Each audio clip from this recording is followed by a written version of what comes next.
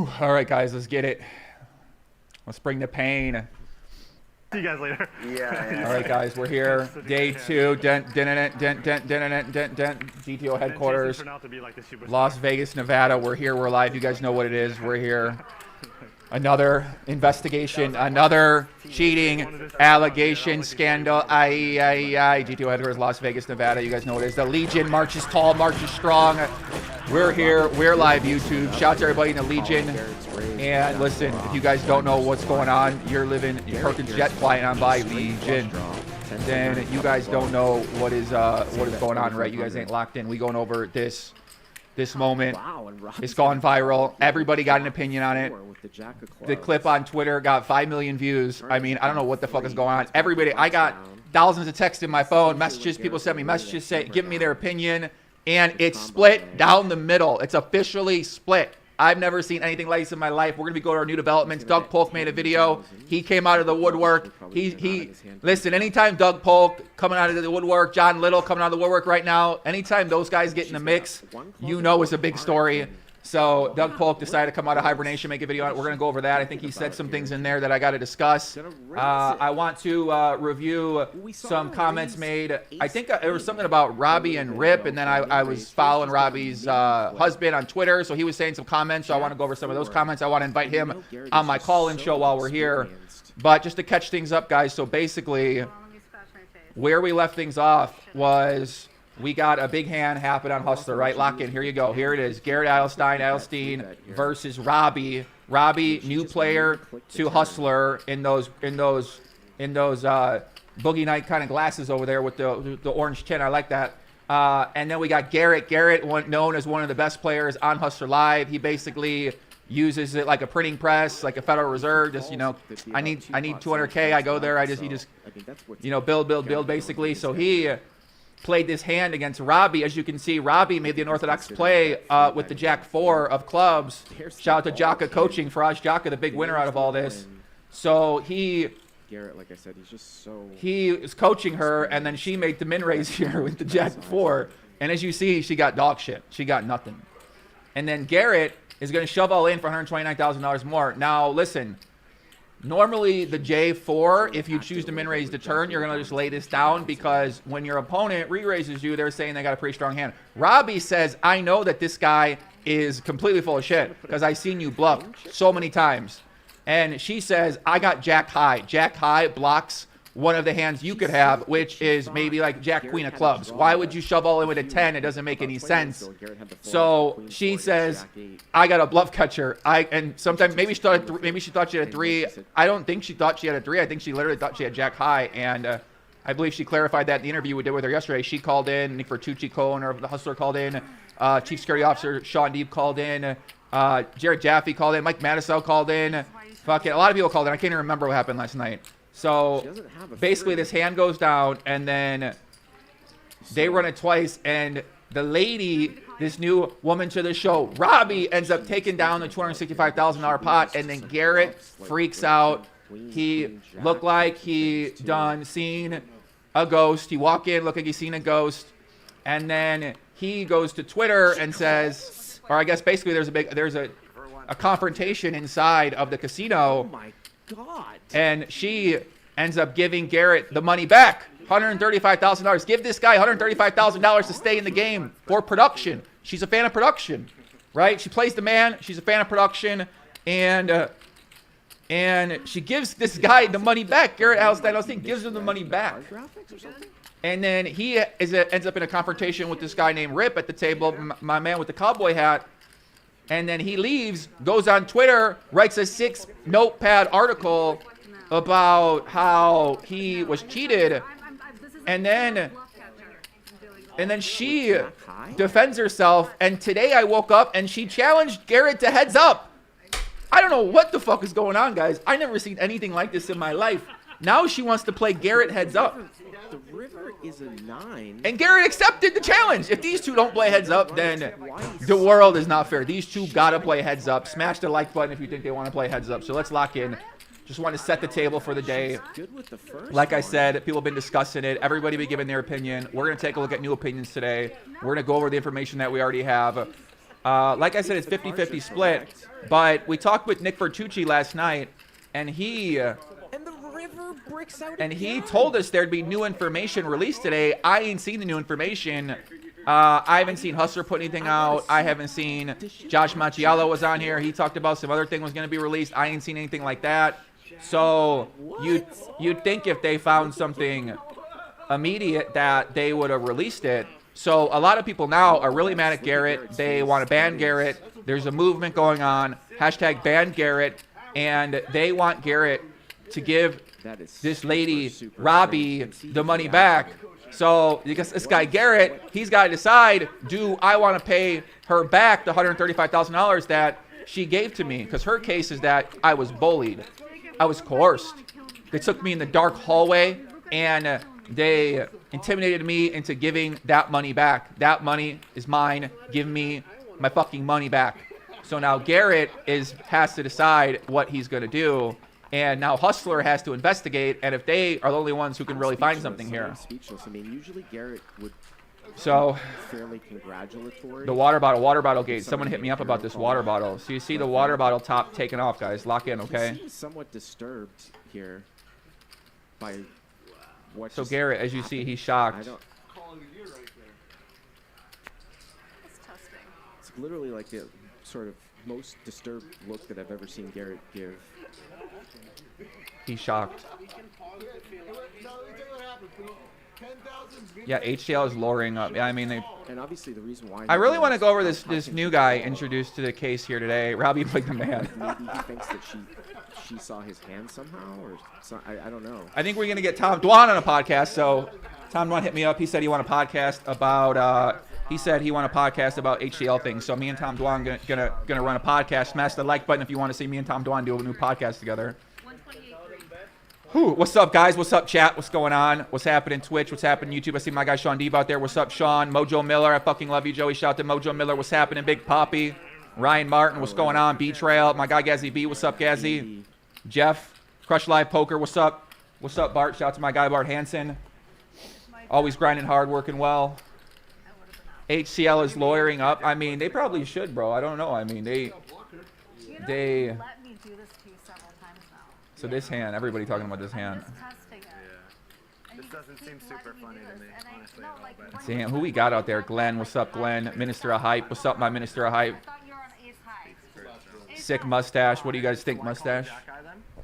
First of all, Just a move or not? I mean, I feel kind of embarrassed actually that I So you called all in on the turn because used my first mustache during a live stream that got 150,000 people to watch it. it's not about what I have. It's about what I don't think you have when you play against me. That's You it. didn't think you had Jack Queen of clubs? 75. The stash You is let me do this to inspiration. you post stream too. Last time we played. I'm Yeah. like, you're gonna keep letting me.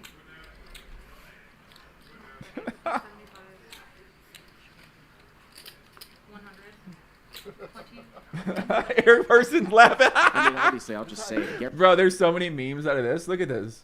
There's so many memes. Just as a social media person, you guys know I love content. So when I look at the memes potential out of this episode, I think I can literally just use this episode and have a meme response for anything.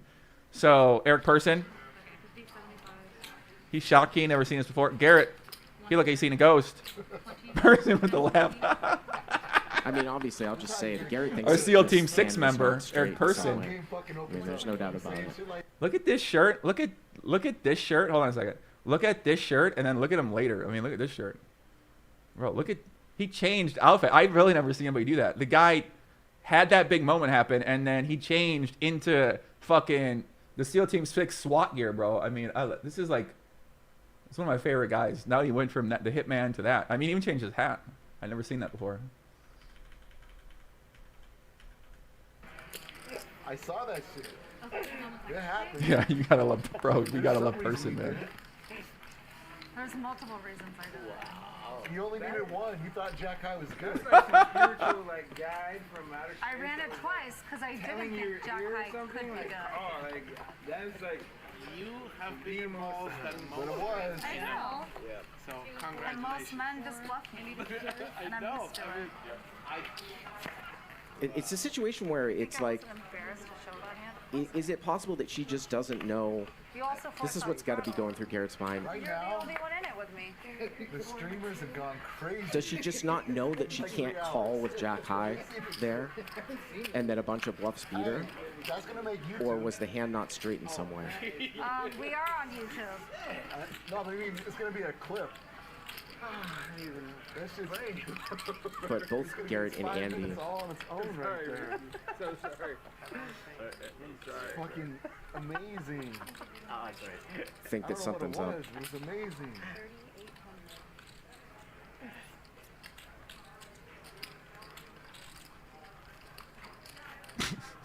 He's like, should I keep playing? Poor Garrett. Ay, ay, ay. Hashtag poor Garrett.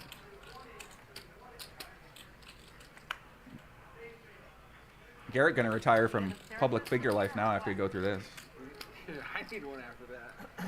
At least I don't. They're gonna run the poor guy to town. Make something on 2 boards. Sorry, I gotta post this on my Instagram. Oh, man. Wow, look at Garrett. He's like Just me and Eric. he looks like he's seen a ghost almost. You know that there's all kinds of things going through his head. One of my buckets. So what would be going through your mind in this moment, right? I think that for me, Now, I have a lot of experience with this. if this happened to me, I mean, I'm pretty sure that I would just quit the game and I would go Possibility of someone punch possibly Feldman in the seeing fucking face cards. for And we putting saw me in a this whole setup sample game. From No, I'm Robbi. kidding. That's what I did to Phil Nagy. Remember Phil Nagy? Phil Nagy was running games on ACR that I was playing in, and So it's I just didn't know I really was strange. getting ran through the Eastern European bot ring on there. And once I found out, let's just say I didn't react very kindly. And I remember I messaged him and I was like, oh, like, what the fuck? Like, why the fuck would you let the games play? I was so mad at him. I took it really personally. Like, you're in charge of these games. You basically getting me set up against some fucking out of line people. Who knows what these people are? Or even watching these people. If you don't spot these bots, if you're not spotting this obvious cheating, then like, It's much different if she what the had fuck FaceTime. else are If you she missing? If FaceTime you can't see the most Instagram, obvious thing in front of your eyes, then what else are you not seeing? So I got real mad, and in retrospect, I probably wouldn't have done it that way. I ended up making a bunch of YouTube videos about it. Zoom in, lock in. Hold on a second. That just doesn't That's make just sense mean. with Jack Fuller. And I took that real personal at that time. So if this happened to you in this moment, I could understand you taking it very emotional, very personal. And Garrett clearly has taken this very personal against the lady Robbi with the ways and things that he's been saying. So there's basically the hand.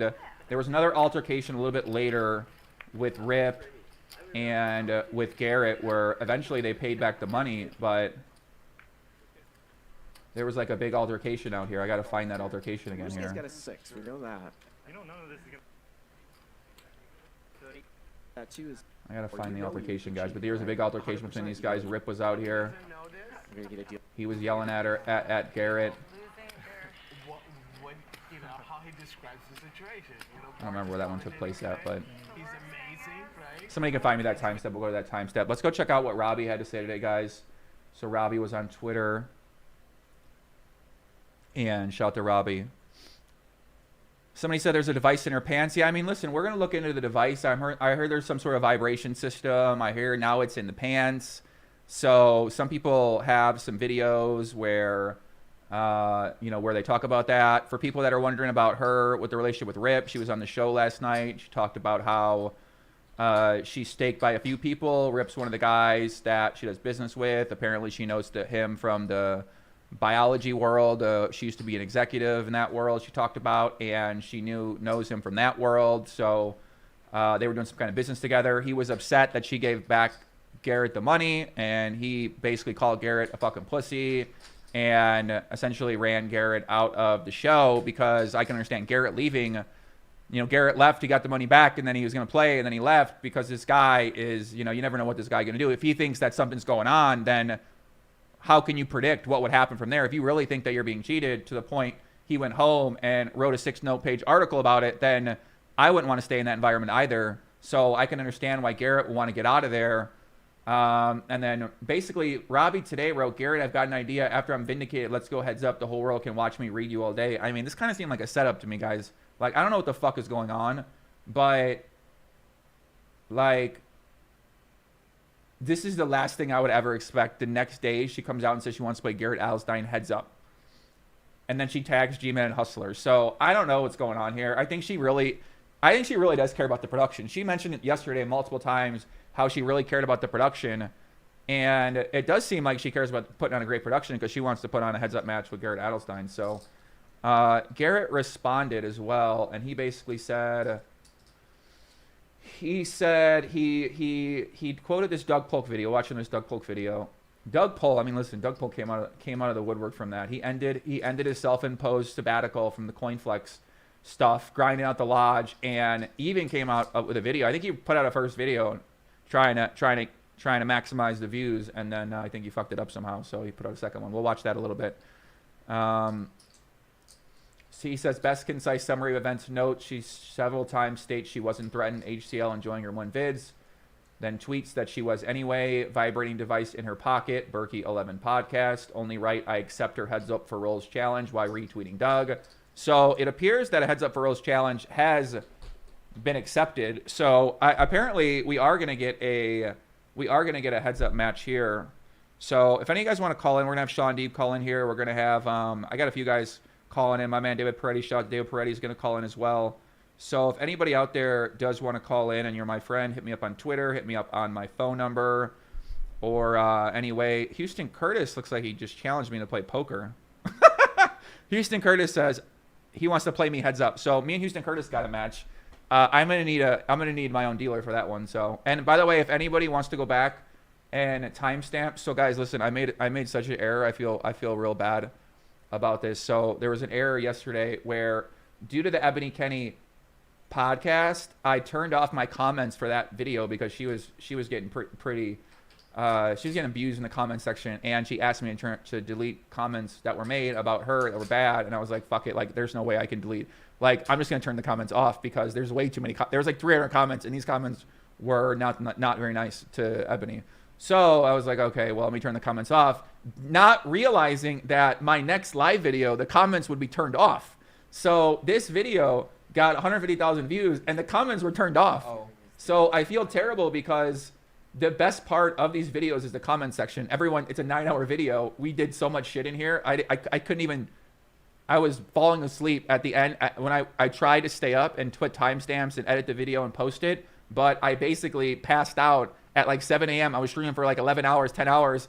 And I was like, oh my God, I got to edit this. I feel so bad. This is 9 hours. Like people are going to fucking hate me if they go through a 9-hour video. And they're like, where do I even start? Like, how do I even digest the 9-hour video without timestamps? So if anybody out there wants to help me out with timestamps for this video or past video for this video and help me out in the comments, you let me know and I'll have you on my show.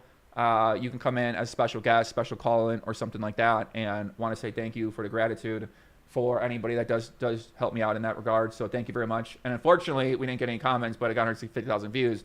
So people were loving that one, but I feel so bad because the comments are obviously the best part of all this shit. So, yeah, I felt, man, I was like, fuck, dude, I feel so bad. All right, so I want to go check out, we got Robbi Husband on Twitter. So there's some speculation, I guess, that Robbi is like, people are Doug Polk. I think Doug Polk said in a video that Robbi was dating Rip or something like that. I don't know what he said. I got to watch that. But we got our man Charles Lew.eth here. Shout out Charles Lew. He's a boutique attorney. He's a metaverse professor. That's pretty sick. At Loyola Law School and a founder of Lawyer Friend NFT, a lawyer only NFT. That's a pretty good idea. Journalist as well. So he looked like he.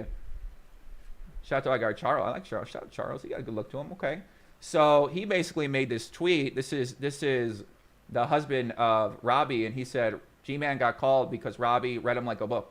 She's done it to me plenty of times at home. Oh, and as far as the legal consequences, all I can say to that is buckle up. Hashtag Robbi J. Lew, hashtag wifey, hashtag intuition, and hashtag hero call. So apparently from going through some of the comments that our guy Charles is saying, he is taking this to some sort of legal.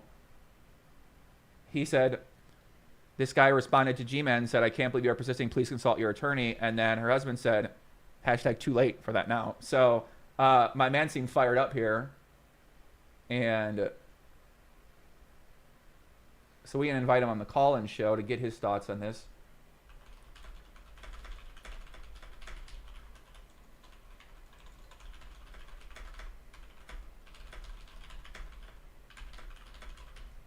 Yeah, I'm definitely curious to hear our man Charles' thoughts. See what Charles got to say about this. Charles seemed pretty fired up. Seemed like he backing his wife. I like that. Lex-O Poker had something about the vibration thing. We're gonna take a look at in a second. Yeah, basically, I was just going through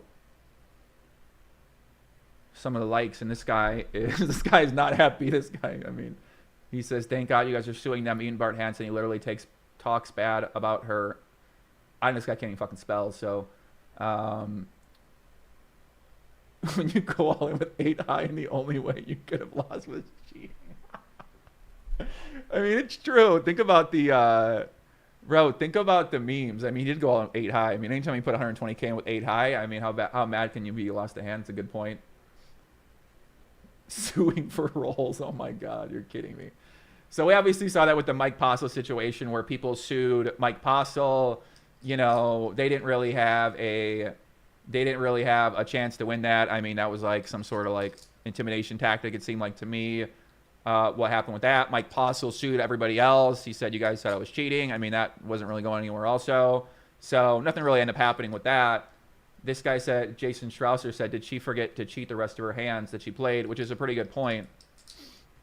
You know, we really didn't see any other hands. I mean, we saw a few hands she played, and they were strange. But so I think someone posted something with Lex-O Poker. But yeah, guys, as you can see, this got 4.3 million views. This video, everyone was going crazy about it. So, Marius, what's going on? Long time no see. Love the mustache. Hope you're doing well. I remember you well from Liquid Times. You're handsome. Thank you very much, my friend. Thank you, guys. Yeah, sorry I didn't get this earlier going on the day. I know this isn't the GTO time for my guys on the East Coast, but yeah, get Durr on the line. I'd rather just do like I think I'm gonna do a pod with Durr. So I think I'm just gonna get him on the pod, and like I said, we got Deeb coming up here. Harala Bob. He is broke as fuck. I don't think this guy's broke, bro. I'm pretty sure this guy's doing pretty nice. Yeah, I want to learn more about Charles. He seemed like he do content, so he knows what's going on. So I'd love to get him on the stream to really hear his thoughts on what's going on here from an expert perspective. I mean, he got a different perspective. He got the more legal perspective, so it would be real good to hear his opinions. Looks like someone zoomed in on her pants and they seem to be vibrating. Go to around 123 of this video. Let's see.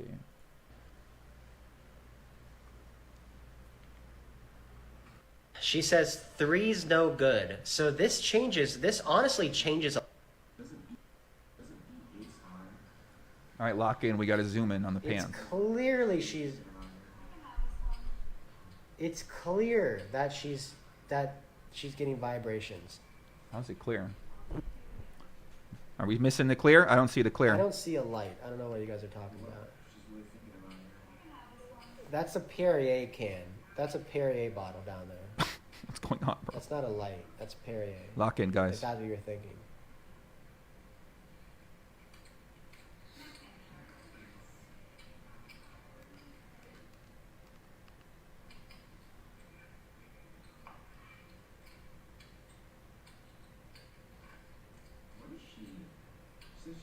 The vibration system. I don't see it. Oh my God. Oh my God. What? Vibration theory optimal VTO. Oh my God, I see it. Holy shit, guys. Bro, what the? I see it. What is this guy talking about? There's like a, it's like a little, there's a little light. What the fuck is that? A light? Oh my God.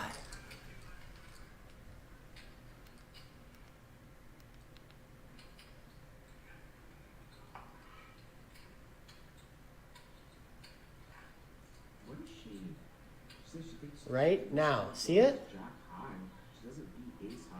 Oh shit, I kind of do. Oh damn, you're kidding me! Shit. You're kidding me! What? Holy shit! What? You're kidding me! Look at it, it's like convulsing. Holy shit! It's like convulsing. What the fuck? What? The vibration is real. It looks like electrical something. PTO. Someone said it's her necklace. I don't think so. What is going on? Something's definitely shaking. I mean, it seemed like there's like a pulsation being sent through. What is that? What the hell? Listen, literally the waistband on the necklace. Yeah, someone talked about a necklace. It's her necklace. What do you guys think? Are we seeing anything here? Lock in. Are we seeing anything? What is she? She says she thinks she has a misdraw. She only has jack high. She doesn't beat ace high. That Dude, looks something- artificial. Those don't look real. Those lights look. Those lights look weird. Man, that's weird. I don't know what that is. Jack high. She doesn't beat ace high. I don't know what she's really thinking about here. Chat, what do you think? I mean, I don't really. I mean, this seems. I don't know, guys. Man, that's odd. Is it her necklace? Someone said he's losing faith over here for the original video. Yeah, what hand is this anyway? The Jack 8? All right, fine. Let's go back to the original video. I want to hear what his analysis was, guys. What is these guys' problem in chat? All right, hold on. Let me go to Jack 8. Let me go to Jack 8.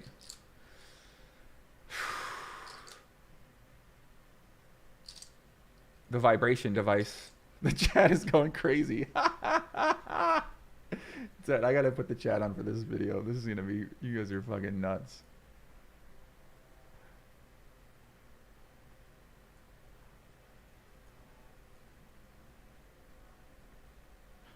All right, we're gonna make the chat known today, guys. Let me get my chat in the mix here today, guys. These guys are animals, though. You gotta watch out for them.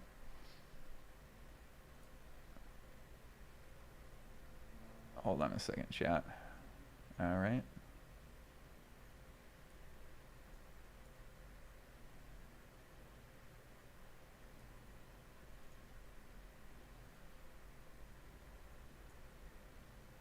That ain't gonna work. Whatever. All right, fine. Let me watch this. I relate to that feedback. What if I flop a boat? Exactly, why Seven not? deuce up. What happens? Then we'll buy. Guarantee that? Badass now. Now I'm badass. I'm a fish. 70 solid? Someone said they sent it $1.99. Thank you, Jeff Hinders. What'd you send? What does Martin Zamani think about that? Listen, I would love to have Martin Zamani call in here. It's a big raise here. Robbie's gonna call with Jack 8 of diamonds in the middle. I want to see Doug Polk's video. I'm gonna watch his video. I want to see what he thought. I want to see what he think about this too. 9,500 here, three ways. And how about trip queens here? It looks like for Garrett. Someone tagged you on Convo with her. Okay, let me go check that out. So Garrett should be able to. Shout out to get Bailey some Bellin. streets. Robbie's What's up, gonna Bailey? What's call happening, here. man? What? Jack 8? I don't know what's going on here. Jack 8. And Andy here with Yeah, queen normally 10. when you wear the microphone, there's a receiver there. So it looks like she got some type of receiver down there.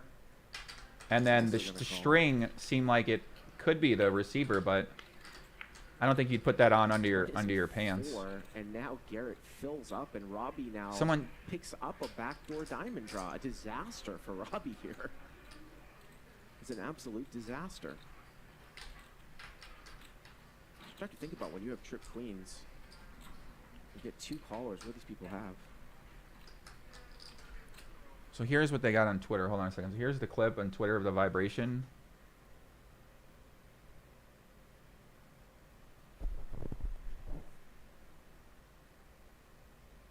I mean, what the fuck? I mean, I don't know what that is. I don't know. She said that's her hip. I mean, she's kind of wearing like leather pants, so you know, I don't know if they're creased that way or if that's something in there or not. It seems like they're saying that they think that that actually is something. She said it's her hip.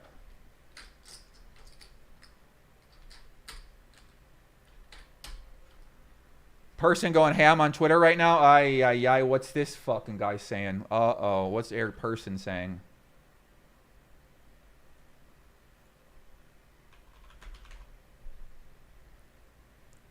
What's that guy's name on Twitter? The Maverick or something like that? I don't know this guy. What's this guy's Twitter name? Eric Person's Twitter name, guys. Can you guys tell me what his Twitter is? Something is in there. What is it? What is it? What do you guys think it is? I'm pretty sure this is like, that's just her pants. Like, look.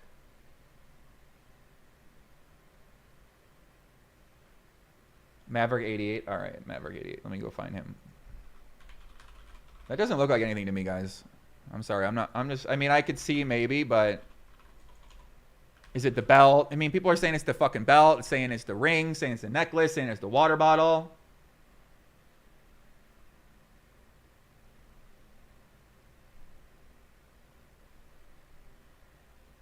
What is this guy doing? He basically tagged somebody who said, bro, Eric Person, you don't want to fuck with this guy. Look at this guy, bro. This is why I said he basically made the same tweet about some guy who, his newspaper article, he made the same tweet. He's like Kanye, bro. He made the same tweet 10 times. This is why I said yesterday, bro, that if I'm going into battle, this is the fucking guy I want, bro. I'm telling you, this guy is an animal. This is the kind of guy I want on a recovery mission when I'm going to recover the valuable asset from the Eastern European bunker, and you need someone to go in there covert and get the job done. I'm sending in SEAL Team 6 Eric Person right here. As you can see, the guy is going the fuck off on Twitter right now. Basically, some guy put him down, and he posted this thing 10 times. Look at this guy. This is the guy you want to send into battle with you, bro. This guy's hardcore. This guy's hardcore. QAnon has entered the poker world. The guy made 10 posts about this poor guy. This guy said, this guy accused Eric Person of trying to scam G-Man. Uh-oh. I see why he's upset. This is pretty defensive. I mean, one guy said that one guy said that this guy Person was cheating with Garrett, and then this person made 12 of them. Dog, what is going on, man? Oh, dude, I love this fucking guy. So is there? You said there's another clip someone tagged me in. I don't see any other clip, but I really want to see what Doug Polk got to say, as well too. No, it's just me and Ruski. Sorry. Bro, calm down about the vibration. Come on, guys. Fuck, dude. We don't want you to win it. You gotta make your own bet. Okay, so I just want to explain to everybody what's going on so there's no confusion. In that particular hand, Garrett was upset because he thought there had to be something going on for me to make that call. I made some references when I was on stream about why I kind of made that call. There's two things that were going on over there. So I'm holding the Jack of clubs. There's 2 clubs on the board. After the flop, I have a backdoor flush draw. We just got to review the info, guys. We got to get locked back in. Call with the 5,000 bet that he initiated, and then when the turn came, it was a 3. And you will hear me say on stream, "Are 3s any good?" And the reason I said that is because I thought I was holding a Jack of clubs and a 3 of whatever. So I thought, and I say that I think I have a bluff catcher and it's not good enough. So when Garrett shoved on me, there's multiple reasons I called that. Previous experience where I know that he's often bluffing. I also assumed in a hand that I also folded to him earlier on in the night, the same night when I thought that he was just on a draw but let him have it, that he was just on a draw, which means he did not have a made hand after the turn. And I thought that I'm holding, you know, a blocker with the Jack of flush, like Jack flush draw missed and straight draw missed for me. So with a 3 as a bluff catcher sort of thing. I didn't look back at my hand to see that it was Jack 4. I ran it twice because I knew I was probably going to lose that unless, I don't know, anything better came than pocket 3s, I guess, or like not even pocket 3s, like a pair of 3s. And I knew I had to run it twice to have that opportunity. So we ran it twice, and unfortunately for him, I won that hand. Bro, Vegas Asian chicks in the chat on OnlyFans. We met her during the last stream, and she was promoting her OnlyFans in here. So shout out to Vegas Asian chick on OnlyFans. Even having threes, which is still kind of mind-boggling to me. I won that hand though, fair and square. Go to Berkey's and video at it the is end. what All it right, let is. me go to He wasn't Berkey's video at the happy end. Let me with watch it, the and interview I back, guys. said, Calm the Garrett, fuck will you down. come back on stream? What can I do for you to come back? Not make this dramatic. I really appreciate and respect production. I know it's hard work. Respect to production, everybody. keep everything in order. There's a lot of money on the table. It's upsetting for me when I lose and win. It's upsetting for anyone. It doesn't matter how much money you have as far as bankroll is concerned, but it's important that like everyone is at peace and we don't cause enough disruption. So for me, I'm used to people bluffing me, which is why I often call. And I know that Garrett was super frustrated with me, and he wanted to talk about it. And I said, let's do what's going to be the most amicable ending for production as well as moving forward.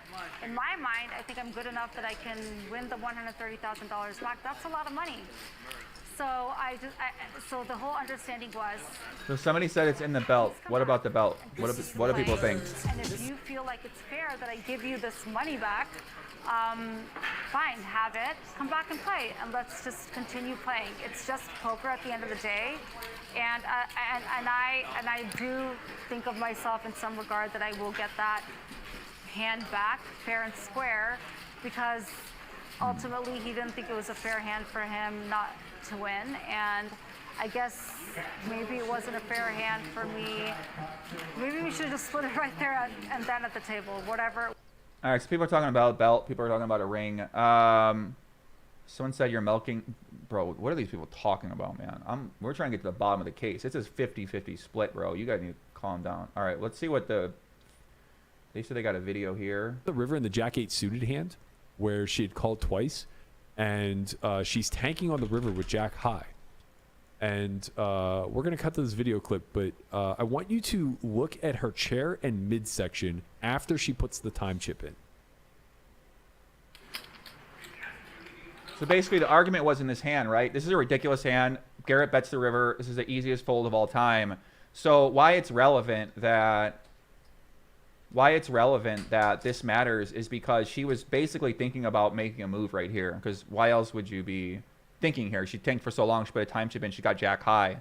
So in this situation, people are saying, well, if you get an alert in your pants, or if you get an alert in your asshole, or if you get an alert on a belt or a ring or a necklace, and the alert is telling you that you can make a move or not make a move, do you guys understand how powerful that would be? I'm sitting here, right? You bet $55,000 to me. I'm thinking about raising you. I get an alert on my body that tells me that I shouldn't do that, and then I fold. I get a different alert on my body that tells me I should do that, and then I make a play. So that would be the argument here on what is going on. So that's what people are looking into, because this was a pretty strange hand. Why would you think about this for so long with Jack-8, right? I mean, you know, we haven't really seen other examples. I mean, I watched her play the first two sessions. I didn't really see another example like this before, where she was just like thinking with Jack high, trying to make a move in a spot like that. It doesn't really make any sense. So, you know, this was sort of peculiar. So let me see what these guys got to say.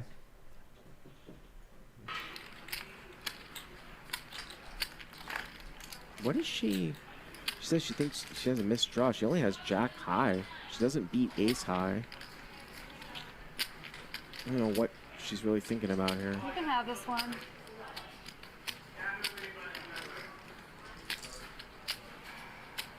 I'll get you again.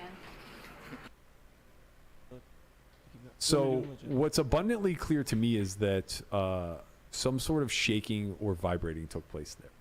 Guapo, if you want to go back to that really quickly, or maybe just bring up the picture that you have, we can also see that her mic pack is attached to her Copy 2024 back waist. Oh, there's So the that's mic the pack. Oh, antenna that's the for antenna her. for the mic pack. Okay. That's the mic pack right back there. Okay. Mic pack. And that's going to be important for a point that I'm about to make in a second. So just going back to that really quickly to lay out what we just witnessed. She slams down a time chip with Jack high on the river. Now, she gets a full minute extension here when that happens, right?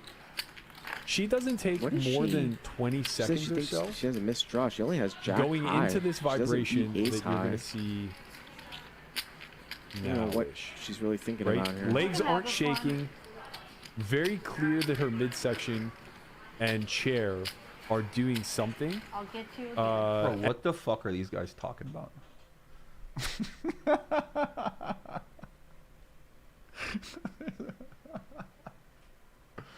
Oh my god. Oh my god, bro. I need an edible or something, I think, to listen to these guys talk right now about this. This is going on. And then she just almost immediately folds thereafter, taking like up to 20 seconds of the full minute that she had. This is suspect to me. I don't think it's proof of anything. I don't think it indicates What is that. she? So She says she people are thinks saying she her has legs are missed draw. She only shaking. has Look at it jack closer. high. I She watched doesn't this eat clip. ace high. So I 25 see what he's saying. The first time I did see that, I thought it was her leg shaking, but some other people are saying that her entire midsection is shaking. This is suspect to me. I don't think it's proof of anything. I don't think it So indicates. basically, the shake happens, right? So lock in, right? The shake happens.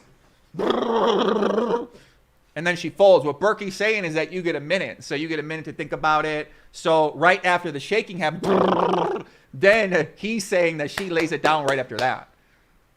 And he's saying that he can visibly see the mid. I can see something shaking. To me, it seemed like maybe.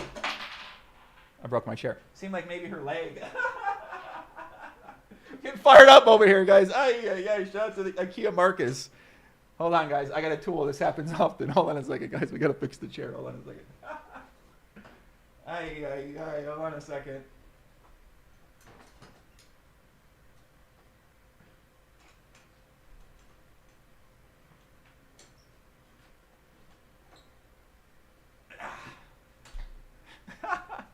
Shout out Handyman Poppy.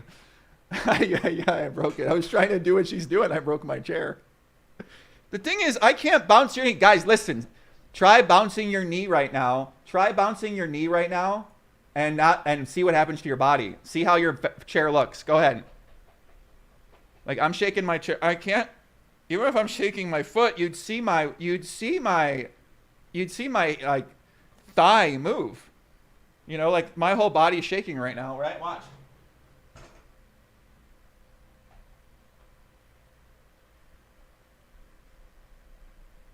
You can't see. So I'm tapping my foot there and watch. I mean, look at this shit, bro. Watch this. So I'm tapping my foot and my body's shaking right now. Is it? Let me see. I guess you can't. We can't really do this. We can't do this test right now. Shout out to the chair. Just try it. I mean, it seemed like you'd notice if you're shaking. You just reach for the most natural conclusion. Shout out Her my legs are man shaking. Skull I Mike thought in the the same chat, thing when I watched 1999. it Get the Joey a first new time. I was chair. like, oh, her legs must be shaking. And then I watched it again and again and again. Berkey, and again, can you and imagine again. Berkey 5 a.m. watching the clip? Like, oh my God, I got to talk about this on the Only Friends podcast. He's just watching this lady thinking to himself, where did I go wrong in my life where I am watching this lady's leg shake over and over and over again because I got to talk about it with my friends at 8 a.m. in the morning time when all I want to do is just build a nice business and not have to talk about this fucking lady's leg shaking at 8 a.m. in the morning.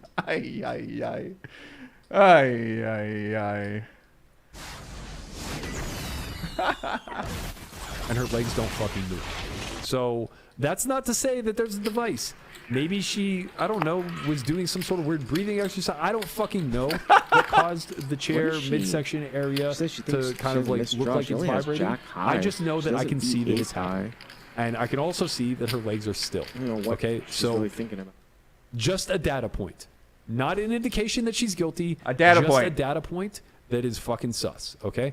Now the reason why we point out her mic pack is that shout out to the nation. Who we got? White Sushi. Feldman said Garrett asked for money back according to Berkey. Dive later. Good question.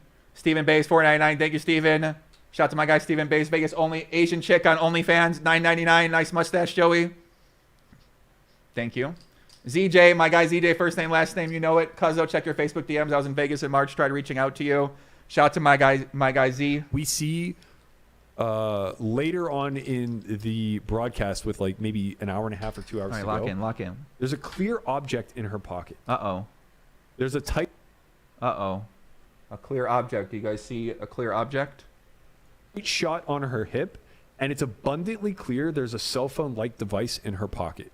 Now, I spoke with Nick and Ryan and confirmed they absolutely take all cell phone devices prior to the show, right?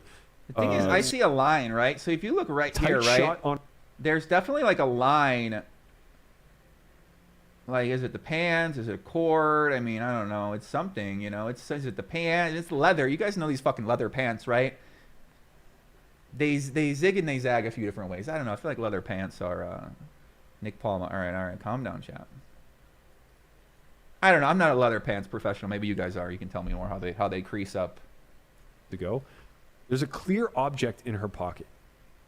There's a tight shot on her hip, and it's abundantly clear there's a cell phone-like device in her pocket. Now, I spoke with Nick and Ryan and confirmed they absolutely take all cell phone devices prior to the show, right? So Nick saw this clip yesterday. We were trying to figure out like what it could be. He made it certain to me that their stream, they go through all the protocols, right? And I've played there before. I know that they take the cell phones prior to getting on there. You know what? Like, he's not going to pat people down. You trust that if somebody gives you a phone, that everyone should be patted down. Listen, if you go play on a live stream game, there should 100%. If you aren't searching the players for a device, then what are you doing, right? You're taking away the phone. Like, yeah, only fucking the donks are going to use the phone. And the phone's pretty successful because people are like, oh, let's have a real-time transmission device at the table so you can literally look at your phone. I mean, phones should really not be allowed in my opinion, but I can understand why they'd be allowed to, and, kind of is what it is at this point in time. But in a live stream game, there should be a security guard out there with a device wanding them down, right? There should be a fucking guard dog out there. I want a guard dog trained to sniff out hidden devices on a person, right? Put them to the metal detector, right? The guy come up there with the wand, wave him down with the wand. The dog sitting there growling at this fucking guy or girl, or whoever it is. And I think that's the kind of security you need. It should feel like when you walk in there, you should know 100% nothing happening. So there's too much fugaziness that can go on out there. Imagine what's going on down in Texas. Texas. I mean, listen. That's their phone, right? But it does look like there was a secondary device of some sort. Now, I immediately thought to myself, like, okay, this could be the mic pack. Melissa pointed that out to us in the group chat. She's like, this could be the mic pack. But we have a clear image demonstrating that the mic pack is not in her pocket. Also, the mic pack is a small square device where this seems to be an elongated rectangular device. So, again, not implying that this is some sort of proof. Jenny M, finally, we got a woman in here who understands Versace clothing. All right, she says go to 210, and when she uses time shift, she does a little shaking. Her pants are Versace. It's the design. Okay, let me go check this out. 222 donation. My brother in Christ, stop shopping at IKEA. Listen, shout out to my guy Tom. Shout out to Tom for the donation. Pot-sized bets left, so I mean that's what. I appreciate you, Poppy. Hope you're doing well. Full house, the Queen 4 against Jack 8. And she took some time with it, and then she said, I just want to call to see it. I think he might have me though. IKEA for life. Three's no good? Somebody said they're shaking at what? What'd you say, Jenny? Hands like this. she doesn't have a 3. 210.39. I just want to call to see it. I think he might have me though. Three's no good? This is why you shouldn't be in hands like this. She doesn't have a 3. Not seeing it. Okay. Tim Kramer said, why does the ring light up when she takes it off under the table later?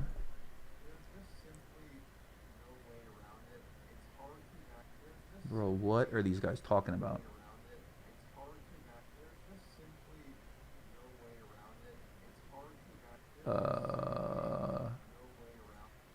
I see. I mean, it looked like the infinity. It looked like an infinity stone. I'm not seeing this one, guys. People say that's a reflection. Listen, we're exploring all categories right now, all places. Nick Palma said, "Is Joey your one gonna have on Robbi's husband on the stream while she was playing last night with her side piece?" Damn, is that? I don't think that's what's going on. It probably like a consent. Maybe you guys know how LA relationships are. LA relationships, they like you basically do whatever you want to do sometimes, right? You guys saw Adam Levine and his wife. A lot of people saying Adam Levine and his wife got some type of open relationship where Adam Levine allowed to slide in Instagram girls' DMs and tell them all that they think you're sexy and try to hook. I don't know if he trying to hook up with them all or not, but apparently this guy was DMing a lot of sexy ladies on IG as a rock star might do. And some people said, oh, like he's a big cheater. He's the worst guy in the world. Other people said the guy, it's a consensual open relationship. That's how LA works. A lot of LA relationships I know work exactly like that, where the guy and the girl, they fuck whoever. So they're with each other. They got a loving relationship with each other, but then they just fuck anybody they want to. So listen, I don't know, different kind of relationship. You guys tell me if that's what you're into, but so LA, you just gotta remember, LA different. LA, these people in LA, people here in Vegas, they're different kind of people. They are into different kind of things that maybe you and your loved ones aren't into. So I don't make any assumptions, right? She played with the guy's staking her. I don't know what's going on, right? I gotta get more. I don't want to know what's going on. Honestly, I don't care what's going on. You guys do whatever you got to do. So, Nikki P said, this girl Robbi has messaged me on IG, and these are the messages. And the second one I'm gonna post, she meant to say if you look at the footage, but it auto-corrected to vultures. That would only happen if she has been typing the word recently. Also, she was writing to me. What the fuck is this guy talking about? Martin Zamani in the chat want to come in. What is going on, dude? Plenty of people in LA don't have open relationships. No kidding. Come on. No kidding. Yeah, I don't see it.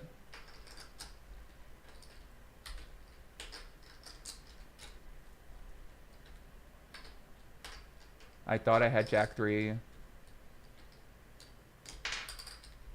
Yeah, I believe this story, man. When she flipped over Jack 3, saw it was Jack 4, she wanted to die. I could see that.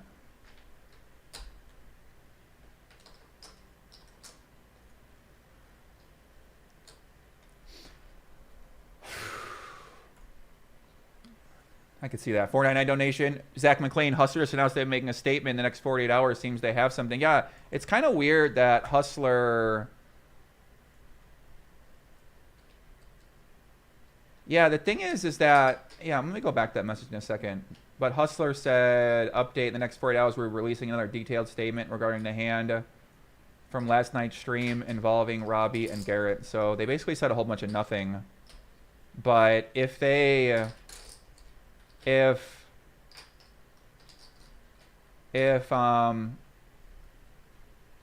if they didn't put out a statement, whatever Nick Vertucci was promising last night, to me it seems like that they probably found something interesting, and now they're just thinking about how to handle it. So I would imagine that there's going to be something that come to light.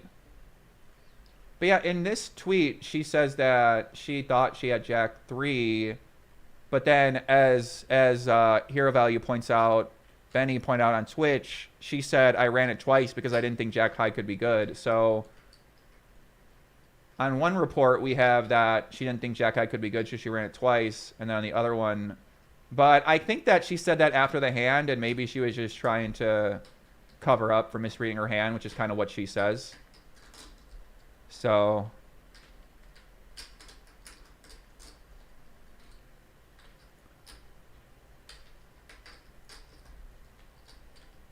RTA News stands for Real-Time Assistance News.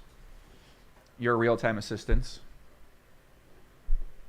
Martin Zamani is ready. Oh my God. All right. Fine. We'll call Martin Zamani. He's an expert at this. Martin, DM me on Telegram. Oh, you did. Okay, cool. All right. Should we get Martin Zamani in here, guys? Martin Zamani, you guys obviously remember him from the infamous Bryn Kenny and who's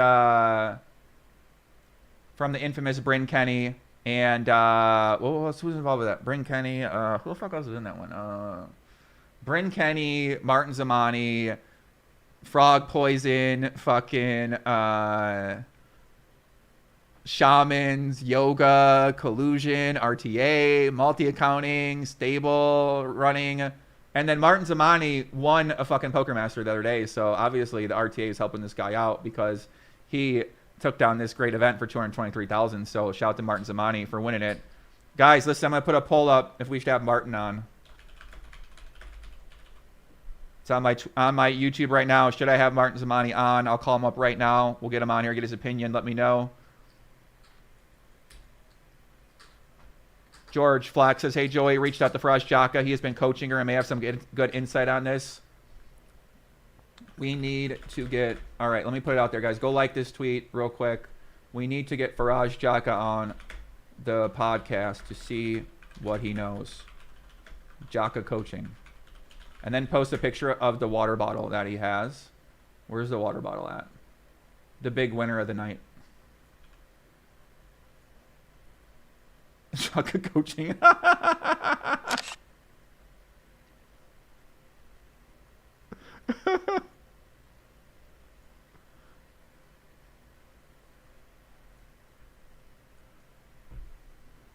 I feel like Faraz Jaka is up to something in this case.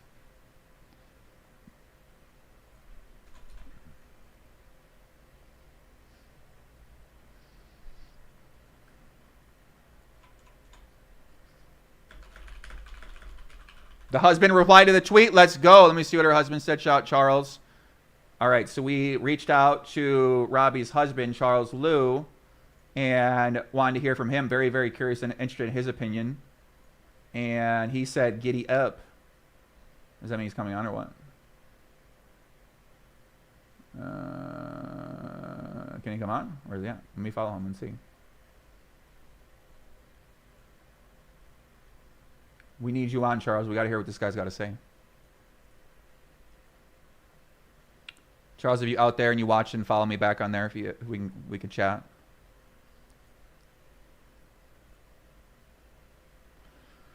Okay, Martin Zamani, we're going to get him on. Hold on a second, guys. Let me call him up. Or Martin has to turn on his privacy settings, Martin. So on Telegram, turn on your privacy settings. Giddy up. Dun, dun, dun.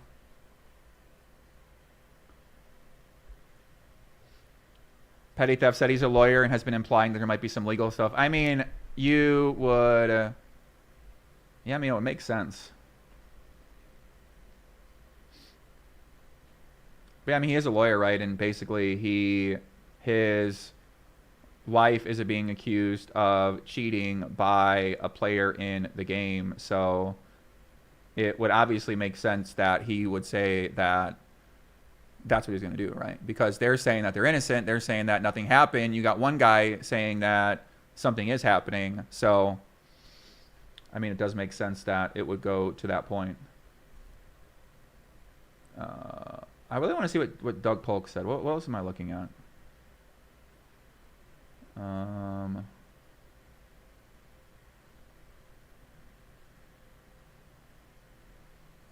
Shout out to Wayne Chiang for the donation. Shout out to Wayne. Let's see what Doug Polk said. All right, hold on a second.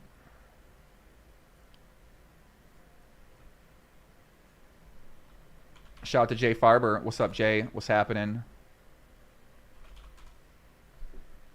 Go to 316 timestamp. I don't think so, bro. I feel like nothing's going on here. And like what? Like and Ryan didn't want to. I think this is that other one. I don't think this is anything. Totally fine. I mean, like. Why would that make me so upset? Now they know. Now they know, Sam. Heads up. Doug said Rip is Robbie's boyfriend in this video. Well, damn, I don't know that. 2000.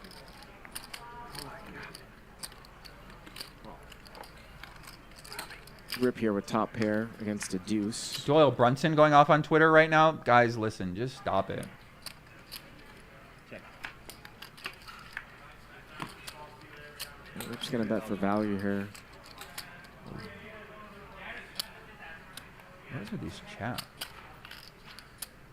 I assume that Robbi is... let's see if she gets curious here with a deuce. I was going to say, I've got a couple things about that little interaction. I don't see anything. Let me see what Doug Polk got to say about this.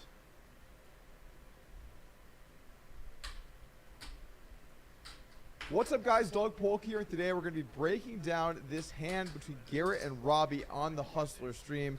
This is simply the most insane hand I've ever seen. I have to think about that. I've seen a lot of pretty insane hands along the way, but it's definitely in the conversation for the most out-of-control hand of all time. We're going to break down what went down and talk about what might have happened, but before we do, I want to talk about the people involved in this hand to add a little context for you so you can understand the players a little bit better. All right, so this guy's name is Garrett.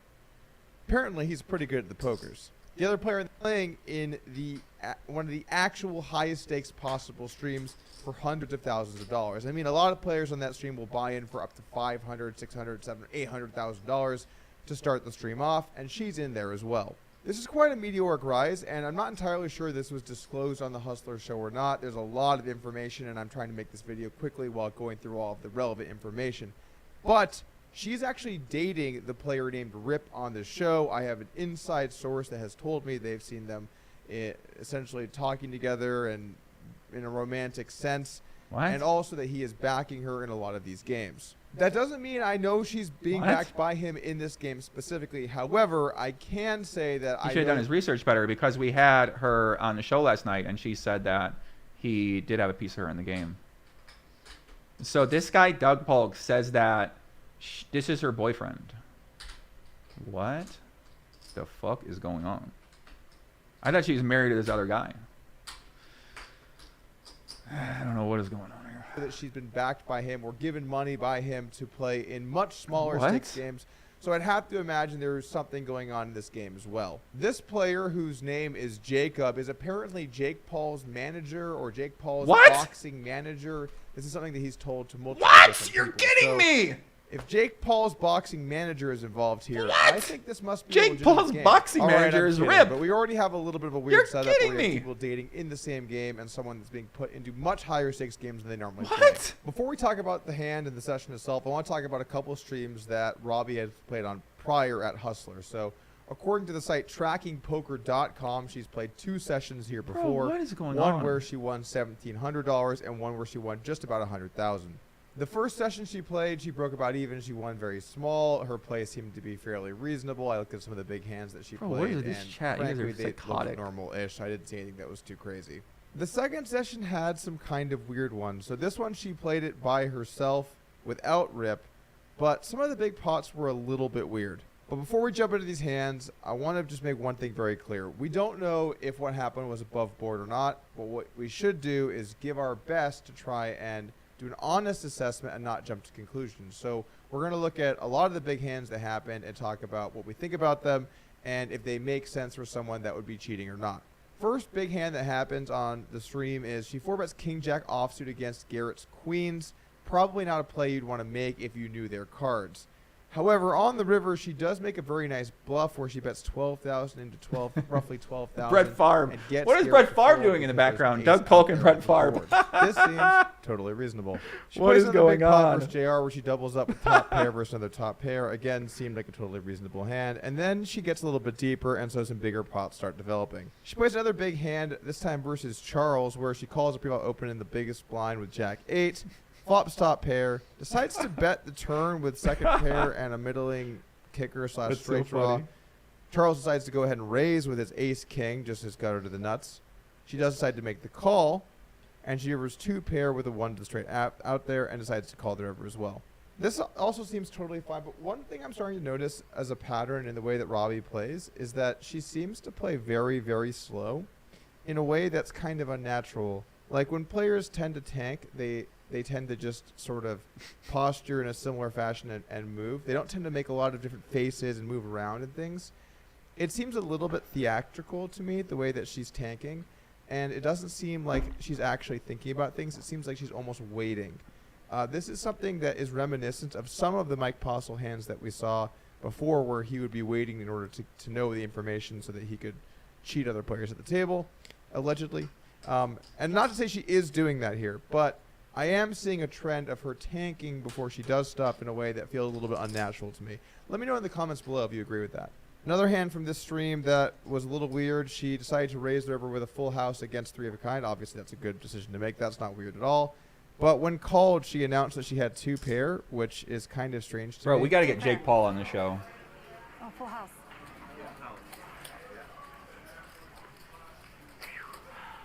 That was not an angle. She just misread her hands, I just got a message from G-Man. I think. Typically speaking, poker players don't misunderstand when they have 2-pair versus a full house. So Should we get that G-Man strikes on me here? as What do a you little guys bit think? odd. The last hand that I See if thought you want to come on. pretty weird from this session was a hand that she played against Bill Klein. In this hand, she 3-bet with ace. He said he's sending me something to take a look against at. ace-8 suited, and then she checked her pre-dry flop. What do you guys think? That's Should we not, reach you know, out to too G-Man, see if crazy, G-Man but want to come call It was a in? very nice play against Bill's hand, which was essentially ace-8 of clubs for just a backdoor draw. G-Man said he's going to release a And then statement. He there wants to was send a it lot to of me. posturing I can share it. around as Bill bet some small sizes and she check called twice. Now, you could argue she was just doing that to try and get him to bluff, which again Shot is fine. fired up, bro. These guys are I would say overall on the crazy in here. stream, kind of weird, right? And the back and fact forth that with she some won water. $100,000 here playing in this sort of weird style is, you know, maybe a little bit notable, but nothing too crazy here, nothing that can't be explained. I wouldn't say that there's anything here that I would find all too peculiar or maybe damning. There were a couple other hands on the stream before the main event here, but let's just go ahead and talk about the hand itself. Okay, so this hand begins with the action folding around to Garrett and opening up the 8-7 of clubs. I'm pretty sure this hand is straddled up to $800, so for Robbi, it's 2.2K more to go, and she looks down at the Jack-4 offsuit. Now, Jack-4 offsuit is not a hand that you're going to want to defend versus almost a 4X here. That said, people could defend it. It's not crazy to defend it, but she does go ahead and make the call. The flop comes 10-10-9 with 2 clubs, and Garrett decides to bet 2.5K into 6.7, so roughly 35-40% pot bet. Now in Robbi's shoes with Jack-4, Jack of clubs, this hand could really go in a lot of directions. I think just letting it go is fine. I think floating here can also be fine. Raising here can also be fine. It's a classic poker hands situation, but she does go ahead and make the call. And let's take a look at the turn.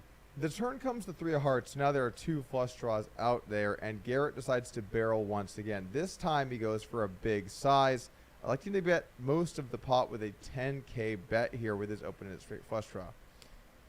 At this point in Robbi's shoes, there's just simply no way. Bro, I love around Robbi. it. Look, Robbi looks so. She looks so LA. Look at those fucking the Biggie Night glasses, Studio 54 You get glasses. barrels, you have no The water equity bottle. restraint. Somebody messaged me earlier and said that they think that this water bottle has a transmitting device. Listen, I literally have got so many random calls and theories today that, you know, I don't know what the fuck's going on, but she said that this water bottle, he said he talked to someone who works on government security, foreign government security operations, and is a specialist allegedly in hacking RFID frequency or transmitting information through hidden devices. And he said that this top, I mean, this seemed like a top that you can kind of push in and then maybe drink, but somebody said, I mean, listen, I don't know. They said they took the after this hand, the water bottle comes off the table and then the top's off for the rest of the show. So I don't know if anything to that or not, but that was a theory I got. Donation from White Sushi. Check Kessler's tweet. Feldman said Garrett asked Robbi for the money back. Wayne Chiang says, can we get Ja Rule? I think we really need his opinion. All you bets. Faraz, what is Faraz Jack's Jaka's behind a involvement bunch in of this? draws. That's what I'm So wondering. hands like King Jack, Queen Jack, King Queen, those are all crushing you. And then if your opponent does have a I don't need to hand hear like, Doug for break down a example, hand right that now. they're bluffing. Now that I've got my shameless plugging out of the way, back to the hand. Did he promote? What did he promote? What I can say when I see course. That's right, Smash Live Cash coming to you on October 7th. I knew it. I knew there was a course coming. He's trying to get us off Faraz Jaka's course. I knew there was a fucking plug coming in here. He's trying to get us off Faraz Jaka. Listen, we on Team Jaka coaching now, Doug. We used to be Team Upswing around here. Now we've all converted to Jaka coaching. Sorry, Doug. Anyway, now that I've got my shameless plugging out of the way, this guy was cheating you. Long story, don't have to get into that. Oh, what? So this is a weird play, but still possible. What happens next is just truly, truly incredible. Okay. So Garrett jams, which, by the way, probably a little bit big to jam here. He's risking another 109K. I think you're probably supposed to either 3-bet small or call, but whatever. Decides to jam. And Robbi ends up making the call with Jack 4. Now, this is crazy. because yes, you beat 8-7 of clubs, and maybe you beat a hand like 8-6 of clubs or 7-6 of clubs, but even other flush draws, like for example, if Garrett had king queen of clubs, you are so dead in those situations. So, and then Lord forbid Garrett has a 10, some kind of value bet. This is simply not a thing. This call is not a thing. This is calling off $109,000 with nothing, where you could potentially lose other draws. But what's her logic for why she does it? I thought you were on ace high. Ace high. And then so why call with jack high then? First of all, a little bit of a straight draw, like a blocker or something. No, on the turn though. I ran it twice because I didn't think jack high could be good. Do you get what I'm saying? No, I had a blocker with a jack. Okay. You had a blocker. But here's the thing, though. If you want it, well, No, please explain. give me a second. It's not about what I have. It's about what I don't think you have when you play against me. Yes, those are words. There's just a lot of the words just in all kinds of places. She keeps talking about having the jack of clubs, but then can't really in any way decipher why that changes this at all, which is very strange to me. Why is she even bringing it up if she doesn't realize its implications? And she throws out a lot of poker terms, but I don't think she really she ain't like she a newbie. That's why she don't know how to play. This is the problem with the opinions of that I've heard so far of Doug. We had Sean Deeb on here yesterday. These professionals are so entrenched in professional poker that when someone describes a hand and they don't know what the fuck they're talking about in the opinion of the professional is very critical of the description of going down. Shout out to the girl. Listen to the gorilla come out. Shout out to the girl again. So the professional is very critical when you can't explain a hand. They're like, you're fucking dumb. You don't know what you're talking about. You're an idiot. You're a fish. You're a donk. But in reality, everybody think about poker differently. So Doug Polk, the guy who's been studying poker for his entire adult career, is obviously going to think most people's explanation of a poker hand sounds like a donk. So for Doug Polk and for Sean Deeb, two of the best poker players of all time, to start criticizing the feedback of somebody who doesn't really play cash games very often, it appears, and someone that's more focused on the tournaments. And even though she works with the great Faraz Jaka at Jaka Coaching, which we can clearly see by this water bottle, then doesn't necessarily mean that she's going to know how to explain a hand. So the extra criticism that she keeps getting about how she explained the hand, I mean, like, this is how a lot of people would explain hand. Have you watched that Poker Out Loud show with people that don't know what the fuck they're doing? They don't know how to talk about hands. They get roasted in the comments. So a lot of people, if I challenge a lot of you to explain your decisions, you're going to get roasted by my chat too. And Doug Polk is going to make a video about how you're a donk as well. So, I think like these guys aren't seeing it from a different perspective, and they just think that everybody should think about it this way. And if they don't think about it this way, then that means that they don't know what they're talking about. Knows how they're used or what they mean. Talking about flush draws or backdoor flush draws or backdoor straight draws, or how that card is relevant, or she can't even really seem to put Garrett on a range of hands. It's really unclear to me what she means at almost any point here. But one thing is definitely for sure, her story seems to change a lot. And then when the turn came, it was a 3. And you will hear me say on stream, are 3s any good? 3's no good? And the reason I said that is because I thought I was holding a jack of clubs and a 3 of whatever. The misread her hand thing is definitely a lie because she checks her cards here before she makes the call. That's right. This is an image of her checking her cards before she calls.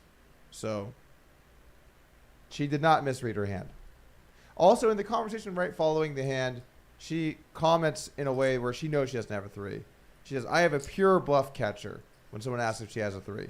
So she did not misread her hand here. I don't know why. Yeah, I learned. So listen, I went through something with the Ebony situation where basically people were breaking down my every single word, and they were taking it and misconstruing it this way and that way, and they were making assumptions. They were like telling imaginative stories that nothing is what I intended to take place. So when you start to be really critical of every person's word and every person's memory, I mean, this is a high stakes game on a live stream where there's 20,000 people watching, and then she has to go explain her thought process to a bunch of people. So, You know, I'm not as critical on every single word being contradictory as some other people are. And, you know, a lot of people have been really pointing that out, but I don't necessarily look too much into that because you can take a word or take a contradiction and you can run with it as well. So I think as Matt Berkey says, it's more of a data point than anything there. But I mean, I think a lot of people in their shoes would also like talk over their words and contradict themselves and not make sense and not really know what to say. Making up stories. There's a lot of plausible reasons why she's doing it. Regardless, she knew her hand. Anyway, following this, Robbi and Garrett decide to talk off stream where they make the decision that she would give all of Garrett's money back to Garrett. In a hand where Garrett could have easily just hit a pair or a flush or a straight. I mean, this call, it wasn't like she had him killed. He had tons of outs. It was basically a flip. In fact, according to the dead cards, he was actually ahead in chance to win. Guys, I gotta say, I've recorded and re-recorded this last segment a bunch of times, and I've talked with a lot of people, and Doug noobing it up. I feel torn because on one hand, when I see a hand like this, it's just so insane that we have to acknowledge the chance that there's something going on. However, this girl also seems very, very dumb. And these people mean. These people seem mean. What would you do if some guy made a video and said that you seem very, very dumb because you don't think about poker the same way they think about poker? I mean, it's crazy, bro. I mean, you know, just because someone think about life a different way don't mean that they dumb to me. So, but obviously a lot of people out there, they think that if you don't speak their language, then you're dumb. It's like if you go into their world and speak their language, then you're going to sound like a fucking idiot too. Like if we go to Charles Lew world where he's a lawyer, we're going to sound like a fucking idiot because he's speaking in legalese terms and we're trying to figure out what he's saying. If you come to poker world and you're trying to talk about a poker hand, of course you ain't going to know how to talk about poker hand because you're not professional how to talk about poker. So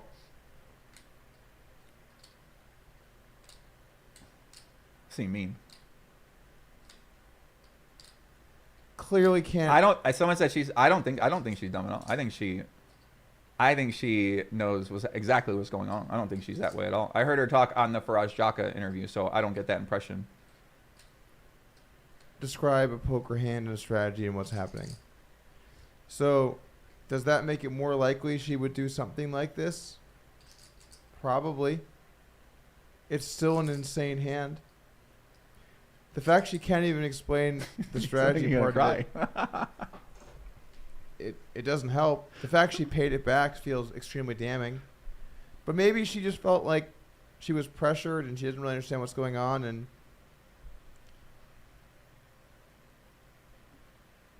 my heart really feels like something is up. But I'm trying to be objective about this. And it's only been a few sessions.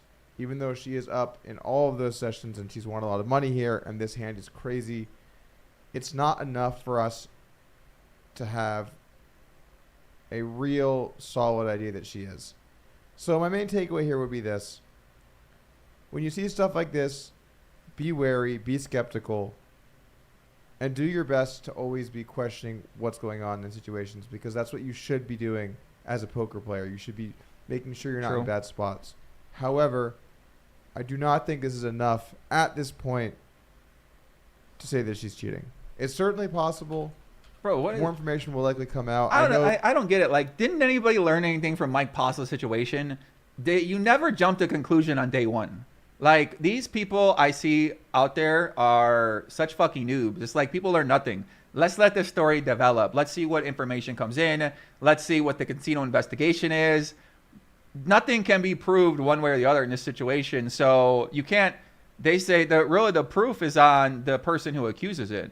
So if Garrett has an accusation and then Hustler and these guys got access, we got to let Garrett talk and we got to let Hustler talk. And it's too early to say that anything went down. You know, if anything, there's evidence that nothing happened and that there's just something very unusual hand took place. And now it's on the accusers to come out and to either present actual evidence or present an argument that people then agree with. But in this situation, you got the other side who's who's basically saying this is not true, and one side saying it's 100% true. So it's on the 100% accuser side for me to really come forward and say, hey, here's why, here's what happened, here's what I saw, here's what took place. So it's real easy for... What do I mean to Polk? Listen, be nice to Doug, man. Shout out to Doug. We like Doug. Come on, guys. Take it easy. You know what I'm saying? So I think people should just take a step back a little bit before they are making these very strong assumptions either way. It just doesn't make any sense to me. It would be great if I could just go all in on one or the other guys, but frankly, I think this is a tough spot. Let me know what you think in the comments below. One last thing before we go, just to talk about Garrett for a second. I know he's taking a lot of heat for the way he's handled himself tonight, but I just want to say one thing. When you get cheated, or you think you got cheated, or something you think is messed up happens, it's very hard to think clearly. And so, quite clearly in this situation, it's going to be difficult for Garrett to think truly objectively when his hand goes down. He's either been cheated or he's on one of the most all-time sick bad beat hero calls I've ever seen in my life. It's going to be hard to think clearly. I think he did the right thing by leaving the stream. I don't know if it was the right thing to take the money or not. I really don't know. Oh, Charles want to come on? Oh, shit. Charles Lew in the chat. He say you want to come on. Yo, Charles, listen, follow me back on... yeah, I hit you up on Twitter. So if you can just follow me back on Twitter, I'll send you DM. And I'd love to have you on, get your opinion. I mean, this guy, actual lawyer, so he understand how this stuff work a little differently. So I would be very interested to hear his opinion on what's taking place right now. And yeah, so I followed him on Twitter. Oh, I can, wait, I think I can DM him now. Hold on a second. Let me see, hold on a second. No statement from Garrett. So Garrett is, Charles Lew is Robbi's husband. G-Man says right now, can't really speak, but he is going to, has a document that he's going to send out, so wants me to look over it. So he put a lot of thought into it. So I'm interested and very excited to see exactly what he's got to say. It sounds like he has spelt out what he thinks took place here with more detail or whatever. So, all right, Charles, follow me. Hold on, guys. Let me get Charles in the house here. Charles, let me watch Doug's video real quick just to see what he said. And then let me call you up. So let me watch this for 10 more minutes, and I'm going to hit up Charles. I'm sure Garrett will do the right thing in the long run. He's always seemed like a stand-up good guy. I think people should just realize that when you have something like this happen to you, it's going to be difficult to think super clearly. I think he did the right thing by removing himself from the situation. I know it's a bit weird to break up the video like this, but I was recording that video until late last night into the wee hours of the morning. And now that I've woken up, had a chance to think about things, I want to clear up a couple of points and make a couple of new ones. For starters, since this incident, both players have made public statements, with Garrett posting a 6-page document on Twitter. You can read it if you want to and go through exactly what he was thinking. And also Robbi posting her thoughts as well. Garrett's tweets essentially explained why he believed that he was cheated, that Hustler Production was in no way involved in the cheating, and that she decided to give the money back to him when Ryan Feldman made it clear this was going to be a very big deal. Garrett also said if there was any chance that he was not cheated, he would not accept the money, meaning Garrett feels 100% that this was not on the up and up and he was cheated in the hand. Robbi's tweet about the subject told a different tale, that essentially he cornered her and threatened her, essentially implying to give the money back to him. Full details still to come. All right, let's go big picture and take a step back. First questions first. Do we think Robbi was cheating in this game or not? I have friends on both sides that have said fairly strongly one way or the other. However, when I look at this hand, it is so ridiculous that I simply have to think that the most likely outcome is this is cheating. Look at this hand again, guys. Look at this hand again. Bet 10K, raise 20K, jam 130K, call. I'm sorry. I know we all want to believe that someone just LOL stumbled into this. But look at the absurdity of this hand. This is the most absurd hand I've seen ever. And on top of it, it reminds me, I'm having flashbacks to when I got cheated. I got min-raised a lot in places because when someone knows they're ahead or behind, they can, or when someone knows they're ahead, they can min-raise to put you in very tough spots where you have to continue with the worst hand. And then also to call the jam. It just simply is not a hand that happens. I want to address all of the comments. Well, why would she wait for this spot? Why would she? For starters, we have to look at the action more than the reasoning. And the logic is simple. How often do we see someone get caught cheating and we say, oh, wow, cheaters are idiots. I can't believe they did that.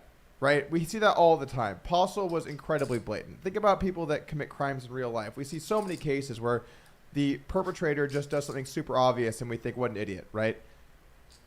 People can make really bad mistakes in how they cover up their crime. So the first and most important thing The thing I know about Doug is that Doug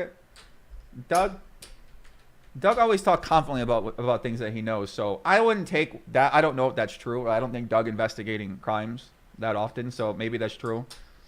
I feel like we need a lawyer to ask. I got a few lawyer friends. Maybe we ask them about that to see that take. But you know, I think a lot of this is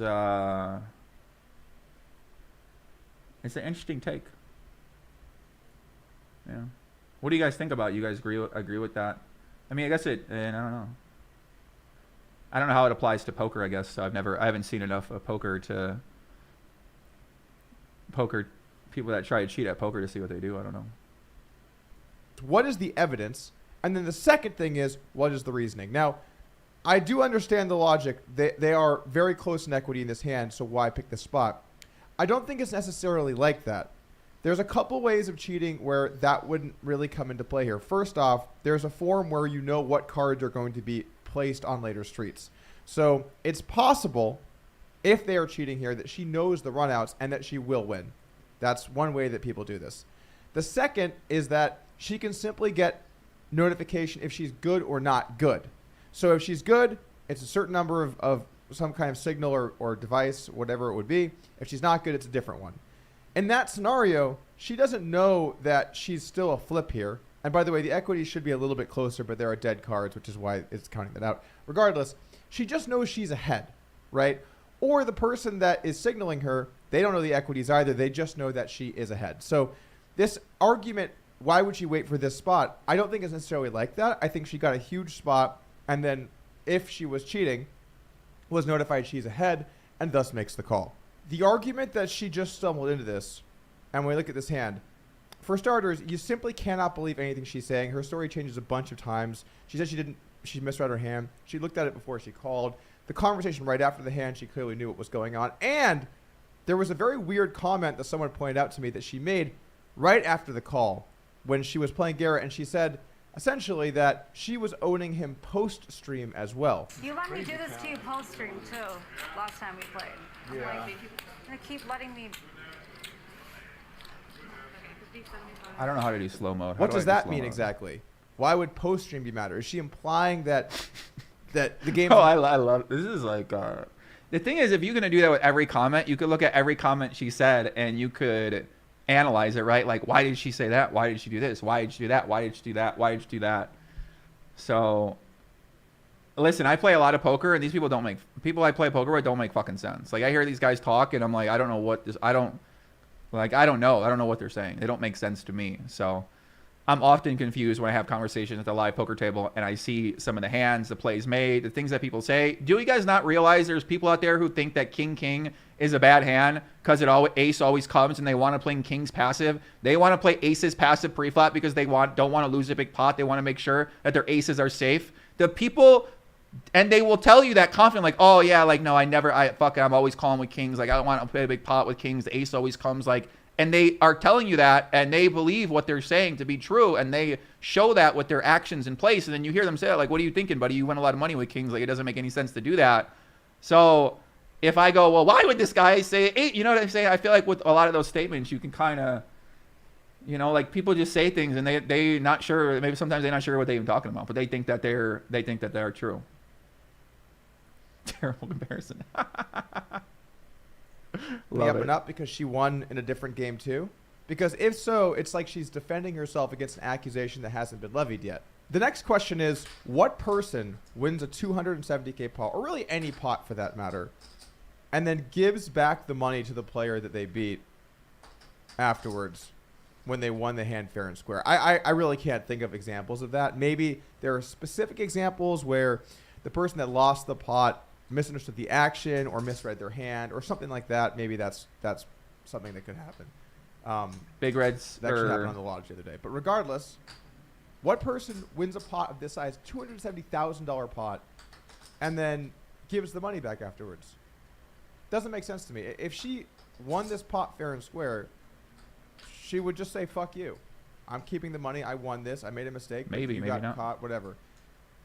I don't really believe that someone, because they're flustered and intimidated, are going to give up $135,000. Guys, think about that sentence.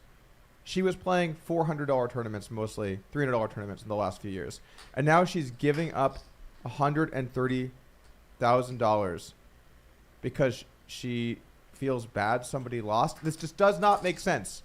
So it's not impossible that she felt pressured and that's why she gave it back. But I strongly believe what is more likely is when you get caught in something like this, it's much better to try and make it go away. And if you feel like paying the money back makes it go away, then you're more likely to do that because it protects you in the future.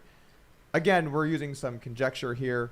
But Shane says, I'm pretty blatant. You're taking her side and going to agree with her on everything. Yeah, I mean, I think that's the most untrue thing I've heard so far.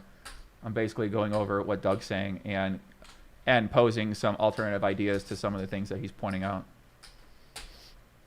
Instead of just taking everything he says as the fact and truth like most people would do.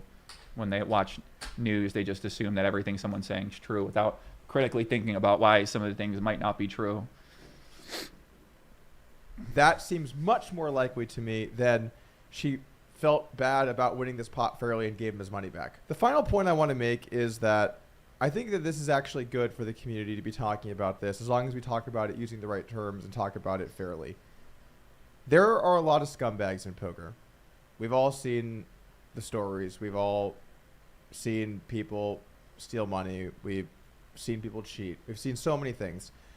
I think the community having an approach where we debate these things is very good. However, one thing that has become overwhelmingly clear about this story, everyone on the internet has a hardline stance, yes or no. Either she did it or she didn't do it. And I see these comments back and forth, and it's almost like a microcosm of society as a whole right now. It has to be white or black. It has to be left or right. It has to be this or that. When the reality is that people do not know here. This is not a Mike Paul situation where everyone knows that they cheated. This is a situation where it does seem very likely. However, it's one hand. And so we need to analyze it and talk about it with an approach that's, okay, it is quite likely she cheated here, but it's also at least plausible she did not.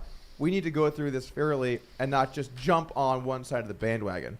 The people that think that there's nothing sketchy here at all, this is just like when a fish plays poker, oh, they got lucky.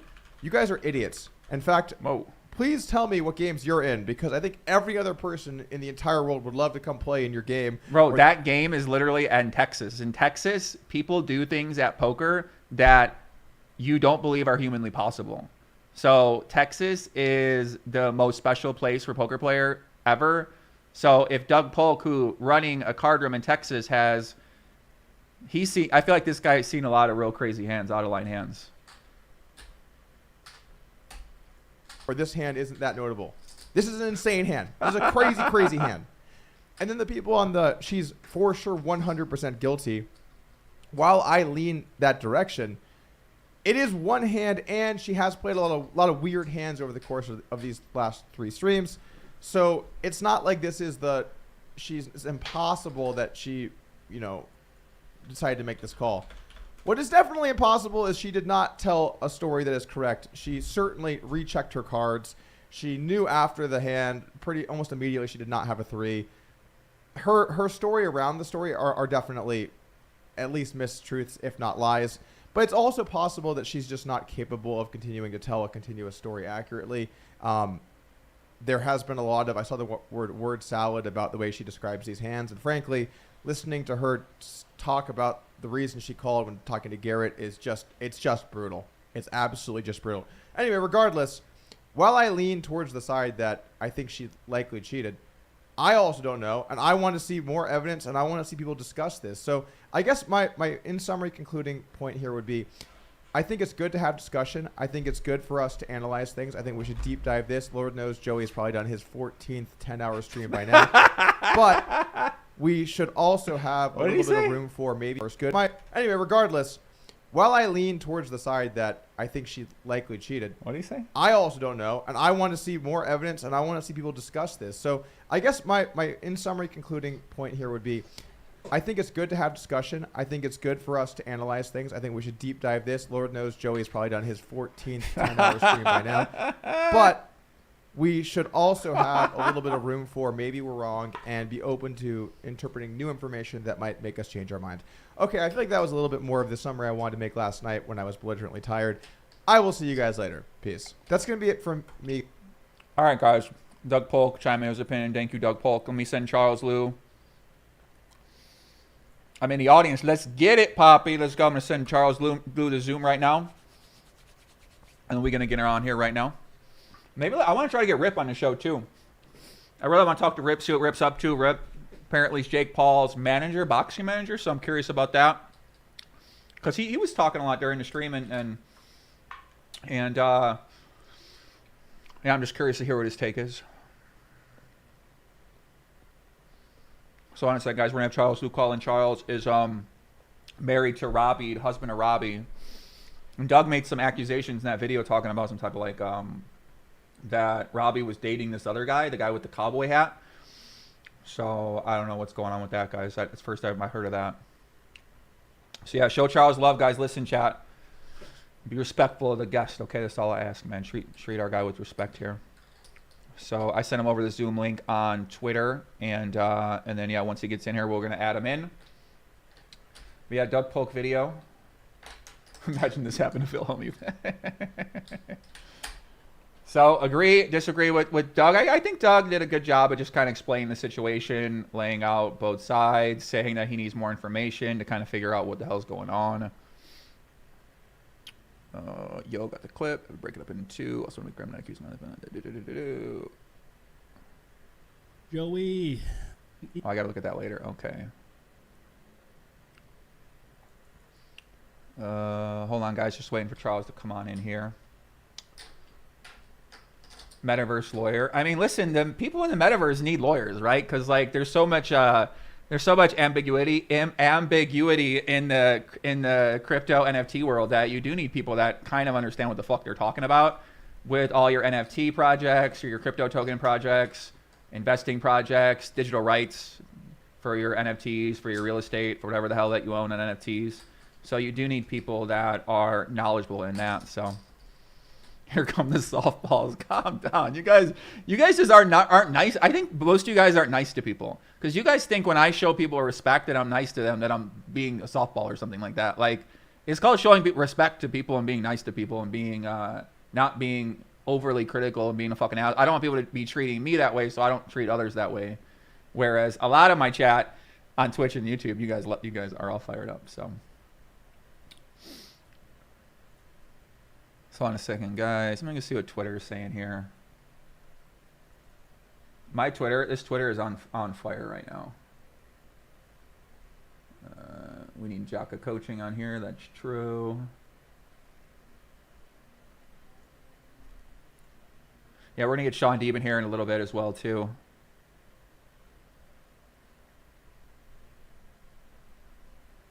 Spraggy watching the show, 6:30 a.m. Shout out to Spraggy over there. We got a bunch of texts. So me and Tom Dwan are gonna do a podcast about this, guys. Shout out to Madison. She out there watching as well too. I think Landon gonna come on here, join. All right, guys, we got Charles coming in. Hold on a second, guys.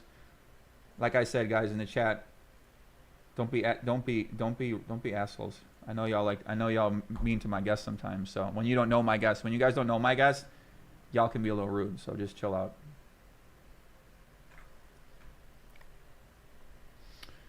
Bump, bump, bump. Let's see. We're getting locked in. Yo, Charles, you there? I'm here. Hey, how's it going, man? Thanks for calling in. Yeah, of course. Thank you. Yeah, I appreciate it. Yeah, I saw you on Twitter yesterday and saw you made some comments and saw you were liking some stuff and engaging some stuff. So I was like, oh, I gotta get this guy's opinion because you are a lawyer in LA. You obviously got a lot different perspective than a lot of the professional poker players are gonna have. And so you're married to Robbi. Am I understanding that correctly? Or I'm just maybe introduce yourself a little bit for people. Yes. I'm married to Robbi. Yes. Okay, cool. And you're a you mainly work in the crypto world right now, or are you kind of getting into that world? We saw that you're a metaverse lawyer. You got the lawyer NFT project as well too. So you do a lot of content. Looks like you do journalism as well. So maybe you want to talk a little bit about what kind of stuff you're into. Sure. I write for Entrepreneur and Forbes magazine. I'm a Los Angeles Small Business Commissioner. I'm on the board of directors for Loyola Law, where I teach law in the metaverse. I'm an operating partner of a private equity fund. I have a boutique law firm, and I'm on the board of directors for Adopt Together, the largest adoption charity in the country. Cool. Yeah, sounds like you're busy. Do you play any poker at all, or are you not a poker player? I do. I play a little. I actually taught Robbi how to play initially, which, judging by all of the love that she's getting about being the worst poker player ever, that's probably not something that I should admit to, but nevertheless, I taught her how to play. So I guess by logic, I would be the worst poker player ever. Worst poker player ever. Well, technically, she's getting coached by she's getting coached by Faraz Jaka. So we actually cannot blame you for any sort of skills she has. We actually got to blame Faraz Jaka, who she got the Jaka coaching thing on her little on the water bottle that's at the table that people were watching. So I think we would technically. I'll go with that, Joe. I will say that Faraz is the intervening cause of her being the worst poker player ever, and not me. How's that? Yeah, we'll go with that. So I guess you're sitting at home. I mean, what's your impression of this situation? I mean, you are like, I don't know if you watch much poker. I don't know if you're familiar with how crazy the poker community can be, and now you're obviously getting a little some exposure to it. So maybe just give us your take on what you're seeing from your side. Yeah, look, I think the whole situation is very unfortunate. You know, I'll tell you the first part that's sad for me, sitting obviously as a husband, which is the first position that I would take, is I've seen this woman who is an extraordinarily intelligent person. So Doug Polk's comment about her being dumb is it's offensive, demeaning, misogynistic. It's actually fairly horrible. This is a woman that spent the last 10 years of her life in biotechnology, oncology, working on cancer cures. There is nothing dumb about her. She's an extraordinarily intelligent woman. Mm-hmm. So I think everybody's passionate about this. Everybody's riled up. Everybody's excited. I think the excitement's good for the sport and it's good for the ratings. But I think there has to be a modicum of respect that should be given to everybody. So calling anybody dumb, especially, again, a woman that spent 10 years of her life working on cancer cures is offensive, not only as a husband, but as a human being. So that's where I would start. The second thing that I would say is sad is this is an individual on top of that who I've never seen anybody work harder in my life. When I tell you that she is up watching poker till 4, 5, 6 o'clock in the morning every single night of her life without fail. This is someone who has entirely dedicated herself to this craft. She is tirelessly pursuing it. Mm-hmm. She has brought private coaches in. She never skips a day. She never takes a day off.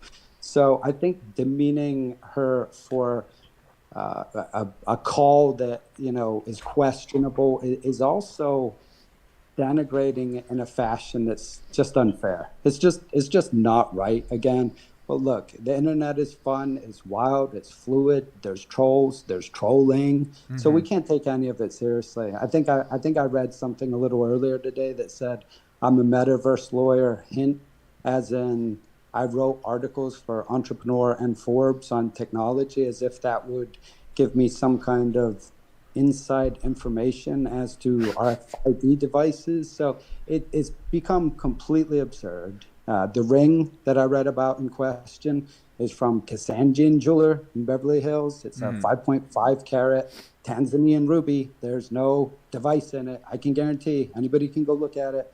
When I rushed to the casino yesterday to see her in the midst of all of this madness, both of the alleged JFK stylized water bottles were sitting on the table right where they had always been, or sitting in the card table outside. She wasn't hiding them. They weren't being moved. The lid was on them. Mm-hmm. The belt, the vibrating packs in her waist.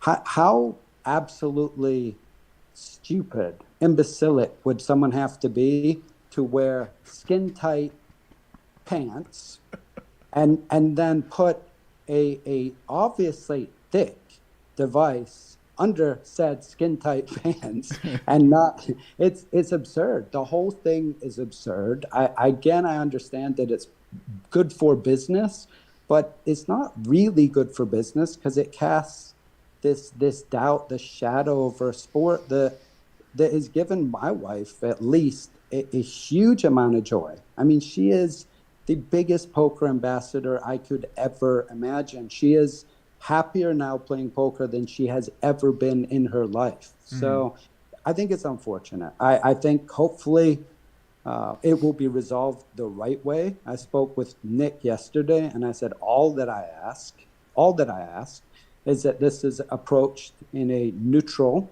and open-mindedness, with a neutral open-mindedness, and that she is afforded due process for the entirety of this investigative process, and that, as with everything in this country, you're innocent until proven guilty. The idea when people say she hasn't proven that she didn't do this, it's such an absurd statement. It is fundamentally a incorrect, a wrong, and an absurdity. So let's talk about what's been proven against her. What is the evidence against her?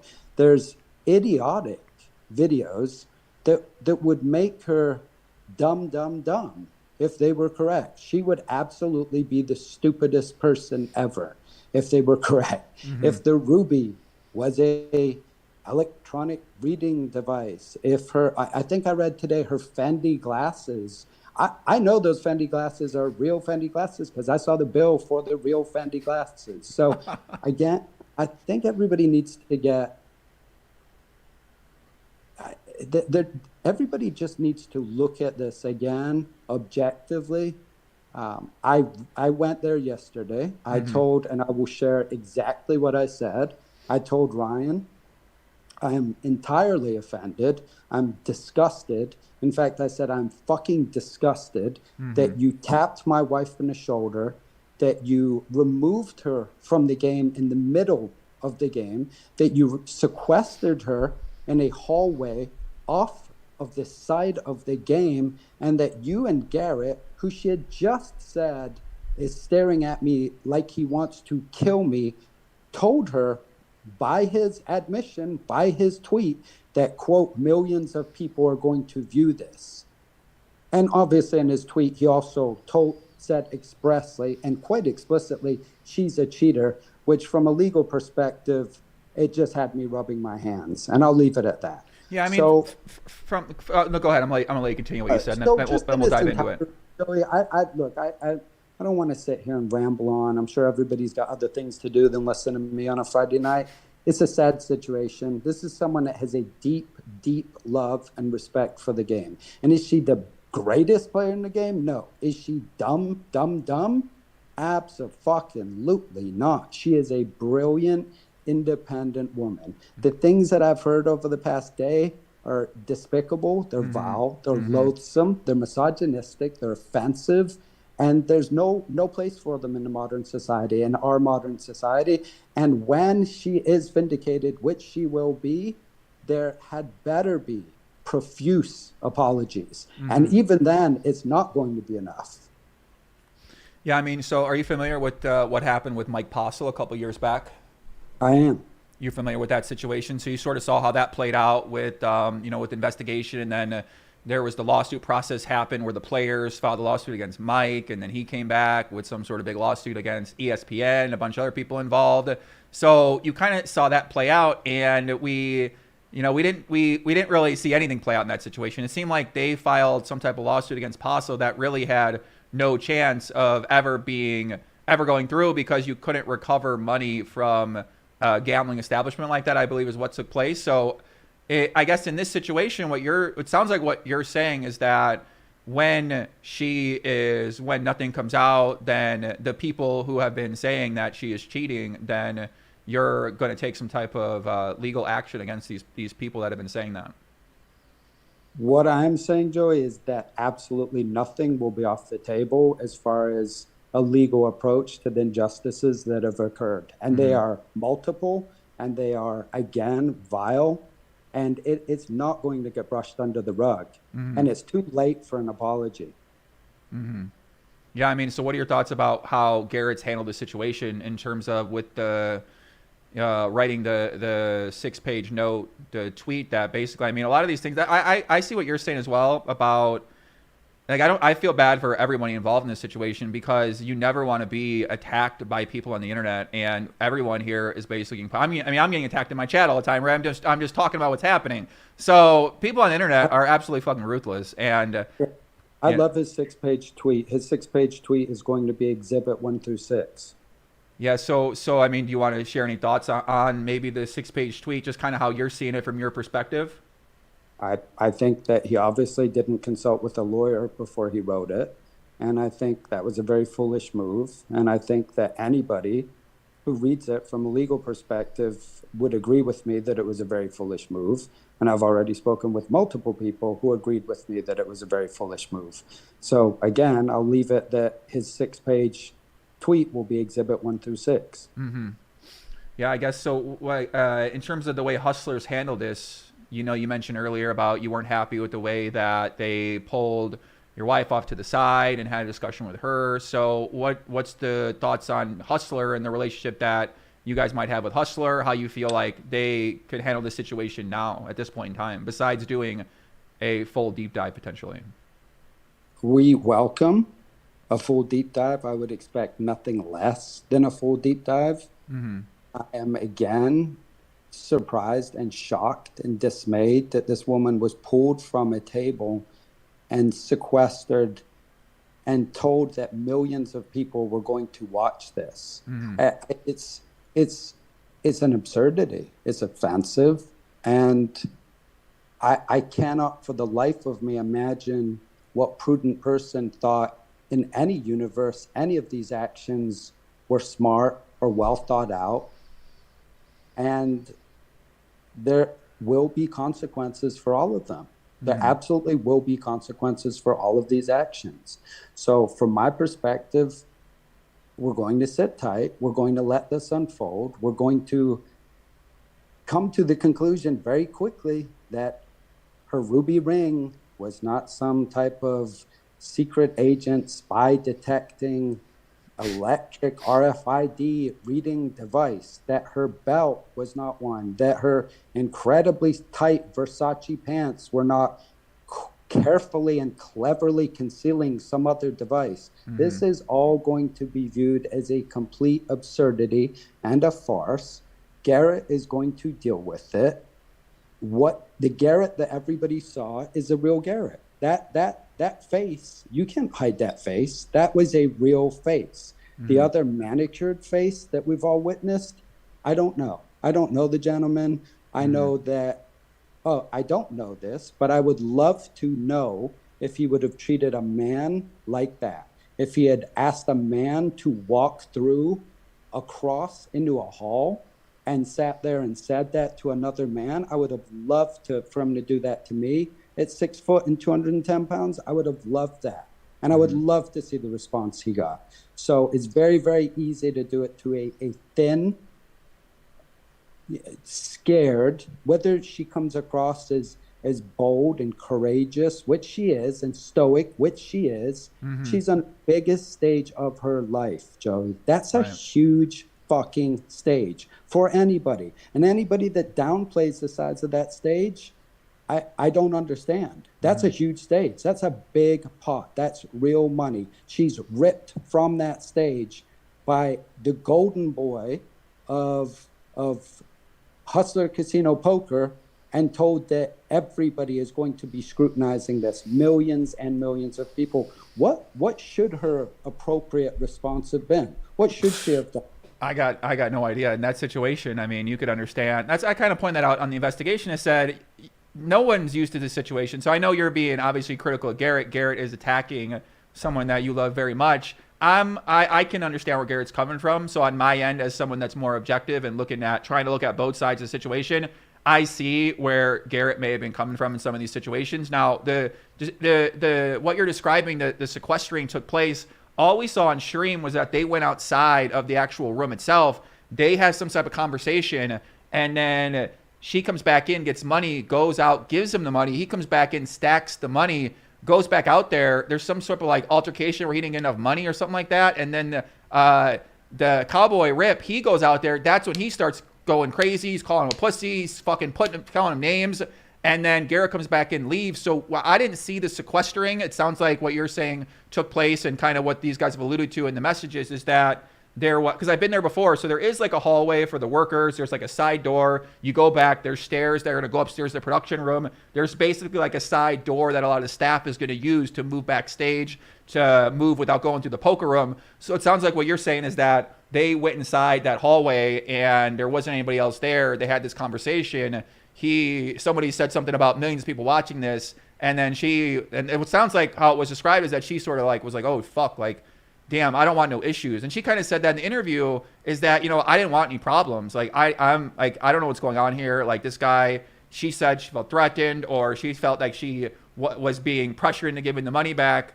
And so I guess when we're seeing that, we're saying, okay, well, was it pressure? It didn't seem like, it might not have seemed like pressure, but obviously other people might take it where they are getting pressured too. So is that sort of what you're referring to with the sequestered conversation they had that was in the hallway? Because we didn't get to see any of that on the camera. I'm saying that my wife was pulled from a table and asked to join what could only be viewed as an adversarial situation. Right, and you're saying that's a problem, or are you saying that's like I feel like those things sometimes happen in different environments. So like no one can really, like, where else are they supposed to have the conversation, I suppose, right? Like if they're going to have a conversation about it and they feel like Garrett is upset and he goes to production and says, yo, like, I think something's off here. Should Ryan not go out there and say, hey, like, let's have a conversation? Because to me, it seems like if you're running the show, if I'm running that show, right, I want to have a conversation, be like, hey, like, what's going on? Now, the money part of things is something that Hustlers talked about. They weren't involved in, they didn't facilitate. That was something that took place between Robbi and Garrett. And then the argument seems like that you're making is that was this pressured situation. And now the community's response that a lot of people have said is that, well, why would you give the money back if you didn't do anything wrong? Because we just never really heard of that happening before.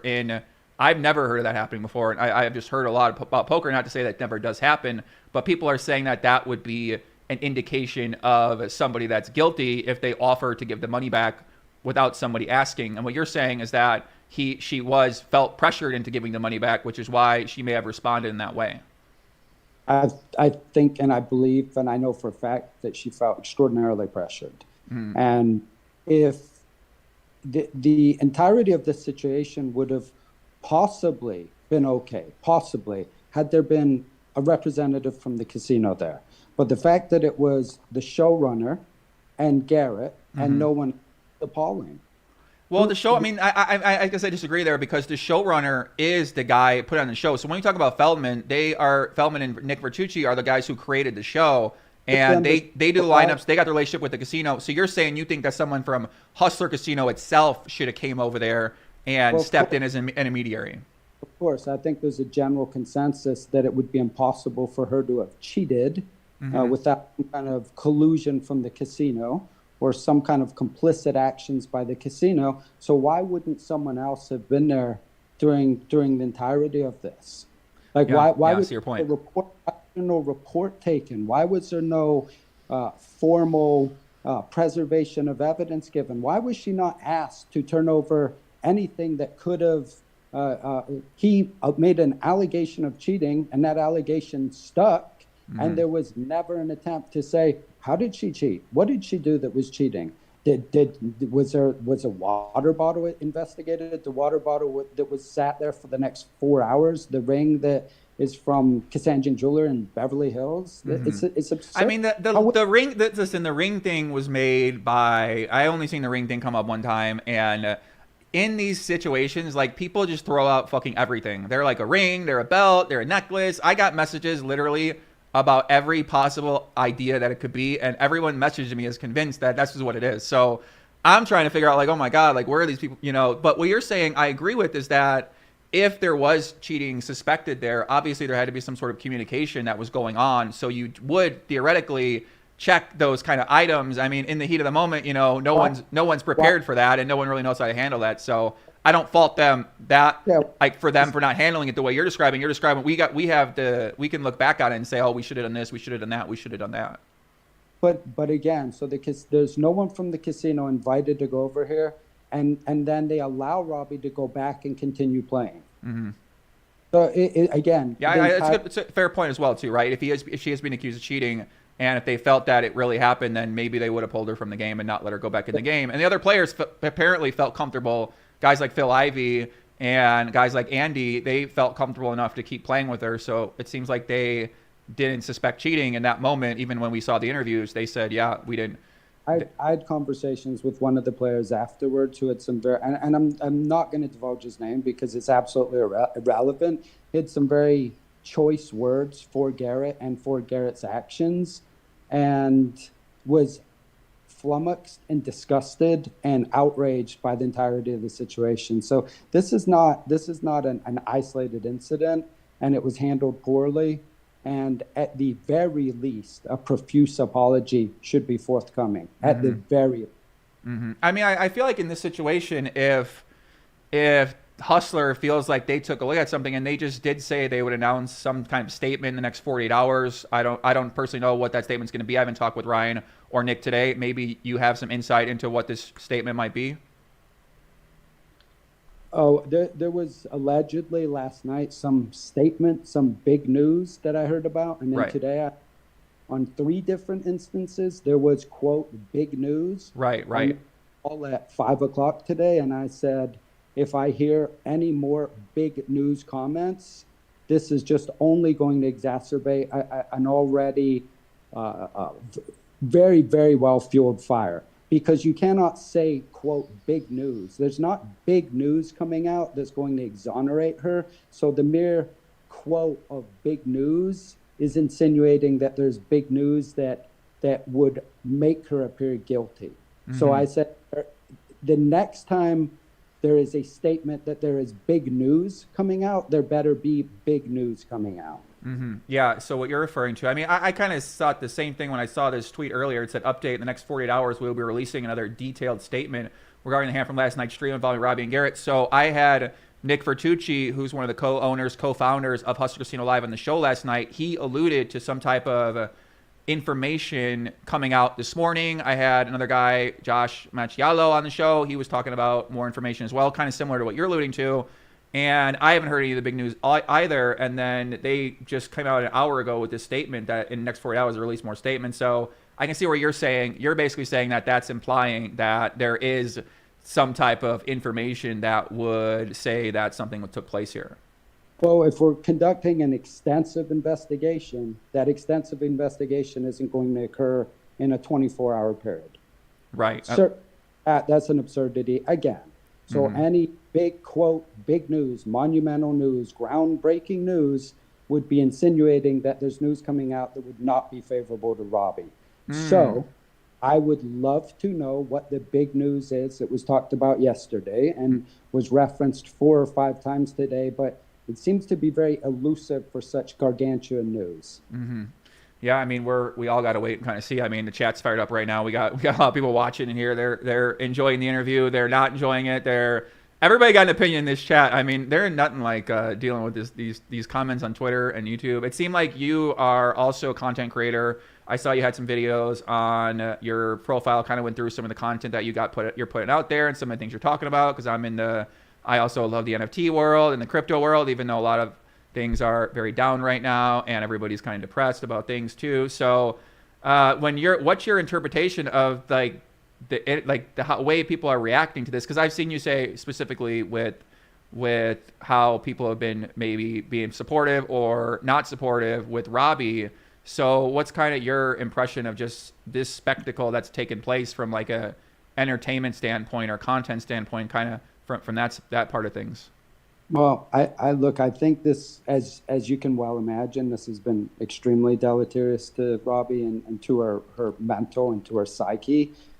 There's been what I could only describe as overwhelmingly positive support. She's been absolutely showered with positive support from people. Mm-hmm. So thankfully, that has been the louder voice in her ear. I believe it will continue to be so. And I believe, again, that when her veracity is proven, it will only echo louder.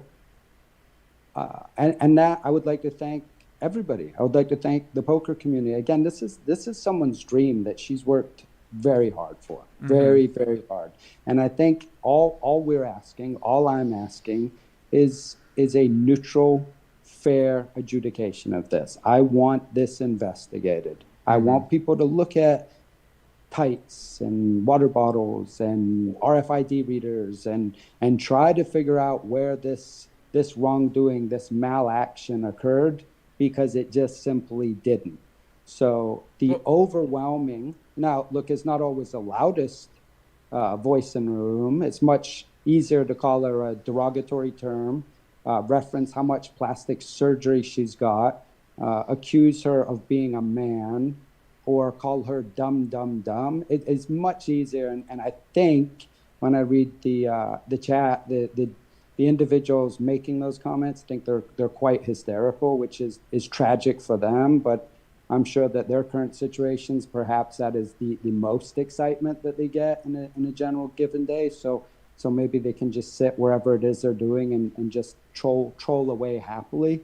But it's tragic. The whole thing's sad. It's sad it's sad that it's okay to call someone dumb, dumb, dumb that spent 10 years of their life working effortlessly to cure cancer, and with the greatest minds in the world in an attempt to cure cancer. We have more presidential awards than we can fit on our shelf for Robbi's achievements at her biotech company. It's pathetic, and it's sad, and it's tragic.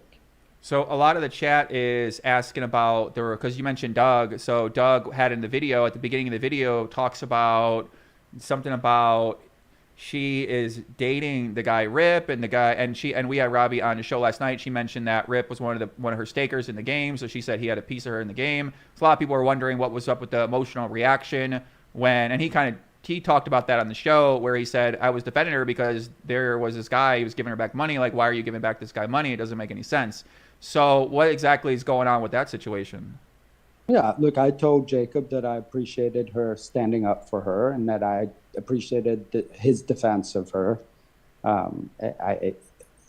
What is going on with the dating situation? As far as I'm aware, she is certainly not dating him. That would be news to me. And last time I checked, we weren't in one of those LA relationships. Sure? I mean, I know a lot of people. I know a lot of people that are in the LA relationship where I'm sure you know I'm talking about, right? I do too. Yeah. So that would be news to me. If I were in one of those relationships, I would be an unwilling participant. But who knows? Look, Jeez, man. I don't know. I'm not a willing participant in any open relationship that I know of. So yeah, I always found that I didn't heard that before, right? So that comment that Doug made in that video, I was just surprised that he would say that sort of comment from sort of anonymous source. So chat want to know. Listen, none of our open relationship guy. What is the chat guy issue? I know a lot of people very happy in open relationships. A lot of my friends living some great lives. They're enjoying themselves pretty hard. So I don't know if I could find a nice lady I want to do that, maybe I'd do it too. But my girlfriend, I'm not going to judge. Look, here's the difference. The distinction is I'm not going to sit here and judge her, or judge that, or judge an open relationship, or judge anything. I'm not even judging Doug, who decided that calling her dumb, dumb, dumb was warranted, or the trolls that want to decimate someone and attack it and destroy their self-esteem by just writing again obnoxious and vile things. But again, like I said, you have to look at the source for all of this, and if that's what makes people happy and that's what helps them sleep at night, then good luck to them. And I really do wish everybody the best in this situation. But I will qualify that statement by saying wrong actions will be punished. And if Robbi's actions were wrong, they would deservedly be punished. I know for a fact they weren't. And I know the counter actions, the actions that I've identified were wrong. And there is repercussions for wrong actions. Yeah, I guess the question I might have is then how, so if you're not familiar with poker and you weren't there, then how could you be that sure? Just like Garrett, he say 100%. I mean, you can't be 100% to me either way in the situation. So that's something I would kind of wonder where your confidence comes from there. I can't be 100%. And I would ask you this, Joe. Let me ask you this as a poker expert. Sure. How other than seeing the cards, which I think is probably a fairly silly statement at this time, and you can correct me. I'm more than happy to be corrected, but statistically, it looked like 47 to 53% from a statistic winnability perspective. So if she saw the cards and made that call, that's fairly rudimentary arithmetic that would not be the most wonderful arithmetic. But again, I'm not familiar with the real intricacies of poker. Other than that, there's again these incredible farcical technological wonders and manifestations that Robbi implemented for this extremely complex cheating action that she's undertaken. And I don't know how any of that occurs without, again, some kind of complicit actor. I don't believe that she could do it solo, unless you know of, or Doug in his infinite wisdom. Doug may know much more than me, and Doug may be well aware of something that could be solely undertaken by her with her technological wizardry, or perhaps by me with my articles on artificial intelligence and obvious expert.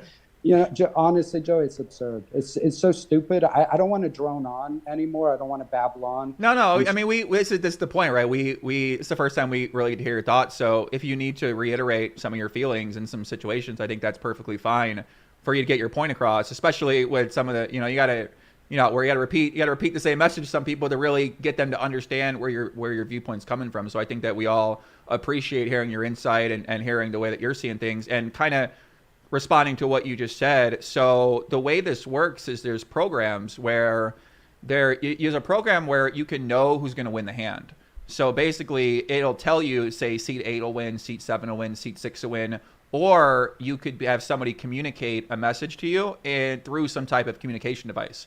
So whether that is a device that's attached to you, or whether it's a device that goes in your ear, there is ways that you don't need to be a technical, anybody could do this if they really wanted to, if they knew the right people and had the motivation to do it. So knew the right people, and there was complicit actors, and it's on a 2-hour delay.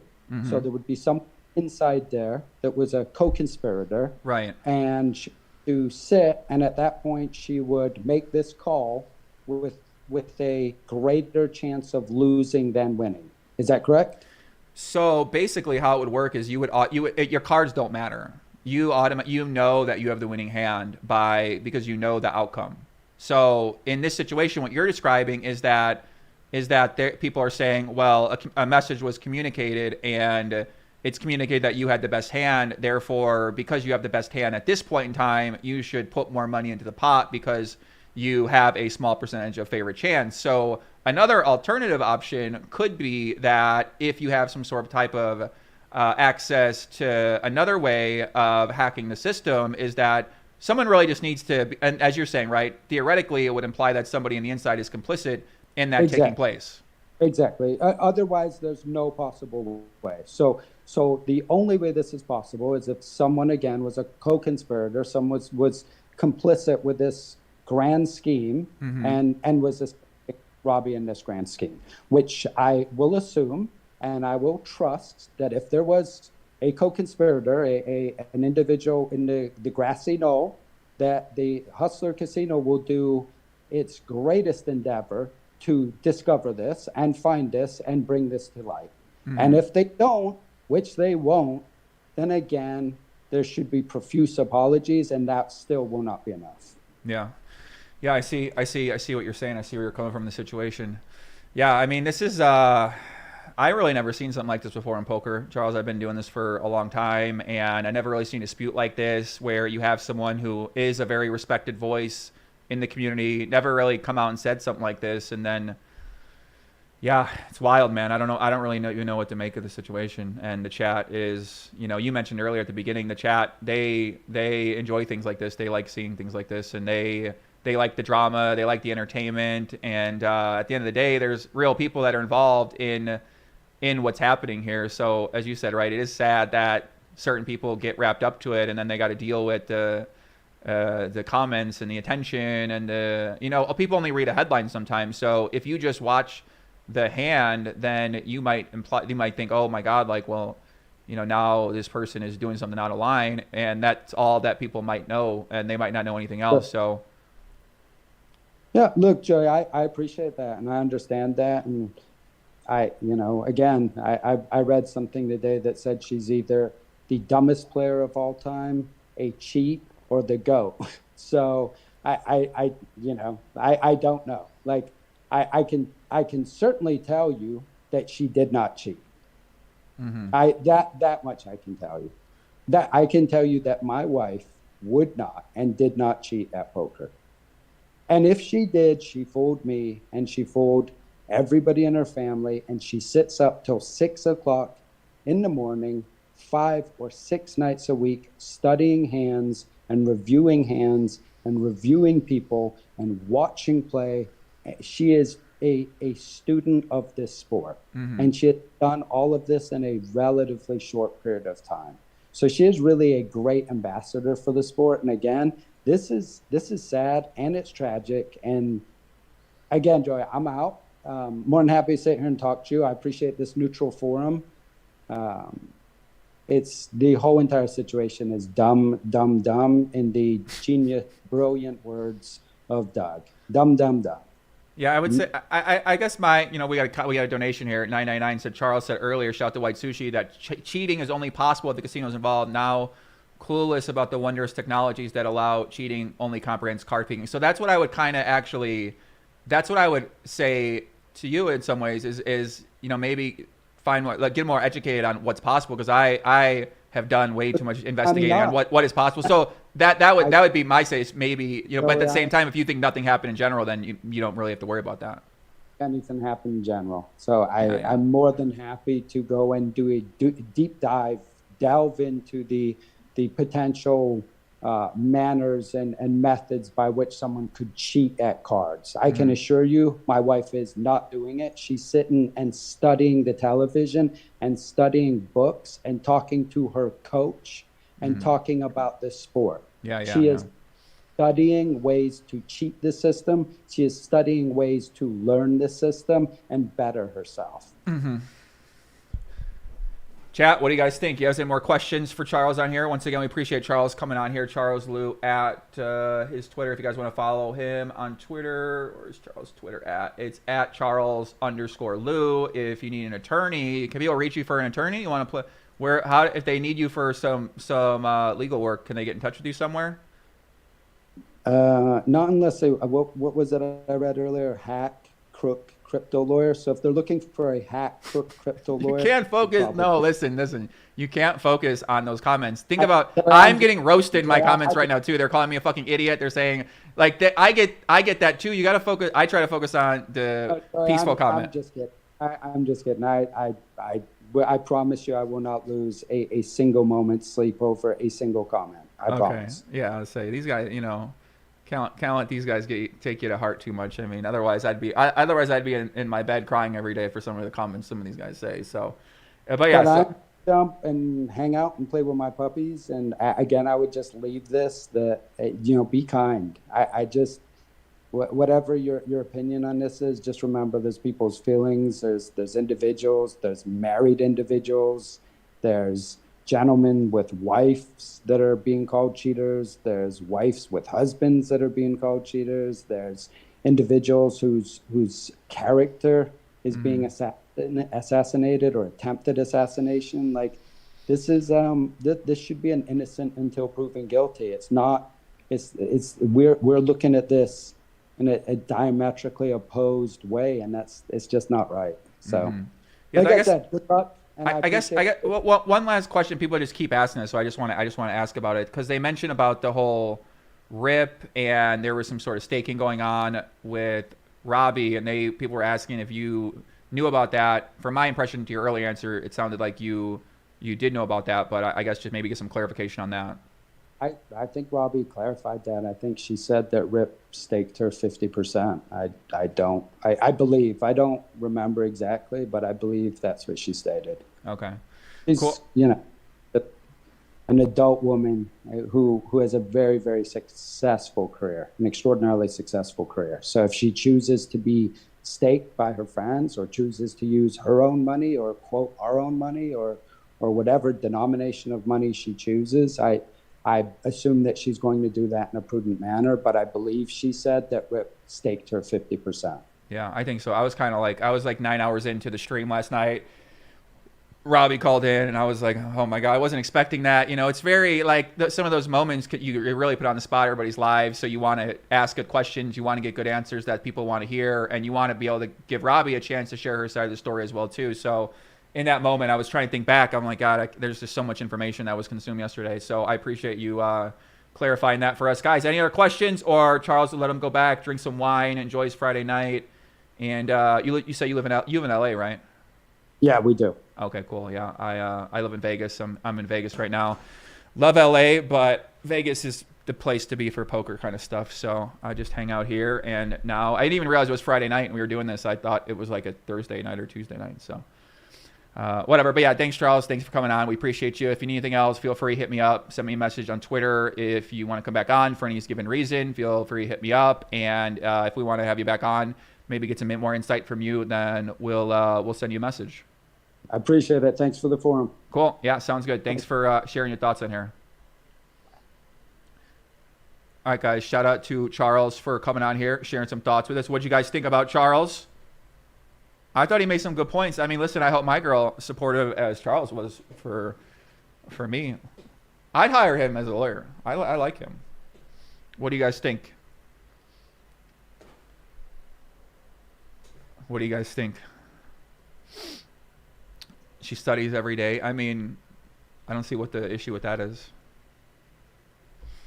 Let me check my text. I got a bunch of text here. I got new people coming on. Robbi says she's going to come back on. Guys, should we have Robbi back on? What do you guys think?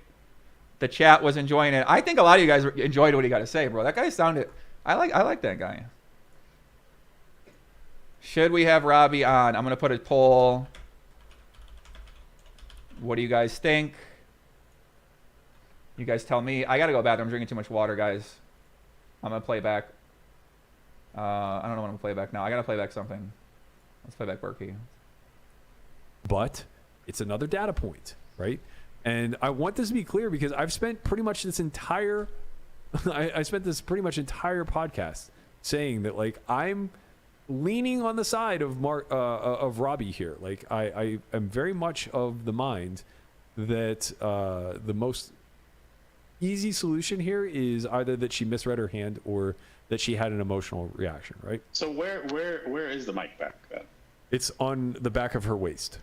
Yeah, it's tucked into her back. Like, most of those antennas aren't very long, so if the theory was that it was in her pocket, it's like the longest antenna ever. You guys, have you worn them enough to know how long they are? Yeah, it would be pretty tough.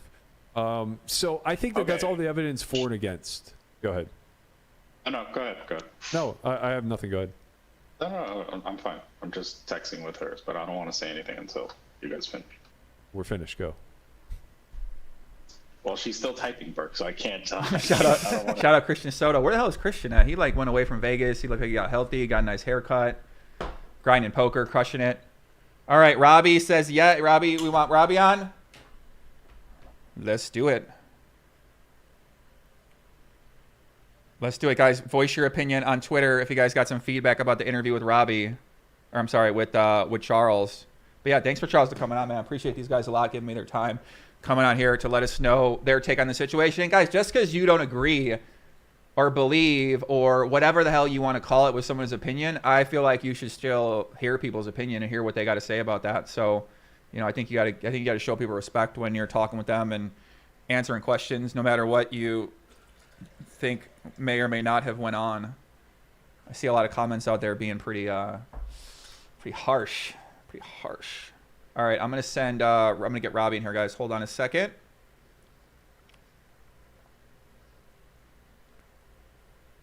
Nick Vertucci chime in, say he want to come on too, so we could definitely have Nick Vertucci on as well. I got a few guys coming in. Shout out Johnny Vibes. Hold on, we're gonna send it over to Robbi, guys.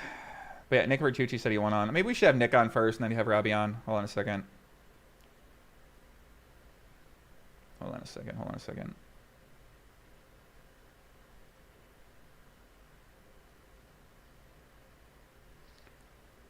All right, I'm going to send out a link to Nick Vertucci, co-owner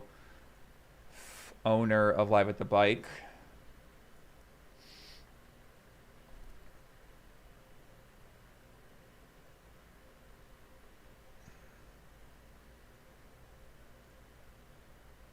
Now we got to get Rip on here, man. We got to find Rip. I really want to talk to him. Someone said he's Jake Paul's boxing coach, I believe. So I'm very curious to hear what he's got to say about this. I reached out to Garrett. We're not going to hear from Garrett tonight. Maybe we hear from Garrett in the future. But I expect we do.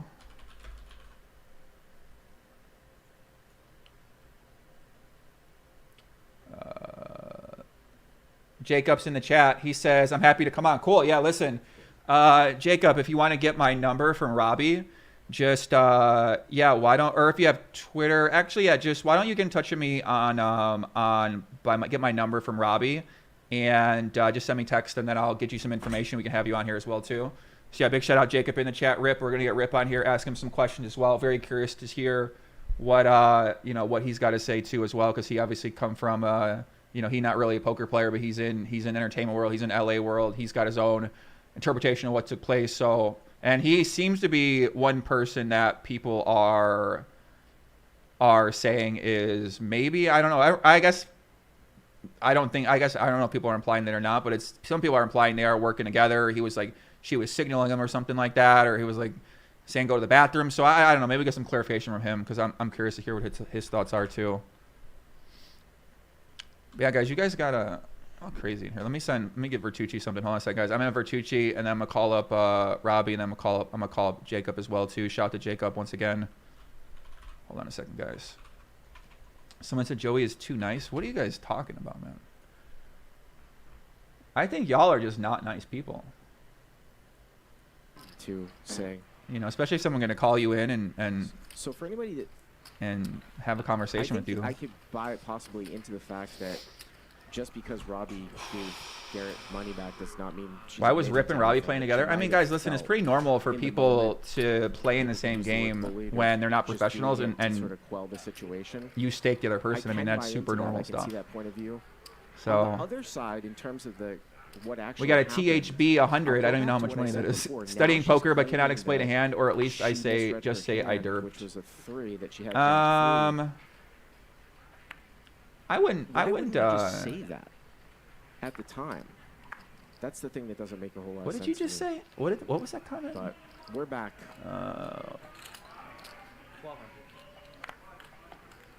She should. I don't even know what comment I just read. Whatever. Let me get Vertucci here. I don't even know what the hell y'all talking about. 3-way action here. $4,100 pot. Joey got too many last place trophies going up. Yeah, I don't think so. Joey, what's up? Nick Vertucci in the house. All right, guys, we got Nick Vertucci in the house. Hold on a second, guys. Let me get Nick Vertucci locked in here. Hey, buddy. Hey, Nick. Great to hear from you guys. Guys, give a big shout out to Nick Vertucci in the chat, please. Nick tuning in here. So, Nick, how's it going, man? What's the update from the hustler side of things here, Poppy? Okay, so first of all, I'm not the co-owner of Live at the Bike. You got that wrong. But Hustler Casino Live. Sorry, did I fuck that up? I keep for some reason I keep confusing the two. I basically cannot get the disassociation out of my head with you guys. Right. Well, they wish, but no, it's Hustler. So here's the deal. I mentioned to you on my text, I took a sleep chocolate because I'm on an hour and 45 minutes sleep from last night, so I'm running on empty here. I'm not going to be as sharp as usual. Not that I'm sharp, but wait. What did you just say? Did you say you're on a? I'm on a A sleep chocolate. I took something to help me sleep. Sleep chocolate. Okay. I like it. And so I got about just a little bit left in the battery. I only slept about an hour and 45 minutes last night dealing with this shit. So here's what's up. This is what I would like to say first, and then I'm gonna tell you guys where we stand on this. So the reason I even chose to come on is because of this. I, in the last 24 hours or so, have actually had 3 or 4 conversations with Charles. Out of respect for him and his wife, I have been updating him. He's been contacting me. I gave him the courtesy to know that Robbi has been texting me, sometimes passively, sometimes aggressively. I said, I just need that to stop. Please handle that for me. I want to handle this professionally. And I had some good talks with him. So I'm kind of shocked that he came on and was alluding to the fact that, when I mentioned there's some news coming out, I was told there was something coming out. I wasn't told it was good or bad. And they are taking it as bad, and I could understand that. So that's not even being disputed by me. But to say that, if that continues, there's going to be consequences. Well, if you want to take me saying that there's going to be news coming out and you want to come after me legally, I'm just curious if it'll get past summary judgment. So I would just ask from both sides, and I could understand why they're upset. And that's his wife, and he should defend her to the death. I have no issue with that. But I'm trying to be as professional as possible with him. And that is to say, this happened yesterday. I need time. I am going to, and I gave him my word, and this is for her as well as anyone else. I don't know what happened. If anyone, including him, says they know 100%, then they don't understand what 100% is. I do not know 100% what happened. Matter of fact, I'm stumped because there's so many factors going each way that it's almost impossible to determine at this point. So what I told Mr. Lew is that I would, in the next 2 to 4 weeks, because I don't know how long it's going to take, I'm going to hire a minimum of 1, maybe 2 independent companies to come out and to turn my system upside down. And I'm going to open those findings to the public, meaning I want them to check the software, the hardware, the readers, the tables, any other possible anything as far as this goes to get to the bottom of it. I would like nothing more than to report for us and for them that nothing happened. But I can't change what happened in that incident. And for him, and I just mean this respectfully, to say she was pulled out, okay, not exactly pulled out, asked to come out. I'm going to pull the footage from where they were discussing this and body language, and I'm going to provide it for him, for you, for whoever wants it. Mm-hmm. I am not disputing how Robbi felt or how she didn't feel. I cannot speak for that. But I promise you that whether she was a man, a woman, blue, purple, green, black, or white, we would have had the same conversation. So to pull that card to me is meaning I'm not saying she didn't feel that way, and I understand that a female can feel intimidated. So I apologized to him the night I got there 2 or 3 hours late, and I said, listen, because he was using the language of sequestered and a lot of the attorney talk, and I said, please, let's stop this. Let's just talk straight. If your wife felt that way, accept my sincere apologies. And I shook his hand, and he appreciated it. So I don't understand why they're continuing to come out. We can't control Doug Polk. Nobody can, as you know.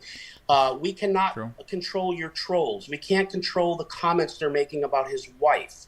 We can't control what Garrett put out. That was not approved by us. Mm-hmm. I do not stand by Garrett's statement. That's Garrett's statement. And the only reason why she was asked to walk out and talk is because Garrett went and got Ryan. Ryan had 5 seconds to decide what to do, and he decided to have a conversation with them both. They didn't like that happened. I'm sorry. Guess what? He also said that we should have checked all of their stuff. Well, guess why I didn't check all of their stuff? To not appear that I'm accusing her of anything and making her feel accused. And guess what he told me when I told him that? That was a good call. I think that was right. I said, yeah, I didn't want to put that on her. We have never once said, us, meaning Hustler Casino, that she cheated. We have not said that she did not cheat. You know why, Joey? Because we don't fucking know, okay?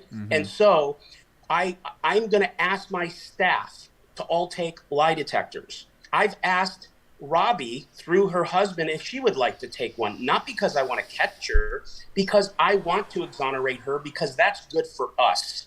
But I will tell you this, if there is anything that comes out that is found, and I don't care what it is, if it's a staff member, if it's not, and I don't believe that it is, but I can't say 100% or I'd be a fool. But I'll tell you this, if it does come out, I will stick my boot so far up someone's ass legally that they will not want to have ever have known me, because then they are trying and threatening what I love and what I do for a living.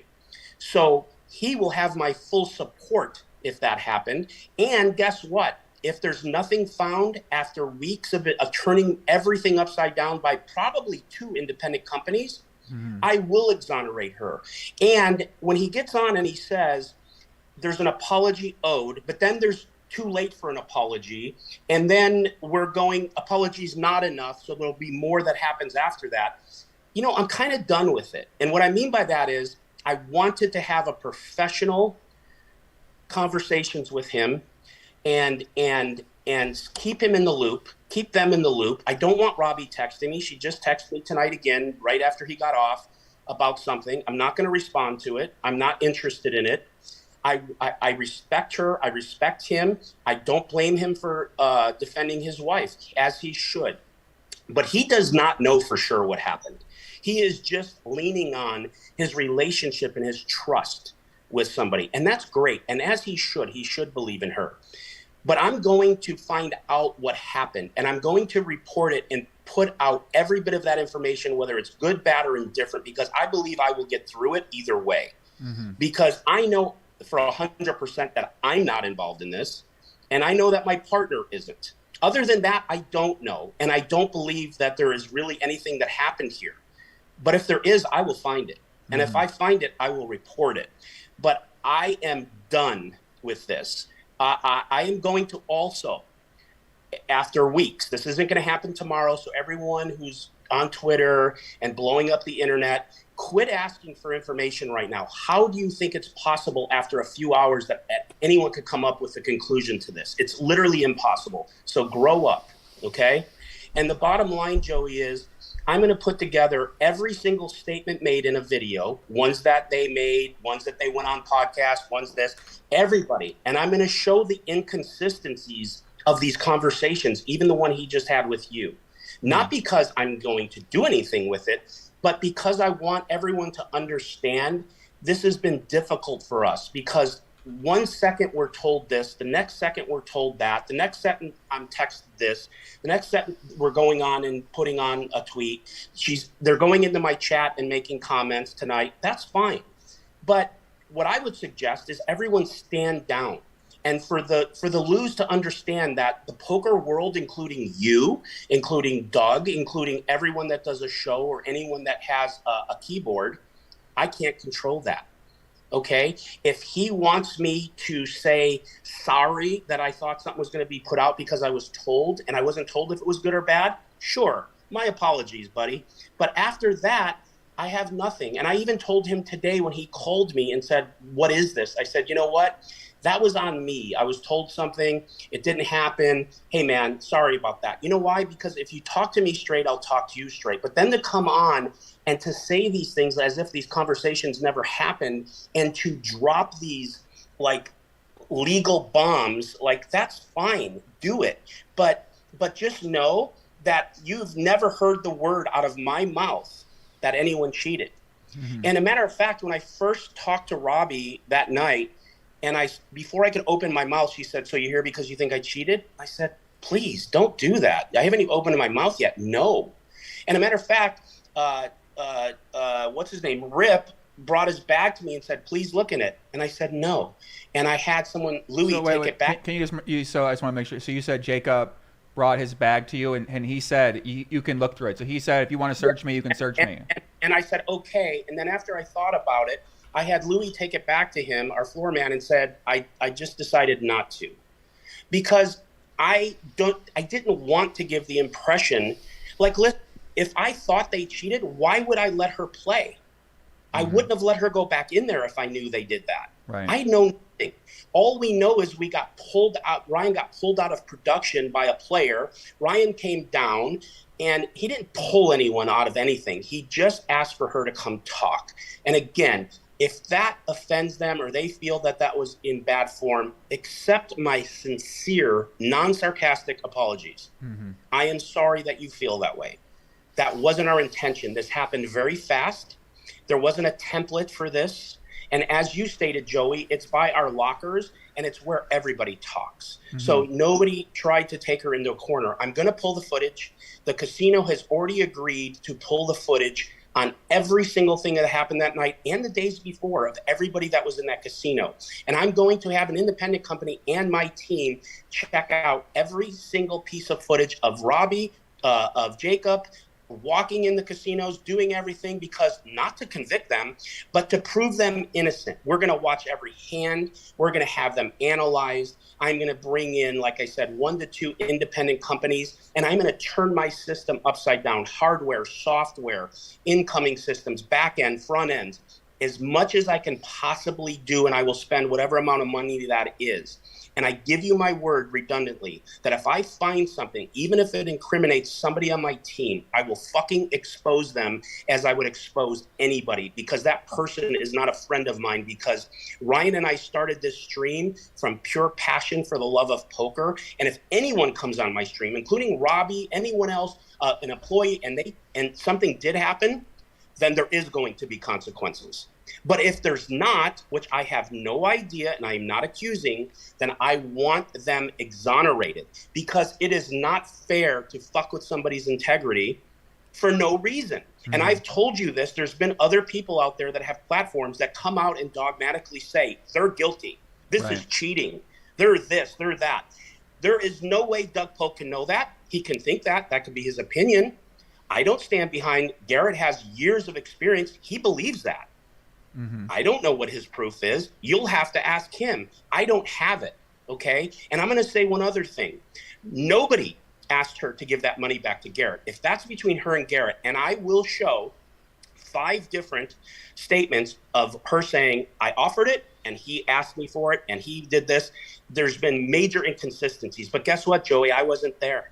And what I was told by my partner is when that subject came up, and he said the subject came up, and I'll get this out there right now, and this isn't like on the side of what Garrett said. So if everyone thinks he's my boy and I'm just going to say whatever he wants me to say, it's not true. Ryan said he heard Robbi say, what can I do to make this better? And he said, well, maybe if you want, you give me the money back. That's what Ryan heard. I didn't hear it. And I can't say that's 100% because I wasn't there. And I've heard 4 different stories out of Robbi from her interviews and from different things she's been saying. And I'm going to provide those inconsistencies.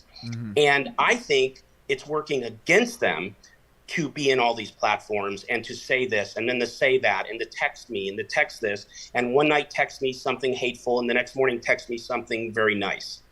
I don't need it. And I don't deserve it. And again, if anyone thinks that they have any kind of foundation after this, before this, now this, and they want to do something, I cannot stop that. Please do it. I've been around a long time. I have broad shoulders. I will handle it. But I don't want that because, and to prove that, that's why I've had 4 conversations with Charles today. Out of respect for him and his wife, because he's coming to her defense and he's getting pieces of information.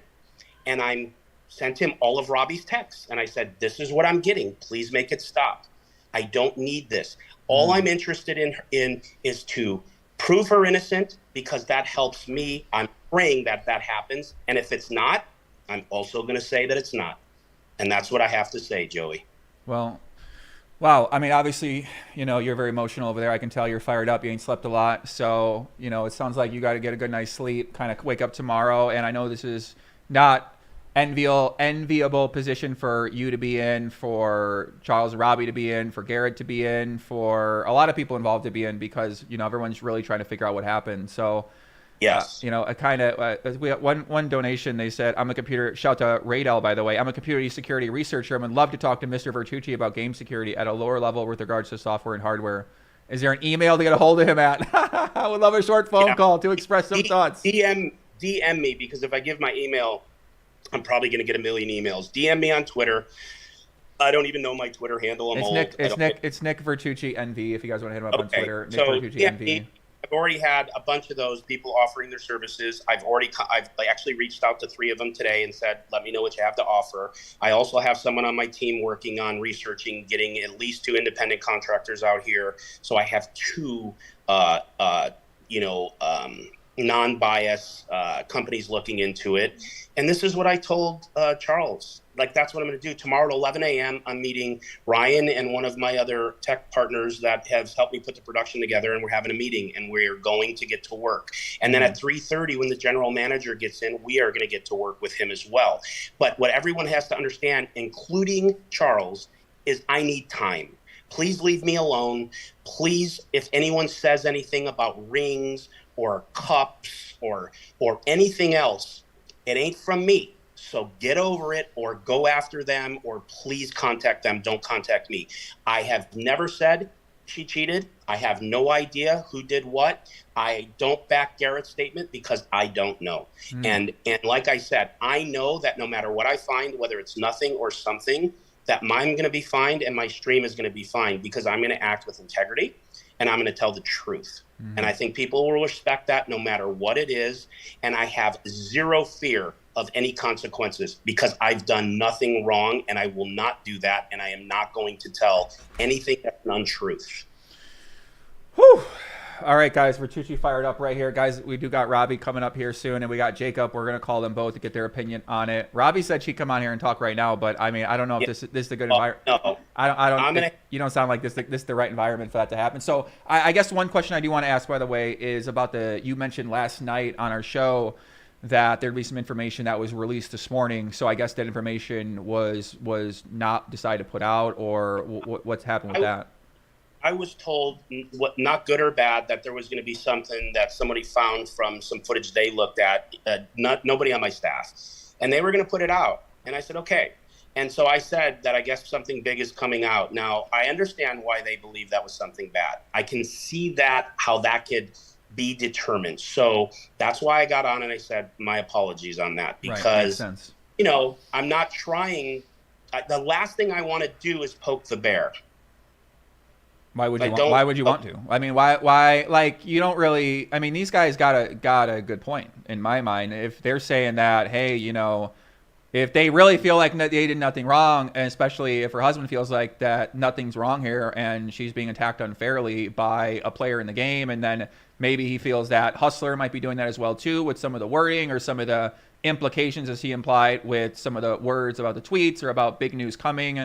So I can understand where they're coming from and why they would be upset as well. I can understand where you're coming from, why you'd be fired up, and why you would defend yourself that way too. So it kind of seems like both sides really need to take a step back and do their due diligence here. You got to go look through the tape, and you got to see, because you guys are really the only people that can verify anything, because we can only speculate here. You're the people that have the tapes. You're the one that has the audio recordings of everything. And I think when there was a problem at the other place, Stones, they handled it wrong and they didn't want to communicate. That's not going to happen here. I'm, like I said, if I got to spend $10, $20, $30, $40, $50,000 or more to get this done properly and extensively, I'll do it. Because, and listen, I would be upset if I was them, if I had nothing to do with anything about cheating and this was happening to me. So I understand their passion. I understand their anger, but I think it needs to be redirected, and I think it needs to be put on hold. And I think that there should be some time allowed, including the people out in the poker world. Like, stop tagging me on Twitter asking me, where's the information? This is suspect. What's fucking suspect? I've had 24 hours, and I'm going to figure it out. It might take a week. It might take 2 weeks. I will continue to update everybody along the way how much longer I think it will take. I give my word that I'm going to be working on it. I think it's a buzzkill because now I have to do this, but I have to.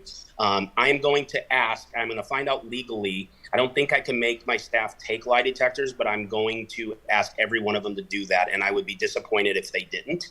And Charles, if Jacob and Robbi would like to, we could facilitate that. It doesn't have. It's not. He mentioned earlier today when I asked it, was law enforcement. It's not law enforcement. It's an independent contractor, somebody that neither one of us has to know, and I'd be willing to do that for them. I'll pay for it for them. So if she's innocent, please do it, because of course that will work for her. I'm going to have everyone in my company do it if I can legally have them do it. And I don't think I can. And I'll take one.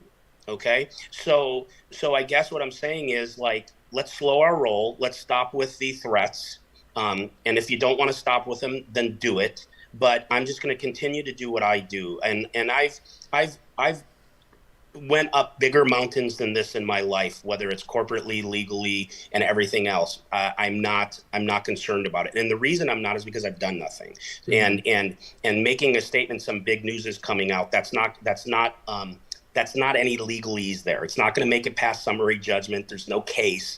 Like, let's stop the nonsense. And I mean that respectfully, because I just think the flexing, like I said, I stood and I shook Charles' hand more than once, and after we started talking, he deflated a little bit. He started to be cool about it. He realized that I was sincere. We had a good conversation. I had 3 or 4 with him today on a recorded tape line. I won't talk on a non-recorded line because I don't want he said, she said. So I did it on one of my conference lines. I had 3 or 4 calls. I was very straight with him. I told him, hey, I'm going to put this out. Hey, this is happening. Hey, I need time.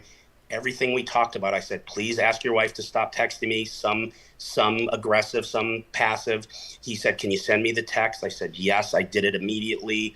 I just want everyone to back off, because it's not doing any good. And if somebody, again, redundantly has said something out there, please go focus your attention on them and stop bringing me into it, because I do not think Robbi is guilty, and I do not think Robbi is innocent, because I don't know. But I am going to work at it to find out, and I'm in her corner, because her innocence helps my innocence. Right. And I like her, and I don't have an issue with anybody, and I don't want somebody's reputation hurt. So I'm excited to put out that report and hopefully say I've found nothing. Amen. Listen, I'm gonna let you go to bed, Nick. I know you're fired up, and but yeah, I think we appreciate coming on. I feel like we don't have any more questions, chat. We have any more questions? Basically, it kind of sounds like we are gonna sit tight, and we're gonna wait for more information to come out. JP donated $5. He said, "Joey, can you pass this $5 to Nick to invest in some light bulbs?" Thank you. Yeah, you are giving off. You're giving off a live at the bike vibe right now with that lighting situation. I'm playing high stakes at the bike right now, man. Shout out live at the bike. Shout out live at the bike too. No, you said it, not me. And my last closing statement is I am sorry for the Lews that they're going through this, especially when I find out there's nothing if I do. I think it's a horrible experience for everyone, and I will do everything I can. And again, to make the statement, if I find nothing, then there's going to be consequences. That's fine, but I'm gonna report whatever I find. I don't care who's involved, and if there's nothing, you're getting it. That's just the way it's going to be. So I wish them the best, and I'm probably not going to have any more conversations with Charles, because I had those today, and I didn't really appreciate the stance tonight on the Hustler Casino stance and some of the things that were alluded to. So, but that does not change my stance. I wish them the best of luck. I am going to be rooting for finding nothing, and then I hope this passes for everyone, especially them. Amen. I guess one last question people want to know. We got a donation earlier. It said, "Why was the stream?" So if Garrett says something happened, then why would stream be allowed to go on tonight if there was a suspicion of some sort of manipulation of the security system with Hustler Casino? Yeah, because Garrett saying something in his opinion does not make a day make. It doesn't prove anything, and we've never had an incident, so we are not going to stop our business. I mean, it's the same thing. Someone put up the most funny tweet earlier, because Doug came out immediately and said, Hustler should stop right now, stop their stream, close their business, or whatever, paraphrasing. And someone retweeted his thing and said, "Hey, I heard the lodge got robbed. You probably should shut down the casino until you find the robbers." So, but we don't have a crime. So all we have is somebody that thinks there was something that wasn't right. We don't have proof. So I'm not going to shut down our business and stop playing high stakes poker. All the players that played tonight are comfortable. Right. They're fine. So that's why, because I'm not going to wait a month and shut down something that I believe has a ton of integrity behind it. And I'm sure when this is through, I'm sure we're going to have probably 10 things that we're going to add to our security system and probably to protocols. So probably a lot of good's going to come out of it. And hopefully that's all that's going to come out of it. Yeah, I agree. I mean, I think that that's kind of been shown is that it's just too easy for something to take place. So if you're not doing the most you can do, especially when such high stakes are up for grabs with how big some of these pots are getting, people got $500,000, $600,000, 600,000 stacks. To me, if you're not wanding people down or scanning for devices, like there's really no point in some ways to say get rid of the phone, because as we know, it's never been easier to have some sort of transmission device for whatever reason that you might want to do that, or for however. You never know who could be involved with that, how that could work out, what kind of systems and schemes that people can come up with. Oh, Joey, I promise you, I am going to figure out who to bring in that literally can do an anal cavity search in every area of my system. And if there's anything that I can improve, I will do that, even if we find nothing. Ryan and I plan on doing this for a very, very long time. This is so cliche because everyone says this, but really the integrity part was always our biggest thing, because we know that's, such a thing in live streaming poker, and we want to continue to do this at the highest level. Our trajectory and what we're actually looking at as far as our business and how well we're doing for any of us, including like even my staff, but especially me or Ryan, to be involved in something so stupid would be so short-sighted. It would be ridiculous. And like I said, I am personally probably going to take a polygraph.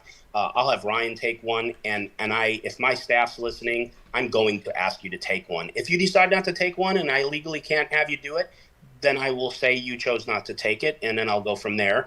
And that's what it'll be, because I want my staff to be exonerated. I want them to be proud to be somewhere where we have that kind of integrity. And so if there's a smelly fish in the pond, I'm going to pull it out. Well, thanks, Nick, for coming on. Guys in the chat, give Nick a big shout out. He got to get some sleep here. Nick, we appreciate it. If you got anything else, you know where to find me. Hit me up anytime. And we appreciate your insight and coming on, and we wish you luck with the investigation.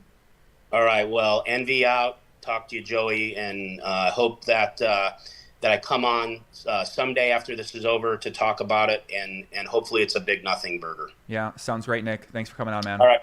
Have a great night. All you guys have a great night. All right. See you soon, Nick. All right, guys. Big shout out Nick Vertucci for coming on the show. Show him some love in the chat, guys. Listen, what do you guys think about what Nick got to say? Nick very fired up, very emotional, very passionate. He just had Charles come on here, and Charles was getting after it. Now Nick came back on here. He's getting after it. So you guys got to tell me your opinion. I'm going to get in our guy Rip here, and then I'm going to get Robbi, because I really want to hear from Jacob first, because he said he's 3 hours ahead of me, so I don't want to make this guy stay up all night long. So I'm going to send our guy Rip in the game, our cowboy in the game, and we're going to have what he got to say. Listen, smash the like button if you guys enjoying the investigation. Thanks to all the donations. I'm seeing a lot of them out there, and I appreciate it a lot, guys. YouTube, the thing about donation on YouTube is YouTube takes so much of the donation sometimes, so it's people think you make money from this kind of stuff. You really don't make that much money. So, but yeah, guys, that was fired up. Shout out to Nick Vertucci. Brought the passion on here. He seemed like, he seemed real serious about what he's saying. And he seemed real serious about looking into this and looking into anything that could be there, beefing up the security system. And now we just got to see those actions backed up, right? The independent investigation team. We heard this stuff before, right? We heard an independent investigation team thing before, and then the independent investigation was like 2 days long. They didn't find anything. So I don't know. I'm interested to see what's going to happen. Super Attila G says 1999 to let the poker speak for itself. She's stuck in 100K with Jack high on that board. Cheers and betray the game. If you can't see that, then I don't know what to tell you. They're trying to create a star to fleece the game. I don't think so. I think that kind of sounds like creating a star to fleece the game, which I just feel like there'd be easier things to do if you wanted to make a lot of money.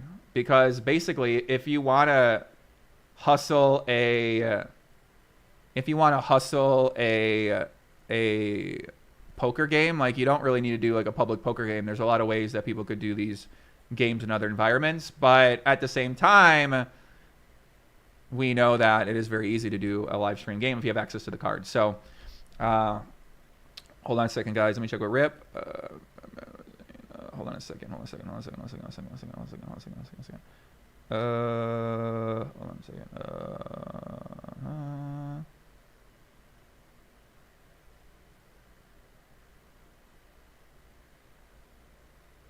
I'm going to see about if they both want to come on here.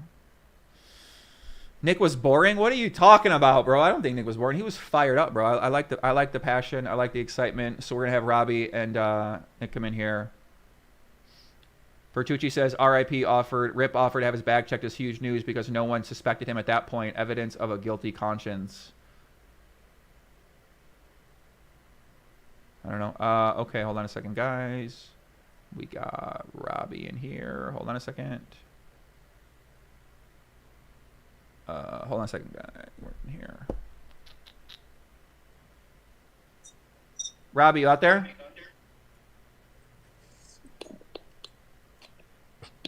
I got a bug in here. What's going on? Hello, this is Jacob. Oh, Jacob. Hey, how's it going?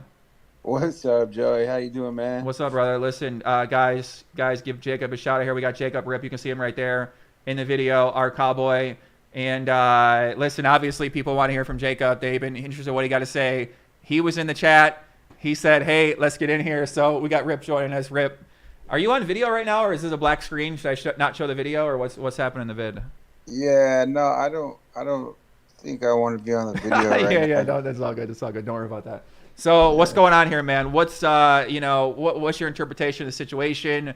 It seems to us that you are, you and Robbi are friends. You guys have some sort of relationship. You guys are working together in some capacity with business she was talking about when we had her on the show yesterday. And we don't really know much about you. We just found out that they said, someone in the chat said you're Jake Paul's boxing manager. So we're basically learning new things every minute here. But yeah, why don't you just tell us a little about, your background a little bit, and then we can kind of get into what exactly took place here. Yeah, no, I appreciate that. And thanks for bringing me on. I'm a little bit further ahead of you guys on time, and it's been a long travel day for me. So I appreciate that. No, I really just wanted to get on to clarify some of the stuff I was reading about on as far as my relationship goes with Robbi. I have a wife who I love and adore, and we just had a newborn baby who's only 2 months old right now. So it's a little foul that people are saying those kind of things as far as anything further than a professional working relationship that I have with Robbi. So I kind of wanted to just clarify that, and then whatever other questions you guys have. Sure. Yeah. I mean, basically, that was something we saw earlier today. I watched that on the stream with the Doug Polk made a video talking about that. First, I've heard about that. So he basically was alluding that you two were dating, and obviously a lot of people were wondering, what is going on? Like, is that true? And what you're saying is that you're not true. That's not true. You're married. You have a child, and there's nothing like that going on. Correct? Yeah, hold on a second. Let me see if I can connect the Wi-Fi. Call you back and can I log back on? Can you text go me ahead. the link over? Yeah, Okay, go ahead. hold on. No, just use the same link. Yeah, just log back out, come back on, and then we'll continue it. Okay. Cool. All right, guys. So yeah, I mean, Jacob basically saying, that ain't true. They don't got a relationship. So hold on a second, guys. Let me go. I gotta really go to the bathroom. Seriously. Let me just watch some poker real quick, okay? I really gotta go.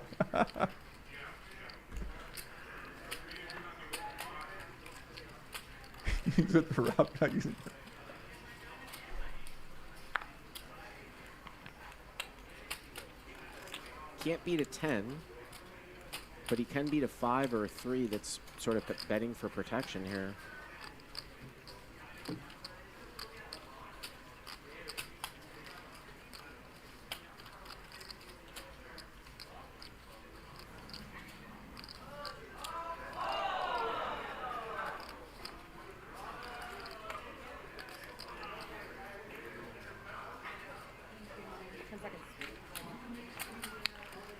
lets it go. And Mike X gets one through.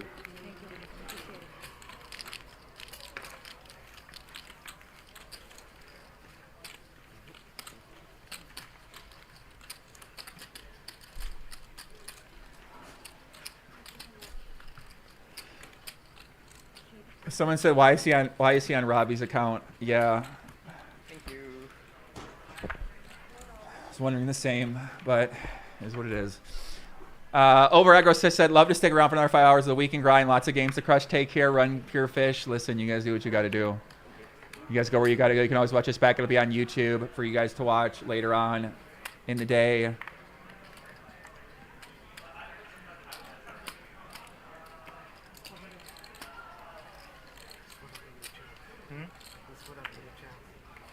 This would have been my chance or your chance? My chance? Yeah. I don't know what is going on here, guys.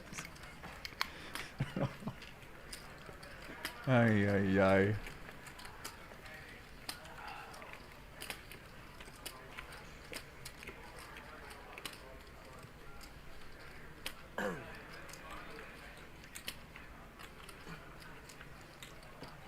Y'all chatter a while. Calm down, please. Ay, ay, ay. We're just waiting Jacob to call back up here. He'll be back up in a second. Then we're going to have Robbi on here, talk with Robbi as well, too.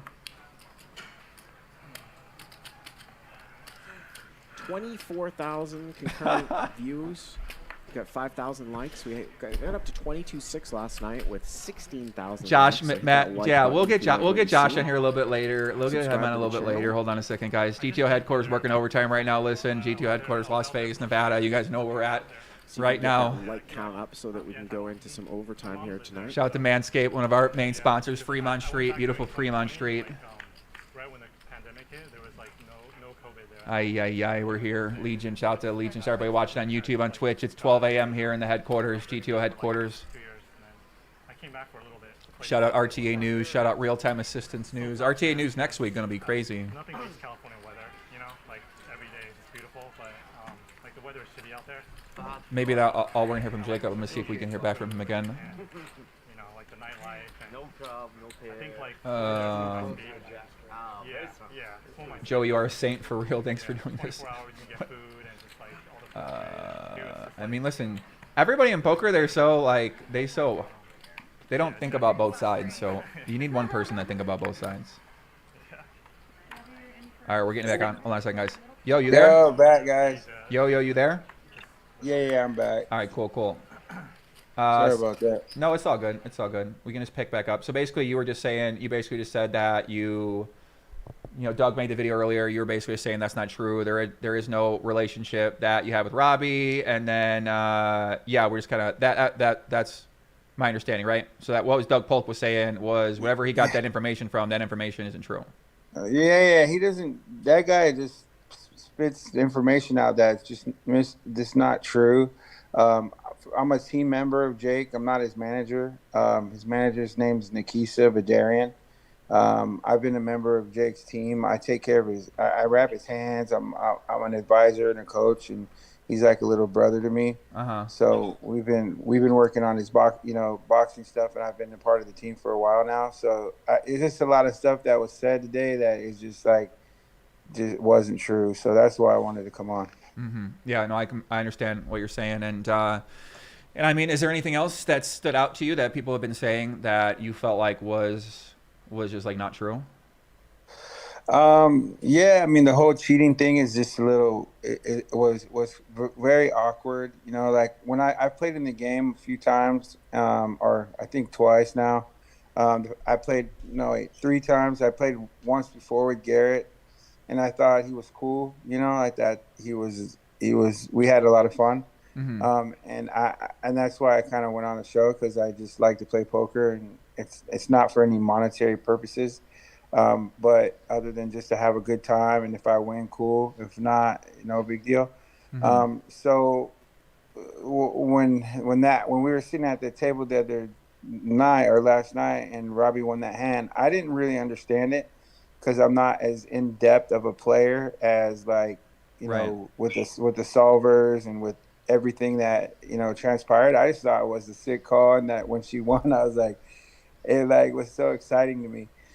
So when Garrett reacted the way he did, you know, now that I look back at it, he you know, he had his rationalisms to it, but you know, I just felt that, you know, to call somebody a cheater and stuff like that, it was a very, very big call to make to someone without knowing. And you know, I've played with Robbi in poker several times, and she makes a lot of gutsy calls, and she does a lot of things that, you know, are in her rational mind from her coaching and from playing so many hands throughout the last, you know, 6 months to a year, that she, for whatever reason, felt that that was a good call. So I thought it was pretty cool, and I was happy for her. And it just was sad to me that that was all taken away from her by that, you know? Yeah. Everyone in the chat is asking me about why you're on Robbi's account, and Robbi just texted me, said that you basically just used that to get into Zoom, and you didn't have an account. Yeah. She just sent me the link, so I clicked on it, and I don't know how to get on it. So she just sent me how to log on. Oh, okay. Yeah, I remember in the chat. Basically, your name comes up as Robbi Jade, and they're saying, you know what I'm saying? They're basically saying, well, is this fucking guy with her right now? Right? That's what they're selling the chat saying. That like they're like, Poppy, you got to say, why is he on the Robbi Jade account? So I'm like, okay. Well. Yeah. I don't know how to log on to mine. I don't know if I forgot a password or I had to set up an account or whatever. But Poppy, what are you doing? What are you doing? You should have made the account. Come on. Yeah. So when she sent me the link, she just texted me how to get on it. So I just got on. Come on, Rip. We gotta make the account, kid. Come on, next time. Rip. Okay. So basically, right? It sounds what you're saying, and we saw you play that crazy hand against Charles Lew where you had the queen 4 and you bluff raised her on the flop with like 8-2-3, and you basically had a bunch of dog shit, and then she went all in. You still called and ran it twice. You end up losing that hand, and then I think you were like, oh, like it seemed like you're just having a good time. And we did see that reaction at the end of the hand when she wins. I remember that you stood up. You were like, holy fuck, what the fuck is going on, right? Like you were obviously very happy. And now a lot of people played this clip of like you two communicating with each other, and they're like, are they signaling each other? Like it looks like you're saying like, hey, meet me out by the bathroom or something like that. It sounds like what people are saying. So in their eyes, they're saying that is indicative of you two like colluding or you two doing something shady together. It's what it seems like I'm getting from the comments. Yeah, 100%. So first thing is that hand with Sean was crazy. I was having a lot of fun in the game, and I'm like, Sean, whatever hand you play in, I'm just gonna play in. You know, like I was just having fun. So I just called that, and then when she asked me, she goes, "You need help?" I was like, "Yeah, I need runner." To win this hand. So I thought it was really funny, and I do have just a good time. And I think, you know, I took a massive hit that night, you know, which, whatever. So that's just that. Yeah, I was having just a good time. That's the reason why I'm there. And then secondly, when I was communicating with Robbi because I went out, they asked me to come out and speak to Nick in regards to the issue that went down yesterday with that hand. So I went out and I talked to Nick, and as we were talking out there, he was like, how's everything, bro? Like, whatever. And I was like, and I understood that what they were going through is trying to get to the bottom of what Garrett was saying, because he's the star of the show, and he was making, you know, a big issue out of it. And I was just kind of like trying to figure out like, what's going on right now? Like, what's the deal? So I was like, Nick, look, there's one easy way to solve this, bro. Like, you just can search us right now. Like, just go in there and check my bag, or, you know, check Robbi, or do whatever you got to do right now just so we can get it out of the way. Like, if there's any question about this, like, we can handle it right now. He's like, oh, that's cool. You know, would you do that for me? He's like, you know, I'll go through your bag or whatever. And I was like, yeah, cool. So I went in and I got it and I brought it back out to him, and it's like, all right, cool. So I said, Robbi will do the same thing for you. I'll tell her like to go out there and give you her stuff. Like, you can just search her stuff. And he's like, oh, that's cool. He goes, I don't want to offend anyone, and I'm not saying anyone. You know, he was really cool about it. He wasn't like saying, let me check. You know, he never asked. I'm the one who offered it. So I went back in there and I left my bag down there for Nick to go through it and check it and do whatever. And then when I went back into the game, that's when I was like, Robbi, I said, go out there. I was like, go get your bag and go out there so Nick can see what's that, what you can show him. And she was confused. She's like, what? She's like, oh. But then she was like, fine. She didn't have a problem with it either. So the game continued. And then Luis, who's one of my buddies that runs the game and works for HCL, he brought my bag back. He's like, Nick decided he didn't want to go through it. He doesn't want to make any accusations or whatever. And I'm like, all right, cool, whatever. So that is the reason why we were communicating, and that was the reason why I was like he wants to see you out there. Mm-hmm. Yeah, makes sense. Okay, so yeah, that was kind of the impression I took as well, was that you were saying that somebody out there wants to talk to you. Either you want to talk to them or somebody wants to talk to them. But that was my impression of that. I personally didn't really get that. But a lot of people have been tagging me in this. A lot of people have been tagging me in that. So I wanted to get that kind of out of the way first. And a lot of people were also discussing the whole staking thing in a poker game, because a lot of people think that that is a wrong thing to do, or like a cheating thing to do, or an ethical thing to do if you have a big piece of someone else in the game, because then usually you guys will soft play each other, or people aren't going to, like, if I put you in the game and I got all your action, I'm not really going to go as hard at you, is what a lot of people out there would think. So a lot of people were wondering about that in terms of what the relationship there was going on. Well, I don't know if you saw the last hand I played in, but Robbi got all the chips.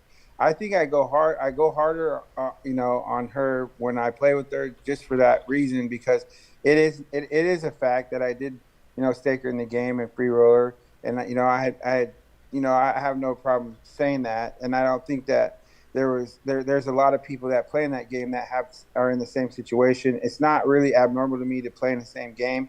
Everybody kind of has pieces of each other, swaps, does swaps and stuff like that, and referencing to like, okay, if you do good tonight, I do good tonight.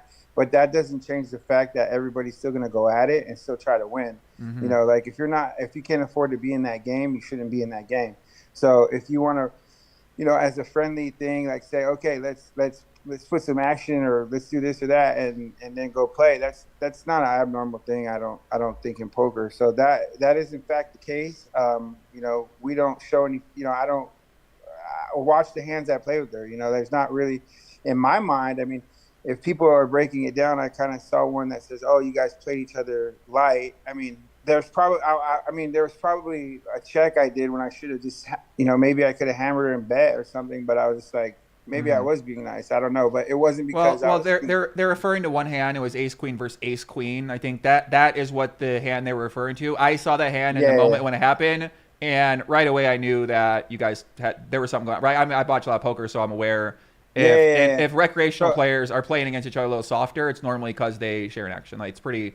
I thought it's like a common thing to know, so I picked up on that right away. And then, but a lot of people out there, they don't know. They think that is a pretty big issue in poker. Yeah, I mean, whether it's an issue or not, I don't really know enough like that. And I wasn't like thinking, oh, I'm gonna go light, or I'm gonna go hard, or I'm gonna do whatever. I was just like, it's cool. Like, like, she's my buddy. Here you go. I think I have the best hand, and I'm not gonna smash on you or something. Like, for whatever reason, I checked it or did that. It wasn't a big deal to me. There wasn't any malice or intention or whatever.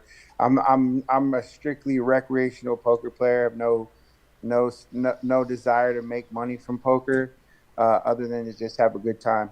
Yeah, I mean, the thing is, like, we did see the hand you play with the Queen 4 the session before, and you lost. I think it was like 30K, 40K, something like that, maybe 20K. I can't remember what the stakes of the game were, but it was with Charles Lew, and then you took it pretty well. You were smiling, you walked out, and that was it. So, and then when I saw you back tonight, you're pretty much kind of the same personality type. It's not like you really switched your play style or switched the way you're acting from this game to the last game. So, I definitely understand where you're coming from here. I guess one of the instances, there was an altercation that happened with Garrett Adelstein. So I guess what's the story that we're being told is that Robbi ended up going outside. She says to a hallway. They say to a side corridor. Discussions had.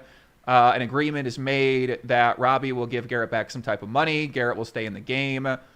She goes to give him back the money. He comes in to set the money on the table, goes back out there. That's when we see you stand up. You take off the cowboy hat. You're not looking very happy. You walk outside, and you got some words to say for Garrett. You're yelling at him. And then Garrett, in his mind, he says, know this fucking guy. This guy's threatening me. He's calling me names. Like, I don't know what the fuck this guy's going to do. He's in a situation. He feels like there's something going on. He decides to leave the game. And maybe just talk about that altercation and like why'd you go out there and start yelling at him and why'd that take place? Yeah. So after that hand happened, we kept playing, and Garrett got up and he went out. And I guess we all kind of just figured he needed a little bit of time because he was, it's obviously aggravating to lose a big hand. So we just kept on playing, and when we were all sitting at the table, like, what's going on? Like, because then the next thing you know, Robbi gets up to leave the game, or somebody came in and was like, hey, you need to leave the game. So first of all, nobody likes to play those games and those big stakes, only being like 6-7 handed. We're all there, want a full game. Mm-hmm. So people were kind of like, okay, well, like, what's going on? And I was thinking the same thing. So time goes on, we're all like, okay, and then it kept going longer. So I don't remember exactly how it happened, but I'm pretty sure I saw Robbi come in and grab the reserve rack she had behind her. Right. And so I don't know if Eric or Andy was like, is she giving them the money back? And I was like, well, no, hell no, she's not giving them the money back. Like, why the fuck would she give them the money back?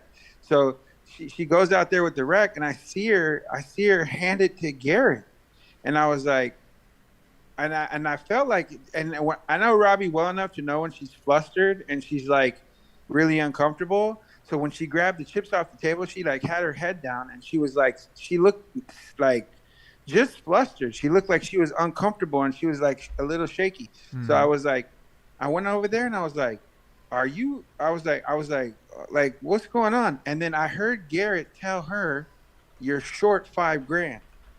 And she was like, huh? He's like, yeah, my pot was 135. This is only 130. And that's when I lost it right there, because he made her go back inside and get another $5,000 chip.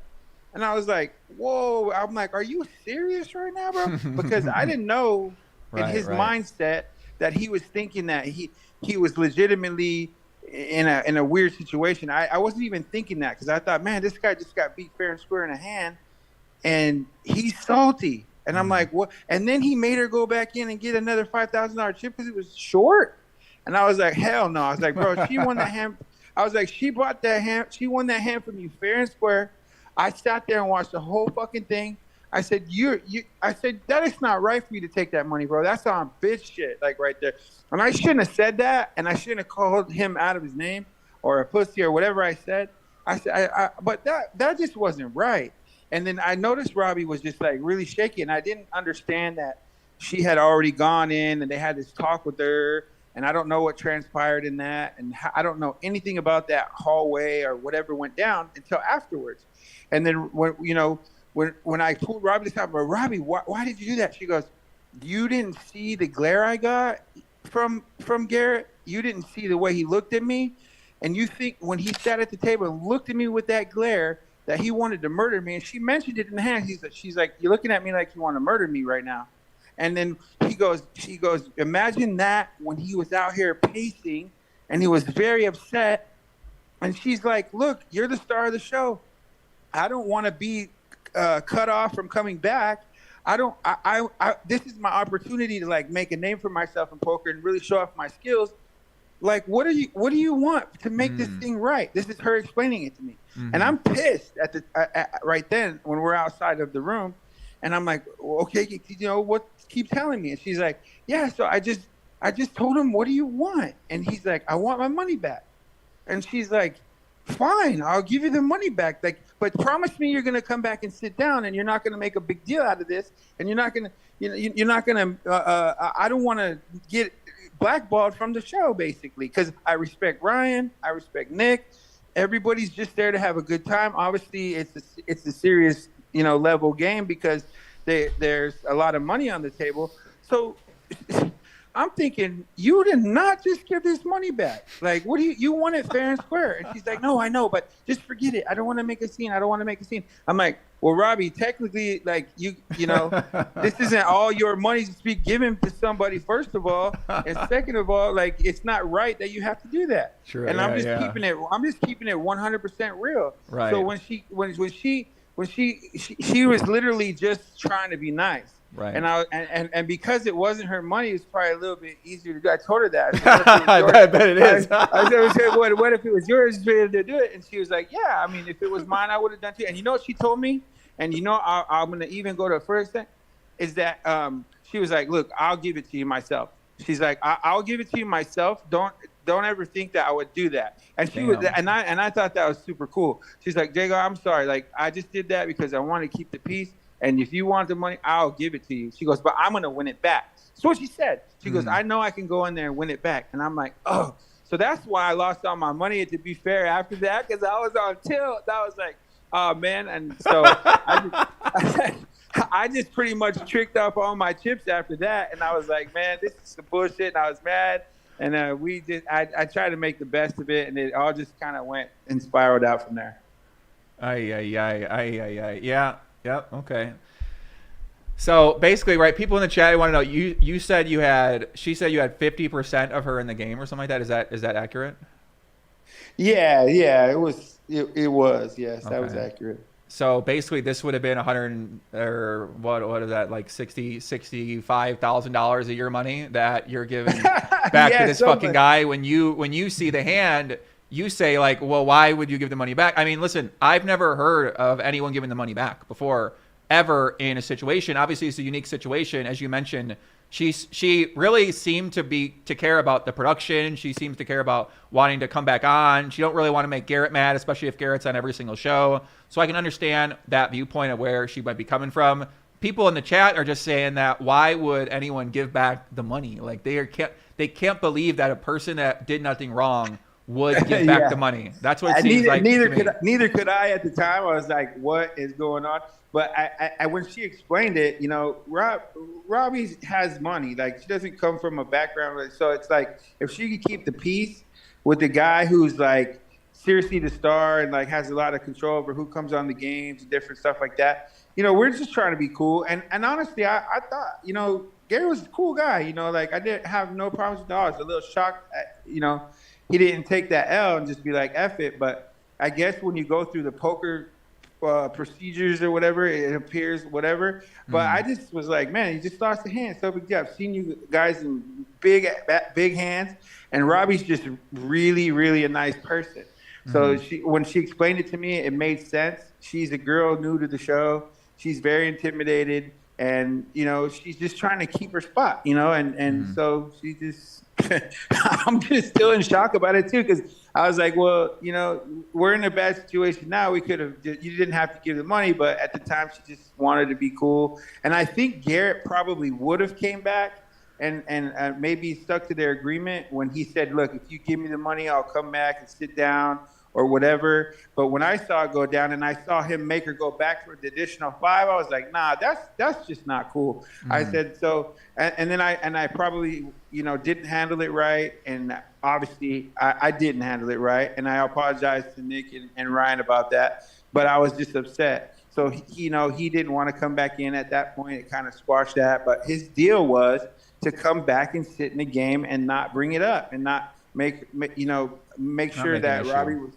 was able to come back to the game.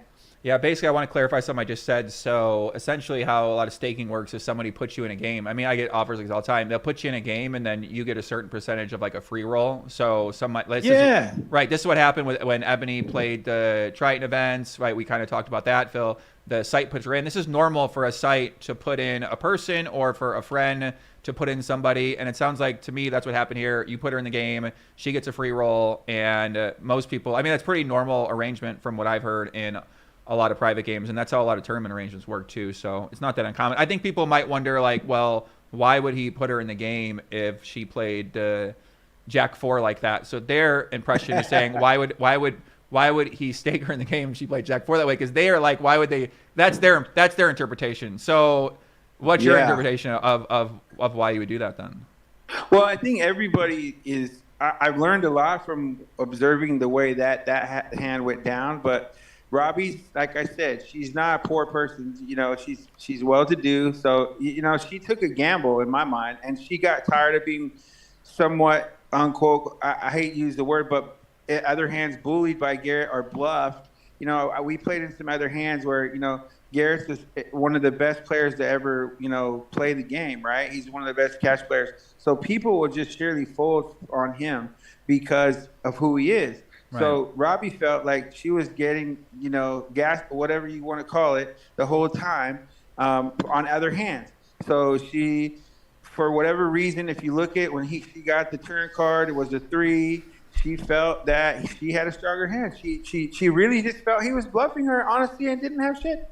And she said it right then and there. She's like, I just don't think you have shit. Right. And she just was, and she kind of was stuck because she did a little value bet for when he put in 10, she went in 20 thinking, but I even told her, I said, that one is never going to get Garrett off. He's for sure going to call, or, you know, looking back in hindsight, but she was playing her game the best way she thought possible against a person who's already been bluffing her. And they kind of had a little bit of a, you know, like, and she's like, well, you always, you know, whatever. So then it comes and she misread her hand, thought it was a 3, or she, you know, the question I saw too was she kept looking at her hand. I mean, I've looked at my hand so many times in the poker game and not remembered what I had at no, just because I swear, like, I'll just be like, and then I'm nervous, or I'll just be like, shit, I thought a 4 was an ace and it wasn't. Like, I mean, this is not like some weird thing that we've all been in a hand that we're like, oh shit, I thought I had whatever. So she had Jack 3 the hand before. You know, there's a lot of pressure in a situation like that. $200,000, $300,000 in the pot. You know, and so, you know, I thought she showed a lot of courage and she showed a lot of balls in the hand, and she just was like, man, when she won the hand, I was like, oh my God. And then I was like, what the? I was like, yes. And I was like, you know, I was proud of her, to be honest. And when that haul came out, I was just like, whoa. Very shocked to me. Very shocked. I mean, I could see that impression of it because, I mean, watching that was, you know, if you believe nothing took place in the game, which a lot of people out there, they cannot fathom that that's possible right now. From the feedback I'm seeing, it's like 50-50 split. I've got 1,000 messages today from people. Everybody got a theory. Everybody got an idea. I've really never seen anything like this before, so I'm sort of, you know, I appreciate you kind of giving us your insight because, you know, it's kind of clearing up a lot of things for a lot of questions people had. Guys in the chat, if you guys have any questions for Rip, you know, hit him up with a message. But yeah, like you said, so you also work in the bio world, I believe is what you said, but then you said you do some stuff with Jake Paul as well. Yeah, so I have a lot of companies. I'm a serial entrepreneur, to be honest with you. I have several companies, you know, very successful in the companies I have. Our biotech side is doing an oral care product right now that's working in the research and development business with in the cannabinoid space, as far as, you know, fixing gingivitis, plaque, and a lot of things in the oral cavity. So it's just when I met Robbi, it was in a poker game. You know, we were playing poker in a tournament. She explained to me she was in the biotech world, and I was telling her about our biotech products. Mm-hmm. And she's, you know, so that's pretty much how we got involved. You know, it's just playing poker. We got into biotech stuff, and that's as simple as it gets. Yeah, I see. Basically, it sounds like you guys are both involved in the entrepreneur world. You guys both do investing, and it's good to know certain people to work with, and whether they invest in your products or whether they can help you out, build your companies. And it sounds like you guys both have a mutual. Yeah, I mean, you meet a lot of people at a poker table, man. A poker table, you got all walks of life. You got all sorts of business people. It's just a great network to meet people of all walks of life, and that's how we met. Mm-hmm. Yeah, it makes sense. I mean, obviously, when you're playing these high-stakes games, people that come in there, I met the most interesting people playing high-stakes poker because some of these guys are professors at Ivy League schools. Shout out to my guys. And some of these guys, and most of the people, they're in investing world, or they started companies, or they're CEOs of these big corporations, and what they do is so different than what you do as a poker player. But at the same time, it's always pretty interesting and fascinating to hear the stories and the lifestyle of how a lot of these people live. So, you're able to build a lot of connections. You're able to find investors for companies. So if you're a serial entrepreneur and you're always trying to know people that can potentially invest in your companies, a high stakes poker game where people have money to invest is a pretty good place to find those kind of people. Yeah, I mean, I don't play poker for that, but I mean, it is. That's the reality of it. Right. I mean, whether I become an investor or you become an investor, that's yet to be seen. But there's definitely just a lot of business and a lot of talks and a lot of relationships. So poker's good for that. No, yeah, absolutely. People in the chat, they said, so basically it's the Cana. What's the product? It's a Cana. Yeah, the product is called Jacob's Private Select, and we specialize in sleep. We specialize in oral healthcare and overall health. So Jacob's Private Select, shout out, man. I hope people can go check it out. And our toothpaste brand is called Welcome. We have Jake Paul. It's been like I said, I've been involved in his boxing for a little while now, and he was kind enough to partner up with me on some of the stuff. You guys can check out my Instagram and see some of the fight footage and all that sort of stuff. So it's pretty cool. Cool. Yeah, we're looking at the website right now. I'm gonna pick some up to support the cause. Looks kind of has like a Manscaped-esque marketing right here. I just did a campaign with Manscaped, and by campaign I mean we did one video, and they basically have promo. Looks really good like this. So. Oh, Manscaped blew up, right? That's yeah, really they're great. crazy. They're like they're firing on influencer marketing. They want to be on podcasts. They want to be on events. So obviously they want to be in audiences where the demographic is all men. So poker. Look, man, I'd love to sponsor your show, man. Let me know. Cool. Yeah, let's chat more about it. I appreciate you coming on here, guys. Let me get the chat. What are they saying? They say you want to take a lie detector test. I guess that's a good question. Are you gonna take a lie detector test? I don't care. I'll do whatever to exonerate Robbi if it means I gotta take a lie detector test. Like I said, I offered up all my stuff when I came out, talked to Nick. Like he was cool enough. He's like, nah, I don't need to see it. Like he had my back on it, and we all supported each other on it. But if that's what's needed, I have no problem with it. And I honestly don't know how in the world the cheating thing works. And this like frequencies and these like tap-ins or whatever, these buttons and stuff, like it doesn't. If that's the case, then no poker game is safe. Like it makes me think like, what the hell? Like you can't play in any poker game if somebody can hide something up their rear, or they can do it. It doesn't. This doesn't make any sense. Like so. Well, I hate to tell you, as someone who has studied this a lot, that's exactly what's going on, especially in these private games in LA.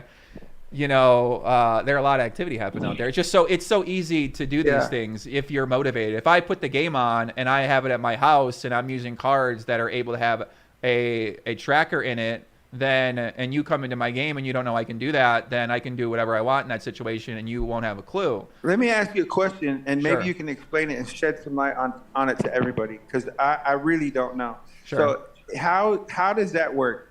If somebody was to do that, like, does it have So there's to a be few, right? There's a few different ways, right? So basically, let's say you had somebody in a room and the cards in real time were getting fed to you. So in that Okay. situation, I'm on the computer, I'm looking at the hands, I know what everybody has, and then I can know what cards are going to come in the end. So you might be able to know who will win the hand. There's different strategies that people use to do this kind of thing. And then Okay. you can transmit that information, whether it's through a voice, whether it's through a phone, whether it's through something in your ass, whether it's a fucking something on your leg. Yeah. You know what I mean? Like if I want to send Yeah. you a message that says fold or call or go all in, then all I got to do is wait for the right spot, give you a message, and what are you going to do to stop that? You can't do anything. How to does stop that work with the tape delay? Because they're like 3 or 4 hours behind. Right. So or- it's a good question. The insinuation would be is that there's somebody in real time accessing what the cards are and then relaying that information to. In this situation, they would say relaying that to Robbi, and then Robbi's able to use the information that she then gets to make the decision in the game. And if that decision says, "Oh, like you're gonna win," then it doesn't matter what you have. You can know that you can just go all in with the hand. But how does that real time happen? If we don't have access to the show production, right? How does that happen? Does that mean that somebody in the production is involved in that, or Well, that would be either there's someone who hacked into the system, who took advantage of this system unknowingly to the people running the operation, or there's someone in the operation involved in that process. That would be the insinuation, correct? Got it. So it could be some random person, or it could be okay. Gotcha. Yeah, exactly. Yeah, I mean, it didn't make sense to me, to be honest, and it was just a little shocking because Robbi, you know, she's the least thing when it comes to a cheater. She just has, you know, a lot of courage, man, and it just sucks it ended up like that. Yeah, I know that seems to be the conclusion a lot of people have, right? Is that, I mean, in some ways, you could say that it is good in some ways, in that if nothing's proven to be true, then you get to go on, keep playing poker, and Robbi got a lot of fans now. So I think she's going to be one of the most supported people, because a lot of people are really mad at Garrett. I've never seen comments like this, and my Twitter timeline is blowing the fuck up with people saying that you should have gave the money back, ban Garrett, like, what the fuck are you thinking? Why would you do this to this lady? Like, this is not fair. Other people are saying, like, oh, we support what you're saying 100%. Like, we're behind you. We think you should have taken the money. So it's really like fucking crazy when I'm reading all these comments. I'm like, damn, everyone's so split down the middle on this. So I guess from your position, would you want him to give the money back, or what do you think that he should do with that regard? You know, I think it's the right thing to do. Like, and I wouldn't have been able to take it honestly in the first place. If I thought I was cheated, I would have let the proper people handle it. I would have been like, all right, look, this is what I feel happened. Now, like, you guys let it be known, and then we can go from there. And if it was proven or there was something shady that went on, you know, we can address it at that time. You know, I think it's clear that if Robbi was willing to give the money back right then and there, you know, it's not going to change later if it means like she's not, you know. So I don't understand the money part, you know, on both sides. I see where people would think that, you know, why would she give the money back? Because I was thinking that. I'm like, you didn't do anything. Why would you give the money back? And then on his end, I was like, I could never take the money. Like, I lost fair and square.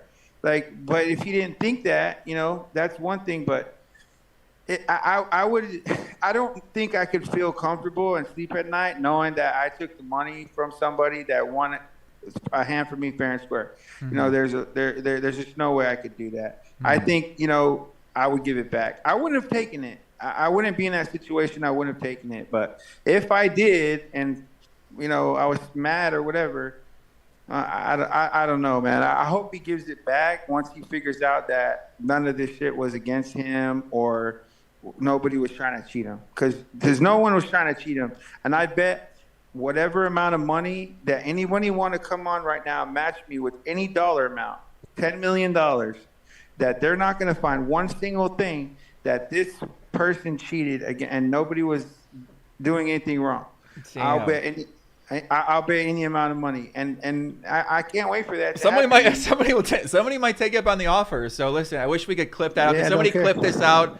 I'll post it on Twitter. I know I got a few guys out there that are fired up out there. And obviously you want this guy to give you the money back because you get a piece. Of course I don't want the fucking money back. Yeah, come on. It is. Come on, right? Square. That's it. Yeah, I see what you're saying, man. Listen, shout out to Rip for coming on. We really appreciate hearing your view on things. What do you got coming up with anything coming up with Jake Paul or anything with the He got a match coming up? Is he playing Anderson Silva, right? That's gonna be crazy.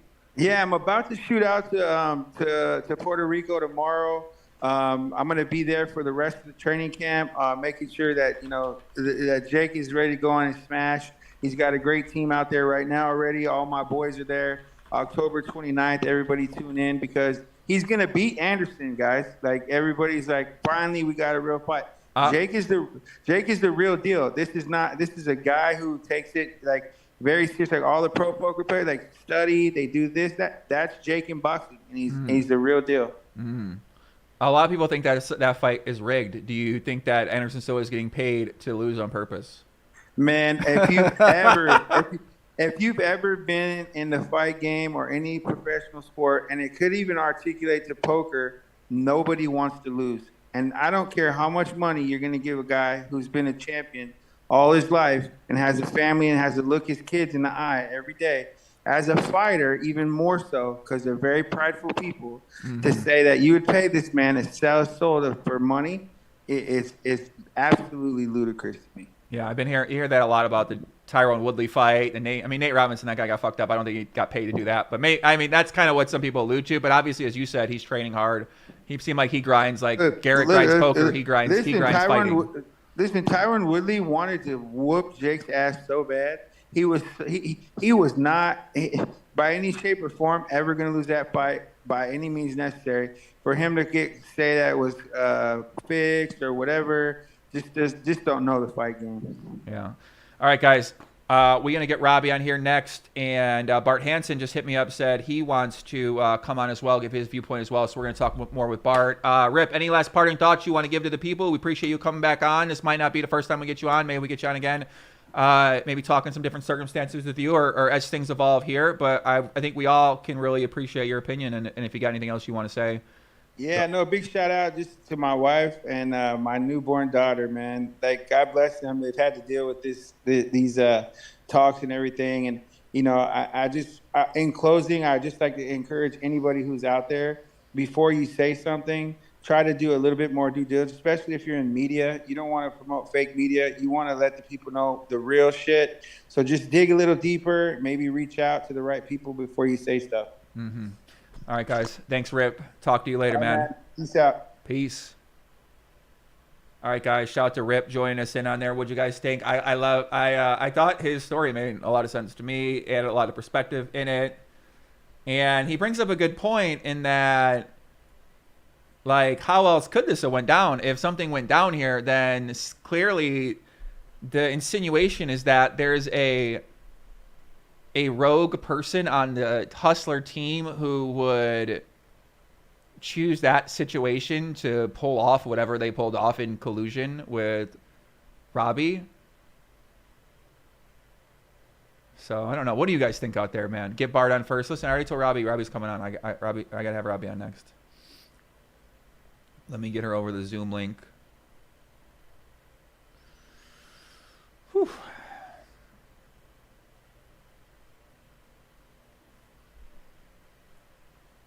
Yeah, I liked it. I liked him too.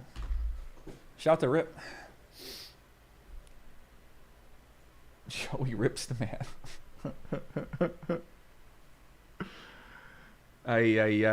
What'd you guys think? You guys liked it? Yeah, I think people liked it. He said he has a buddy working for him. Yeah, he basically said he had a friend named Louise, I believe, who was at Hustler and helped him get his bag back. So then people in the chat started freaking out, saying, what's that relationship between those two? Nick Vertucci got to do the DD, right? Nick Vertucci on the case. Okay, so we're going to have Robbi call in. And then Bart Hanson wanted to call in real quick. I haven't heard from him yet, so I do want to have him join as well, too. Shout out to Bart Hanson. And I got to go to the bathroom real quick, and then I literally got to pee so bad. And then we're going to wait for Robbi to get in here, okay? Perfect. Are people still watching? Let me see if anybody's watching. Let me see. How many people are tuned in? I have 2 on that. What time is it? 1 a.m.? You're kidding me. I didn't even know today was Friday until he told me. 4,000 people. What is going on? Smash the like button if you've got 4,000 people in here. Robbi coming up soon, and we appreciate you guys very much for tuning in. Glad you guys got interest in whatever the hell's going on here. Always surprising to me. Joining me, Robbi. I'm going to go pee, and I'm going to give you guys the recap, Zach Andrews as well. Joey's scared, asked the hard questions. You work for CNN. What is this guy talking about, Camacho? Come on. Yeah, I'm also on Twitch as well, too. Shout out to everybody on Twitch. The Miz said that it's crazy. I'm more on YouTube than Twitch. I don't really ever do Twitch. YouTube is where all my content is, so. 2,400. Yeah, let me go bathroom real quick.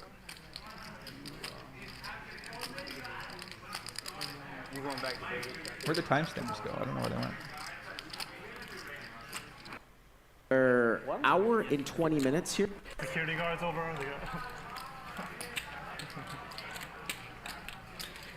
Good call.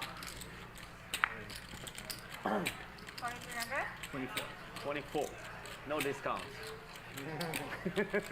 I'll be right back. Nipo.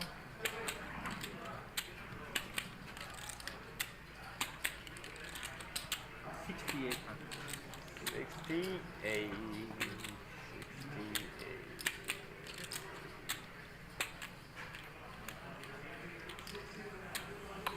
68.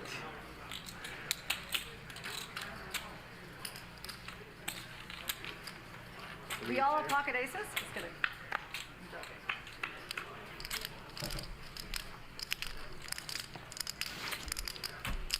Check. Check. Pissing in a Gatorade bottle.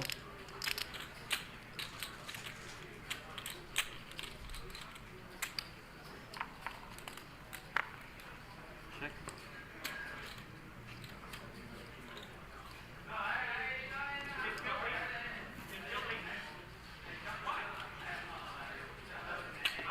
$5,000.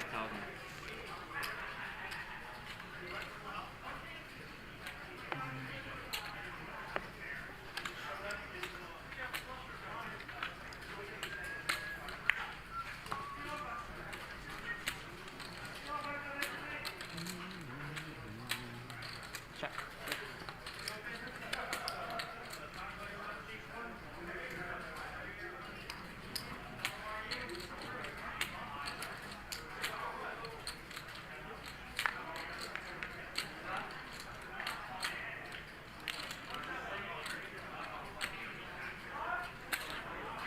$18,500.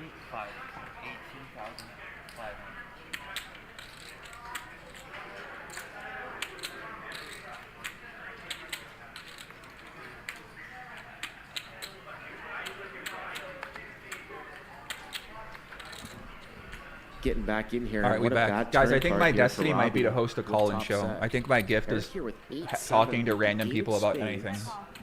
And she is going to make the call. And enjoying she it. She's going to make the call here. She actually has to Shout out to dodge Boston. Where are you guys the watching from cards. out there, guys? Where's people watching from YouTube? Poppy, wash your hands. I did wash my hands. All right, we're just waiting for Robbi right now. Oh, Robbi coming in. Hold on a second. Let me get her in. Dialing her in. Do. Robbi in the house. Hold on a second.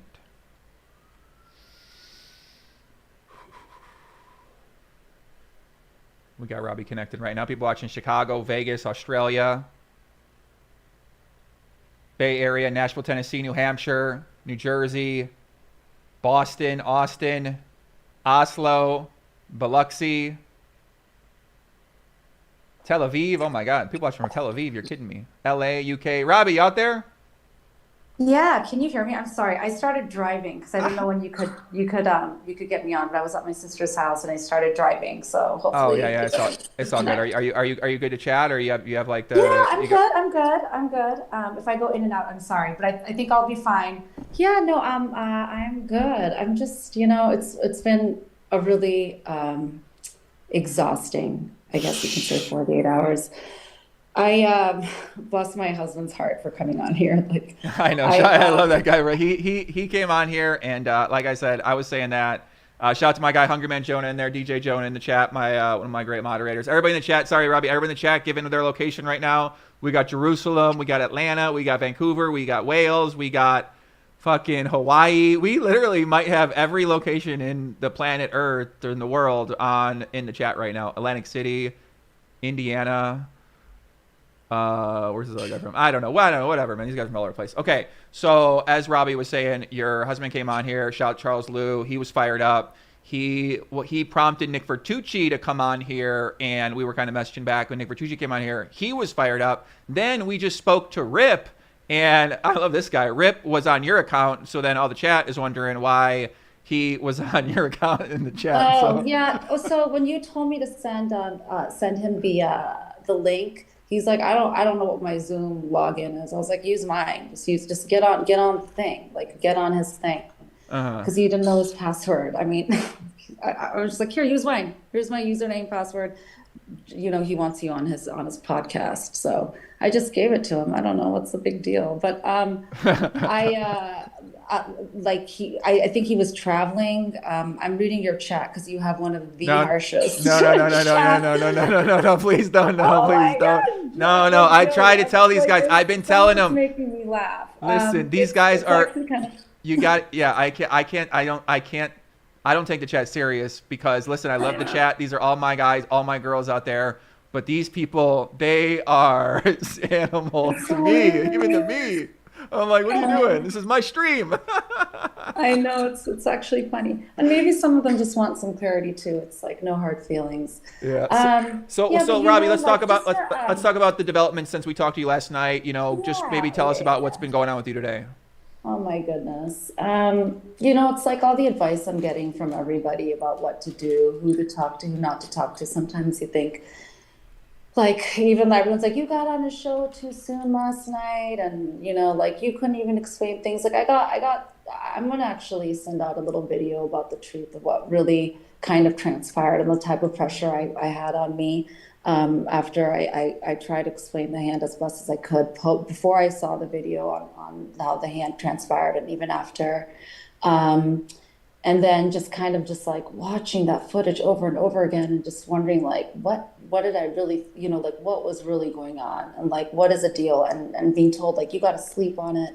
You got to wake up and really think about like, what is it that like, what is it about that hand that like triggered people? Why did you make, you know, what was it about you that was so triggered that you felt that you needed to make that call? And it's not like, it's just like, I just wanted to clear my head, and it's been a rough day because you can only imagine who wants to speak to me. It's like everybody in the poker community wants me on their podcast.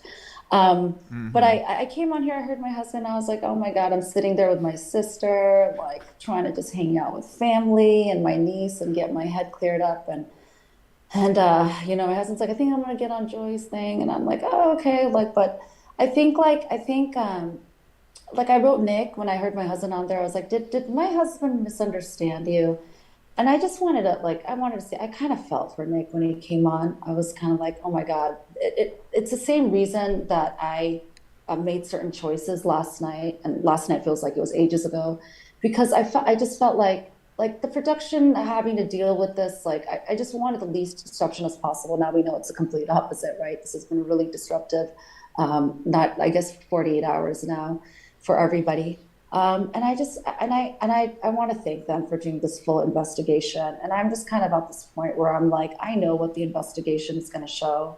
And like, should I just wait for that to happen so I don't have to answer to everything else? Like when people are saying there's something in my pocket or behind my shirt and all this weird shit, like, I'm like, I even asked them, I was like, can you get every angle of me from every angle? You have the footage. I up my shirt, down my legs. I don't give a shit. You have it. I'm walking around. I know I get up and walk.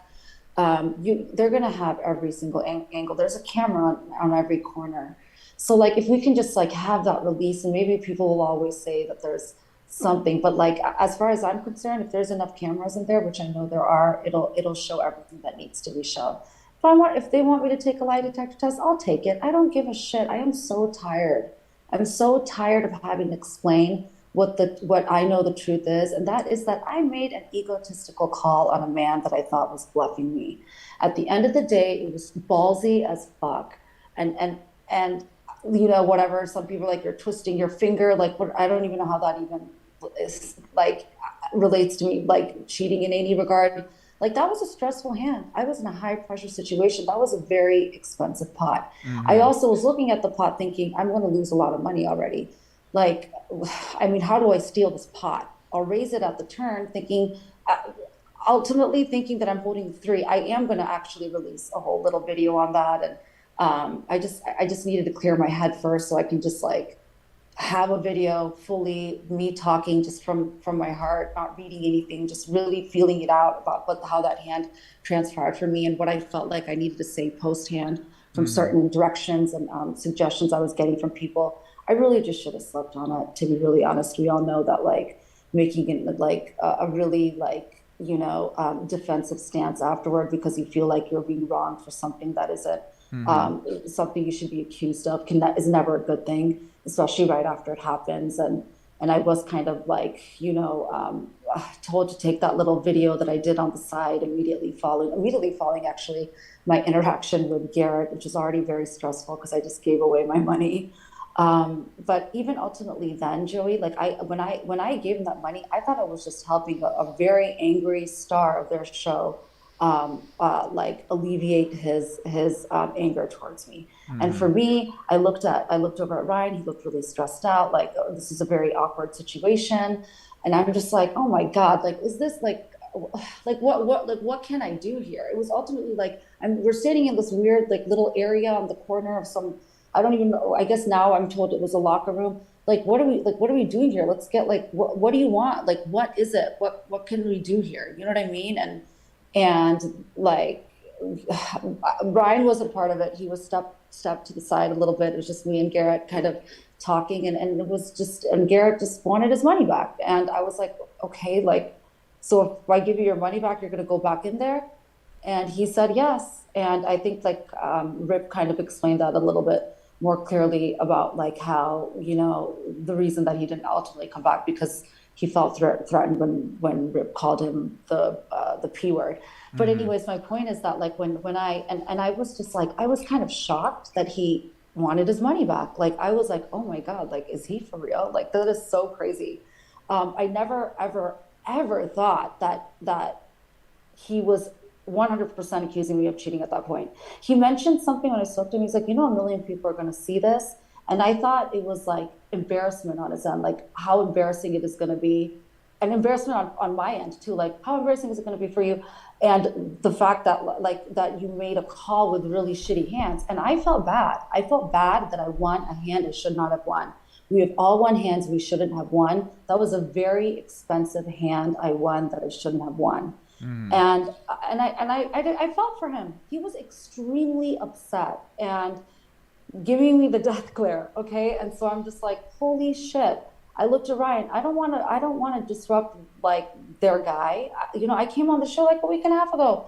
I'm like, I don't want to be the cause of all of this. Like, whatever.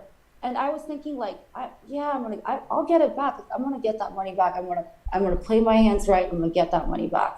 That's just the competitive nature in me. And if you've seen like a couple of hands I played, some of them I obviously play well, and others I take a ballsy, I make a ballsy decision based on my read on the person. And this person I know had bluffed me before on, middle pair, and I just had a feeling, and I'm like, what if I'm right that he doesn't have me? So at the end of the day, like I was embarrassed when I turned over the Jack 4. Looking back, I'm kind of sitting there shocked. I'm shocked. I'm still shocked. I'm still shocked I won it even twice. I'm sure, and the world is. It didn't feel like a fair hand to win, so that was part of it. He's angry as hell, and I'm just like, why are we standing in this weird little hallway in this casino? Let's get back in there and finish the show. That's why we're all there. Like, like he's been playing for a long time. I know he's going to win it back too. So I don't understand why he needed it right then.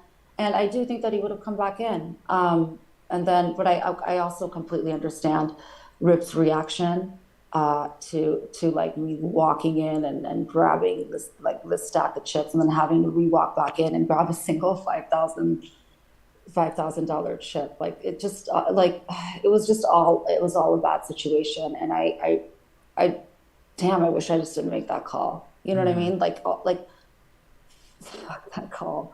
It's really a really shitty situation. Wow. Yeah. I mean, lot to go on there. You basically just ran through the whole kind of story of what took place, just kind of reminding people as well. So people say I need to start. These people in my chat, listen, guys, they say I need to start interrupting and asking the real questions. I mean, you don't interrupt people. Like, I don't know what y'all do out there. Y'all got to start your own show. When you interrupt people, send me the link. I want to see you interrupt people on your content. Until you send me the link, stop telling me to interrupt people when they're talking on my show, okay? That's all I ask nicely. I'm just kidding. But you guys can still tell me if you think I should do that. But I guess so yeah, I mean, it sounds like you believe, you and Rip believe, you and your husband believe that when they go through the tape, when they do the deep dive, when they do the due diligence, that you're basically you guys seem pretty confident that these guys aren't going to find anything in They're any of not their going review. to find anything, Joey. On my life, they're not. And I'm not. So I'm just wondering, like, do I just shut up and let that transpire and so be it? And I like, you know what I really regret? I even said, I was like, do you want to go through my stuff? And I completely understand why Nick and Ryan didn't feel that was an appropriate thing to do. And I really appreciated Nick coming on and saying, like, look, we're doing what we need to do now. And at that time, like, it would have looked accusatory. And I completely see that. And I just know that they're going to do what they need to do to find the right answers. And I don't think that Nick could have stressed that enough. Like, he really absolutely couldn't have. I think my husband kind of misunderstood when he said that he was releasing something today, the difference between what the content creators would be releasing as far as like what their whole analysis of the situation is versus like a whole new statement from the casino. So I feel sad that like Nick felt threatened by that. I don't think that's, I mean, my husband's a lawyer, you know, he's like lawyering up and doing his lawyer thing. He's a very good lawyer. And so he has like the words that they use that can probably be a little intimidating, and feel a little threatening. And I that's why I say bless his soul, because I know his intentions are good. And you know, he's doing his job. But at the end of the day, I completely understood also what Nick was saying. And I really, really felt like, I don't know if it could be any more clear. Like, can it be any more fucking clear? I'm like, isn't everyone tired about talking about this? Don't they just want to wait and see what happens? And I'm kind of there too. No, I mean, not usually. No, not usually. Yeah. Well, I feel like, I feel like I'm talking in circles and saying the same shit over again. It's okay. I mean, you're basically in the point where you, like, I think about this all the time. Making content is you got to figure out what the story that you're telling is, and it's easy to think about all the things you could say or couldn't say, or you want to be perfect and you want everybody really to agree with what you're saying, or at least empathize with what you're saying or believe what you're saying. So, you know, a lot of times that does take repeating the story to people, whatever you believe that version of that story to be true is. So it's kind of, you know, right now we're in the court of the public opinion, right? The social media, the people can only listen to hear what you got to say, to hear what Garrett got to say, to hear what Nick Vertucci got to say. And then people get to make their own choices from that. And then in terms of what happens outside of that with the investigation with Hustler, like that's what they really got to do. So at this point in time, let me just ask a couple of questions actually I was thinking about. So I just want to be sure. You're saying there was no device in the water bottle, the Jaka coaching water bottle, not a device in the ring, not a device in the necklace. You didn't have some sort of secret device hidden in your pants. Like you're saying that there was no devices. There's no devices like that. There's no midsection shaking or what? That's kind of my understanding of what you're trying to say, right? Yeah, absolutely. There's and I wish that I just got naked right then and there and just let them have everything. I really do. Because like I really do. Had I known that it was gonna come down to this, God, one of my biggest regrets is like we should have just left all of our shit there, gotten down like to nothing, thrown on a robe, and just been like, hey, call me later when you guys. Because at this point, like, and then I'm like, is a lie detector test enough? Because, you know, people will just be like, whatever. They like, you know, and of course, lie detectors aren't utilized in the court system. So I'm like, okay, I guess maybe it'll be enough for some. I mean, like, what can we do now? I wish it was done then. Yeah, I wish it was done then. Yeah. But I know why it wasn't done then. That this has never happened, and they had no reason to go jump to those like conclusions. And maybe there is something legally where you can't really make somebody like go through their shit. I mean, I don't know, but like I wish it was done then. And I started thinking that I'm like, what could they do to like prevent this from happening? Maybe we're not allowed to bring anything into the room. Like you leave your purse and your bags to the side. Like I think there's certain things that I think that they could kind of like to prevent some level of it. The whole card reader thingy and anal beads things that I've been reading about lately is very interesting. I don't know how you'd be able to control something like that. And I'm amazed. Like, but you have to think, Joey, like I just started playing competitive poker, so to speak, you know, like I don't really consider home games competitive only a year ago. And and for me, I'm just like, well, like, how would I even, I'm just trying to get, like, understand the game of the table. And now I'm being accused of like cheating on something that like I have yet to fully learn. I don't know how to explain that. Like, it's just like, I just can't even believe the accusations. And I just can't wait for this investigation to be over.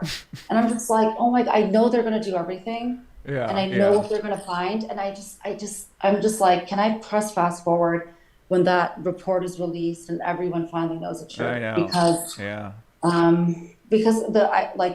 the truth will come out. And from what Nick is saying, as far as the depth of this investigation is going, now I'm very confident. I'm very confident that they'll at least do everything they possibly can to maneuver through all the steps that are necessary to exonerate or, come up with the actual truth. We got donation in the chat from Nam Fan. He says, ask her to honk if she is in the car. And then he gave a second donation and said, ask her to honk again. I'm home now. I'm actually at home now. Like, what do you I don't know. mean? These people they want to, what I mean? They're looking at they're looking at the ring. They're looking at the reflection in the ring, the red ring. There was like a green light. There was like they say, have you seen this video? What is your thoughts on the video where you're shaking in the video? What are your thoughts on that? That's my foot. I mean, I'm like stressed from that hand.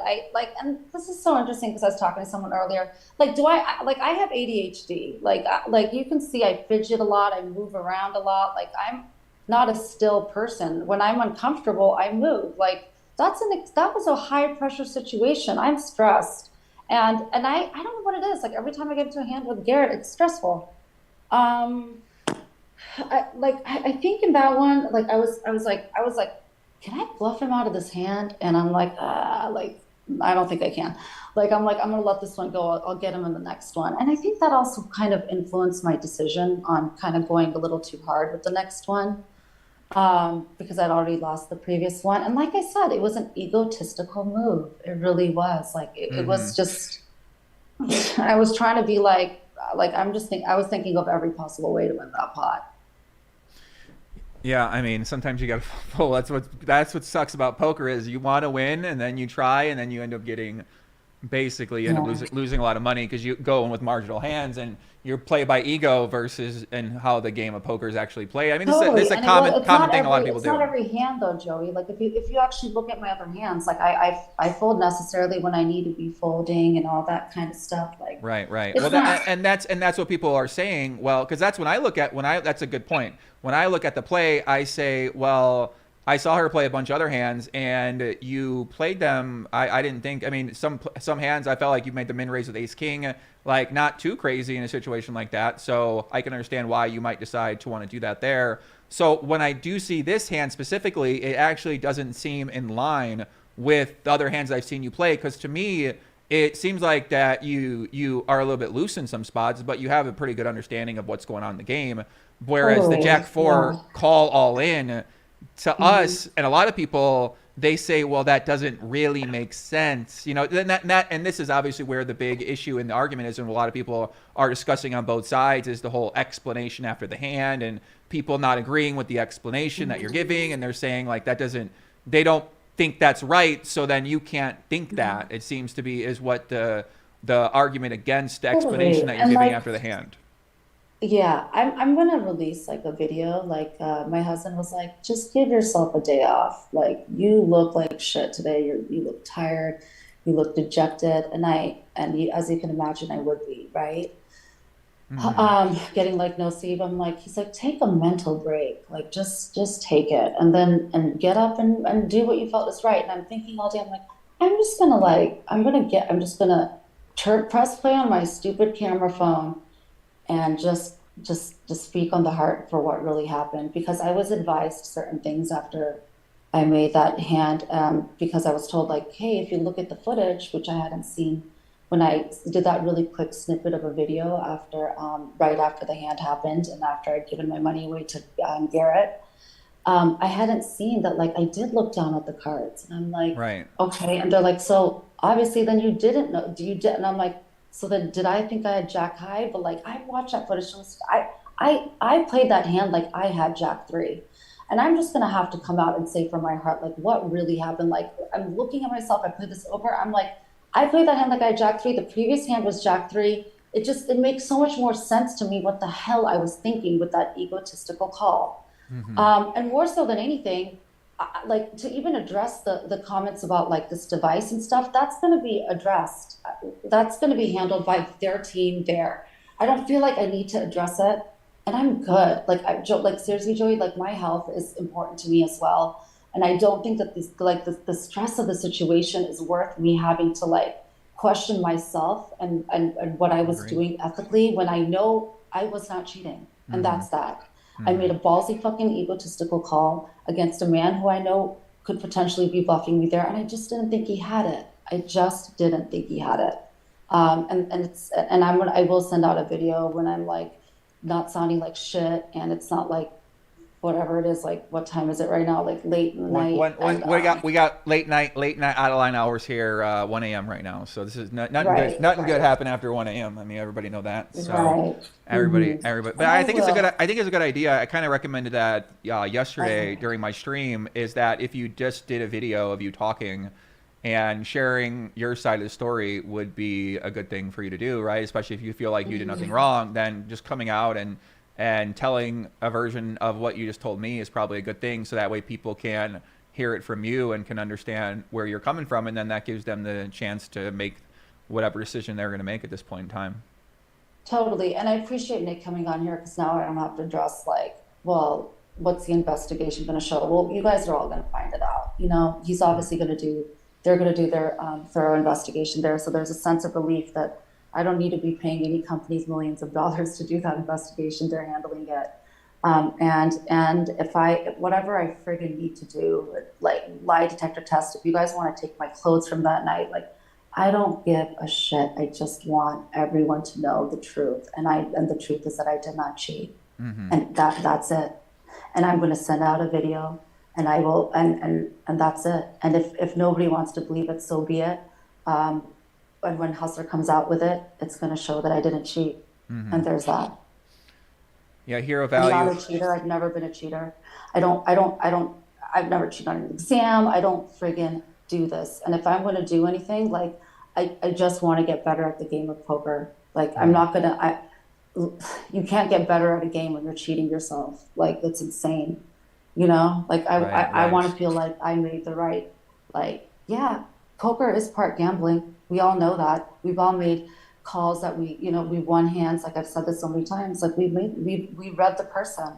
We read the situation more than we read our cards. And we thought that we could get away with some sneaky ass moves. And that's what I was doing that in that moment.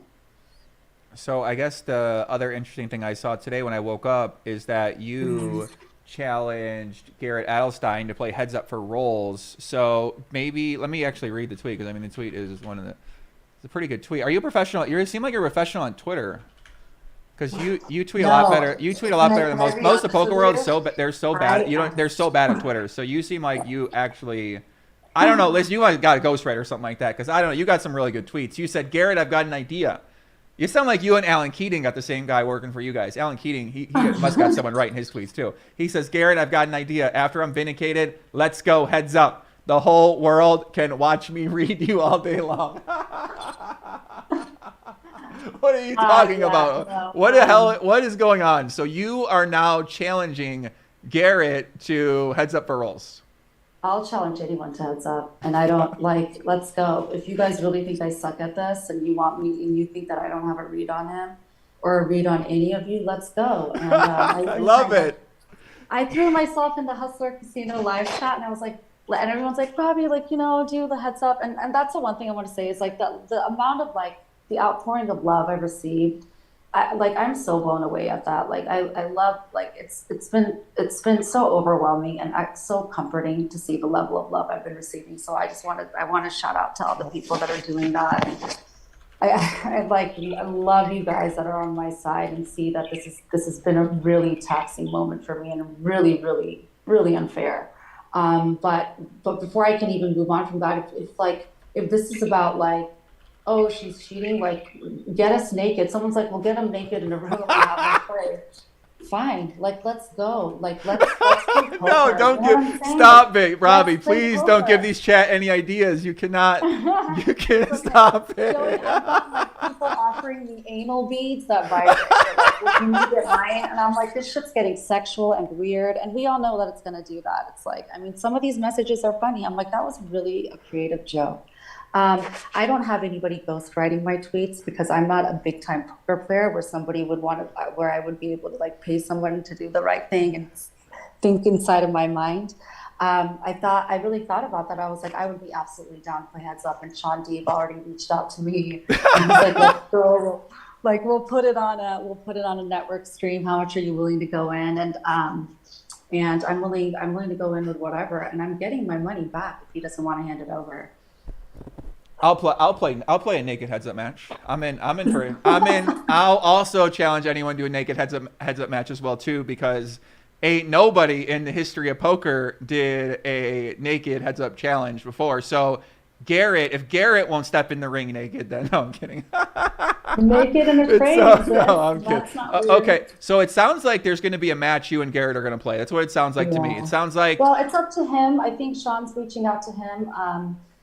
You know, like this is all really fresh right now, so we'll see where it goes, and it's up to him. And I don't know if like he wants to do it today, tomorrow, or after the investigation is complete, or if he never wants to. It really is up to him. But I challenge anyone to heads up match. So I would love to improve my poker game and see if I really do have a read on people. If people really question that about me, and remove all the speculation or the devices that I don't even know, like, all the new technology that could potentially be utilized to help either party, and let's go. Let's just have some really raw, old school poker.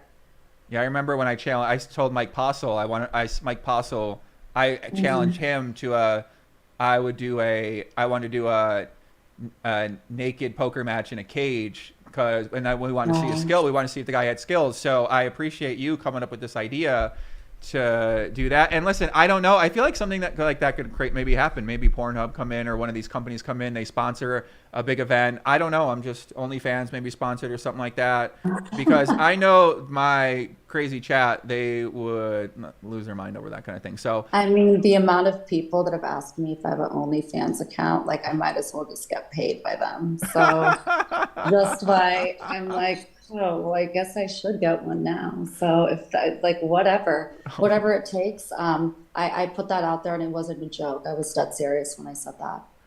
So people are asking why you kept texting Nick Vertucci nonstop. Oh, I'll actually show the text messages. This is why I went on here and I was like, I'm like, bless my husband.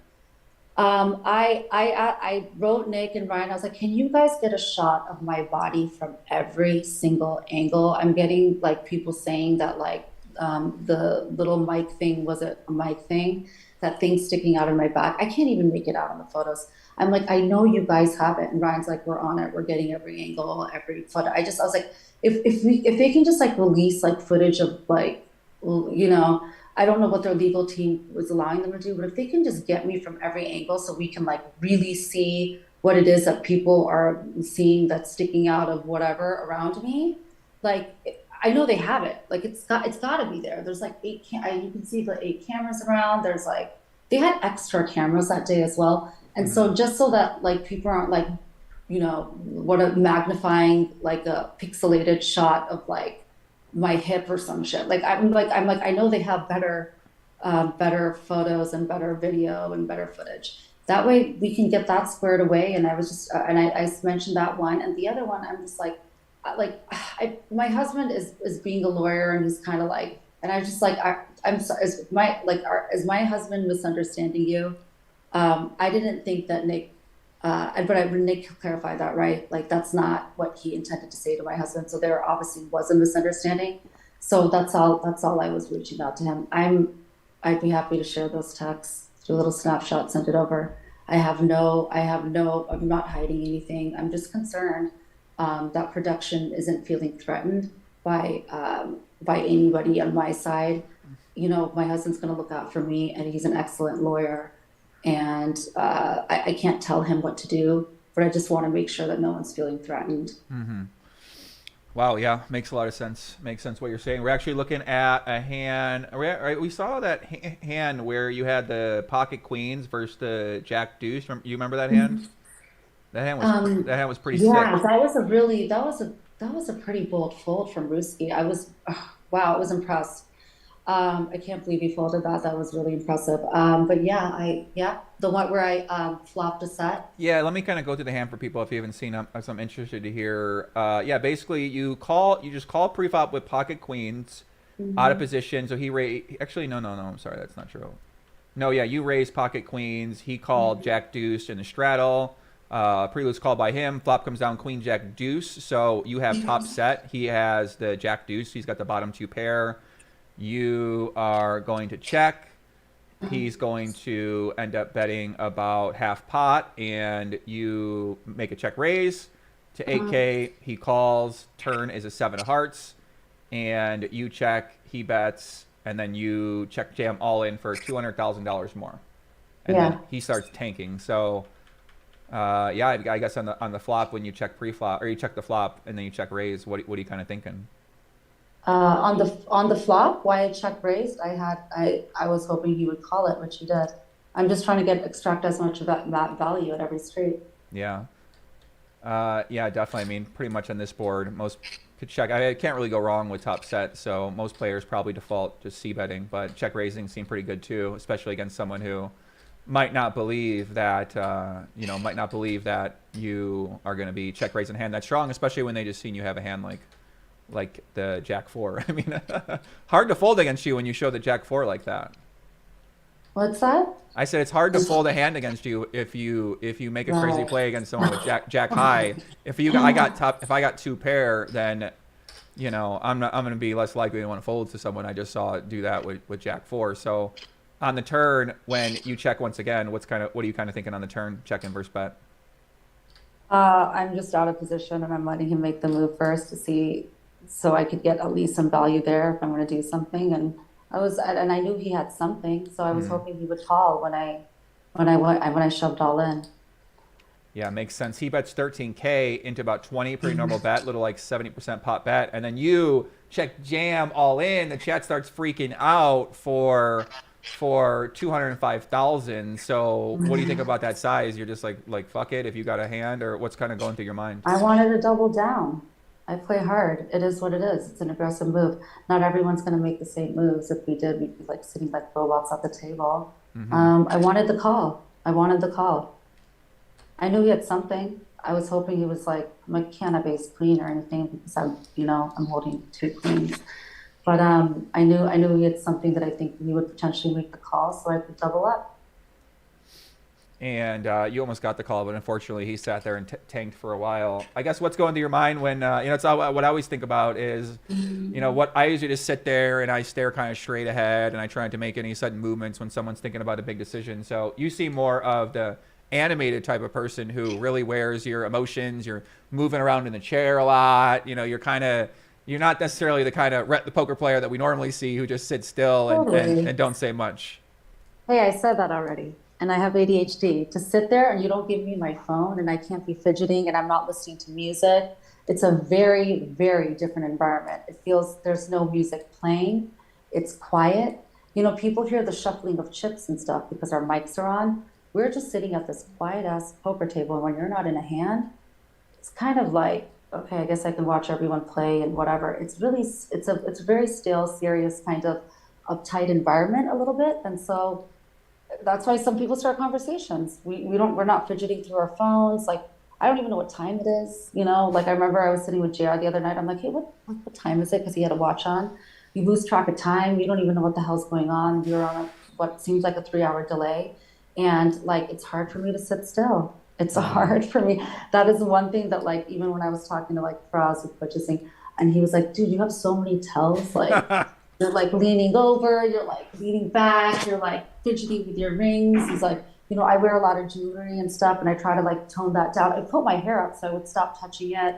Like little things like that. I'm like, okay, I'm going to try not to have tells. But when you're in a hand, you forget the cameras are on. Like you just do, you're like I'm in an expensive pot. Like it's like I'm thinking about what the hell to do here. I'm not really worried about whether I scratched my face and whether it really itched or it didn't. And I even make that reference where I'm like, oh, I guess I'm supposed to scratch my face, like, just to kind of like throw him off a little bit. Right. Because like I got a lot of comments on like my fidgetiness, and I was like, if I start thinking about everything, like the things I say, the movements I make, like, I mean, there's just gonna be way too much going on here when I'm just trying to ultimately make the right decision. And I need to be looking at the player that I'm in a pot with and understanding what the hell my next move is, and not really whether my friggin' foot is like, moving up and down. It's just, I'm a fidgety person. Like, I don't know if I need to sedate myself next time, like maybe take a Xanax and chill the fuck out. But like, I felt that in some pots I was very still, and others I just kind of like sitting there for 5.5 hours. You can't like force yourself to do something that feels uncomfortable and unnatural to you. Yeah, that makes sense. Yeah, you're you're not a professional who's playing a lot of live. Totally. It doesn't sound like do you play a lot of high stakes cash game normally, or are you mainly just because I know you had a big series. I saw you had a lot of cashes in 2021. I saw you had cashes in 2022. So are you a regular for cash game, like for high stakes cash games, or do you play like 5-5 or something, or what's your experience? I just wanted to clarify something, Joey, and I don't know if Faraz is like setting this up because I don't know who maybe alluded to this. But like if you go to my Hendon mob, everything before 2021 is not me. It's some guy named Robert Lew, and they somehow combined it. So we're getting Hendon mob to like clarify that, because this guy named Robert Lew is like I don't even know what city he was living in, but not anywhere I've ever lived. And he played, I think, a long time before I even started. My very first poker tournament competitively was in 2021. Okay. So what you're saying is that the results that we see on here, we were wondering about that. So, because some people said that you were playing for like 10 years. So you're saying these results from the $100 no limit in Thunder Valley and the deep stack, the 340 anti-up deep stack in Lincoln, Nebraska. You're saying that I've never you didn't play even those. stepped into the state of Nebraska in my life. So I look like I've been in Nebraska. Maybe, you know what, it's funny, I actually was supposed to go for work one day, and then the pandemic happened. It's actually interesting. That would have been the first time I've ever been there. But no, it's a guy named Robert Lew. Maybe he'll come out and say something, but I remember originally, I was like, why is my name Robert Lew suddenly changed to my name? Because I reached out to Hendon Mob and I said, hey, my name is Robbi Lew. My winnings are here. And they've been very, responsive to me. So I don't doubt that they'll be able to like make that right in that profile and give him his own. Because I'm sure he wants his own, award. Like he wants, obviously, some kind of notoriety for what he's done or some kind of recognition. But every single thing after 2021 is me. Well, listen, if anyone out here can find Robert Lew, it could be us. We can find him out here and get him in the call-in. So it was Lincoln, California, not Nebraska. Sorry, guys. Lincoln. It's in Lincoln, California. So those events are actually in. That makes sense. I didn't even know they had poker in Nebraska. So now this makes more sense. I thought Thunder Valley was like in Oklahoma or something like that. But if somebody got questions, if they want to hear some tough question, feel free to put them in my YouTube chat. If you guys got something you want me to ask Robbi on here. If not, we're gonna talk a little bit more, and then we're gonna get to Bart Hanson. I know he wanted to call in here and kind of share his perspective on things. So we'll get Nebraska football sucks. All right, we got Nebraska football haters in the chat. People say, Joey, will she take legal action? First Chess Gamer wants to know if you'll take legal action. Oh, I'm sorry. Can you repeat? Am I going to take legal action with who? First Class Gamer said, will she take legal action? I'm assuming with either Garrett for some of the statements that he's made, or potentially for the Hustler, or for anyone else involved. I think people want me to. I don't see why I would have to be doing that right now. I think we need to let the investigation continue as it is. And I think that Nick made it pretty clear that they're doing everything in their power to get the truth out first and foremost. And if anything strange seems to happen as a consequence to the actual investigation that doesn't align with whatever some people feel. I think we'd have to like deal with it then. But I don't think that it's going to be necessary as far as I'm concerned. And I do think that if the truth comes out, that I would hope that Garrett would make it right. And if he doesn't, I mean, I guess we'll take it from there. But right now, you know, whatever the statement he made, I have to be like, that was obviously a statement made that very night as well. I think that one of the things everybody can learn from this, and I often am always reminded, is like, take a moment to step back before you make like an impulsive comment or spill your emotional,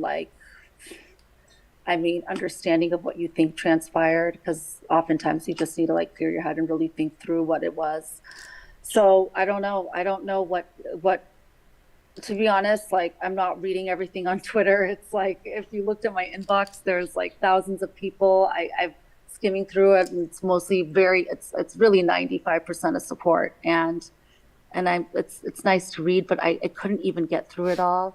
And what I just did was tweet how I was feeling, which is like, gosh, let's play some poker, let's play some heads up. And if Garrett continues to accuse me of something after the investigation, I think I'd have to think about then what I would need to do. But I do think that all parties involved do trust that Hustler Casino will do the necessary like investigation and approach to this that it demands, and ultimately the truth will come out. And I think that I would think that we're all man enough and mature enough to accept the truth when it does.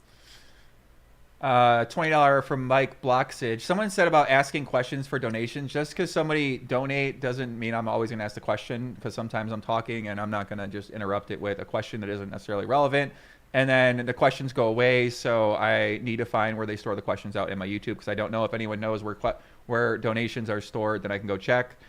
Mike said, why did Robbi say she was staked 50% last night, and today Rip said he free-rolled her for the event? I don't think Rip understands what free roll is. You guys are like, this guy is an entrepreneur. He has a lot of bankroll, so to speak. He invests in a lot of people in different sports. So like when you guys are throwing out like staking, backing, free rolling, these aren't like terminology or like terms that he's going to be very familiar with when he's just a recreational poker guy trying to have a good time at the table.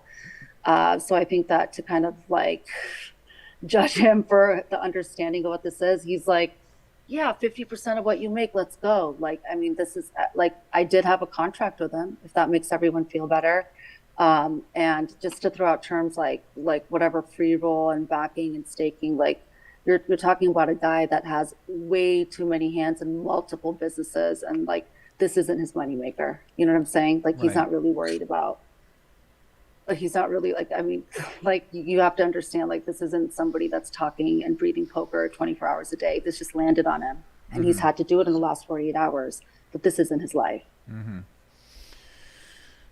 Yeah, makes a lot of sense what you're saying there. Let me go back to some of these questions up here. Man,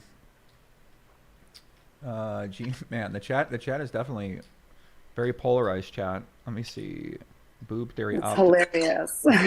Your chat. This guy says Boob Theory Optimal owns GTO. Robbi is innocent. It's a donation. Thank you for donating and sending that message. Now you see why I don't read all the donations, because sometimes I stumble on them and they say the most ridiculous things in the chat. So yeah, you have quite a interesting chat. It's one I haven't seen with anyone. But anyways, I appreciate your show, and I think you're hilarious, and I appreciate you putting us like, you know, all on at night. I know I'm going to get crap for like, why are you keep talking, Robbi? Just wait till the investigation transpires. And at the end of the day, like, I'm just a person with like, I'm a real person. You know what I mean? And I'm just trying. I like, if I'm speaking my heart here, and I'm just trying to make. If I need to answer questions for certain people, there will be those who will never believe me, I guess, is what I'm learning from this entire experience. But like, if I need to get out what I need to get out when I'm feeling it at the moment, you know, I'm gonna come on here. You seemed really kind last night, and it just made sense after my husband came on and Rip agreed to come on, like, and then Nick kind of said a statement. I was like, all right, like, I guess I'm next in line, and here it is. Like, I'm tired. I'm really, really tired, and ultimately I cannot wait until like I don't have to answer for what everybody is looking for. But I will do my due diligence and send out that a little video tomorrow about what I was thinking throughout that hand, and actually just fully just say what I need to without the pressures from these external forces that are telling me that I need to, legally be like concerned about what I'm saying, who I need to be protecting in the process. I've seen the footage now. I know what I was thinking, and I know it was a fucking stupid call, and I know where my headspace was, and my head will be clear enough tomorrow to really, really speak my heart and say what I need to. So, and hopefully leave it at that, and then let the investigation speak for itself. Mm-hmm. Yeah, it makes a lot of sense. Makes a lot of sense, and I think we all appreciate you coming on here once again. As you said, right, you came on last night, you came back on here tonight, so thank you very much for that. Snoop Dogg 499, does Robbi take Adderall for ADHD? I mean, yeah, I have ADHD too, so I took Adderall for a long time. Tried out Vyvanse, I tried out what was that one, Provigil before, and eventually I just stopped. I haven't taken it in kind of a long time. So it's a different kind of life without Adderall. Adderall makes your life way different. If you got ADHD, you'll be able to do things that you can never get done normally if you don't take Adderall. I haven't filled my prescription, but I do have a prescription for something. Thank you for allowing me to spill the beans on my medical history. Oh yeah, I know. Yeah, I mean that's pretty normal for a lot of poker players. A lot of poker players love taking Adderall. They take it way too much, and I took it for a long time, and definitely helped me win more money on Adderall than if you're not on Adderall. So but yeah, I'm just trying to live life without it. So I'm sure a lot of people. Well, there seems to be a lot of people in your chat that are saying that they like cocaine. So you've got quite a group here. Listen, I mean, the guys that don't like, they just don't say anything. Okay. Well, thanks for having me on. It's late, and I think I miss my puppers, and I gotta go and make sure my husband's okay. Anyways, I appreciate you, and I guess if you need me back, have me back. But I'm hoping you're too tired to listen to me talk. So no, I'm having a good time. I'm learning more. I'm having a good time. The chat is getting to learn more as well too. So I'm happy for the chat. And we're giving the people what they want. This is what they want to hear. All they want to hear from now is Garrett. So, and I talked with Garrett earlier, and he's not saying much right now. So we just got to wait for that. So we'll see what the next step is with all this. So, yeah. Okay. Thank you. Well, yeah. Thank you so much for coming on. Talk to you soon. Okay. Bye-bye. Bye. All right, guys. Robbi, thanks to Robbi for coming on here. Bart Hanson is going to be coming up next here. I'm going to get up Bart on here. What do you guys think? Talking with Robbi, hearing what she got to say, talking to Rip, hearing what Rip got to say, talking to Charles, hearing what Charles got to say. What do you guys think? I mean, it seemed like some in the chat not very convinced. Nick D, sorry about we didn't get that question. I think we kind of did discuss things related to that question, though. So in the answer she gave last night, she gave tonight. We are live on YouTube. We are live on Twitch as well. By the way, we're here live, GTO headquarters, Las Vegas, Nevada. Woo! As you heard from Robbi, she said she'd play anybody, and she said she'd play naked if they want. And I know a lot of the chat would be interested in that because the chat is out of line. And I guess I'd say probably be like if most people played a naked version of poker. They'd probably tune in if I played a naked version of poker. So I don't know. These guys might tune into anyone playing naked version of poker. We got to take this chocolate edible real quick. I never had one before, a chocolate wafer cookie. So I'm going to enjoy this edible, and then I'm going to call up Bart Hanson. We're going to get Bart Hanson, the commentator for the game, one of my first podcast guests ever back in 2014. Bart Hanson, the legend, Crush Life Poker. We're going to call him up in a second, guys. Just let me enjoy this quick chocolate. Rip is a non-believer here, continuing the to chat call want to see me naked. Calm down, chat. And Eric's going to win this one with a 6. Calm down, chat. Head over to WPT Global and check it out. As Robbi here picks up Ace King, she's going to get some action. Maybe even in 4 spots here. Well, Eric is going to put in a 3-bet with Ace 8 of hearts. So Robbi's got many callers behind. And a lot of times you're incentivized to 4-bet to drive everybody else behind you out. Poppy only fans. And she has a very tight range from under the gun, but she's just going to call. And that does bring in Mike X behind with the King-Queen.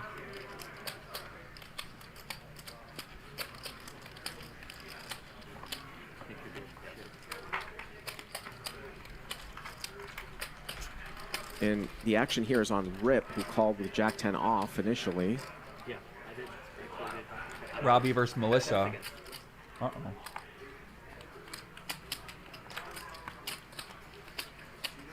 Shout out to Joey Ingram, Chicago Joey Ingram, joining the live chat. You're kidding me. So here we go, 3 ways, 21.8. I got a shout out. And everybody misses. Robbi with the ace of diamonds here. I gotta Mike eat the with whole king edible. of Come on. diamonds. This is nothing. And this is why you're incentivized to drive people out with ace-king from under the gun, because Robbi could easily continue if she were heads up. Now it's much, much tougher when she has Mike behind her. Eric, that's about a third of the pot. Looks like she's going to continue anyways, though. And now it's over to Mike, and he might feel like he can maybe call with his 2 over cards and king of diamonds. Now he's going to get out of the way.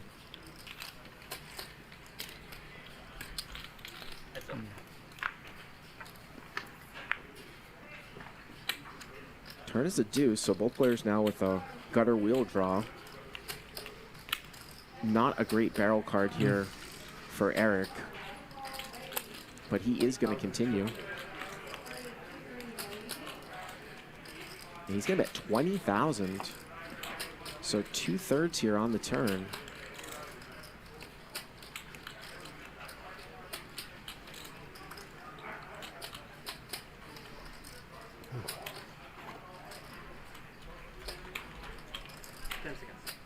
Or about a half pot size bet on the turn, rather. 45. And whoa, she's gonna raise. I was gonna say she looked like a non-believer. She has the ace of diamonds and the king of clubs, 2 stiff backdoor flush draws. Thought she was gonna call, but she's actually gonna raise, and little does she know she's raising with the best hand here.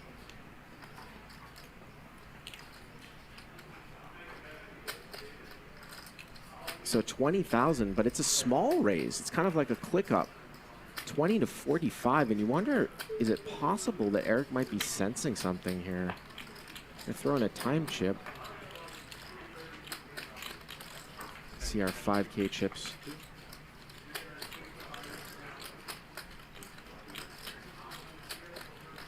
Remember, she opened from under the gun and then called a 3-bet. So those low cards don't do a whole lot for her. Of course, she could have like ace-4. Sometimes you see somebody make a small raise with just top pair to sort of shut the action down, like a king-10, ace-10, something like that. Eric's just going to live to see another day.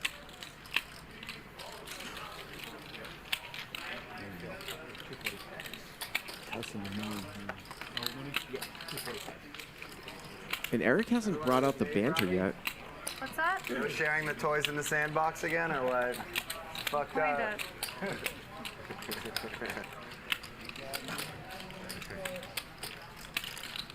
We'll see it later if we care, right? Sorry.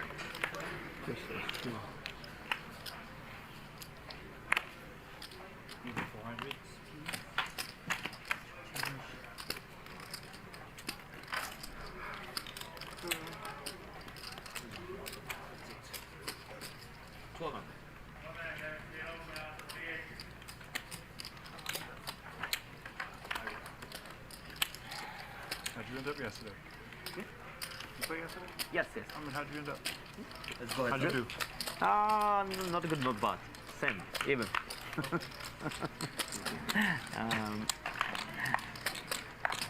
Mike X here raises it up with 7s, and Rip calls on the button. Check. Okie doke. Check. And Rip is not going to bet at it. It's going to go check, check. And how about Mike turning a set here? But Rip actually picks up a double gutter here on the turn. Sometimes people miss this. He had a gutter to a queen on the flop, and he turns a double gutter. All right, guys. I think we got. I'm not in ODNA. I think we got Bart joining me in a second here. Let me see if he sent me a text. I think Tom Dwanawake too. Twitter. Sorry about that, Poppy. Just a gamble right here. Just a gamble. And he's going to make the call. Yeah, Bart's going to join me right now. And then Tom said he's in Asia, so maybe we get Tom on here too. Here is a queen. Let's see what Durr's up to. The gut shots, and Mike has a set. Oh my God! Remember Durr play that hand, the 7-deuce hand? I gotta ask him about that hand. Boy, the way this one went down. 7-deuce Mike only has 31 versus the 7-8 offsuit. All right, Bart gonna be joining here. Let go. And I think Rip might. All right, guys. Let me see if we got Bart here. Bart, you there? Oh, he connected right now. Hold on a second. Poppy, you there? Hello. Yo. What's going on? What's up, Poppy? How's it going? Pretty good. Pretty good. Pretty good, guys. We're joined by Bart Hanson, the commentator from the game, longtime poker player, longtime training coach. One of the first podcasts I ever listened to. Coming up, basically, when I was learning poker, I used to listen to his podcast, and then when I started my podcast, he was one of the first people I had on. So we got a lot of love for Bart. He's still grinding hard. The guy's still after it. He's been working harder longer than me, so I don't know how the fuck he does it because I feel like I lose my mind. But yeah, thanks for joining in, Bart. Where you at? You at Hustler? What's going on, man? What'd you cause over here, kid? I'm still at the Hustler, man. I mean, we just did the second night of this, of me being here, and flew out from Massachusetts. And for some reason, I'm always involved in these big things. But yeah, I got my video on. Do you see me now? Yeah, we can see on video. It just hurt. Okay. It hurt the signal just a little bit, but if it gets too bad, then we'll have you turn it off. Yeah, I'll turn it off. Yeah. But yeah, I mean, I have my own. I haven't really, I've stayed sort of neutral in this whole thing, but I think that I'm ready to tell you sort of my take from a pure poker perspective now about what, at least at this point, with what I think happened. And if there was a scale of 1 to 10, like 1 being she didn't cheat, 10 being she did cheat, I'm at like between a 3 and a 4. Like I lean a little bit towards she didn't cheat. I lean a little bit towards she didn't cheat. I was kind of like neutral last night. So I'm sort of like the opposite end of where Polk is, where maybe he's like a 6 or a 7. And I lean towards a 3 or 4. But here's the problem, Joey, and I mean no disrespect, because I heard Robbi's interview. I didn't hear Rip. I heard a little bit of Nick's. Here's the issue. And like I said, I don't mean any disrespect to Robbi, because I'm defending her now. It's one of two things. Like, she either cheated, or she has, unfortunately, such a fundamentally, she has like such a fundamentally lack of knowledge about poker. Like, she is such an amateur that she didn't understand that a call with Jack for offsuit like that is absolutely impossible. And I'm leaning towards the B side, where she just doesn't know. She just doesn't know that, like, you can't make that call. And the thing that people don't understand is, like, I'm in the heat of the moment. Like, I walked in here on Thursday, and we're on like a 2-hour delay. As I walked in, people were like, oh my God, you don't understand what the hell just went down.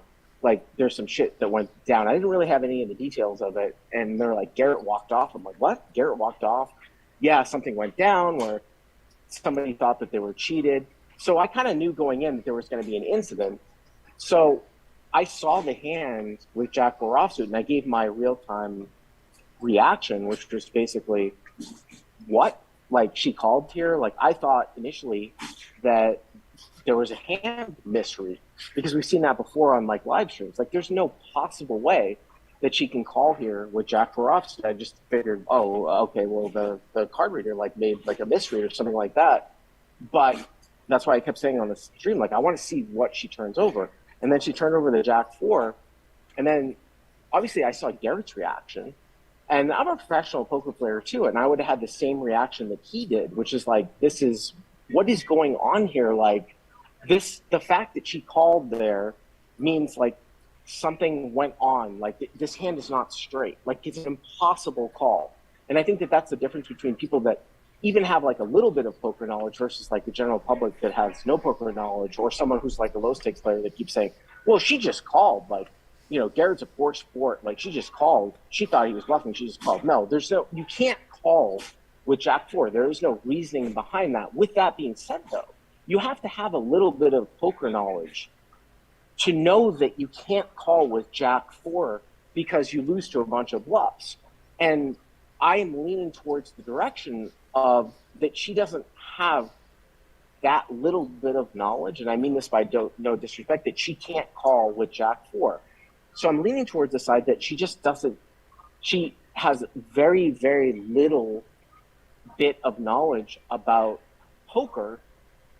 And the issue is that why she's playing in that particular game, which is the question that people have asked, but I'm kind of leaning towards that direction where she thought maybe she thought he was bluffing, and she's just going to call with Jack high, which is insane on the surface. And that's why I said, like, at the time, like, in a vacuum, it seems like the hand is not straight. Like, if someone came to me with that hand and said, does this one hand mean that you would, like, look at this person and think that they were cheating? I would say absolutely it would. Absolutely. This hand is incredibly suspect. It's an impossible call. With that being said, as the night went on, and as I played all the hands that she had played before, I said on the live stream, every other hand that I saw her play absolutely demonstrates to me, as an expert, and Joey, I might have seen more fucking stones possible hands than you did, that she didn't know what the cards were. She was not playing like she knew what the cards were. So I thought that I was defending her on the live stream. People somehow think that, like, I was accusing her of cheating. Absolutely not. Okay. I just think that she has, like, she just doesn't have that much poker knowledge. And like I said, I mean no disrespect by it. I don't understand the outcry against Hustler, against Nick and Ryan, that Hustler did something wrong. Like, I don't know exactly what happened with Garrett in the sense of when he got the money back. Like, he's got his perspective that she offered it back to him. She thinks that he asked for it back. I don't know what happened, but she obviously gave him the money. But I don't know where the whole thing comes in that, like, Hustler is at fault in some way. And I don't work for Hustler. I come in here like once a month. Like, you know, I enjoy being here. I'm not an employee. So I don't really have a dog in this fight, but that's the thing that confuses me. Like, I was giving my visceral reaction at the time, which it looked super shady in that one hand. I understand Garrett's reaction, but then when I see all the other hands that she played, it's pretty obvious to me that she was just an amateur. And she doesn't really know what's going on. And that's kind of my take on it. That's why I think, like, on a scale of 1 to 10, like, I'm at like a 3.5. You know what I mean? Like, I expected after, like, once that happened, I fully expected as we closed the night, I thought, okay, Garrett's going to give a statement at the end of the night or the next day that said, okay, I was heated. After going back, I watched the hands. There's a really good chance that she wasn't cheating. I'm going to give the money back. Instead, he has doubled down and tripled down. Now, the thing about Garrett is that obviously, like, he's shown nothing but integrity, like, in the entire poker career. He's like the #1 star here. So the fact that he has doubled down and tripled down sort of says something. And I was like, wow, well, Garrett thinks that she was cheating. And he wrote that big statement, but there was nothing necessarily in that statement that convinced me. And I heard part of Nick's interview too, where people were like, why are they doing the stream now? Like, if there's a possibility that they cheated. Well, just because Garrett says that he thinks that she cheated doesn't mean that it happened. So I absolutely can see Nick and Ryan's side to it. Garrett's going to have to come out with some other stuff that demonstrates some evidence. But the other thing, too, I have to say, Joey, is that I was a little bit jaded even doing it on the live stream. Like, because of the pasta situation at Stones, and because I didn't think on any of the other hands that she saw the cards, because she would call 4 or 5 hands before where she was drawing dead against Garrett with Queen 4 when he had a full house. She, like, floated the flop and called the turn. I was just thinking, well, you know, there's no way she's cheating because, like, she's not playing that she saw the cards. And then sort of the other side of that is that the easiest way to cheat before we knew about the pasta thing was that somebody would signal in. Someone from the outside somehow saw the live stream, like there was a team viewer thing, like on the graphics computer, signaled in a very simple way, oh, you have the best hand or you don't have the best hand. So there is that argument that can be made where she's not seeing any of the cards, but there's some sort of signaling. And I was just thinking, oh, possible, she's going to see all the cards and she wasn't seeing the cards. Therefore, she's not cheating. But I mean, that's kind of where I see it from. But I mean, it's not surprising to me that all the pros at first kind of have a similar feeling to me. For the most part, 80, 90%, they see the hand, they're like, oh my God, there's something out. And then you get the backstory of it all. You hear the history. You see how she played like the other hands, and it's like, okay, she might just be like at a very, very low fundamental understanding of the game, and that's kind of where I'm leaning towards now. So.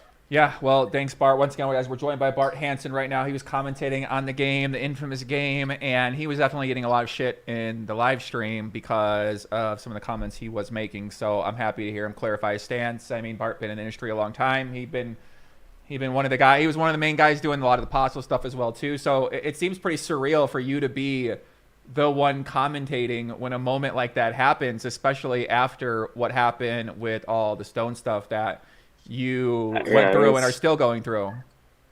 But I don't even understand. Can you explain to me why I'm getting shit? Because from my perspective, I thought I was defending her. I don't understand why Hustler or me are getting shit. I don't get it. People are like, well, you're complicit. You accused her of cheating. I didn't accuse her of cheating. Mm-hmm. I'm trying to get in. I'm trying to call the action when it's happening, going down live. Right. It was obvious to me right away that Garrett thought he was cheated. I mean, you have a hand that's in an impossible call, and then you see the look on his face. He obviously thought that he was cheated. I've never seen that look on his face. So I'm just going to call it like I see it. You know what I mean? I don't understand where Hustler or me come into this, where we're somehow complicit or getting onto Garrett's side. I don't understand that. Can you make that argument? Yeah, I mean, it sounds to me. I mean, you can make that argument if you don't know the relationship about anything. So if you watch that, you would say, well, why are they not sticking up for Robbi? Why is the commentator not sticking up for Robbi? Why is the commentator focusing so much on the cheating? Why is because if you just say hear it, listen to it, you'd say the commentator said that he thinks Robbi's cheating. You're saying Garrett thinks that cheating is going on. Other people took it as Bart Hanson said that he thinks cheating was going on. So I think it was a misunderstanding or miscommunication from people in the chat, and then you just kind of went with it, and then that became what people were saying as you discussed it more and more, because the discussion after the hand took place for about 5-10 minutes, right? It went on, it lingered on, the hand kept going on, you kept saying, look at Garrett, right? So if you're watching that, then I could easily see how your perception is like, whose fucking team is this guy on? And if he works with the production and the production works with Garrett, then they sort of go hand in hand. So if they feel like this woman's getting mistreated, right? Then it makes sense why they could see it where they're coming from, right? I see where you're coming from, but we can understand where other people, if they don't have this level of information, they're just like seeing and hearing a little bit. They're not using a lot of like historical data to make these decisions and understand who you are as a person or where you're coming from in that moment. Yeah, I mean, I was just saying that if you looked at the hand in a vacuum, like meaning like this is the first hand you've ever seen, and someone came to me and said, hey, Bart, look at this hand. Is there a possibility, is there a high possibility that something's shady going on? I would say absolutely. It's an impossible call. But with that being said, I saw all the hands that she's played, and I said, there is absolutely nothing from all the other hands from that night that would demonstrate to me that she saw the cards, especially from like the round before where she called on the turn drawing dead. And then the other thing too, and I even said this at the time, was the only other weird hand that I saw was when she raised the turn with ace-king against Eric Person, and Eric had ace-8, but Eric didn't have a pair. She had the best hand anyways. So I kind of like went back mentally at kind of my Rolodex about how Pasa would play, where if you saw the cards and you knew someone was bluffing into you and you only had ace-king high, you would just call. So the fact that she raised there and she had the best hand would kind of be in her defense. Mm-hmm. And the other thing too, like the whole thing with Garrett and his statement about the whole word salad and the fact that she probably, for the most part, I think we can all agree, doesn't make sense, like in her explanations about the poker part. I think that's an argument for her. I think that actually is an argument that she's not cheating because it supports the fact that she has a very low level fundamental understanding of the game. And like I said, it's either option A, she's cheating, or she just doesn't know any better. And that's where I'm sort of leaning towards, that she doesn't know any better. I understand what Garrett was trying to do, where he was kind of trying to interrogate her as to, like, how can you make this call? And it made no sense what she said. But that sort of supports her. I mean, that sort of supports the whole argument that she's just not like a high-level thinking player. And I don't mean that, like, in any way to be derogatory. And that's really where I'm leaning towards, where she just doesn't know that was an impossible call to make. I mean, that's my perspective. Mm-hmm. Well, let me, yeah, I mean, I see where you're coming from. But I think it does understand it. I mean, I think of her as more of a tournament player, so I saw a lot of tournament results. Obviously, we know that when a tournament player plays deep stack cash game, it's basically a different galaxy of poker. So just because you have tournament poker experience literally doesn't mean anything when it comes to being 350 big blinds deep at a cash game with players who know how to play cash. So how that's going to translate, or how much work she did. Her husband was on her earlier, and he was saying that she studies a lot till late. But if you're studying tournaments and you're working with Faraz Jaka, I don't know if Faraz Jaka played much cash game. He doesn't strike me as the guy who's in the solver grinding live cash. He seems like the guy who's grinding live and online tournaments. So clearly her focus wasn't on cash games. And as we all know about tournament players, like, a lot of these guys play tournaments. They got a different way of thinking about poker versus a cash game player who think about poker another way. So to me, that's sort of my interpretation of what I'm hearing and seeing so far, is that she, you know, learning cash games, right? Like, she's learning. Everybody has an early stage thought process that they're going to possess and then give to the world. And you as the professional, or me as the professional, or Doug Polk as the professional, are going to think about poker way differently than that person. So you kind of have to reframe your mind to get up from an understanding where that person might be coming from. So I think about it. That's how I'm leaning towards thinking about this situation, is that, you know, like you said, right? It's either one of the two. So am I open to being surprised? I am open to being surprised. I'm open to anything. You never fucking know what goes on in this poker world, Bart. I mean, this is a crazy poker world. You never know what goes on here. So You have to acknowledge, though, Joey, that, like, the hand in itself, though, is so strange. The strangest hand I've ever seen. That from my perspective, watching it live, like, it has to be called out. For me to say nothing about it would be ludicrous. Like, it would be worse than whatever I said at the time. Like, it is the most. If you looked at that and you said to me, like, hey, before I saw the reveal, what are the chances that the card reader is wrong versus her calling with Jack High? I would be like 99% the card readers. And then when she turned over Jack High, which was shocking to me, I was like, holy shit, the card reader's not wrong. And then when I see Garrett's, like, reaction, it was just like, you know, it's kind of like all these things put together, and it's like, whoa, like, what just happened there? And that was the initial reaction from everybody else too. Well, you know, what just happened there? Like, that's an impossible call. And I think that's where the public, people that probably don't know that much about poker, that just said she thought he was bluffing, therefore she just called. Like, he was bullying her around, so she just called. No, that's not a thing. That's not a thing in poker. Like, that doesn't make sense. Like, she has to be at a certain low level to not understand that you can't call with Jack High. Here's the other thing, too, that adds a little bit of complexity to this whole situation. The whole thing with her misreading her hand, like I said, like, I lean towards that she doesn't cheat. I actually don't believe, I don't know, her story has changed many, many times. I don't think that she misread her hand. Like, she looked at her hand and she made no acknowledgement at the time that she misread her hand. Oh my God, I thought I had a 3. Right. But Okay. I just called you with Jack High. Like, I don't think that she misread her hand. I think she's been going back and forth. Like, there's an embarrassment level where she's like, okay, well, I'll just say that I thought I had a 3. But it adds haziness to the whole situation. And it's like, if that hadn't happened, then it would be a little bit more clear cut. So I think a lot of people on the other side, where they think that she cheated, it's like, what is she talking about? Because we saw her stare at her hand, and she didn't say that she misread her hand over and over again. And Garrett said, do you have a small pair? And, you know, she's tanking. Like, I don't think that she misread her hand, but that doesn't mean that she's guilty. It just means that it kind of demonstrates that she just, she's like on a level 1 or level 2 out of a scale of 100 in terms of poker. And I mean that with no disrespect. Like, I think that and all the word salad stuff that she said is actually an argument in her favor, So it's a weird situation. It's a weird situation. Now, as far as Garrett thing, like, I've always held Garrett like in very, very high esteem. I don't know what happened after the fact. We hear a couple different perspectives. Her perspective is he bullied her to give him money back. His perspective is she offered the money back. Feldman has like a middling perspective. I'm not exactly sure what happened with that.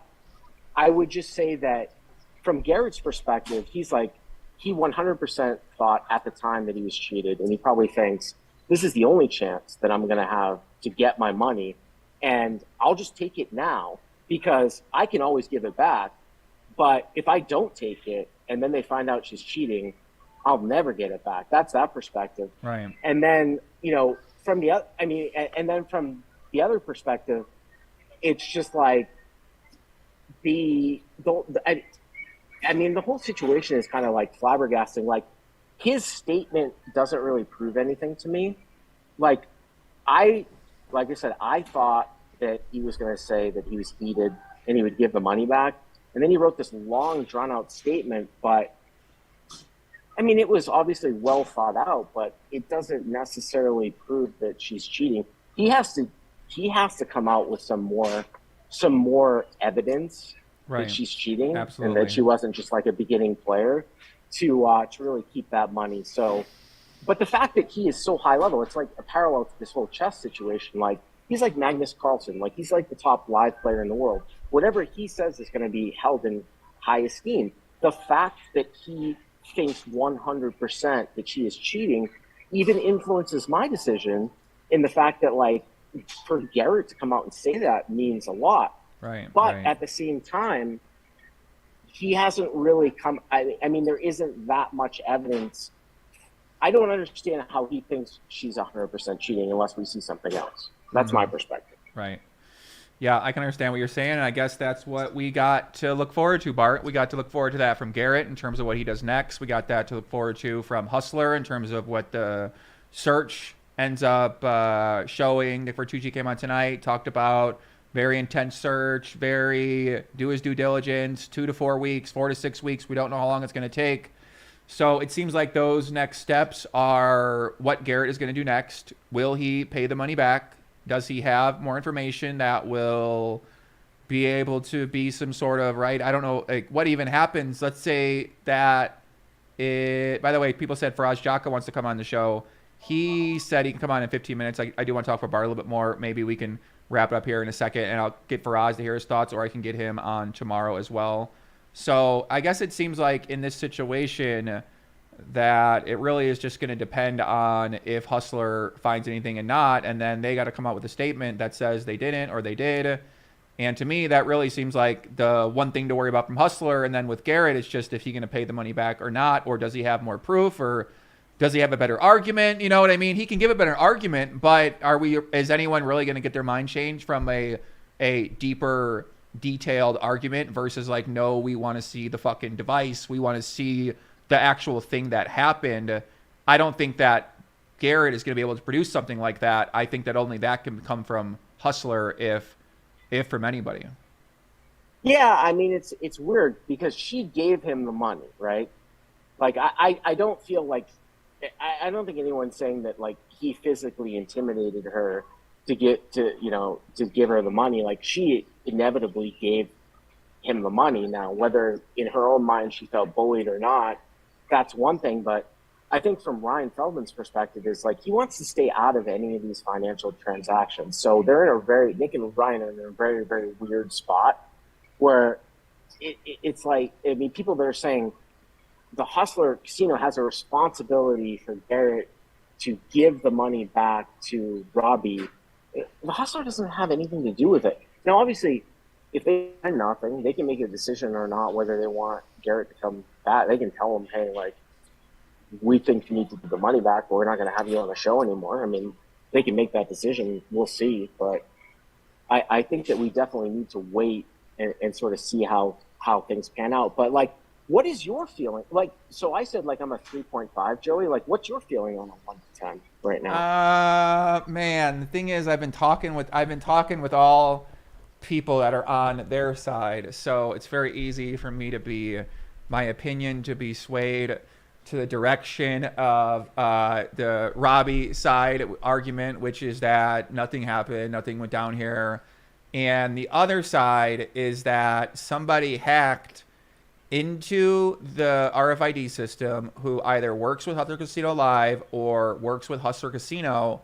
They then set up nearby and they were relaying information to one of the new players in the game, who is one of the most noticeable players in the game, that she could either win the hand or had a better hand in that moment.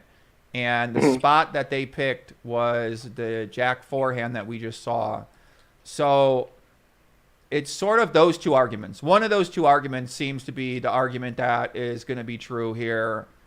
And right now, I'm just leaning towards the side where that didn't happen, because then I'd have to believe that, like, first of all, a Hustler Casino Live person, these guys understand poker better than the average person. They would know that this is the most fucking stupidest thing that you would ever think about doing in your life if you were cheating. Like, this is the stupidest fucking hand ever. And, like, only a person that doesn't understand poker would ever choose this. So, to me, Hustler Casino Live would be ruled out in some ways, right? And theoretically. And it would have to be someone who didn't really understand poker, who was involved in the middlemanning this process and getting access to whatever they need to get access to in this moment. And they chose that time. I just find it hard to believe that anybody in their right fucking mind would chose that moment in time to do it. And then if they had that level of poker knowledge, they might not even understand that you can run it twice. So if they're looking ahead in the future, they might not be like, okay, well, like, you know what I'm saying? So for me, I just find it hard to believe anybody that would relay that information, like this is the time to do it, would have to be fucking clueless also as well to what's going on. So I don't know, Bart. Well, let me point. Well, what do you think about this inconsistency in Garrett's statement? He says with 100% certainty that Hustler Casino management was not in on it. Now, I think if he meant Ryan and Nick, which I would pretty much go to my deathbed and agree with, that they are not on it, that he should have said that.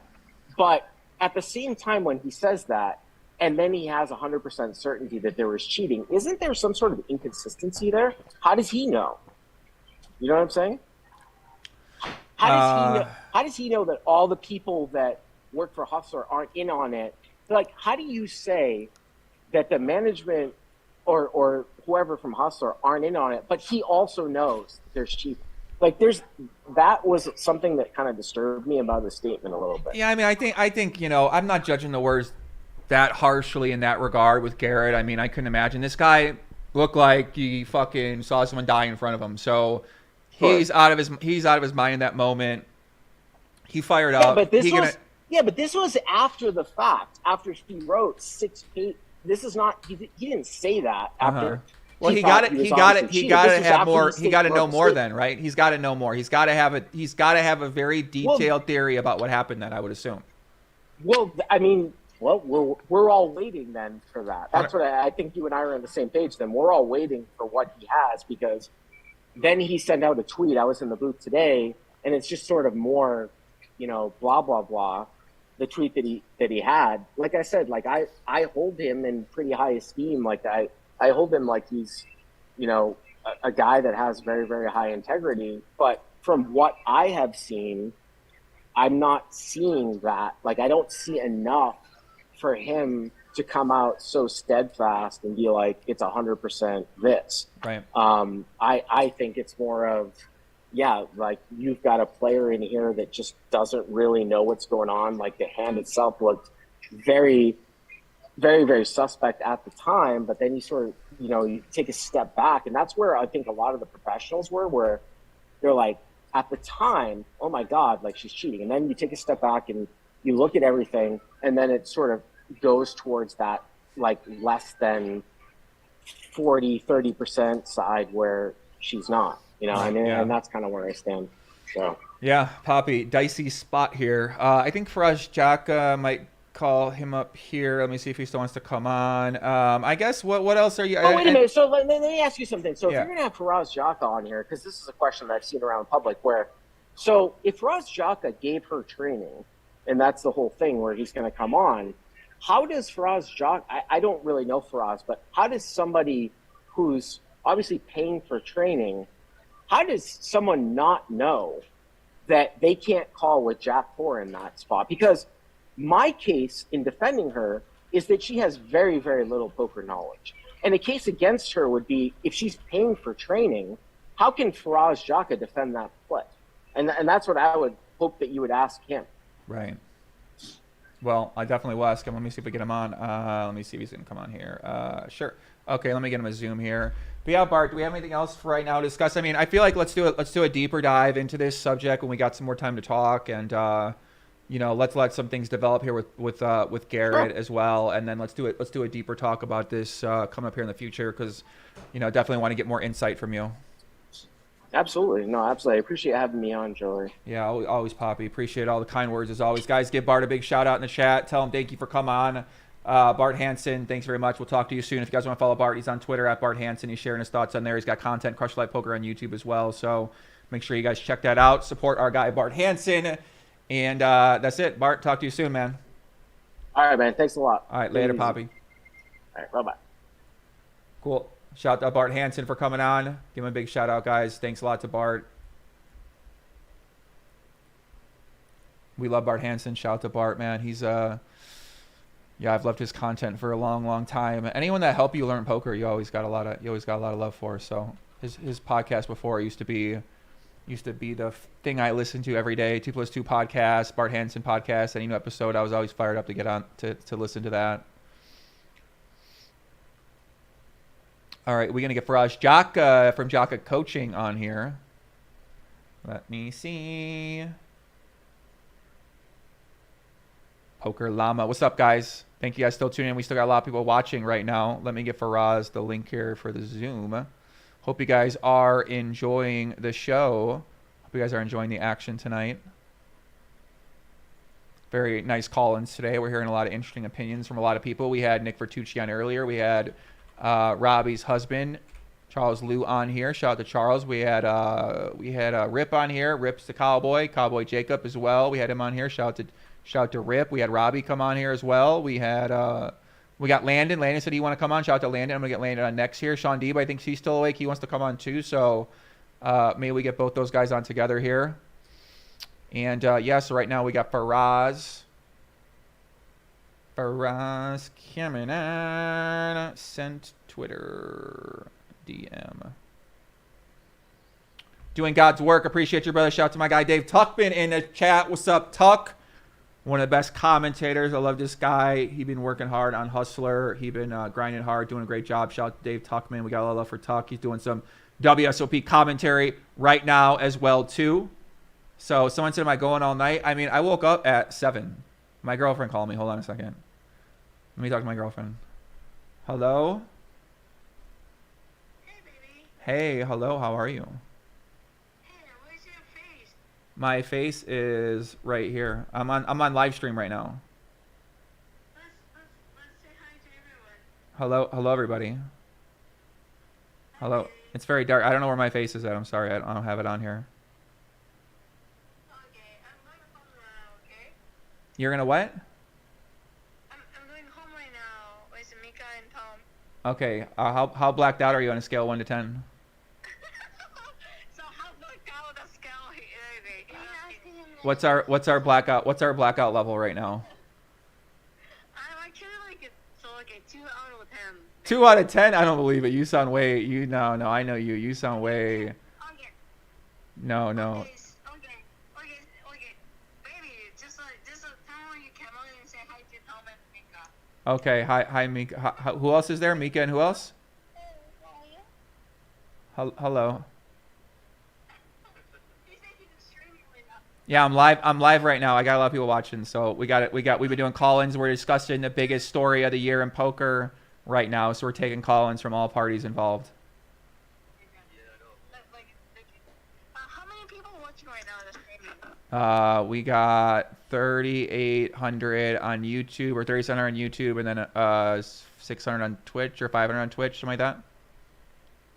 Okay, hey guys, Alex GTO in house. All right, Alex GTO is in the house. And West Holland headquarters, GTO headquarters in West Holland. Okay, baby. Okay. All right. Let me talk to you soon. Okay, I'll call you back, or I'll talk to you a little later. Okay. Okay, say hi to your friends, babe. I will. Hi. Bye, everybody in the car. Enjoy your night. Drive safe. Whew. Shout out to Alice GTO coming in the chat. All right, we got Faraz Jaka coming in the house right now. Hold on a second. She's way more a 2 out of 10 blacked out. Are you kidding me? She sounds like 8 out of 10 mode. She's breaking up with you? Definitely. Yeah, it's not, no, I don't think so, Poppy. I don't think so. Faraz, are you out there? Yo. Test. 1 2 1 2. Joining us today, the big winner out of the recent Hustler Casino live stream game.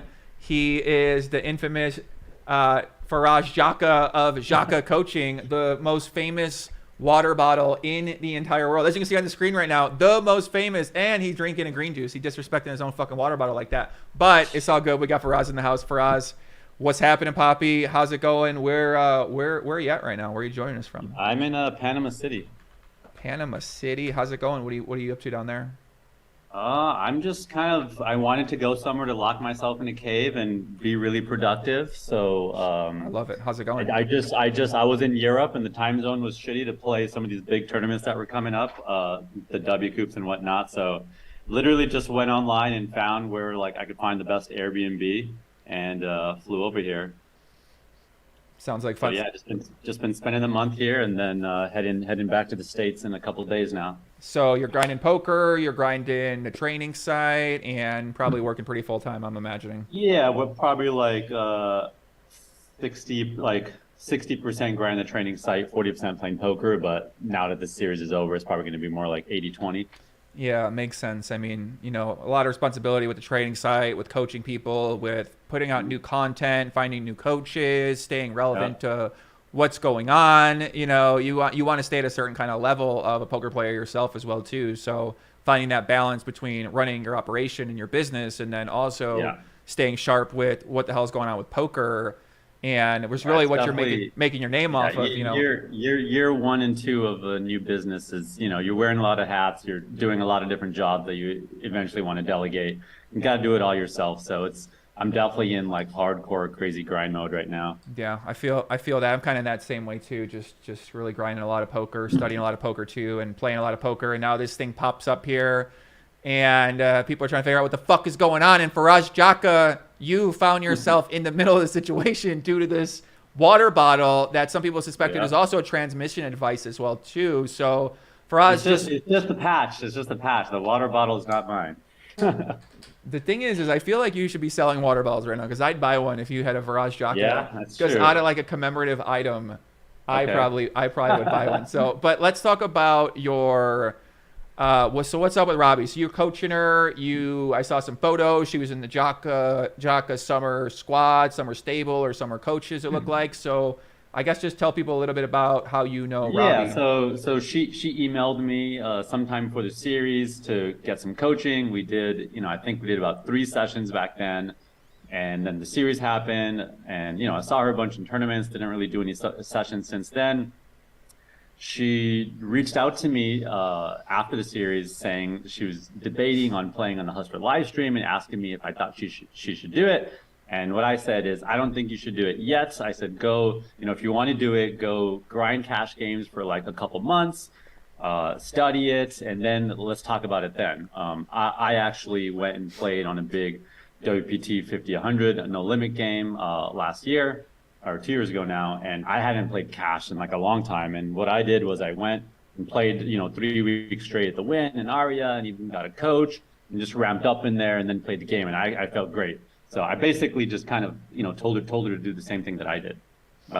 She went and played on it anyways, and she played the first stream, and basically it was a great opportunity for me to kind of watch the stream with her and coach her through it. So we talked about that, and I basically told her, don't worry about paying me anything. If you're down to rock the patch, I'm happy to do a free session. So, that's it. Basically, if any of my students are, at a big final table, some sort of, big live stream event like this, I'm always there to support them. And that's basically our relationship. Okay. So you've been, you haven't been working with her on cash game strategy. You've been working with her on tournament game strategy, it sounds like. Yeah. And obviously, basically our session was going through the footage and, talking through hands and being like, hey, you can't call as wide from the big blind because this is a cash game. I think there actually was an ante, so that actually changed. But yeah, just talking about what are the right hands to squeeze with. She was playing way too loose the first session. She tightened up second session. She did start squeezing a bunch, which was good. But no, wasn't necessarily using the best hands, but that's fine. She was using really big bet sizing in the first session, got her to use some better bet sizing the second session. And yeah, just to kind of give some background on Robbi, she's very new to poker. I guess there's this big thing about the Hendon mob and people thinking she's been around for 10 years. But yeah, I mean, as far as what she's told me, she's been playing for about a year. When she reached out to me, I don't know when she exactly learned to play, but when she reached out to me, it sounded like she was just starting to take it serious for the first time. Mm-hmm. And in sessions with her, she's really struggled with repeating hand histories. And, I always tell my students to, when I explain something, to explain it back to me. And she has a lot of trouble doing that and using the terminology. But that's fine. That's I have a lot of different students. They all move at different paces. And I've had some students that move extremely slow at the beginning, and it just takes them a while for things to click. And once it does, all of a sudden, they're transformed. So yeah, I'm working through that process with her, and she's very early in that process. Mm-hmm. So Roofing Slay on Twitch says, does she have a basic understanding of the game? I mean, that's such a big question, right? That's not a black or white question. Yeah, I mean, there's a lot of stuff that, she's not a lot of terminology. And sometimes I'm like, oh, we just talked about that. What are you doing? That doesn't make any sense. But then, for example, she went and she's squeezing all of a sudden in session 2. So she, people learn differently. And, during the pandemic, I literally coached over 100 people one-on-one, which is pretty crazy. And I learned a lot, and I saw a lot of different styles through that. And what I learned is people learn very differently. And every once in a while I get a challenge and I got to find really unique, creative ways to talk to people. She even mentioned herself, she has, ADHD and stuff like that. So yeah, people learn differently. People learn at, different speeds. And I actually saw that learning from the live stream, we're having a lot more progress than my typical way of doing things. Because I think for her, she just needed to kind of visualize what was happening at the table and see it kind of that way. Mm-hmm. Yeah, I mean, as you said, right, everyone goes about it differently. Everyone's thought process is different. Not everybody is going to sound like an expert when they try to explain a hand, and not everybody's necessarily going to make sense when they even explain the hand. Yeah, and people, I think because she's playing high stakes, you're playing 10Ks in the WSOP, you got to treat this as someone who's jumping into 1-2 for the first time. She has the means to jump into these big games, so she's doing it in the spotlight in front of everyone. You don't normally see people learning on streams. So some of the responses I'm seeing from people of trying to work through the logic of the hand, I'm just shaking my head come on, man. As far as the way she's reacting to kind of Garrett's pressure, my game is all about putting pressure on their recreationals or people that don't know how to respond to that pressure, get them to goof up and do something silly. And you see that happening when she's playing with Garrett. She has the right read that he's full of shit and he's kind of bullying her.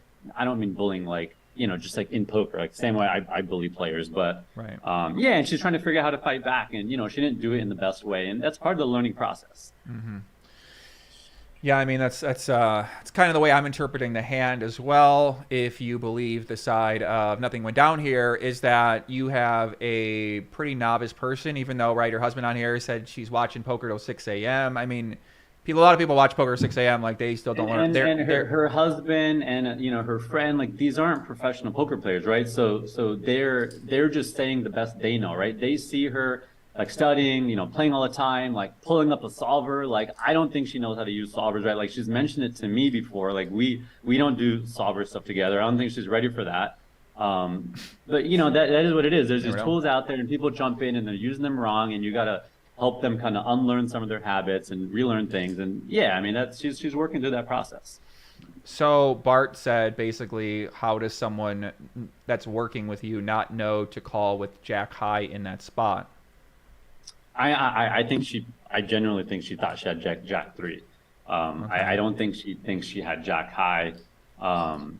And yeah, I mean like my kind of interpretation from talking to her is, she thought he was full of shit.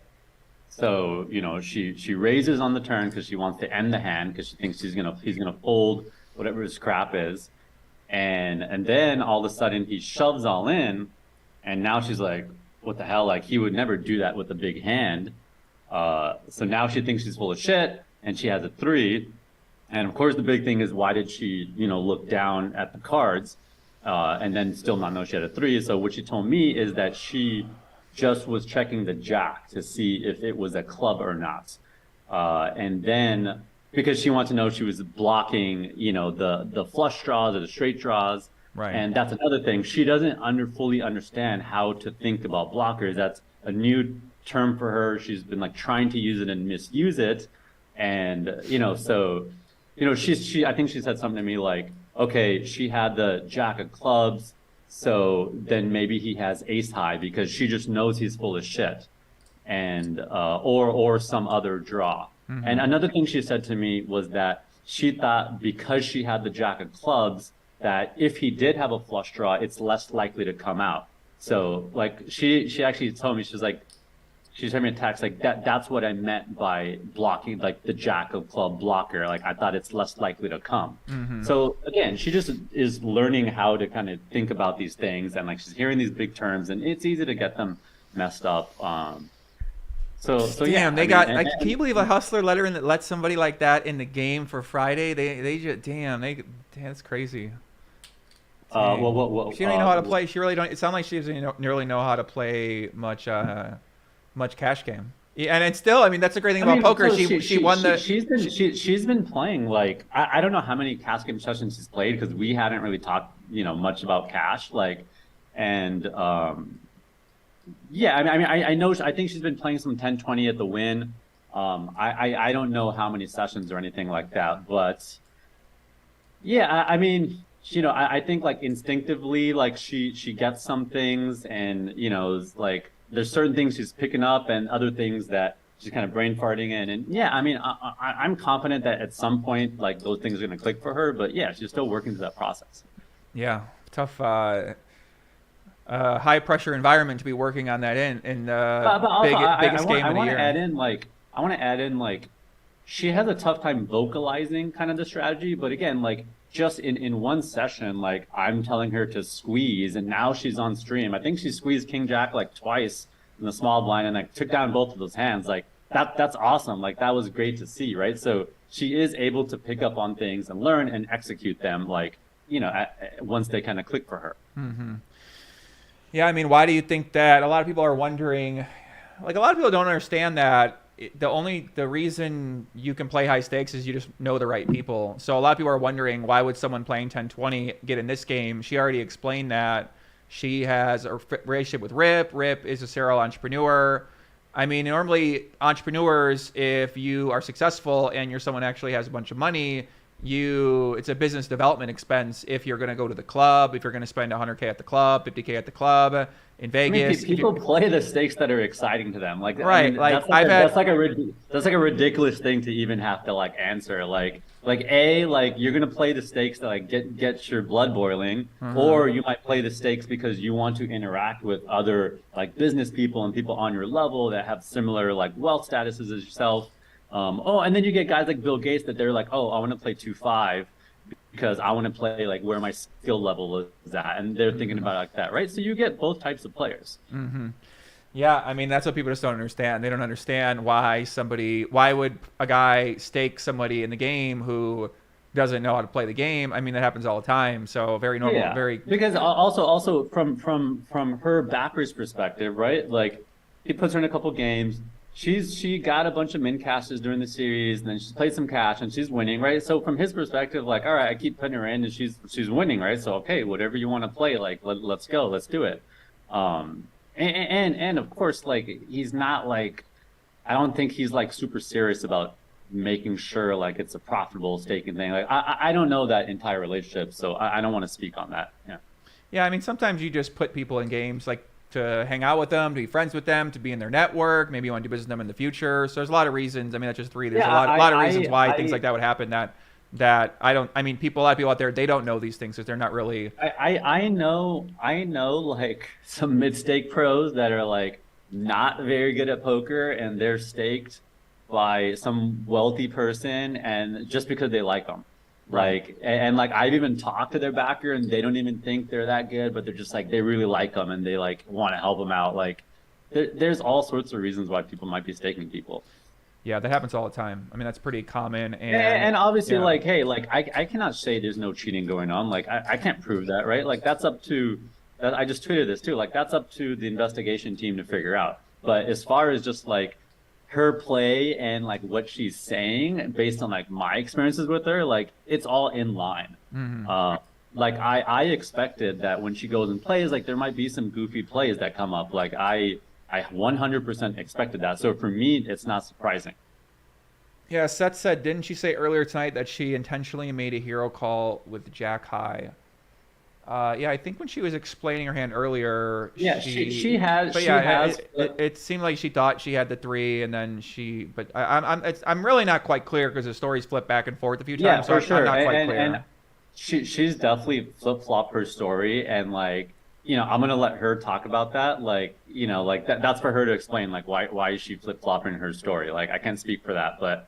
Like for me, it looks like she's flustered and there's all these people telling her all these different things. Like she may have been embarrassed at the table, but again, I don't want to like come here and like stand up for her in that way. Like that's for her to do. Like I just want to share like what it's been like coaching her and what level she's at, and why like the way she's playing and the way she's talking about poker like is the same way as my experience with her pre-WSOP. And the rest is like, I have the same evidence that you guys have, right? So I don't have any other special information that I can say I know more than you guys. Yeah. Yeah, it makes sense. So you basically, your interpretation of it is that this play is in line with the level that she's shown during your coaching sessions, and her calling Jack 4 on the turn seems to be, while you can understand why people see it as unusual if you look at just this hand, but to you it might line up with. Yeah, I mean, well, I believe that she thinks she had Jack 3, right? So okay. So that's what I believe. Got it. Okay. That's what she has told me, and the way she explained the hand to me, like the logic she's using and why she would do it, it adds up to me. Bro, we all got to do a Faraz Jaka. I feel like there should be like a special promo, jakacoaching.com, min raising the turn module where you basically talk about min raising the turn strategies, and obviously you can cite your student who has 2 in this session. So I don't know. Does this make? What do you guys think about? Is this a W? Listen. Okay, maybe I'll run some scripts in Pio with the min raise and the turn. Okay. I'll find a spot to make it work, and then we'll make a course out of it. All right, I'm gonna make a poll in the chat. Do you think this is a W for Jaka Coaching or an L? Because I think it's a big W for Jaka Coaching, a lot of exposure. I honestly think Jaka Coaching is the big winner of this game because this clip is seen by millions of people. And sure, I'll give you my opinion on that. Well, I mean, hold on. So sure, they'd see your student and they would say like, I don't want to play that hand. But she also won the hand, so maybe then they would want to get more Jaka Coaching. So give me your interpretation of it. Well, from the way people message me, it's as polarized as the people who think there's cheating and wasn't cheating. It's literally like I have like messages like that are like, this is like the worst thing possible for your site, and then I have other messages that are like, this is like got to be amazing PR for your site. Like, it's funny how polarized it is. You know, I think it could really go either way, right? And it's really up to like how I handle it and how I address it. It's a super important moment for me to kind of be smart about it. And, you know, we all saw with the Apostle thing, like people jump to conclusions way too soon. I think people also do that here. Like, I think it's really dangerous, like people coming out and making these like really like powerful statements of like what they're so sure of, especially like these big names. It's super dangerous because like there are situations where you may not be able to prove someone like innocent or guilty, and now it's just going to go by what the public's opinion is. So yeah, it's really dangerous, and this is like kind of the second or third time or so like we're kind of seeing this unfold. So yeah, you know, like at first I'm just kind of sitting back and, you know, observing like kind of what everyone's saying and taking it all in. And yeah, you know, sharing kind of the lens from my perspective, and that's really all I could do. Yeah, pretty much. I agree with that. I think you've kind of explained a lot of your viewpoint of this situation right here, and I think what excites me is getting some Jaka coaching. I just want to see what the hell they're teaching at Jaka coaching. I'm like never been more curious what the hell's going on over Sure, there. I'm happy to the operation. My coaching's fucking great. Like I have like my students are learning so much. Like I feel like very confident about kind of how quickly I'm progressing a lot of students. I mean, I have students from all sorts of ranges. Yeah, I mean, I'm coaching like, you know, recreationals and, you know, semi-pros that are playing like these $500 to $3,500, mostly like $500 to $1,500 buy-ins, but kind of taking stabs at $3,500. I'd say that's kind of the majority. And generally like people who aren't playing for a living, or maybe they're kind of semi-retired and it's kind of like their retirement hobby. That's kind of been the intended target market, that I'm taking, you know, really complex things and finding like really simple ways to kind of explain them to people. That said, I am seeing like a lot of pros I weren't expecting, like, you know, jumping onto my site and finding a lot of value in it. Yeah, so yeah, it's been, we're about a year in and it's been going great. Yeah, that's awesome. Yeah, I feel like with coaching, you just keep getting better and better over time. So as you mentioned, if you work with 100 people during the pandemic, then you're going to see what works for this person. Because I've done a lot of coaching. So some people, you're like, I can't get through to this person. You got to either not take people like that, or you have to figure out a different strategy to deal with that type of person. So for me, I usually try to go for a certain type of person that was more and similar to me in terms of how they thought about things, or in terms of even where they were at with poker. But it sounds like you are. I'm gonna send you what I'm coaching. There's if you want to see what a session's like. Sure. And you could see kind of the level. Here, I'm sending it to you on Twitter. Yeah, everybody care. Jaka coaching. Do you teach a Jaka Club's blocker course? I don't know. It's a good question. It's a good question. No, this is like. Can I propose? We got Marley. Marley wants to call in. We're gonna have Marley on soon. So I propose. Can I propose a marketing campaign for Jaka coaching? I'm serious. Your best move right now would be to make me an offer and bring me in to create a few campaigns around Jaka coaching right now, because I think the move is you put the water bottle as the logo with the Jaka coaching on there, and you put the Jack 4 on it right there, and then you put Robbi played the man on there, which is one of her infamous quotes now. I like that. Robbi played the man. Robbi played the man with the water bottle with the Jaka coaching and the Jack 4 at the top. I'm committed to buying at least 3 of those items. I'm committed, right? I commit.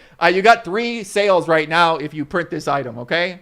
That's all I can say. But yeah, we got some Jaka coaching right here. Right. I think I'm kidding. I'm gonna make the fucking shirt then if he's not gonna make the shirt. So Jaka, Faraz got a free lesson. I'm gonna link this in the chat because I appreciate him coming on, and we'll show him some love if you guys want to check out Faraz's course. Yeah, it's just a 15-minute example of what kind of my kind of weekly group coaching lessons are like, and we're talking about check raising from the big blind. And I'm really passionate that the best way for people to learn is, you know, when I teach you stuff, you repeat it in the chat, and that way it gives me a chance to kind of work with you and fine tune kind of the way you repeat things back to me, and you know, that's really the best way to learn. Yeah. Anything? Any other questions, guys? You guys got for Faraz in the chat? Let me hear some questions. It's nice to hear his perspective on things. Nice to hear Rip's perspective earlier on things. So great to get everyone's opinion on how they're thinking about the situation. And really, we're just waiting on Garrett's. I think we're all waiting on Garrett's viewpoint here, Faraz. So. Well, someone's asking. Someone says my coaching's not cheap. Well, my one-on-one's not cheap, but this is just $99 a month, and you get a weekly group coaching session, and we got a library of 70 previous lessons now.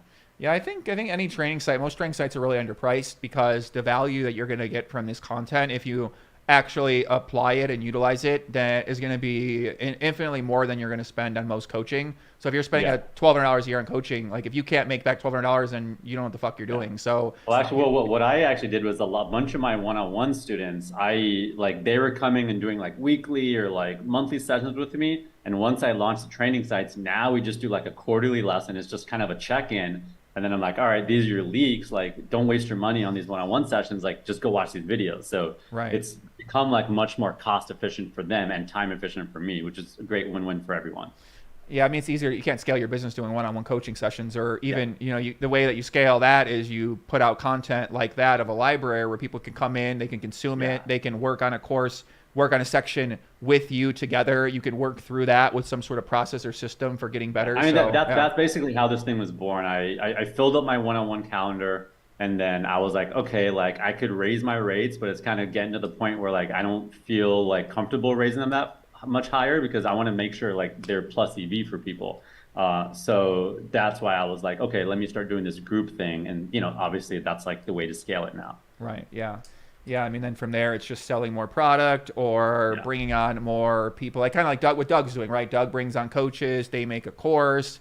The coach promotes the course for them on their social media platforms, and he gets good content. So I mean, he got a real good formula. John Little got a good formula. I gotta really look more into what you're doing. I haven't looked at that deep in the strat you guys have, but it seems like you're building something nice over here. And obviously with this promotion for you guys, this is gonna be great. So it sounds like you're already busy as it is now. So yeah.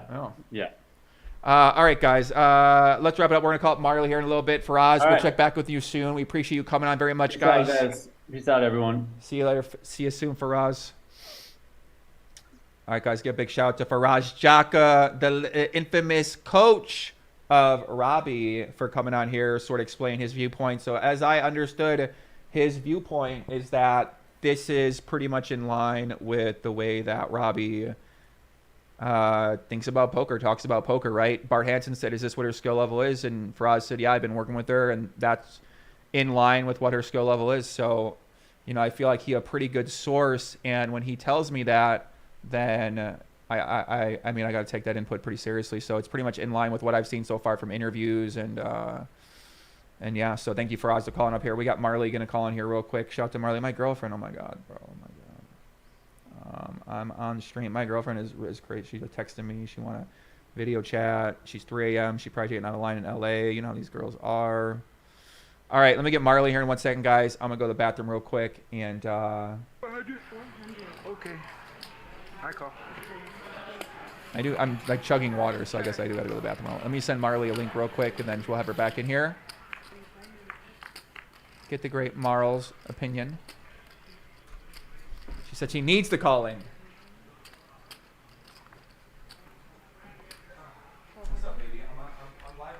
Feels like somebody just popped the air out of a big balloon here at the table.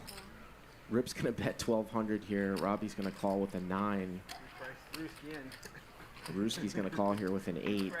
There's an 8 on the turn.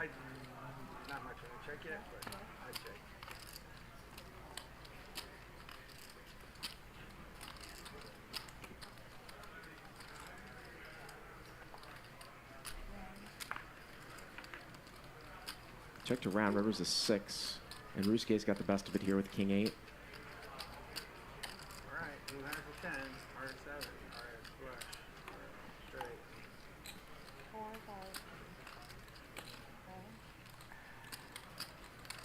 Ruski bets 4,000. RIP also with trip 8s here on the turn, but with the worst kicker just calls. And it's over to Robbi here, so 2 trip 8s on the turn, the case 8. Yeah, the 7 down there. And she's going to overcall here. for 4,000. Chop it up.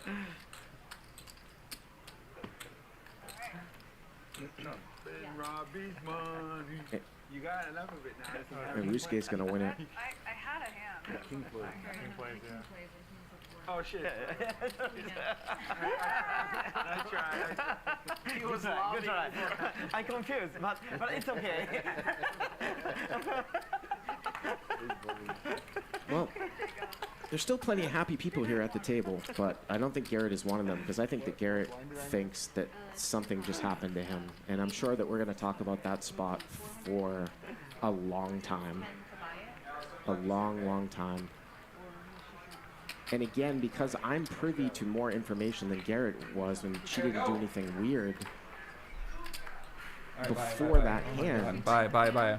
Especially when she called drawing dead with the Jack E. All right, I gotta go. Okay.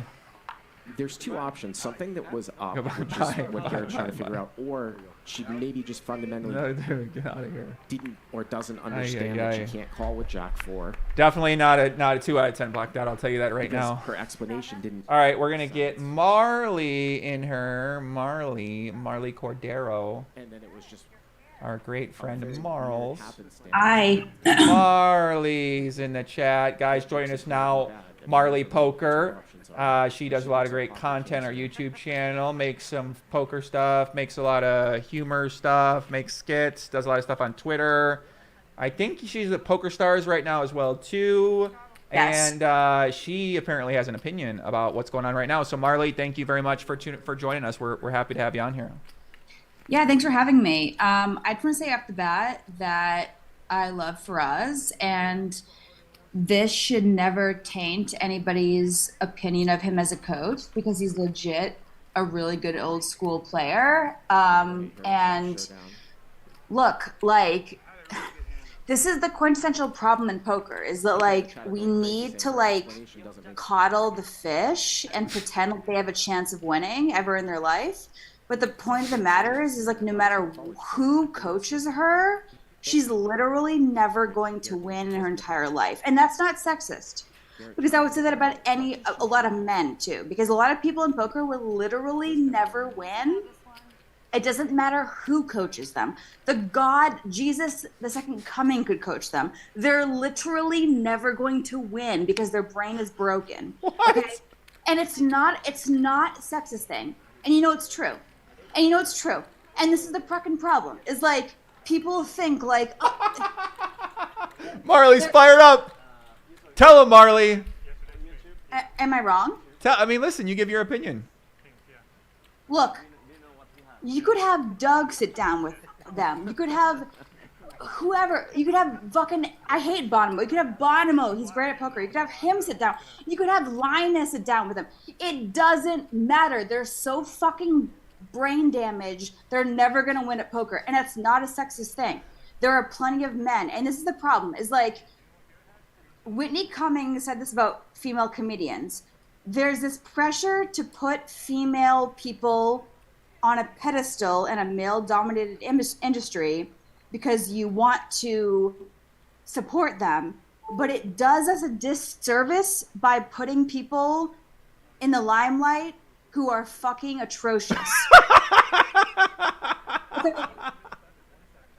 You want someone in the limelight like Chrissy Bicknell, like Liv Baree, like fucking like Magnus, who won the GPI award this year. You want people in the limelight who are fucking great, have potential to be great, are talented. Those are the people you want to fucking shine a light on. You don't want to shine a light on fucking people who are never going to win in their entire life. And it's not me being an asshole. That's the fucking truth.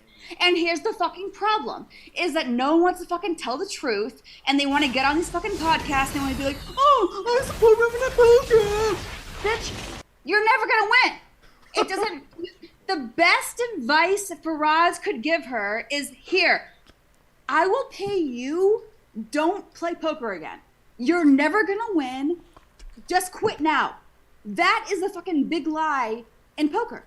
Joey, what do you think about that? So, okay, wow, lot to go over there.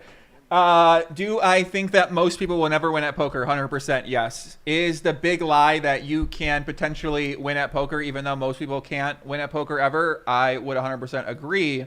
But some people win at poker in different ways. They enjoy the experience. They sometimes meet business partners. They get people to put them into games. So there is a lot of other reasoning to keep playing poker even if you can't win at the game.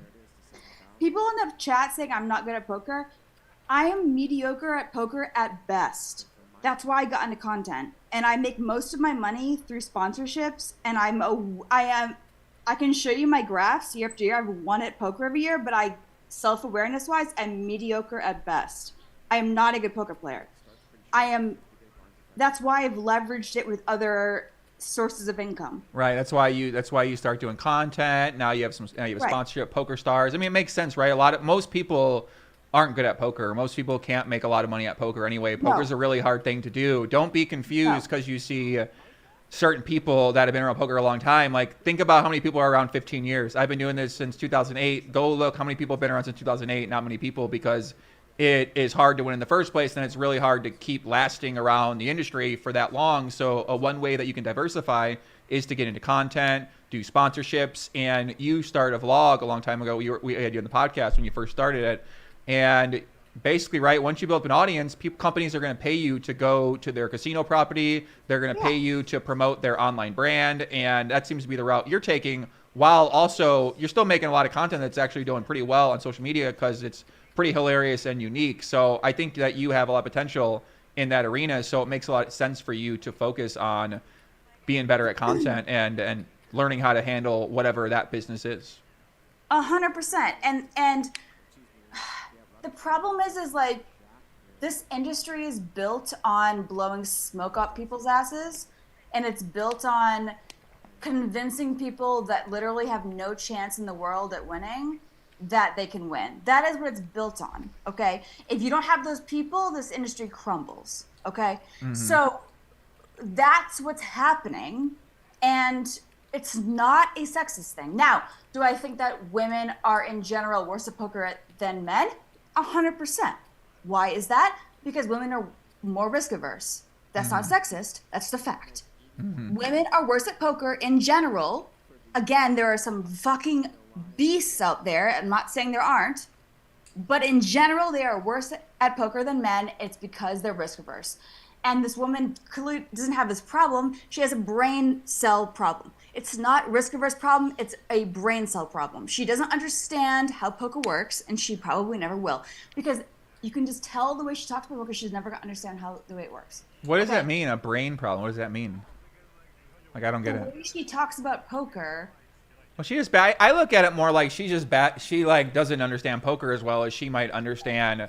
You know, we had her husband on here. She does more. She's in the biology world or biotech world. So I imagine if we had a biotech discussion with her, then she would know what she's talking about, and we wouldn't know what she's talking about. So if we had to describe our experiences in that industry, we would sound like we don't know what the fuck we're talking about because we aren't well-versed, knowledgeable, professional in that environment. So I look at that the same way when she comes to poker. She's learning. She doesn't really know how to play. Agree. She's literally studying and got a fucking coach, which is what more than most people are doing. And right now, some might say it's not showing in the results in terms of her playing, but you know, she is trying to get better. So I know a lot of people that are like that who are trying to get better, and they don't play the best, and they certainly are going to be the first person to admit that they're not that good at poker. But I think that most of those people are sharp about something outside of poker in general because their profession isn't poker. So of course they're not going to be that good at poker when they're coming off talking about poker.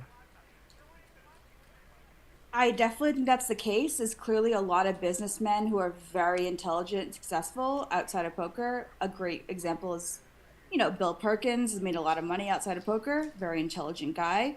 He's not GTO. No one would say he's like an elite poker mind, but he's very intelligent. Or there's plenty of other examples. That's not what's going on here. Right. I probably bet money that she's not at the top of her field just based on how I hear her talk. And that's not me denigrating her. It's just me being honest. Like, you can tell by the way someone talks how intelligent. And I'm not being an asshole, but that's just the way it is. I feel like you're being an asshole. I don't know, kind of. I mean, I don't know. I kind of see it that way, right? I mean, I feel I don't. I maybe personally I'm an don't. ass, but like that's just. I mean, you don't feel like literally like you can tell when someone's like really smart and outside of their industry, like a Bill Perkins who can string sentences together. Right. You know, and isn't necessarily a GTO wizard. And someone who's, I mean, don't play dumb, Joey. Like, obviously you can tell the difference. Like, and yeah, I mean, I wouldn't say, I mean, Bill Perkins is more of a entrepreneurial kind of mind who is clearly thinking about things at a different level of frequency than most people are thinking about too. So I would agree, right? I was blown away when I first talked to him. Don't play dumb, Joey. Like, you know what I'm saying. I mean, I don't know. I still don't think that way. I know a lot of these guys that talk about poker and they don't sound like they're the sharpest poker players, but I know that I literally have a few friends who are complete fucking donks at poker. They think that they're good. But if you talk about them with what they do and what they've been doing for 10 years, they are pretty intelligent about what they're talking about. So, I mean, I see what you're saying, right? You think you watch someone, they talk, and they go, oh, you're not that fucking smart. But, you know, I don't know. I talked to her tonight, and she sounded like she knew what she was talking about. I don't want to, like, shit all over her. Like, I'm sure she's had a lot of success in her life. And, again, like, I could say this about a lot of men. It's not a female thing. Like, people are going to paint it that way. Right. There are a lot of men who play poker, too, that are clearly just, like, goobers. And they're goobers. And you know they're goobers, and you know they're never going to win. And it's just like, you could throw the fucking, like, kitchen sink at them, and they're never going to win. And you just milk them for all they're worth, and they throw them to the fucking side. That's what poker is at a high level. That is what it is. That is what it is become. And no one wants to fucking say that. And everyone wants to fucking get on here and be like, oh, I stand for women, and, like, this is, look, bitch. No. This is about milking it for all it's worth, and then tossing it to the side when they go broke. That's what it is at this level, okay? And you know it, and I know it. Yeah, I mean, I disagree, but I see where you're coming from, and a certain subsection of the poker world is definitely like that. But I think there's a lot of players who I've known that have been fun players for a long time who enjoy it for other reasons too. But obviously, there's a lot of people who come into poker, they get exploited, they lose a bunch of money to people who bring them to the game, bring them to the private game. They have the girl massaging them behind in the lingerie. And everybody, I mean, I don't know, right? Those guys seem like they're enjoying themselves in that environment. So you're right that is how it works in high-stakes cash game world. But in tournament world, I feel like it's a little bit different. Maybe, I don't know, I'm not really locked in the tournament world. And then in the online poker world, which is what most people are in at general normal stakes, I feel like the people that are playing $11 tournaments, $30 tournaments, $50 tournaments, like, it's a whole different world compared to high stakes. And if you only focus on that predatory environment in a certain part of the high stakes world, then you're going to see the poker world in one way. But if you look at 99% of the other poker world and 99% of the other poker players, you're going to see that a lot of these people are just regular people, want to have a good time. They're not pros. They're just playing a $30 tournament. So, yeah, when you look at this situation, it's a very unique situation. It's going to be different kind of circumstances. So what you're saying, I can definitely understand, and that's what a lot of people do to win money at poker. Agree. Yeah. But the difference is that $30 tournament is never going to ruin anybody. When you're playing for hundreds and thousands of dollars or millions of dollars, I don't care how rich you are, that's going to put a dent in your net worth. For most people, maybe not Bill Gates. But for the vast majority of people, losing several $1 million is real money. It's going to put a dent in your quality of life, whereas a $30 tournament's really not going to affect anybody. Seriously. No, yeah, I mean, that's a good point, right? Especially if some of these people are losing a lot of money. We don't know how much money people have. I know some guys that got $700 million, and they literally don't give a fuck about losing any amount of money.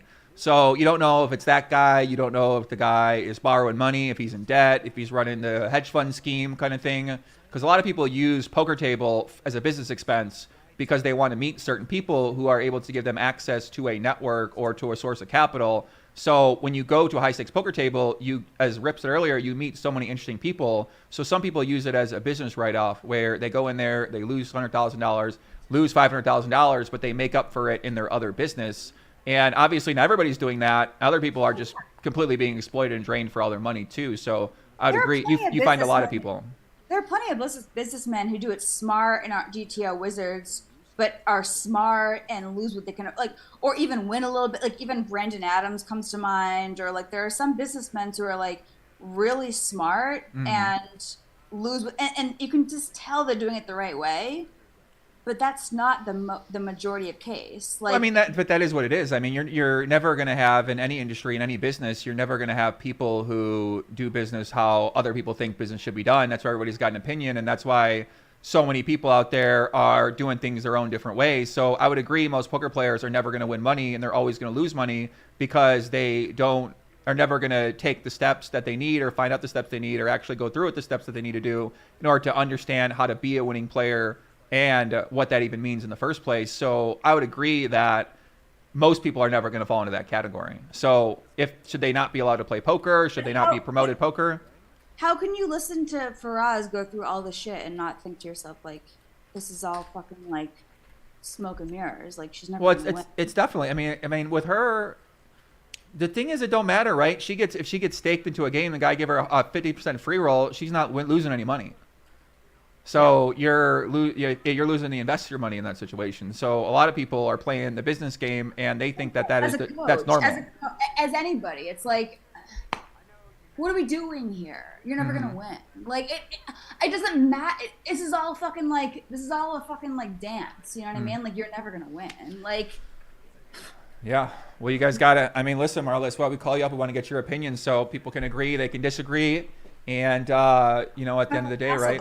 Everybody free to share their opinion. This is literally what goes through everyone's brain who's in poker, but no one wants to say it because it's the fucking truth. Like, it's like I fucking love Ebony, and she made a lot of good points, but I could feel you holding back so much in that interview. And look, Joey, you did an interview with Kelly years ago that I really felt like you really butchered, and I'm not saying that you weren't at fault partially, but there were things that she said in that interview too where I was like, dude, like, I know Joey could just eviscerate you right now with so much fucking facts, and he's not doing it because he doesn't want to be controversial or put himself in, and I totally get that.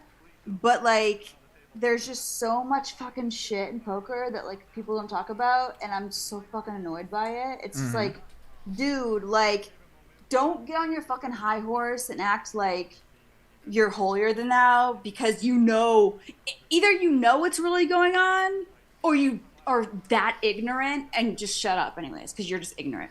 You know what I mean? Mm-hmm. Well, listen, Marle, why don't me and you get a podcast? We talk about, we write out some issues that we want to discuss that you think people should know, and me and you talk about it. I love these topics personally. I would discuss them all the time if people want to talk about them with me. Most people don't want to talk about these kind of things. So if you're down to speak about some of these issues or topics or ideas, I'm definitely down to discuss that with you in the future. Sure. I mean, I guess I'm at a point with this whole controversy, and just there's been a few cheating controversies in a row here. Right. That I'm just I'm just annoyed. It's just annoying. It happens. It happens. But do you know what I mean? There's so much elephant in the room shit that's you can't say because I don't know why. Well, you don't say it because a lot of times why do you want to cause an issue with somebody? Why do you want to? I think a lot of people are terrible at poker. There's really no reason for me to ever come out and say any of that because why? What for? What? I can call everybody bad all day. Most people I know are terrible at poker, right? They can't win at poker. They don't know what they're doing. It's not simple, what's the reason? What's the reason to focus on that or say that? It just is what it is. So you can focus on that, or you can focus on other things. And I think that when someone's just kind of a goober and they're minding their own business, you just yeah, they're a goober. Who cares? Let them do their thing. But when they're potentially inflicting pain on the community, when they're potentially inflicting pain on the arguably most respected cash game player in the U.S. or their whatever, it's then it becomes a problem. Then it's okay, let's just call a spade and be yo, you can't do that. Let's just call a spade. What's going on here? It's not I'm just calling out some person on the street that's minding their own business. You've obviously caused havoc in this community, in some sense, and so it's not okay. Yeah, I see your point. She's coming into here and she's not really in the poker community, and she's basically causing a big issue with Garrett, you're saying, and you're saying that's not okay for somebody to come do. Yeah, I guess it's just I'm not even necessarily in Garrett's camp. In fact, I'm definitely not. Like I'm very torn about it, if she was or wasn't. But I just think the way that it was handled and everything about it is pretty fucked up. And I think that it's like she just keeps doubling and tripling down about like, oh, I'm just like so great and like this is like so, and then like the poker community is like patronizing her and be like, yeah, you're so sick, and like in their mind they're like licking their lips like, when can I invite? It's like, dude, like what is going on? Like, and we're all sitting back and watching it and no one wants to fucking call it out. So now that you've called it out, what happens now? This is the whole thing. This is like the whole thing that drives me with content and everything else is like, I see so much shit that goes on that no one wants to call out. Mm-hmm.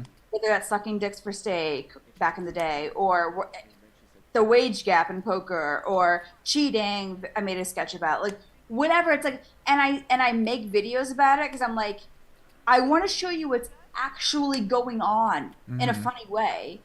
Well, that's one side of the poker world, right? Like if you're focusing on that world, like I'm not focusing on the sucking dick for steak world because I'm not involved in that world, so I don't know anything about that world. Of course, there's things like that going on in the poker world. There's everything possible option to be happening in the poker world.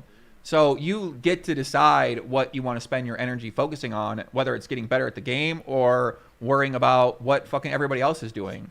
So it's pretty much in your camp to decide, I want to focus all my attention on these things. This is what somebody told me. I could either focus on cheating scandals, and that drove me crazy before, or I could focus on something else different. And I said, that's a good point. I'm going to stop fucking worrying about this shit that is driving me nuts. And I just stopped worrying about it.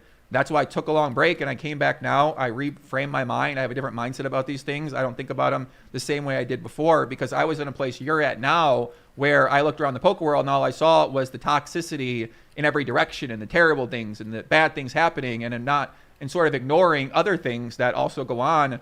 And on one hand, we can't really change.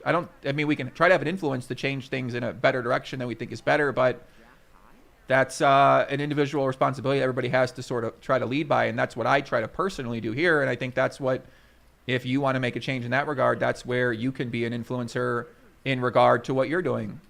You know, you can't worry about what anybody else is doing. You can only worry about the kind of message and a symbol or a statement that you're trying to put out there, and then trying to influence the world down the direction that you want the world to be. So that's sort of how I think about that a little bit. Yeah, I definitely agree with you in not focusing on the negative, and I don't want to make it seem like I think that poker is complete. I wouldn't be in poker. I thought it was a complete black hole. Like, there's so much good in poker. There's so many great people. There's so much. It's so legit in like most ways. But all I'm saying is, like, there are so many things that people don't talk about. Right. And we live in this kind of like mirage of things that people just pretend. They create this narrative of the way things are. And that really annoys me. And so I feel compelled to, in a funny way, call out the things that were, like, I feel like I'm living in a fucking alternate universe. Like, what are we even talking about here? Agree. I 100% agree with you, Marle. I don't disagree with that at all. I think for me, I've just accepted that we live in this alternative universe. Otherwise, I'd leave, because that was this question I had why I'm still doing content now, is I decided I can either accept that this is some very strange shit going on here that doesn't quite make sense, or I can go get to the mountain and get off my phone and hang out with my girlfriend and live a peaceful life and do some sort of e-commerce business. So I just decided, hey, this is really what it is, and let's try to make the best of it and try to look for the good thing. But I see what you're saying, that there are things we don't talk about, the way that certain things operate, the way that certain people maybe get taken advantage of, the way that certain people are a complete fugazi in terms of how they represent themselves to people, or their poker level ability, or their results. So I completely see where you're coming from too. I see all those same things. I don't. So it's just a matter of how do you want to discuss those things, and I think that is the question that we have to answer: is if these things are important issues that should be discussed, then how can people go start discussing it? Yeah, drop shipping. Yeah, totally. So I think that's where we can go now, is we got to decide, okay, well, if we want to make a change and we want to draw attention to these issues, then we got to draw attention to them however we can. Like comedians, they draw attention to issues in the world that people really care about, that are uncomfortable to discuss in their own humoristic kind of way, which is something that you also do with the videos and the content that you put out there. So I feel like you do a good job of alluding to this side of the world that you've experienced. And I think that people are paying attention to it. So the challenge is somewhat on you to decide, how do I get this message out there to more people if I really care about getting this message out there and actually doing something different about it, or just having people be educated on what you're talking about. Yeah, and I used to come out swinging all the time like I am now, and now I've learned to do it in a more diplomatic way and do it through videos and stuff. But it just, look, me saying all those things I don't mean to imply that poker's, if I thought poker was like terrible, then I would have left it a long time ago. Majority of people in poker are so good and so honest and so awesome. Mm-hmm. But there are just some parts of this industry that people just like gloss over or pretend like they don't exist, or they just whatever, they sugarcoat them, and it really fucking annoys me. And I'm just like, well, let me. You had enough. Yeah, and I know you see it too. I can see you holding back at times, and I respect it. And I just want to. Basically, the point of me getting on here was just to tell people that they're yeah, like this incident is indicative of a bigger problem in this industry. It's not necessarily is she shitting, is she not shitting. It's indicative of a bigger problem and a bigger eyesore that no one really wants to look at. And I think it's important to shine light on that in this instance, and use this opportunity to see that there are some things in this industry that are fucked up and no one wants to fucking talk about. And I really want to emphasize that Faraz is, I think that he's gonna have some mixed reviews maybe, and that he's a legitimately amazing poker player, been around for a very long time, and regardless of what happens with her, no one should taint their opinion. I'm not even particularly friends with him, but I know he's good, and so I'll endorse him. But otherwise, I'm just trying to tell it like it is. You know what I mean? Well, guys, listen, go follow Marle on Twitter at Marle. What is it, at Marle Poker? Marle Sprague. Marle Sprague, and then YouTube, you have your regular channel, which is for poker. Then you have a new channel, which is for different types of content. But yeah, I mean, we're a big supporter over here of Marle Poker, so we appreciate you coming out here, Marle, sharing your thoughts, sharing your ideas. Guys in the chat, please say big shout out to Marle for coming on here, and we'll check back in with you soon. Okay? Thanks for having me. Oh yeah, nice talking with you, Marle. You too. Bye. All right, guys. Big shout out to Marle for coming on here, sharing her thoughts. Obviously, she fired up. She feeling passionate right now. She said she had enough of this fucking bullshit. So big shout out to George with the 150. Shout out to George Poppy. Thank you very much for a donation, George. We appreciate you very much. We're going to give you a special graphic tonight, one we haven't seen yet.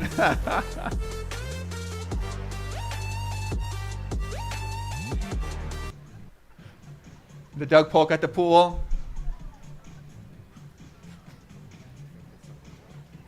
Shout out Doug Polk at the pool. Look at that moves. Look at those shorts. Guy was built. Yeah, okay. Okay, Doug, okay. With those great white glasses on. Dude was jacked, bro. Look at this guy.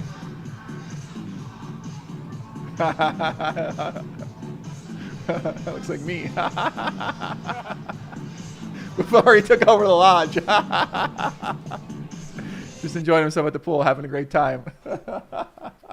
Ay, papi. Okay, so Marle came on here. She's fired up. I completely understand where she's coming from. I thought very negatively about the poker world for a while as well, too, so I can understand where she's coming from. And she was obviously very passionate and wants to draw awareness to all the things that are going on out there, the negative she sees in the world, the fleecing, the setting people up to play poker and coaching them and getting them in games and when they're never going to win, and more of a predatory environment, and sort of wanting to draw attention to the predatory actions and the ways that people are getting money to play in these games and playing these tournaments. So we thank Marle a lot for coming out here, sharing her views, sharing her thoughts. I think we got Landon. Bro, my girlfriend's still trying to call me. She like wasted right now. Oh my gosh. I'm live. Are you trolling? She keeps trying to FaceTime me. 3:30 a.m. in the morning, blocked out.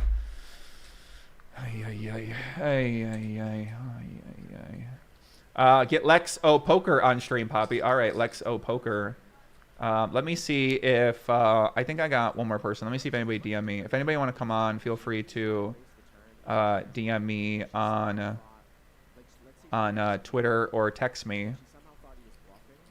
I see a lot of people got in touch with me. But that just doesn't make sense with Jack 4. Look at this. This is crazy.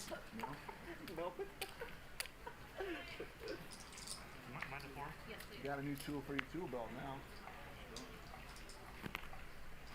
It only works against Garrett. Let me see. Why is this guy Beeper say stop playing dumb? Listen, Beeper, you call in. You tell me what I'm playing dumb about. Call me up right now. Jason Parker, what's up? Faraz Jaka said he's going to take off. Take it easy, Faraz. Talk to you later. Thanks for coming on. Take care, Pete Robbo. Shout out to you as well, too. Someone said pads. Where's pads at? Is he in the chat, too? Is so frazzled by that. I feel like we covered everything tonight, bro. I feel like we knocked this out of the fucking park. We got everybody's opinion that we wanted to know about. We got Faraz Jaka's opinion. We got Rip. We got Vertucci. We got Robbi's husband. We got a lot of people. He's gonna defend. And yeah, that was fun. Listen to Marley's opinion as well. Little Med, what's going on? How you doing, Poppy? Doing well? How is it still going on? Listen, there's a lot to cover, man. There's a lot to go over, a lot to think about. People are interested in it, so we're just talking about it. Oh no, you seemed upset with me, and you were talking about like all the off-stream hands we played, but we didn't play any off-stream hands. So I think Landon fell asleep. He probably. Let me check my phone. See what else I got in the DMs. No, I'm not upset with you. No. You look like you want to like murder me. But Checking my DMs here. Here's the thing, Garrett is not privy to the other hands that went down earlier tonight. And like I said, you seem to be struggling to try to explain like how or why you called. I told you why I did. Okay, go ahead, explain it again because I didn't understand. Marley said you were playing dumb. I mean, I'm not playing dumb at all. I understand what she's saying. I can express my opinion differently. If you think that's dumb, then I don't. Then you do what you got to do. This guy said, I'm drunk, let me on, Poppy. I'm trying to get canceled. Also had plenty of experience being cheated in private games with and without RFID stuff. Jesus Christ. I don't know, Esco. Calm down, Esco. Esco get me in trouble, bro. This guy's out of line. All right, Lex-O Poker. Let me get Lex-O on here. Let me see what Lex got to say. I don't know much about Lex. I think he's a video blogger. I've seen a few of his tweets. But I don't really know much about him. So we're going to learn a little bit more about this crazy guy now.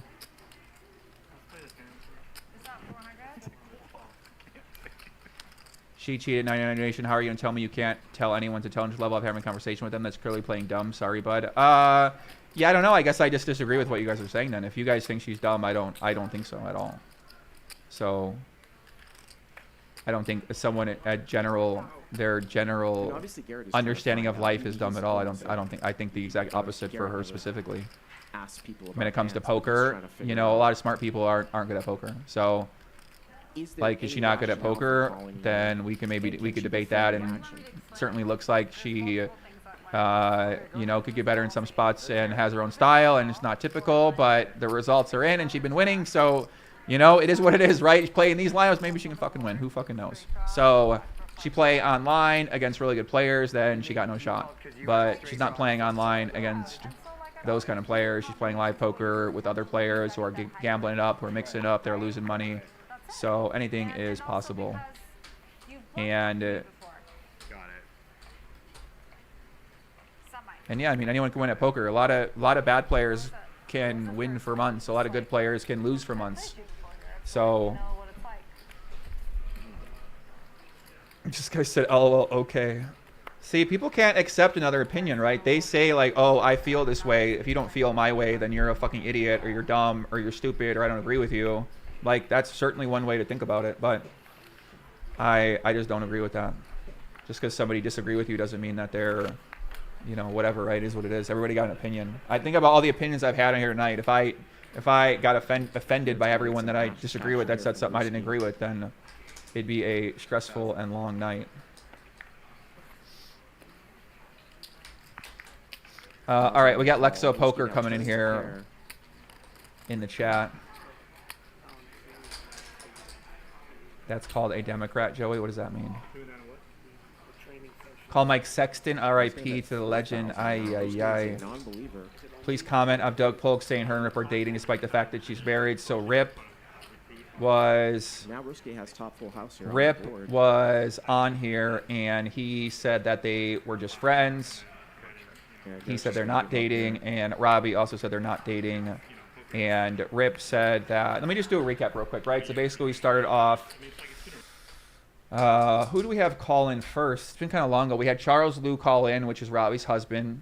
Then we had Nick Vertucci call in as a response to what Charles said. Then we had Rip call in, who is Jacob, who's the cowboy here. Then we had Robbi call in.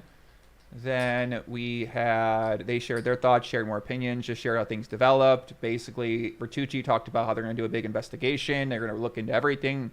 No stone will be left uncovered by Nick Vertucci and the Hustler Casino Live team. So Garrett said can't really make a statement right now, so he can't comment right now. That's where Garrett stands in terms of where he's at with things. And Vertucci was on there, said his piece. Rip came on here and thought he explained things pretty well about his past, what he's involved with, how he came to the game, his relationship with Robbi, and his experience level in poker, his perception of what the hand took place, and then he broke down about when he dealt with Garrett outside in terms of the name calling took place. Then we had Robbi on here as well, and Robbi was just kind of saying a lot of the same things that she said last night and just sharing her thoughts, sharing opinions on the questions that we had, basically answered every question. Charles, earlier, her husband came on. He was more like aggressively talking about legal action. You could tell he was fired up. He was definitely feeling some type of way, which is very understandable. He came on here. He was talking a little bit. Vertucci came on here. He was like, hey, you ain't going to be talking about it like this. Misunderstanding, it seemed like, between the two of those guys. So we just had Marle on here. She was talking about how terrible everything is in poker world. I feel like we had a few other people on. My girl called a little bit. Who else came on?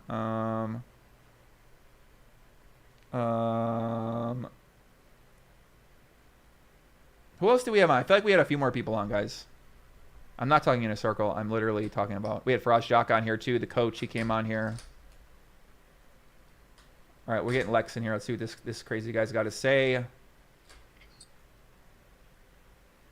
Lex, you out there? Yeah, can you hear me? I can hear you. I can hear you. What's going on? Awesome, man. Nice to meet you over the phone. Yeah, nice to meet you as well. Someone said you're. Thanks for having me on. Yeah, tell people a little bit about Bart Hanson. We had Bart Hanson on too. Bart Hanson was spitting some knowledge as well. Yeah, tell people a little bit about where you're coming from. With this whole controversy, sure. I've literally just I've changed my mind like 6 to 8 times since I've watched it, like in the last, I guess, 24 hours. In the beginning, I felt like it was 100% foul play. I just felt like there had to have been something going on. Nobody ever calls there in that spot. The hand is just impossible to me. After looking over it, I felt like she possibly misread her hand and she made a mistake and she didn't want to go back on the mistake. She didn't want to look confused and embarrassed and then whatever. Then I thought that possibly that she was just making up the whole situation. And then today I watched Berkey's podcast and the whole shaking of the chair, looking back at the hands she played, looking that she was looking at her cards. I was under the impression that she thought she had Jack 3, but it looks like she stared at her cards for a while. For me, it just doesn't add up. I don't understand what's going on. I don't get it. Mm-hmm. So did you hear any of her explanation for her hand? Did you hear kind of sounds like to me, my understanding is that she had a lower level of cash game poker understanding theory, so that's why she made the play that she did. She really hasn't played It's much hard for cash me to game. believe. I think this is a play that like someone's girlfriend would make if you bring them to the poker room and this is like their third time playing poker. This would be like a play that they would make when you give her like $80 to play. She would just like make a crazy call with Jack High thinking that she's good. This is not a play that someone who gets coaching would do. Like if someone who is paying for a coach is not making a Jack High call on the turn. It just doesn't make any sense to me. I guess she can say whatever she wants, and I'm not accusing her. I just feel like there's got to be some more. So there's got to be something more to the story because it's the craziest hand I've ever seen in my life, and I think you can agree that the way the hand played out, and Doug agrees as well as Garrett. It's the craziest hand I've ever seen, and for her to call there and then flip flop on her story, and it's very, very confusing to me. Yeah, I can definitely understand that take. And I guess that's what we're waiting for next is we are aware that it is that. Like, I think all of us agree that that is what we're seeing too. But at this point in time, we can only, we looked at the evidence. We looked through the tape. We watched the tape. We've seen the tape. Now we got to see something from Garrett and why he believes what he believes. And then we got to see something from the Hustler Casino. So at this point in time, right, what can you do about it? I think Garrett has already stated what he believes in. He believes he was cheated, and he believes that there's no possible way the hand could be straight up. And I somewhat agree with him. I do think that he took like somewhat of an uncharacteristic stance. I'm really surprised that he put out a tweet the night of, and the way he was speaking in the tweet just didn't seem characteristic to him. It just seemed different. I guess he was really frazzled from the whole situation, but usually he's very methodical and he's very calculated with what he says on the internet. And it felt like that first 6 tweets were just kind of like, a brigade of accusation. And it was very surprising to me. But I mean, I'm going to side. I know Bart was saying he's more like 3.5 out of 10 that she didn't cheat. And I'm more like 8 out of 10 that something happened. Either she saw the cards, she got someone told her what to do. Something happened. Like in my opinion, I don't think this hand could ever play out in real life and it not have some sort of foul play. Yeah, well, I guess we are going to wait and find out. So I think a lot of people agree with you that it appears that something went down. So, I mean, really, what can we do now, right? I learned with Mike Postle, you can sit here and think that one way and think one way, but if nothing else comes out, you're just going to wonder about it for the rest of your life. So you can't really. Do you think we'll ever get an answer? Do you think it'll ever? I mean, we still don't really have an answer about Postle. I mean, I guess we've all determined that he cheated, but it's still not like he's never admitted it. Postle still say, I think he still say he didn't do nothing. He said he a So I mean, misunderstood man. I don't know if we're ever going to have an answer. I don't think there's ever going to be a definitive. I don't think Hustler is going to come out and say there was zero cheating. I think they're going to say we couldn't find anything. That's my guess, is they're going to come out and say we couldn't find anything to say that she cheated. That doesn't mean that there wasn't any cheating. And I mean, the only thing that they'll come out with is if they do find something, then they'll say, hey, we found this, and we can determine that there was cheating. But I also am like I don't know if you're confused or if you're surprised of the backlash on Garrett, but I am very surprised of like half of the community, or even more half of the community, just like, bashing Garrett for basically taking a refund and then, accusing her of cheating. I am somewhat surprised. I was expecting people to be more on his side. I mean, I think that why it is that people out there, it's what I learned, right? I kind of saw this with Landon a little bit, where Landon is basically one of the most likable people I've ever met, nicest guys I met. And when he lost his Bill Perkins challenge, he basically just got abused and roasted by so many different voices, basically just waiting to have some excuse to just fucking come down on him. And it kind of seems like this is the same thing for Garrett. He's been getting a lot of attention. He the star of the show. A lot of people think that he's playing in soft games. They don't think that he is really challenging himself. He thinks he's a lot of people think he's getting handed these games where he's able to print all this money. And now the guy is coming out. He finally loses a hand, and his response to losing a hand is complaining and saying that he's being cheated because he can't lose a hand. So a lot of the impression I'm getting is that, one, they're upset with him. They think he's a sore loser. And two, they think he's a bully because he took money from Robbi. So you have this double whammy of people who are attacking him for both of those things. It's just not true, though. Like, I mean, any real poker player understands that he's rightfully to question this hand. It's the most ridiculous hand in the world. Like, she called off $109,000 with a jack high, no draw. I mean, it's the craziest hand I've ever seen. She couldn't speak about it. She couldn't say, I called because I put you on 7-8 or 6-7 or 8-6. Like, she didn't even mention those hands. She just said, I thought you had ace high. And then when he questioned her about that, she said, I didn't think you had shit. And it's just so confusing. So, like, for him to, you know, I guess get annoyed or, you know, not even annoyed, but to reach out like this, I think is totally reasonable. And then for him to,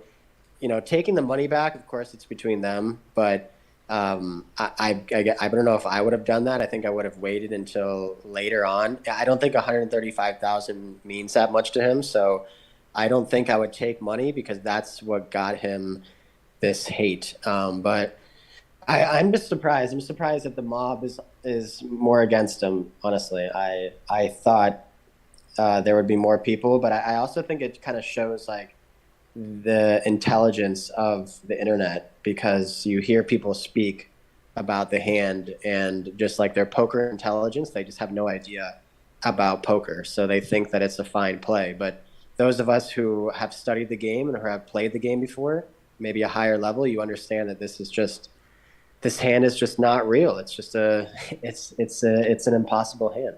Right. I mean, I definitely see where you're coming from, right? As more of I think I just have one thing I've always tried to do is see where the fun players are coming from, because when you understand how they're thinking, then you can build strategies to figure out how to beat them at poker. So when I hear people talk, I want to hear what they're saying, because they're letting me know how they're thinking about poker and how they're playing. So, you know, a lot of these guys and girls have strategies that obviously don't make much sense if you compare it to what a best practice Phil Galfond training video is going to say. And I'm trying to play like a Phil Galfond training video. I'm not trying to play like a Phil Johnson video, who is the donk at the 2-5, 5-10 PLO game. So I see what you're saying, and I think I can easily think about it from that way when you look at that hand. I also know that Hustler, people said that people wouldn't play this high stakes and play like that big of a donk. They would just not do that, and that's just not true, because a lot of people that play, this is how high stakes poker works, guys, in live poker, is that they set up these games with people that don't know how to play and that play Jack 4 like this and think they made a good play. This is like a common recruiting strategy that you find for these type of games, especially if you got regulars that you want to bring in weaker players, you bring them into the game, and then your regulars are happy and the game keeps on running. This is how this ecosystem runs and works, is you find people that can afford to lose the money and get them in the game and let them do their fucking thing and let them have a good time and let them make some plays, and ultimately at the end of the day, they. But you can agree, like you can agree with me that this is an impossible hand, right? Like, you can agree that this. Now, Right. The only thing that I can think of potentially is that it's like a 1 in a million coincidence where Garrett decides to play his hand super aggressively instead of just like if he calls the 20K and then the river, it goes check, check. I mean, it's still ridiculous, but it's not as ridiculous. But he decides to jam the turn, and it's like a 1 in a million coincidence spot where she decides to just put her foot down with Jack high, and she calls because she's frustrated and she's annoyed, and this guy's bullying her in her mind. And she puts her foot down when she calls because she's not playing with her own money, and it just happens to be good, and it becomes this huge thing. I mean, it's possible that is what it could be, according to her. I mean, that's the only thing that I can think of now, other than the fact that she had some sort of advantage by knowing the cards, knowing that she was ahead. You know, I don't want to accuse her, like, allegedly, but it's just, it's insane. It doesn't make any sense. It's not adding up to people who understand the game of poker. So does it make you not want to play on Hustler, readjust your approach to poker? I mean, you're doing vlogs, you're playing on streams. Like, I already don't. People are like, why don't I play on streams? I mean, listen, guys, what do you guys think is going on out there? You know, that's what I always come back to. Like, these are the people you can barely pick up on the people that are obviously doing shit out of line. You can never pick up on the people that are doing that are good.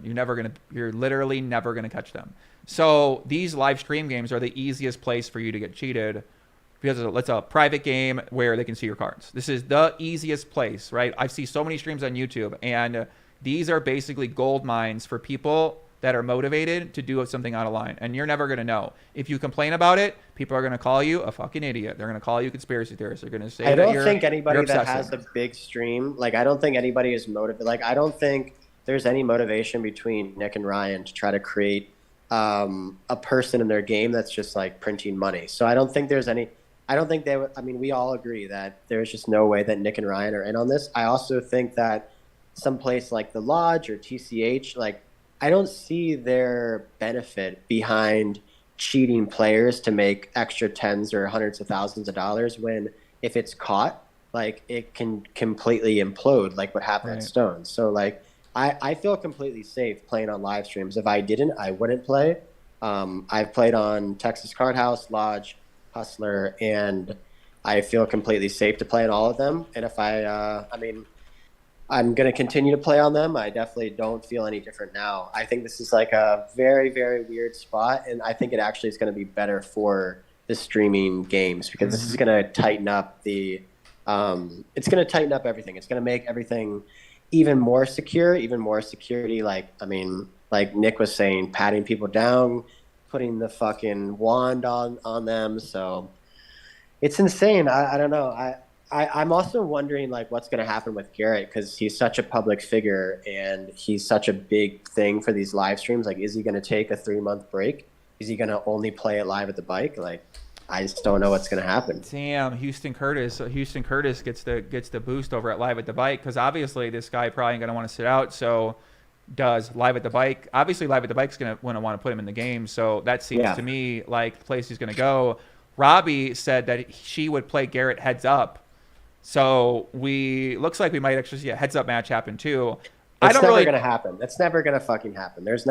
She's doing this, like, and I guess, like, my take is, like, so I said this on Twitter too. It's very hard for me to believe everything coming out of somebody's mouth, no matter what sex they are, what race they are, no matter how old they are. If they have lied before and gotten caught with lies. She, like, deliberately lied multiple times at the stream. Her story changed multiple times. It's very hard for me to agree with her and take her side when she keeps going back and forth. She says she has Jack high. She then says she misread her hand. She had a 3. Then she goes on Twitter and challenges Garrett to a heads-up match. Like, it doesn't make any sense to me. She's trying to do this for publicity. I don't know what's going on. But, like, Garrett has a spotless reputation, along with people like Andy and I would say like yourself or Andrew Nemi, Brad Owen, where they have a spotless reputation in the poker community, where, like, if Brad would say something, I would 100% believe him. If Andrew would say something, I would believe him 100%. If Garrett says something, I take his word, because his reputation speaks for himself. But in my opinion, it's hard for me to believe what she's saying when her story is flip-flopping, when she's going back and forth. It doesn't make sense to me. I think a lot of people feel the way you do. A lot of people brought that up as well too. So they've said, hey, her story's not making sense. I'm a little more lenient on that. You know, like, I don't believe poker players to begin with in the first place. So, you know, I'm not really expecting her. I'm looking at the hand in general. She has an explanation for the hand. You know, it could go one way, it could go the other way. I mean, I don't even think she has an explanation though. I mean, she can't really, like, state what was going through her mind. And it makes you feel like, okay, the only reason you called is because you knew you were ahead, because her explanation doesn't make any sense. You know, like, she thought she had ace high, or he had ace high. She put him on a draw. It doesn't make any sense to me. So I guess her explanation is that, but it's hard for me to believe that. It's hard for me to take her side, especially after seeing what she wrote on Twitter, like trying to have a heads-up match against him is just it's very odd. Like, it's not helping her case at all. It would be like a fighter challenging Mayweather to a fight. I mean, kind of like the Paul brothers, but it's like, they look bad by doing that, because it's like, I don't know. It's her tweets are interesting, and of course it's very subjective. Some people may love them, but in my opinion, like what's happened since the incident, it's just all sorts of things that are going downhill, and even the Hendon mob thing. I guess that was confusing to you too. That she said that on the show today that was somebody else. That was another another Robert Lew before. What is going on? There's another fucking Robbi. Like, come on, we got to see. I mean, listen, this is day one. They made a claim. I'm not going to think they got to show it now. We got to see. It's so confusing to me. Like, how does this happen? Where like we think she's been playing for 10 years. She's got a Hendon mob of $100,000. Turns out it's some guy from Lincoln, California that they changed it. They used his name. Are you fucking kidding me? And then now she plays some tournaments over the summer, and I went back and looked in her Hendon mob, and there's a couple tournaments, a 250, a 350, and they have her name as Robbi Law, whatever her last name is. They have her in there at that. That's been there since 2015. So like her stories just don't add up. It doesn't make any sense. Apparently she just started playing poker in 2021. It's the Hendon mob's fixed. Wait, the Hendon mob just got fixed. Okay, that's good. So that means this Hendon mob has been updated now. You're kidding me. So what is her career earnings at? It starts in 2021. 65,000 total live earnings starting in 2021, October 18th, a Rio Daily Deep Stack.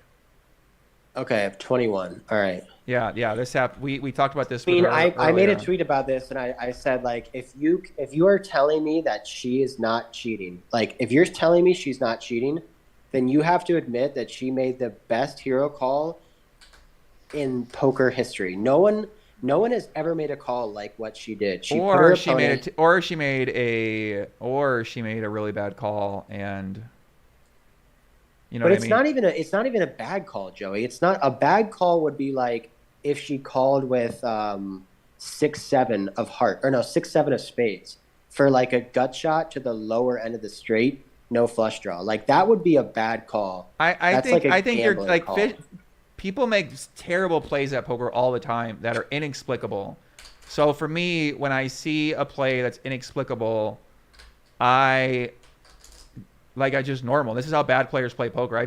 This happens all the time. I can't, but I mean, I think I've seen really bad plays before of people like calling off with gut shots or lower end of the gut shots or bottom pairs or ace highs or whatever. But like to call off your entire stack with Jack 4 off on a 10-10 9-3 is just it doesn't add up to me. I mean, you can say it's a terrible call, which it is, but it's like. I don't even think it's a terrible call. It's an impossible call. No one in their right mind would put money in the middle with Jack 4 off when someone shoves on you on a fucking live stream in front of 20,000 people. Like it's insane. And then you have to look back at like poor Phil Ivey gets in the middle of this. Like poor Phil Ivey. This guy is just trying to show up and have a peaceful game. Yeah, and he's just in the middle, and everyone's like freaking out, and he's just trying to play a good game. I did say this, and I don't know if you're going to.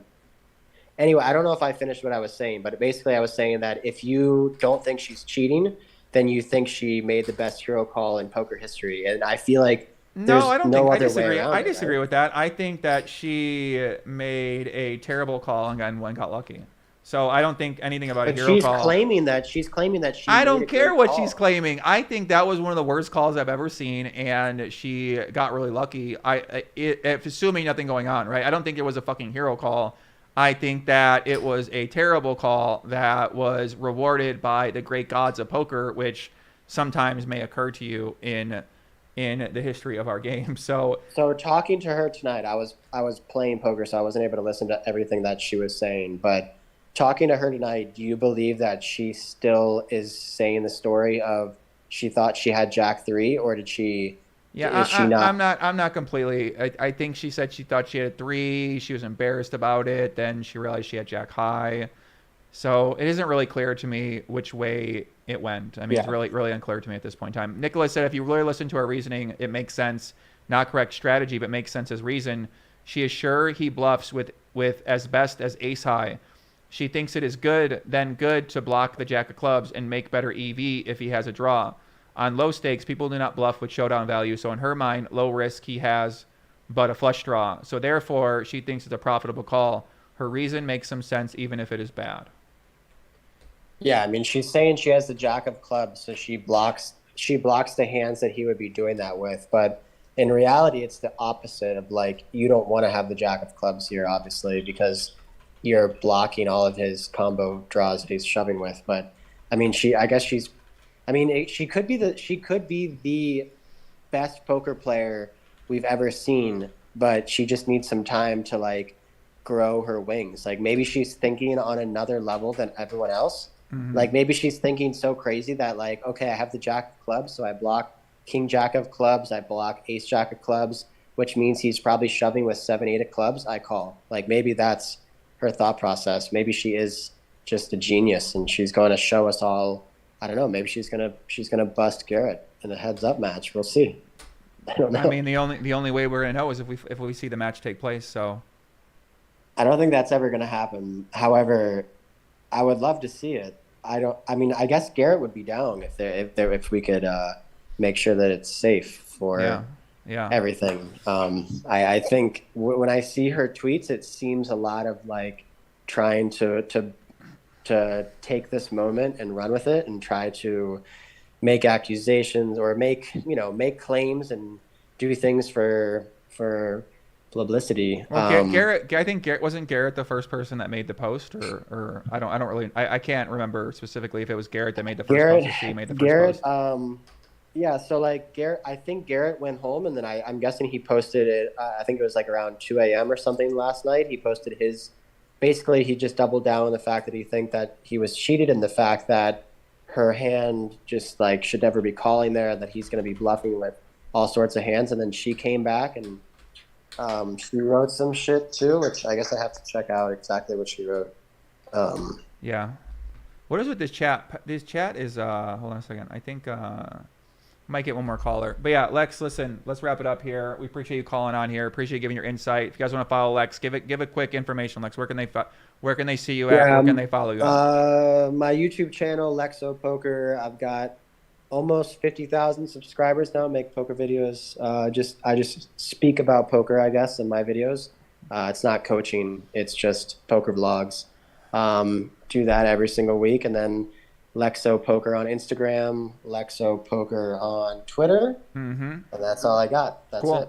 Yeah, well, thanks, Lex. Appreciate you tuning on, guys. Check out Lex. Is on Twitter, on YouTube, makes vlogs, and we'll check in with you again, man. We'll talk to you soon. All right, thanks, man. See ya. See you soon, Lex. All right, guys. Shout out Lex-O Poker for coming on here, giving his viewpoints. People in the chat are always fired up. Listen, guys, you can just listen. Just let me listen to him talk. Some people say next caller. Some people say they like it. Some people say that it's embarrassing. I would keep listening to people sometimes talk. You guys seem to got an issue with every person I have on. So I'm just letting people speak. I'm letting them talk about what they think. And sometimes you're going to agree. Sometimes you aren't going to agree with it. But we taking it as it comes right now. I'm trying to get David Williams on the show. Hold on a second. David Williams, the legend of live poker, WSOP runner-up.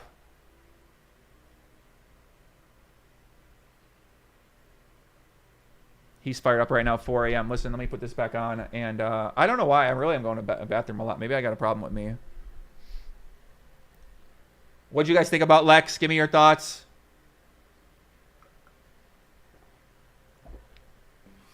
Joey doesn't like the people that follow him. I love the people who follow me. They just have different opinions than me. They try to say they're just saying what they believe, which I like. I'm just giving them a different way to think about how I think about it. I feel like we should wrap it up 4 a.m. Houston Curtis, Guys, should we have Houston Curtis on the show? He is a former professional game integrity expert, or you say he a game integrity expert, but other people might call it different. So, but he is obviously very knowledgeable about what's going on, and we're always interested to hear everybody's opinion. Hold on, I'm going to send David Williams a link, guys. Hold on a second. I'm at the bathroom real quick. I'm going to get David Williams a link, and what? All right, I'm going to give David Williams a link. Hold on a second. What did she give the money back to Garrett? Is that what they were talking about?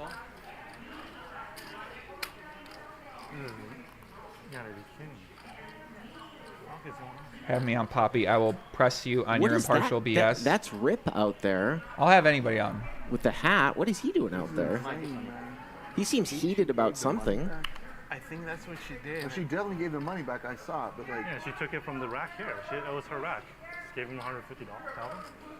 What? What is going on?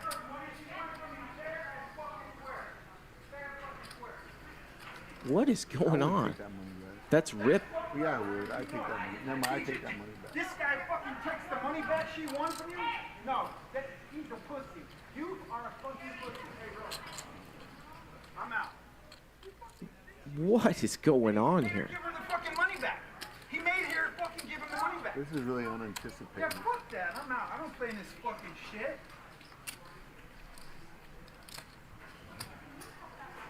He fucking made her give the money back. What do you mean made her? How do you make? He fucking told her to give the money back and so accused her of cheating. How do you make someone give the money back? I don't understand. I don't know. He took it. He somehow talked her into giving the fucking money. Why would she be willing to do? If she didn't cheat, why would she be willing to give the money Why back? are you?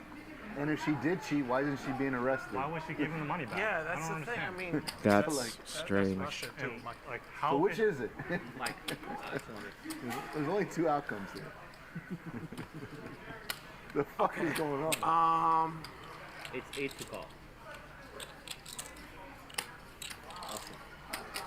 Wow, man. I told you this game's fucked up. I warned you guys. What happened?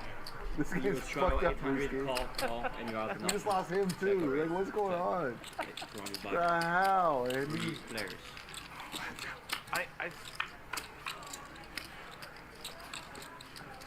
Damn. Check. 1200. Are you okay? All right, we're going to get David Williams in here right now, the legend. Thank you. Sent on Twitter. The face that Eric is giving is the face that I have. We had a camera in the booth here. It looks like Garrett is Look at you, got that shit back. getting up. That's impressive. I don't know what's going on I here. think I've never seen that before. Was But Marley apparently drunk? she gave the money back to Garrett. Which Marley was is definitely faded really a little bit, bizarre. guys. Because why would she do that So good. if I'm not even sure I want to play poker. That's how it is. You're the 100. that's really strange? All right, we got David Williams joining here in a second. Really strange. Yeah, Eric Person and me really stand out as a big winner of the games. I think Rip is a big winner of the games as well too. Shout out to Rip. No one cares what David Williams has to say. What are you talking about, bro? I care what David's got to say. We love David Williams. Come on. Poppy, I got a question. Is this good or bad for poker? I would say that this is definitely great for poker because it has people paying attention to it. And at the end of the day, like if nothing happened and Garrett's in the wrong, then he comes out, gives her money back, apologizes, Yeah, so why would she give it back? I was like, keeps playing poker, and the life moves on, you know, so. She gave him 125 back. She did. Dallas said it's a pretty big hit to Rip's reputation. Then most people think he's sleeping with Robbi. Other than that, he came off okay. Yeah, I mean, it ain't good for his family, as he said, for his wife or his children to think that he is hooking up with this lady and then they're on stream together. You know, probably not a good look if you have people making YouTube videos and in the first 30 seconds of the video, you say that an anonymous source has told you that. What did Supreme say? He said, What's up, guys? Dog Polk here, and today we're going to be breaking down this hand between Garrett and Robbi on the Hustler stream. This is simple, but better. All right, so this guy, in 2012, she won a 2K, and then now she's playing on the Hustler Live March of this year to playing in the... This is quite a meteoric rise, and I'm not entirely sure this was disclosed on the Hustler show or not. There's a lot of information, and I'm trying to make this video quickly while going through all of the relevant information. But she's actually dating the player named Rip on the show. I have an inside source that has told me they've seen them essentially talking together and in a romantic sense, and also that he is backing her in a lot of these games. That doesn't mean I know she's... David Williams coming in the house right now. Hold on a second. Poppy. What's up? What's up, big dog? What are you doing? David Williams in the chat. Guys don't know David Williams. He infamous for getting second in the main event to Greg Raymer in a legendary heads-up match that got many people into poker. And he's been playing poker a long time. Plays a lot of tournaments. Plays a lot of cash games. PLO, no limit hold'em. I think the fucking guy played mixed games. He play everything. He a professional chef. He was on Master Chef. The guy is debatably one of the best chefs in poker. And he also a legend of the nightlife in Vegas as well too. And he basically got Vegas. He know how to navigate Vegas better than most people that I know. So we happy to have him on here. We got David Williams. What's up, David? Welcome officially. 4:30 a.m. What's up, bro? Does it sound all right? My mic okay? Guys, what do you guys think? It sounds pretty good on my end. So yeah, it sounds pretty good to me. All right. You know, it's funny. I've been following this since it dropped, Thursday, and I've had some opinions about it. But until this fucking last guy you just had on, holy shit! I had to say something. I mean, everything he says, it's so typical of a lot of these. I don't want to generalize people. These fucking nerds, bro. Like so many poker nerds. They approach it from the mindset of what they would do, right? Of what's like GTO. He kept saying, this is an impossible play. This is an impossible play. This is clearly someone who's never fucking played in like a high stakes private game. I know. I run one. Well, not anymore, but I did. Right. I play in them. You see fucking wild shit, bro. You see people just click buttons. I mean, I said it on Twitter. You just see this shit and it happens. And for whatever reason they want to do, because who fucking cares? It's their money or their dude's money, whatever. But it's not. They can do what the fuck they want to do. So for him to just keep going, it's an impossible play. You ask anybody with a poker mind. Yeah, but that's the problem. The opponent is not somebody with this genius poker mind. The opponent, she's just fucking out there in the streets. She's just out there gambling, And here's what I think happened, honestly, right?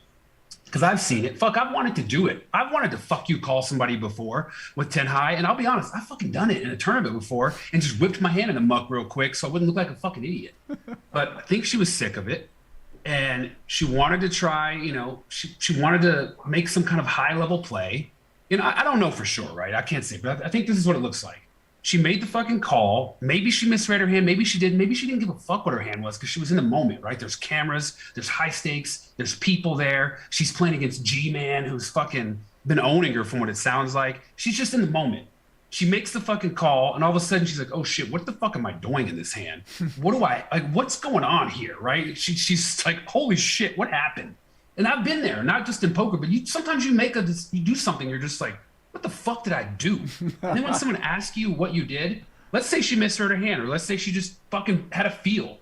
You don't want to say that on stream when you're her. You're in this male-dominated field. You're a woman. You want to at least like be respected. Oh. I misread my hand. Then people are like, "Oh, fucking dumb girl doesn't read her hand." Or you're like, "Oh, I just had a feeling." And then they're just like, "Oh, you had a feeling? Yeah, you're fucking stupid." No, she's going to try to explain it. And sure, her story gets mixed up because she's flustered. She made mistakes. Who fucking knows? She can't keep it straight. But to think it was cheating because of one fucking hand, because of what an amateur did, shows that you fucking have no idea how these fucking high stakes games goes. If you look at the people saying it, it's the people that would never get invited to these games. Not the fucking games I run. I'm not having Sean Deeb at my fucking game. I'm not having that guy Lex you just had at my fucking game. Are you kidding me? I wouldn't even have G-Man in my game if he wasn't a fucking name from being on the stream. So yeah, these guys don't get it because they don't fucking... They think like everyone thinks like them, but they don't. I'm not saying it's right what she did. Of course not. Everyone fucking knows it's not right. But it's like, this shit happens, man. That's how fucking people do this shit. Right. So that's been my main point the entire show, is that the people do the most random fucking shit in these high stakes games. I have seen some weird things. I never seen anything like this, but maybe I'm just not thinking, because in the moment when I see a terrible play and I win or lose, I never really just think much about it. If a guy make a bad play, I'm like, oh my God, like that guy usually awful anyway. So he made a bad play, like whatever, it seems in line with what he did or what she did or whatever. So when I see this hand, like I see where everybody's coming from too, because it does look really, really sus. And I can see where Garrett's coming from. And I think a lot of the reaction to the community has came from Garrett, because Garrett thinks that cheating is going on. So people are like, well, if Garrett thinks it's going on, then this guy has a better insight than we do. So it must be going on. And they're looking for the reasons why it could be going on. That's because Garrett could never fucking fathom someone could make that play. And he got fucking owned, but accidentally owned. So he shouldn't let it affect his ego. It's not like she really owned him, right? She clicked a button and it fucking worked out. He should just deal with it and be like, you know what? Weird fucking call. Amateurs do this shit. I'm thankful in this game. I'm thankful I have people fucking putting their money in with fucking Jack High, and I'll be back next week or tomorrow or whatever. It's insane for him to fucking act like that. Yeah. I mean, so you think Garrett's reaction here is insane? I mean, I get in the moment being stunned. He was fucking frozen. But then, like, after the fact, he's just got to be like, yeah, this is wild. It's not something anyone who fucking knows anything about poker would do, but clearly she doesn't know anything about fucking poker. And I'm not trying to be rude to her. She seems fucking cool. She was on your show listening to her. I don't want to be fucking mean and say she doesn't know shit about poker. When I say it, I mean compared to the people that keep trying to judge her play and say, oh, this is impossible. It's not a real hand.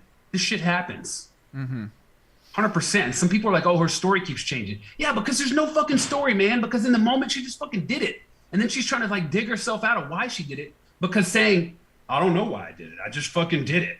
Then people are like, oh, you don't know shit. She clearly wants to be looked at and viewed as a good poker player, whether from other people or herself, right? She sought out coaching. She's using terminology. So like she has that desire to be respected as a poker player. And like Marle said, maybe she just doesn't have it, right? Marle was fucking cold-blooded, a little too harsh, but like maybe that's true, right? Maybe she just doesn't have it, but she wants to have it. So she's going to say these things. So yeah, the story's going to change because she doesn't fucking know she doesn't really know what happened. And the truth is, I don't fucking know, right? She can't say that. I don't fucking know. Wow, yeah, $5 Carlos Figueroa said, finally someone who understands cash game putting. Happens all the time in private games. Thanks, D. Williams. So yeah, you obviously speak about a little bit in your experience. As you said, you've been running a game. You've been playing high stakes, I feel like, in Vegas for 20 years, right? So why don't you tell people a little bit about your poker experience in games that are exactly this, because these are the kind of games and this that is you the play reason in. I don't even play cash games at casinos anymore. I only play private games because you get shit like this happening, right? This shit happens. It's insane, but it happens, and that's why you play them. That's why fucking G-Man should be thankful he's in these fucking games. Chat's fired up, guys. We're live on YouTube. We're live on Twitch right now. Shout out to my girl Alice. She said, how are people watching at 4 a.m.? Alice, listen, I'm wondering the same thing, but everybody's fired up right now. We've been investigating.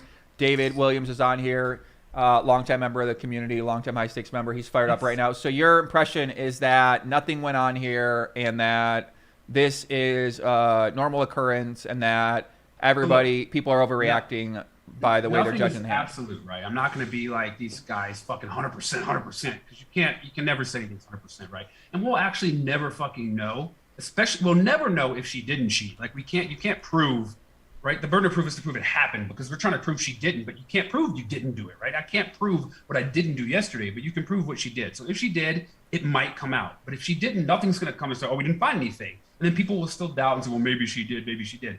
So I can't say 100% she didn't cheat, but I would say, like, if I had to fucking bet my life on it, or if I have to pick one or the other, I'm saying she didn't fucking cheat because it just doesn't make sense. So many things about it don't make sense, and what does make sense is the explanation I gave. Right. So, I think it's just to like think, oh, her chair, she had a vibrating device. Bro, you have a cheating device and it vibrates so much your fucking chair shakes? Like, come on. I saw the takes about the ring. The ring didn't come off. If you notice, she turns the ring because she was fidgeting. You could still see the band. It's a thin band on the back. Just so many crazy takes out there. So they get this intricate system just so she can play this fucking one crazy hand. Seems unbelievable, doesn't it? I mean, yeah, the cheating is more unbelievable than the fucking hand. The people that think it's fucking cheating, like, what? Yeah, there's a slight chance it happened. Not 3.5 out of 10 or whatever the fuck Brett said or whatever Bart. The fuck out of here. 35%? You're nuts. Absolutely fucking nuts. So people in the chat are fired up. They say David Williams is making the most sense today. And yeah, I would say that I think that you're making a lot of sense. And I think that's kind of been the same thing a lot of people have echoed, except the poker players. It is quite interesting how polarizing it is, where you have some people that, I mean, some people really believe that this was something that took place. I mean, just because we've never seen it before. So you're saying that you see things like this a lot, or similar things, absolutely, things that don't make sense. A lot of people are saying that they never seen something like this, and mainly a lot of people because don't get to play these kind of high stakes fucking games with these people like this. Right, it's just right. a fact, right? They've never seen it. It's not fucking. The only time they get a glimpse of it is on these kind of shows, which is not even close to what it's really like, right? You see, the closest thing would be that game with Mr. Beast and everybody, where you have a bunch of people that don't really know what's going on, mixed in, just fucking doing wild shit. That's the closest game. That's what it's like in these games. Right. Where I imagine you see the kind of shit. Well, I know, but where you would see the kind of shit she does. Seen it. Yeah. What do you guys think in the chat, guys? You guys agree with David? Cappy the Penguin said David's bringing the heat. Thank you, Cappy. Shout out to Cappy the Penguin. Shout out to everybody watching on Twitch, watching on YouTube right now. Been going for a while. Forum said with donation, just because David is spot on, and I had to listen to Marle earlier. Jesus Christ! Thank you I'm for the gonna say, donation. look, Marle is it was rough. I mean, she was harsh. Yeah, I enjoyed it, but I felt a little dirty listening to it. Right? I was like, holy shit, because I feel like Robbi is probably listening to this. Let's be real, right? She's involved in a big storm of shit happening right now. She's texting Nick, texting you. I'm sure she's listening, right? Seems like a nice woman. Seems like a fun person. Love to have her in my fucking games. Marle comes on and just absolutely shits on her for no reason, right? I mean, kind of harsh, kind of rough. No kind of about it. It was funny, but at the same time, I was like, that's not nice. Come on, Marle. You don't know this lady. What'd she do? She fucking bluffed? She called a bluff? I mean, she called off fucking G-Man's bluff? Yeah, I mean, I don't want to hear people talking about me that way either. I'm sure if you had an open mic and people were just giving your opinions on me and you, someone would have some negative things to say about us that we probably wouldn't want to listen in and hear about ourselves too. So, I see what you're saying. Yeah, that's what I'm saying. Like, I get it, like Marle's a content creator and says incendiary shit to get people hyped up. Maybe she turned the knob up a little more, just for fun or whatever. But a lot of her points were valid. Right. But, she's not a poker player, right? Like, for example, how about this, right? I told a few people about this situation who aren't poker players. All three of them were like, what evidence? Why would they think this person is cheating? I'm like, well, because the call she made doesn't make sense. And they're like, why? And these are non-poker players. That's what kind of Robbi was in the situation, right? Like, yeah, she's been getting coaching, but if you listen to her explanations of what's going on, she clearly doesn't have that level of thinking yet. She may get there. So she can make that kind of play. That play is very much possible. Brian says, talk about why Garrett was willing to sit back down into a game with someone who he believes is cheating and only left after the argument with Rip. Good point. That's fucking point. It's a pretty good point too. Yeah, it's a pretty good point. SGD says, trust me, you want the fish to be calling there is Garrett against his entire shove range, but he lost and all of a sudden it becomes a thing.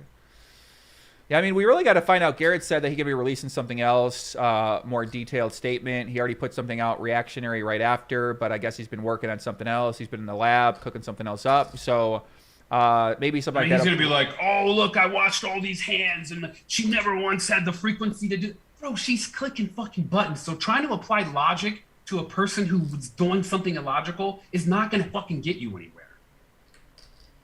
Yeah, makes sense. I see what you're saying. And I see what you're saying, chat. What do you guys think? Any questions you guys have for David? I mean, I guess in your interpretation of how he handled the situation after with the money, then you think that he should pay back the money, I'm going to assume. Oh, fuck yeah, bro. I mean, she should have never offered it, but he shouldn't take that fucking money. First of all, it wasn't like a river call on a spot where his cards were maybe seen. There was equity in the pot, right? It was basically a flip. So, like, come on. Right. I saw somebody said something interesting in the chat just now. They said, why would someone in the game stake her then? Bro, pretty girls getting staked by rich dudes, it ain't the first time and it ain't the last, okay? Like, Right. I mean, I've been saying this as well. Like, this is a pretty standard thing where people just get put into games, they get a free roll, they get to do some business, they get into their network, they get to chat with you. Like, there's a bunch of different reasons why. Right. People like action. Right. Fucking putting her in that game is more action than maybe fucking playing baccarat. At least you get to. She has a shot. She can fucking win that hand we just saw. She won the other days. Like, and you get to watch it if you're her fucking backer. So maybe he just wanted to fucking gamble and he doesn't give a shit about 100,000. Yeah, I mean, that's kind of my interpretation. Once I saw him play, even he said on here earlier, like, he's not really taking it he said he's not really playing to win. He's not taking it that seriously. We saw him blast it off with the Queen 4 suited against Schwan the last time he was on, so he didn't seem like he was taking it. He seemed happy. He smiled. He went out. He was a good time. Like, he might be smashing too, right? They say no. Who knows? We can't say that. You know, we're gonna fucking Doug Polk it and say he is. Doug Polk went out of line there, but you never know. He might be People smash. Who fucking knows? Listen, I had everybody on the show today. They said nothing like that going on. Had the husband on, had Rip on, had her on. They said no, nothing going. If they say nothing's going on, we gotta believe them, right? That's all we got. We can't prove it. We don't have any evidence. You know, he was on our fucking Zoom call, maybe in the room. Who knows? But who knows, man? I don't know. Yeah, I don't know what's going on out here, man. I mean, it's funny. Look, it is what it is. If they're smashing, if they're not, that's their fucking business. Like putting it in the video, putting it not. There's fucking. Yeah. What'd you think about that? The first part of the video where they said that I've heard from a source that he is dating this woman and then put her in the game. You know, I mean, heard from a source, like, if you're going to use anonymous sources with no credibility, it's like just I heard from Joey, I heard from a source that, you know, you were at the Bunny Ranch last night. Like, I can just make shit up and say I heard from a source. That doesn't make it valid, right? You know what I mean? Yeah, I know what you mean exactly, Poppy. I know what you mean exactly. But yeah, I appreciate the opinion here, the fire. I think a lot of people out there have been waiting to hear this opinion, and we sort of heard tonight from all of Robbi's side. We heard from her lawyer, husband. Someone says there's no way he's not smashing if he's staking. No, that's not true, man. A lot of guys fucking do this with the hope to smash. You see guys in Vegas buy chicks cars, and they're not smashing, but they're hoping they get to. Like, you see this shit in the nightclub. So, like, people aren't always smashing. Sometimes people just, you know, do things to maybe get there. Right, exactly. A lot of people do things like that where they'll stake people to talk to them, to try to date them, then they get creepy. Yeah, this happened with one of my ex-girlfriends where a few guys that staked her, they would try to send creepy DMs. They would be fucking weird if she was not talking to them or playing poker at a certain time, and she felt like this is one of my best deals, so is this what I have to deal with or not? And then she quit soon into it, but then something else happened and got into something else like that. So it seemed pretty common for that to be the case. Yeah. You know? Look, man, at the end of the day, this is like the most, to me, and it should be, like I say, I've talked to people who aren't poker players, and they're all like, what do you mean? This is the most obvious case of someone got caught up in the moment, clicking buttons, whether it was out of spite, confusion, wanting to be the hero, who fucking knows? Made a fucking dumbass play, then got asked about it, didn't know how to explain it, didn't want to sound stupid, started just rambling and saying shit, changing the story, because when they rambled and said shit, it wasn't planned out, so they can't get it straight the next time. Maybe they realize, oh, that didn't sound so good, trying to fix it. That's all this is, man. This is just cash game whales. Mm-hmm. D-Web said, Joey placates his guest. He agrees with Marley when she's on, then agrees with David Williams when he's on, even though David criticizes Marley.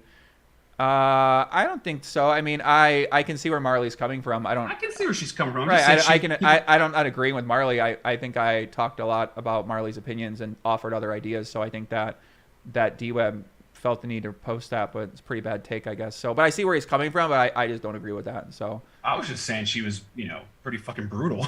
Right. I mean, she was being pretty harsh and kind of mean. Pretty mean, bro. I mean, the girl was being really pretty mean to her. So, I mean, I don't know how you react to that. You try to, and I'm not trying to set up that environment for that, but everybody got their own opinions. So we try to let people share their opinions on here too. Gamble says David Williams just explained it correctly, succinctly, and perfectly. So I guess where do things go from here, David? Where do you see things happening? Because we never really seen something like this happen before. I feel like G-Man might release a statement trying to apply logic again, why this play doesn't make sense, based on frequencies of previous shit. Again, when you can't apply logic to illogical situations. Then Nick was fired up. I don't know, Nick, but you know, they're going to come back and say our investigation found nothing, or you know, maybe we saw them talking, but again, nothing concrete's going to come of it. This will die off. I feel bad for Robbi, to be honest, because I actually saw her at the World Series a lot around.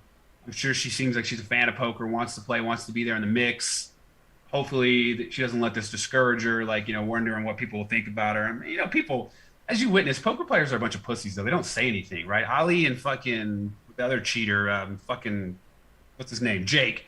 They fucking show up every time. Hardly anyone ever said shit, right? Like, no one ever says anything. So at the end of the day, if she's listening, just show up, keep playing, you know, have fun with it, get your coaching.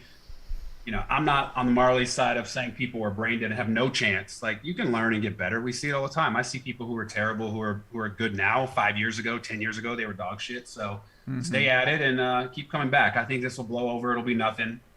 Look, like I said, it's not 100. I can't say it's 100%. Maybe they come back and say, oh, we have video evidence. They were in the bathroom fucking rigging up devices. Hey, if that happens, I'll happily admit, holy shit, I was wrong and we got fucking conned. The likelihood of it, I think, is fucking very low. Well, we're going to see what happens, Poppy. I mean, I think people are all waiting to see what Hustler come up with. Nick Vertucci said they're going to do the deep dive investigation, no stone left unturned, polygraphs or fly detectors or all this kind of thing like that. So we got to wait to hear what Garrett got to say. We'll hear if other evidence come out. Maybe other people got personal experiences with the people involved that they want to share. So we're going to see, Poppy, and we'll stay updated. But, yeah, I appreciate you calling in, watching the stream. Just thought of something. Go ahead. Give me something. There's this guy. I'm not going to tell his name, but no one knows him. But just in case word gets back, right? Met this guy in Vegas back in like 06, 07, right? We were in Bobby's room. Whatever one's at Bellagio, that's Bobby's room. Rich guy, super rich guy. And the way I met him is he was in a poker game, and he clearly didn't know how to play poker. He was playing high stakes, and he made plays like he like called people with fucking jack high. And my point about this guy, we went to play blackjack, and the guy hit like a 20 against a 4. Because he just felt like an ace was next. And then the next hand, he had a 4 and just did not hit. Because he's like, oh, the dealer's going to bust in 2 cards. This guy was worth millions, like hundreds of millions. And he just wanted to fucking gamble and make crazy-ass plays, right? Rich people who want to gamble do fucking weird shit. Like, you ask these fucking guys you've had on, that's an impossible blackjack hand, or that would never happen. It fucking happens, man. Like, it fucking happens. Yeah, I think well said. I mean, I would agree with that. It definitely does happen. It's just a question of, is this one of those times where it's happened? So I guess we're going to wait and find out. Keep up the work. Yeah, Obviously, you know, you're the man. I love you. Sad we didn't get to do our show last summer, but we got the future ahead of us, kid. Don't worry. We got official pod. Me and David got official pod coming up. We got to do one. We got to catch up. And, yeah, hopefully we get David on the content more here, because obviously you see this guy passionate, and he got a different, unique perspective on the poker world, and he's been in here for a long time. So, you know, these guys that have been around poker for 20 years living in Vegas, they see poker very differently. That's what I say. My perception of poker before moving to Vegas, my perception of life before moving to Vegas couldn't even be closer to what it is now after dealing and seeing things here that I've seen. And David been in those streets longer than me. So yeah, appreciate it, David, for coming on here. We'll talk to you soon, man. Later, bro. All right. Thanks for having me. Later, brother. All right, guys, big shout out David Williams in the chat. What do you guys think about what David got to say? I thought he was fired up, bringing the information. He's been saying a lot of things I've been saying throughout the stream about how, you know, a lot of these things are you know, this kind of action does take place now the same hand. You know, we said not the same hand, but the same sort of actions and the ridiculous plays, you know, the explanations that don't make sense, like those things are all pretty standard. So she cheated, said have me on, Poppy. He said earlier he made a donation, he wanted to tell me why I'm wrong about everything. So I'm just curious what this guy has to say. Hey, it's cheated, send me what's your Twitter. I'll find you on Twitter and send you a DM. I'll give you a Zoom link to come on here. Sean Deeb, I don't think Sean Deeb is asleep. Let me see anybody text me. Yeah, big shout out to David Williams for coming on here. Fired up 4:30 a.m. Let me see here. David is the most genuine. Point made. R.I.P. the real Poppy bro. What does that mean? Someone said, I'm honestly a little shocked that the stronger she cheated takes some of pros like Fedor and Polk have. I'm not that surprised by it. I would have used to think that way had I not gone through Mike Postle. So once I went through the Mike Postle experience, I think about a lot of these things very differently now, and I try to not jump to conclusion. And in this case, I'm open to anything. I just want to wait for more information to come out. TY and says, Poppy, all of your guests have been scared of Robbi and too afraid to admit she's the GOAT. She studies TV and poker books every night until 5 a.m. It's true. She's cheated. Where's this guy at? Let's have him on. I don't think we're going to have anybody else on. I feel like we've covered most things, so maybe we wrap up here in a little bit. We wrap it up shortly. I feel like we watched everything we need to see. I feel like I've seen all the tweets. I feel like I've read through everything. I've seen all the theories. I've talked with all the people. I just need to talk with Garrett. And once I talk with Garrett and maybe talk with Feldman and maybe talk with Eric Person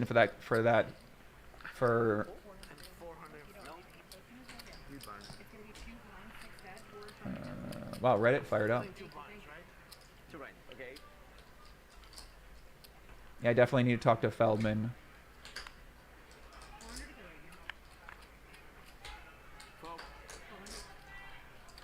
Reddit. I mean, these guys are funny.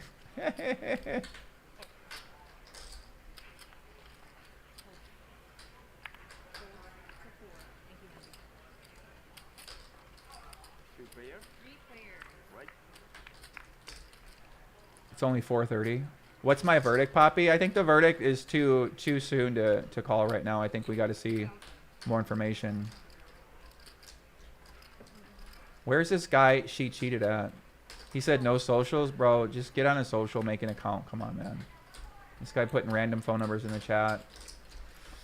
Bro, if you don't have a social, then I don't want to have you on here. It's just you sound like a weird guy. But if you want to make a Twitter account, then... Jake said, I've been called in cash with 3-4 offsuit playing the board on ace-7-5-9-9. I've seen 2-2 call it off on turn initially, 7-way pot on ace-queen-10-9 board getting terrible odds. The list goes on and on. Bizarre poker hands. People's brain glitch all the time in this game. Any plan to get Robbi? I had Robbi on tonight, and I had Robbi on last night. So I already had Robbi on 2 nights in a row. I have not had Garrett on though. We did hit up Garrett, and he said he can't talk right now. So she cheated. Said bro, just go make a fucking Twitter. All right. Anybody else want to call in? If not, then I'm probably gonna wrap it up here. I don't really see much else. Yeah, this guy's trying to get my phone number, dude. Houston Curtis want to call in. What do you guys think? Fuck it. Let's have this guy call in too. Why not? Let's just see what he's got to say. You've been listening all night. Houston Curtis run live at the bike. Poppy, go call your girlfriend. Wish her sweet dreams. I think she passed out by now. I told her she should come out here and come hang when I'm doing some of the streams. She can get on here and hang out. So I think she wants to come out here and do that. All right, we're going to get Houston Curtis on here. Hold on a second.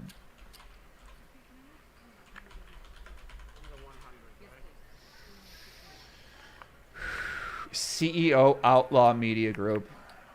This guy's so funny. All right, I sent him a link. Hold on a second.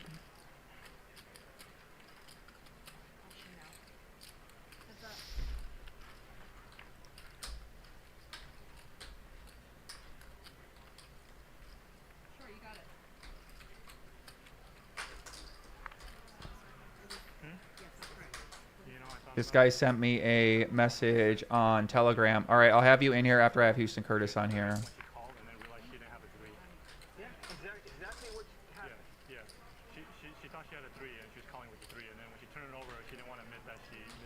Another all-nighter, you love it. I mean, I basically have been streaming late at night anyway these past few days, so I can either go out to the club and get out of line, or I could stream on here and figure out what the is going on here.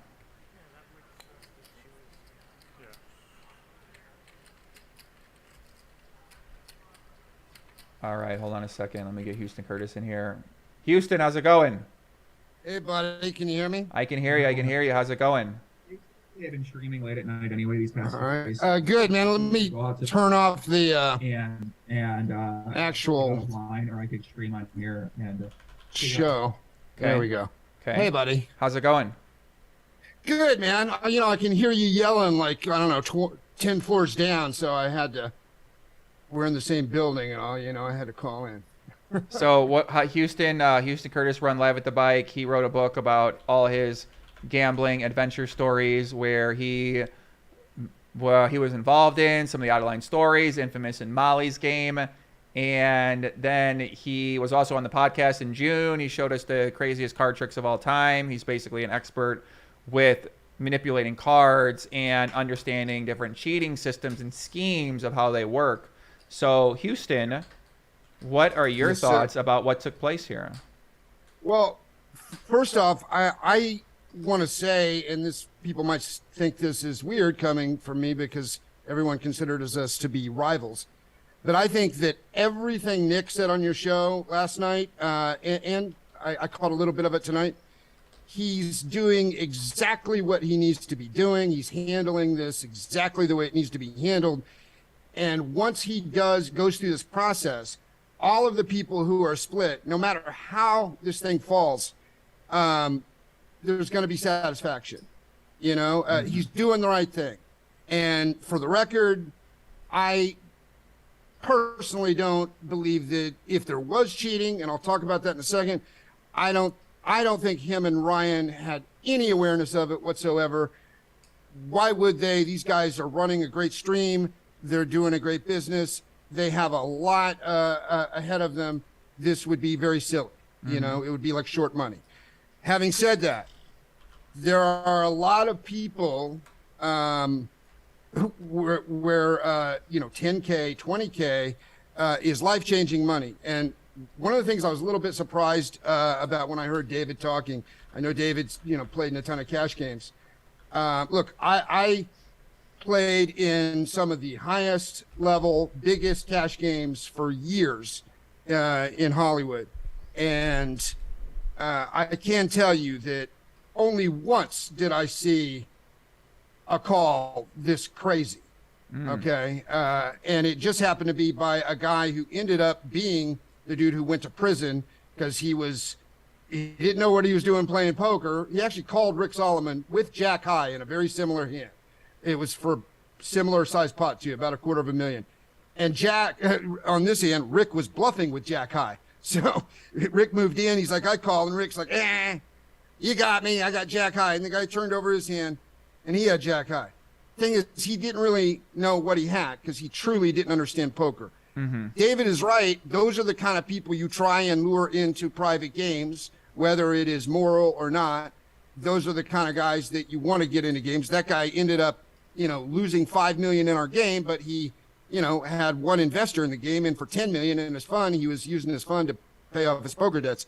So, you know, he was getting the best of it in the long run. But I think people need to look at both sides of this.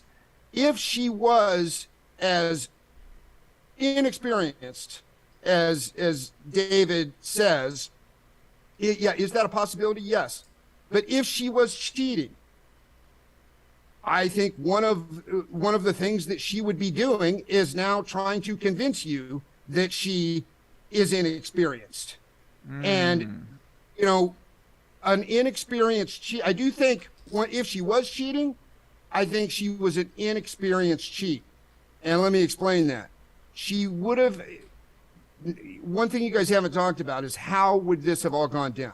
Everyone thinks, oh, it would have been just like the postal thing. I highly doubt it. The texture of the hand does not seem like a whole card from the control room type of scenario.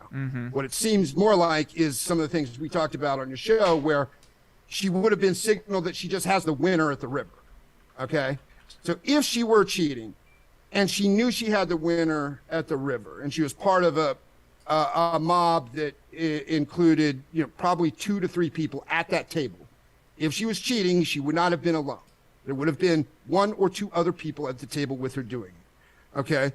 And she may very well have been the most inexperienced cheat out of the 3 people there, but a very likely target for a cheating ring because she's beautiful, you know, and if she makes, you know, a bad call, there could be a lot of excuses for it. And she probably knew that, but she got herself into a unique situation where that gets most of all the inexperienced cheats. And that is greed. If she was cheating, she should have just mucked the jack high. You know, say she was in a scenario where a signal came in and they knew the top three hands. Say she was the third hand, third best hand with her jack four, whatever it was. And the other two, she knows she's going to get the signal and she's going to know where the other two are. So the other seat 4 and seat 3, you know, and say both of those guys fold. So now she knows she has the best hand. All right, it's not a great hand, but she knows at the river she's winning if she's using a certain method of cheating that I would suspect may be in play here. And the experienced cheat would be like, fuck. You either shove with the jack high as the bluff, but the last thing you would do is call it off. Well, an inexperienced cheat who's a little greedy, who doesn't want to piss off her partners or whatever, because she got too deep, but you know, by the turn, and she's worried. You know, I'm trying to get your audience in the mind of what a cheater's going through at this point. She's worried, oh, you know, my partner's going to be pissed. Maybe if I call and chop it, you know, he'll get the second one. We'll chop up the pot, and it'll be, you know, forgotten.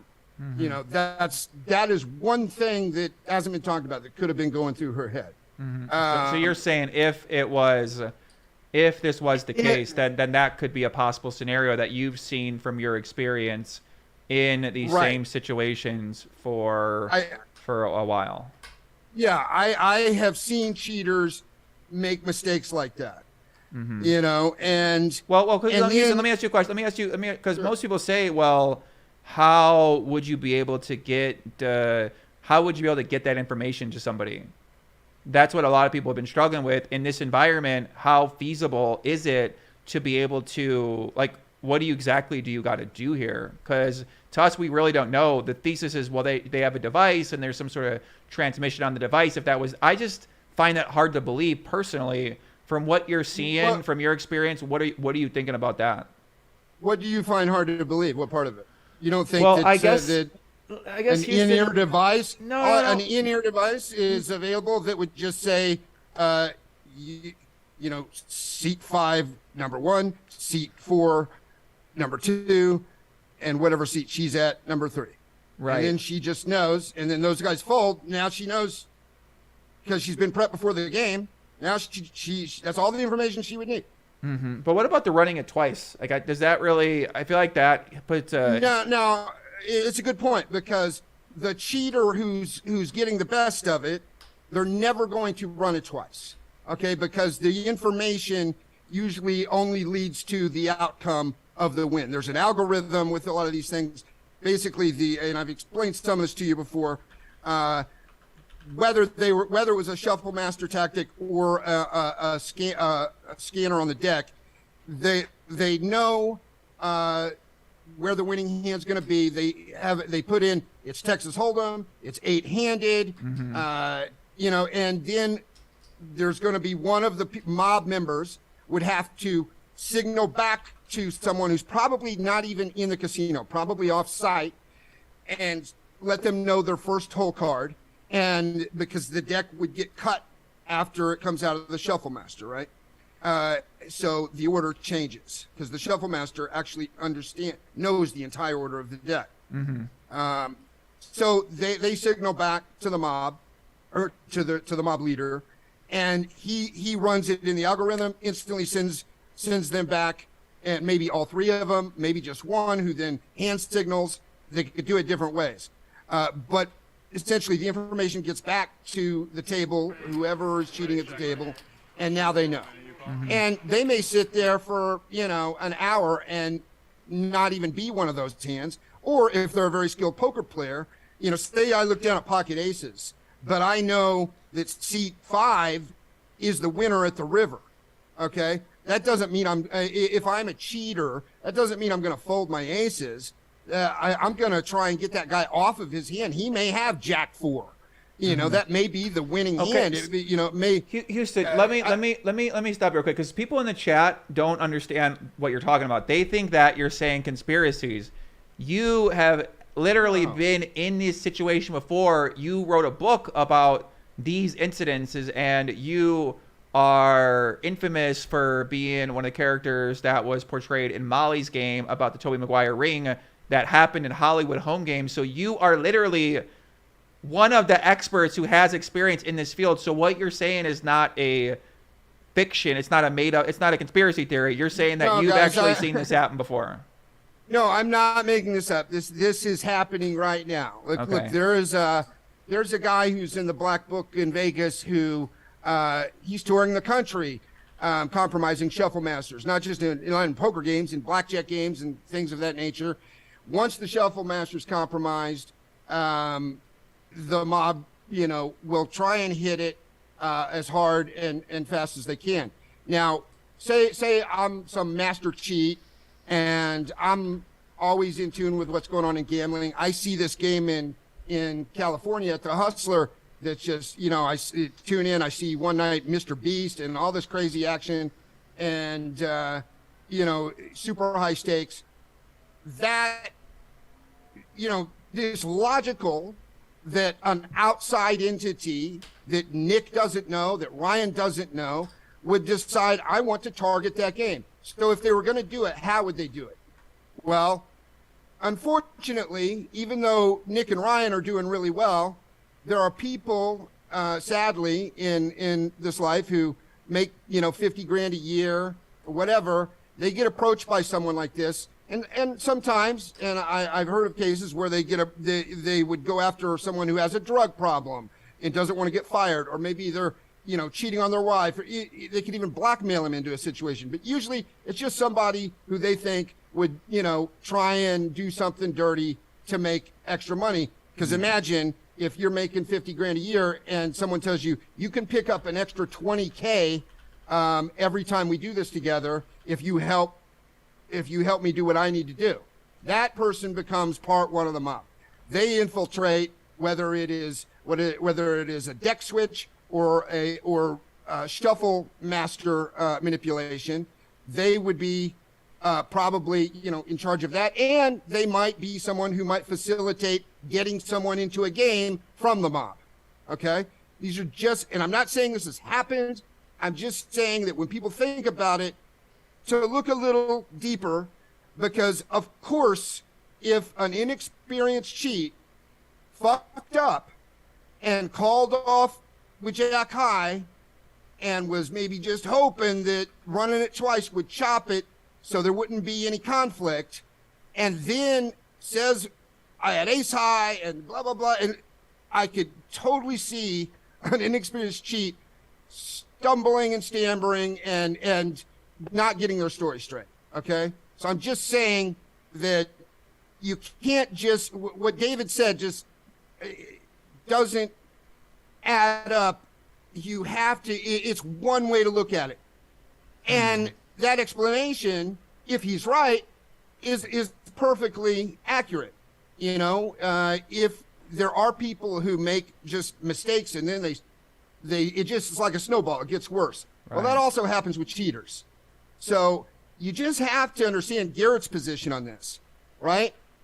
Now, I have played thousands and thousands of hands of poker, as I'm sure you have. I could look back on every hand throughout the history of Live at the Bike, and I don't think I would be willing to bet you that I would not find one hand like that. Mm-hmm. Okay? So as David's saying, these things happen all the time. Dude, I played with the biggest donkeys on the planet, like people who had no business at a poker table. Mm-hmm. And I saw that kind of play once.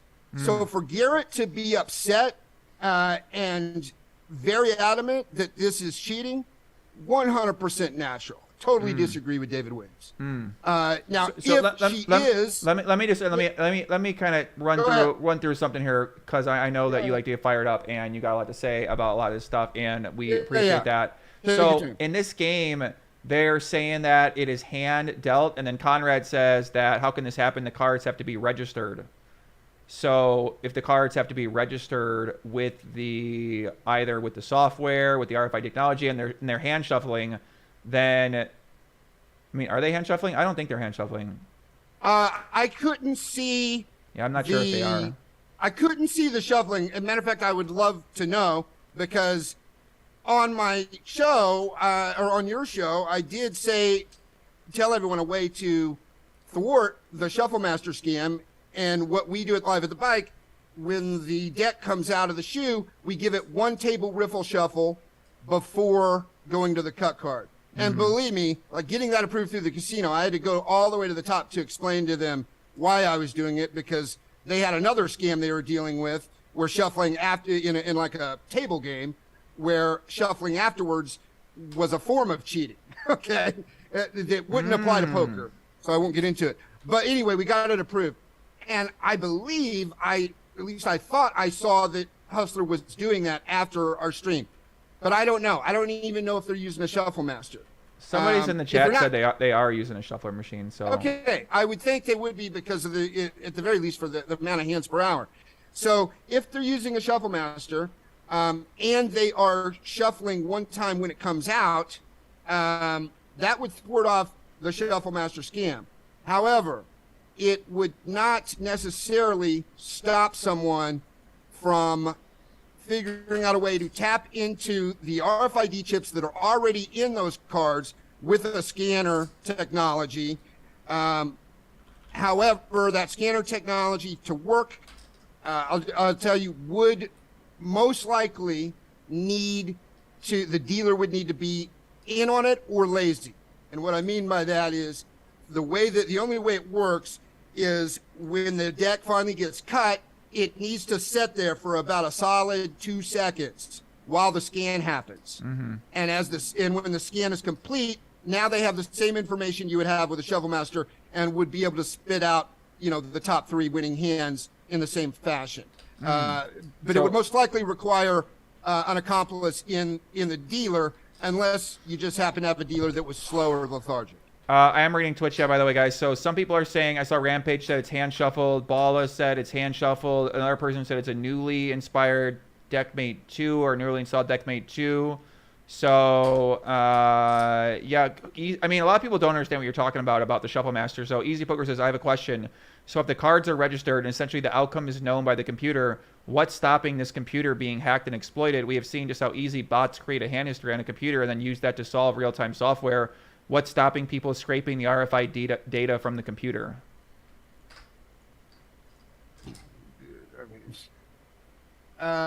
What's stopping it would be the security in the casino. Got it. There's nothing else that would stop it. Technology is, look, we can, I get in my car, my Tesla, and it drives me to LA. Like, technology is pretty incredible, right? Right. Cheaters are always going to the dawn of time with cheating. If you look at slot machines, they used to figure out how to scam the slot machines that spit out coins. Then they went digital. They figured out how to scam those. They're always going to be looking for new ways to compromise something. Now, these new Shuffle Masters or Deckmates, a lot of things about them are fantastic. But in some ways, they are easier to compromise than the older ones, like the ones that we used in our game, which is probably around 2006, 2005, 2007, because the camera technology in them is different. In the old ones, I believe, don't quote me on this, but I believe in the old ones, if you were missing a card, the Shuffle Master wouldn't complete; it would go red. So it would always know if there are 52 cards, but it wouldn't know if you swapped out one card for another. All right, the new ones do, but that actually makes the cheating easier. If you're going to compromise an older Shuffle Master, you have to do more to it than you do the new ones. But to the shovel company's credit, they are more their shuffles are better and they are more protective in a lot of other ways. You know, as long as the casino is making sure that no one's compromising the shovel masters, you're okay. It's not always an easy thing to do. And, Right, you know, companies like Shuffle Master do normally come in once a month or maybe it's quarterly, and they check all the machines. So cheats who do this usually know the schedule of when they're coming in for machine maintenance. And a lot of times the machine maintenance guys wouldn't even catch something that had been tampered with because they're not really necessarily looking for it. But if there was ever any suspicion and they happen to be coming in, they would look deeper. But I know that cheats like this would know that schedule. Like they wouldn't start a big, 3-week raid on a place if they know that in 3 days the Shuffle Master company's coming in to calibrate all the machines. They would wait. So I just wanted your audience to understand that, yes, she very well may be innocent, and everything David Williams said may be 100% accurate. Personally, I haven't seen a play like that. I've seen a lot of crazy plays played in the biggest stakes highest big stake games, private games, with players who have no business being at a poker table, more money than sense, and only saw a play that bad once. I don't think I've ever seen it on, like I said, I'd be willing to make a bet and go back through the entire library of Live at the Bite to find a hand like that. So I think Garrett has every right to feel the way he does. Now, if she did not cheat and everything that David Williams said is accurate, this is why I'm saying what Nick is doing is right. It should hopefully come out in his investigation. All right, that investigation will include everything from, first they're going to ask for as much cooperation as possible. They're going to ask for text, access to text to and from, different players in the game, like Rip and Bobby, for instance. The lie detector, possibility. He may not be able to enforce it, but the more people he can get to take it, the better. If she takes it, that's great. If she takes it and passes it, it's almost like, and you have a very reputable person doing it. It's kind of like, you can't use lie detector results to prove anything in a court of law, but certainly in the court of public opinion, I think it would give her a pass, right? So Nick's doing all the right things.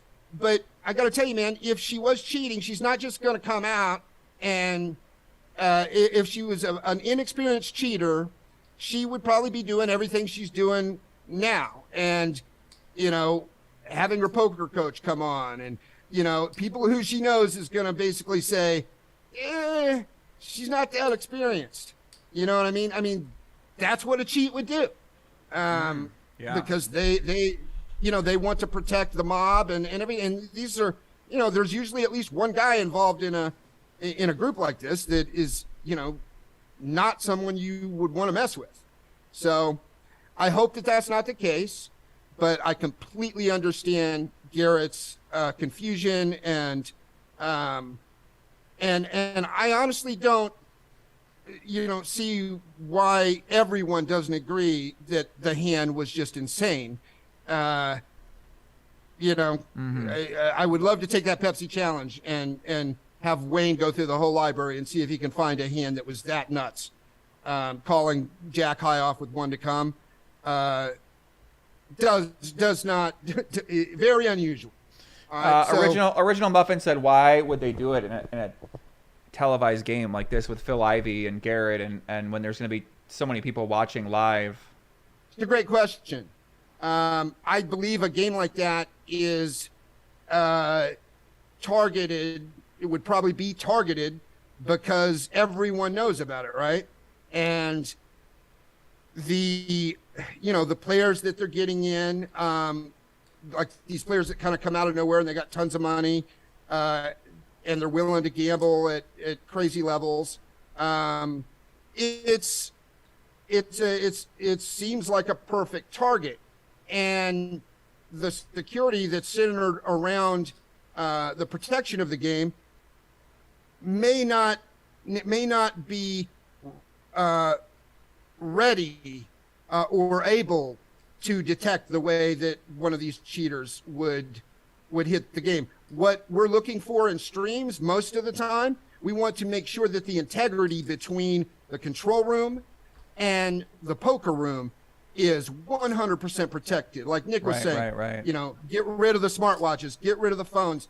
You know, I think one thing that both of us will probably start doing is implementing the wand or metal detectors. And it's a pain in the ass and players hate it. You know, and they can't do social media while they're playing, which sucks for a lot of them too. But it's just the world we live in with these live streams. And I believe that Hustler, I'm sure they're doing everything they should be doing in terms of that. I don't know what they're doing in terms of the Shuffle Master. I'm sure somebody, you know, knows if they're shuffling one time after it comes out of the Shuffle Master. But if they are, then there's still that other method that could be deployed. So I just wanted, you know, your audience to understand that if she was cheating, she's not gonna she's gonna come on and try and convince you that she made a bunch of blunders. Okay, so that's why none of this matters. The investigation is what will matter. Right. And I truly hope that Nick will be able to, you know, get it to a finality where, you know, like a lie detector that she passes or something that, you know, would just make it seem, okay, like this is over. Because if he doesn't, then the court of public opinion will continue. It's, you know, ultimately it's just going to make things a bitch for a lot of guys trying to run streams like Nick's and like mine. And, you know, we don't want that. We want great games. And we want people to feel safe when they play. You know, but the truth is there are bad people out there, man. And there are desperate people. And this person wouldn't even have to be on the staff of the Hustler Poker team. This could be someone, you know, I mean, this could be the fucking janitor, for Christ's sake. Anyone who would have access. Anybody in the casino. That's what I was trying to say earlier. Yeah. Like, it could be anybody in the casino if that person has access to whatever's going on, which probably a lot of people could access that point. Whether, I'm not sure what the strategy would be or how you can be there to relay information in real time. I don't really know what that is. Obviously, the stream's on a 3-hour delay, so I don't know how relevant that is. Like, let's say there's 2 people in a game and there's 1 person outside, then how would that person be able to relay the information at that moment? How would they be able to see the cards? Like, is it just automatically feeding data to whatever device they have and they're just relaying it in an audio fashion or in a communicative fashion through some sort of secret device? Well, with the Shuffle Master, if the Shuffle Master's compromised, they don't need to do anything else. They put in a deck and, you know, the Shuffle Master spits out the cards, the guy cuts them, and as soon as they get the signal from one of the guys at the table who's in on it, boom, in like 5 seconds, they get a message back and they know where the top 3 winning hands are. Damn, and then they just play accordingly, you know? Damn. It's sad, but it happens. Now, here's the other thing about this. If she is proven innocent, that's a great thing, but then what does that mean? You know, look, Ryan and Nick are extremely passionate guys. They've done a great job with their stream. They've got some wild games going. You know, different casinos have different thresholds on the backgrounds of the people who bring money into their game. I know that you know, the bicycle at one point was taken over for 9 years by the feds, by the IRS. Those guys do not want that to ever happen again. Okay, so there's a lot of scrutiny that comes in with how these, you know, their money comes in and where it comes from and so on and so forth. Not saying that there isn't with Nick, and believe me, I would prefer to play with gangsters all day long because they're just more fun, right? But if she is proven innocent, then it, you know, it does mean that, you know, someone who really shouldn't have been in that game, playing way over her head, was there to be fleeced. Nothing wrong with that. This is poker, you know. If you sit down at the table, you risk losing your money. But you know, there may be, you know, some considerations taken into not getting themselves in another situation where they have to do another investigation like that because some inexperienced player got put in the game for some crazy reason, and now this happened. Interesting. Yeah, guys, we're joined by Houston Curtis. You guys, I know he runs Live at the Bike right now. He wrote a book. What was it? What was the name of the book again, Houston? $1 billion Hollywood Heist. I'm not here to promote the book. Yeah, I know. We're not really. We're just getting your insight. I'm just kind of for you coming on, right? I just want to kind of let people know a little bit about your background, because people out there, if we did a podcast in June where I basically grilled Houston about what the hell he was up to in the past. He's running Live at the Bike now. We talked about his experience in the past and now whether, what the ethics are for running Live at the Bike. And you basically told us that you're trying to run a good operation. You're trying to run a clean operation. Players have been going there and playing. You've been getting started with trying to build up your channel. Obviously, that's been ups and downs, building up your channel. You guys have been trying out some shows. You had a Phil Hellmuth week, and he basically, kind of showed up with no money. He kind of made y'all look like, I don't know what the fuck this guy was doing, honestly. I've known Phil for 20 years, and him and I had many words over it. But yeah, we're doing our thing. I think most people who watch Hustler know Live at the Bike, and we have a slower trajectory because there's a lot of back end stuff that we're doing with Bally's for some tech that in the future is going to make some very exciting things that can happen while a game is going on for interaction. So there's a lot of things we've been testing more than just the trying to spike the biggest numbers or whatever. But I've been very impressed with what Hustler's done. We look to get very aggressive on our end as well, where we have a television 52 episode TV deal where we're going to be basically doing what Poker After Dark and High Stakes Poker did with their streams. They would basically shoot 5 hours of content, 8 hours of content, cut them down into multiple episodes. We are going to start doing that as well. And I think it'll be a really cool combination of what we loved about old school poker and what we love about the new streaming poker put into a TV show. But, I'm not here promoting any of that. Okay, we're excited for that. Let me get a few more. Let me get a few more questions out here. Houston, Conrad, shout out to Conrad in the chat right now. Listen, we got a lot. I saw Andrew Nemi in the chat earlier. Shout out to my guy Andrew Nemi. Saw Rampage out there. I see David still chatting. He's still texting me. I see Ken Padgey out there. I see Brian Shaman out there. I see a lot of my people out there that are really regular commentators or people that I know. Conrad said that the device is connected with the cards that reads the cards off the top of the deck. So there's different kinds of devices, but one of them, for instance, the deck gets cut, and now you see the deck sitting here. It scans from top to bottom, okay, like that, and that's how it picks up its information. That's one way that I know it's done. Okay. Easy Poker said, Joey, how do we think they store the RFID data? If we have been told, I think almost figuring out how a hack like this could be done may even be just as good as finding evidence. Wow, that's a great point. I'm sure Nick's going to be looking into that. We have the same software company. Yeah, that is. Can you explain that? I don't completely. So he's basically saying that the RFID data would be stored in some sort of server or like a cloud, and then. Well, if it's not, it should be. Okay, so first thing to and I feel a little silly that I don't know the exact answer to that right off the top of my head because I focused on a lot of security issues with the software, but storage, I would have to ask our director Brian on that. But if it's not, it should be. And he's right. If you can go into that, it would be much like going into the when people went into hand histories on the online poker scams. However, all of the hands that are shot are also aired, so they're all there. So the storage kind of happens, on stream in a way. Right. Okay. Yeah, Conrad said this means you need to get an RFID deck in the game registered, which means that production would have to be in on it. Makes sense. No, how the most secure way to deal with the decks is for the production to be hands off. All right. this is where the separation of production and casino becomes, I think, important.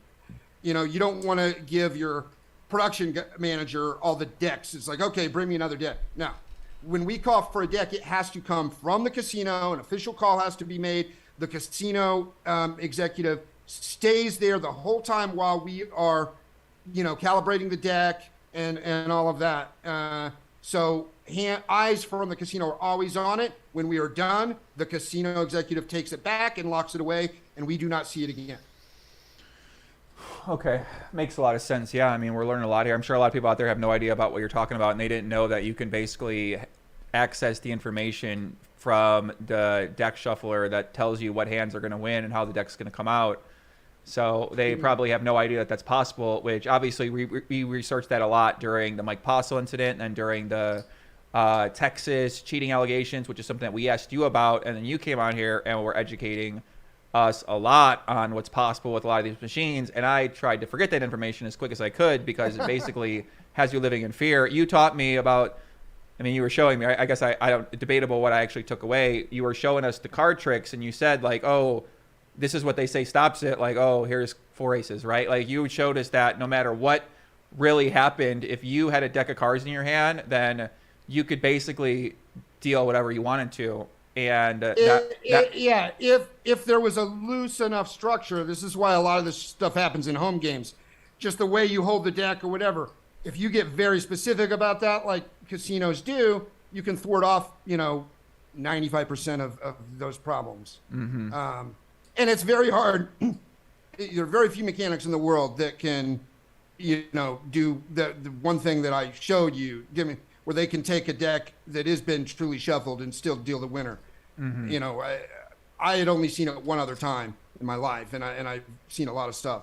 So yeah. So I guess in this situation, I mean, my impression, like what you're describing, to me seems less realistic than this being something random versus like this scheme where she happening in the game. I mean, she wasn't playing the game much. This would be like time number 4 in the game. So that means that someone tried to, if someone was doing that, right? That's why I just don't believe that to have happened. It just seems quite far-fetched to believe there's like 5 or 6 people involved in that. Yeah, and all I'm saying, is this is why Nick is doing the investigation, because, yeah, you don't want to believe that.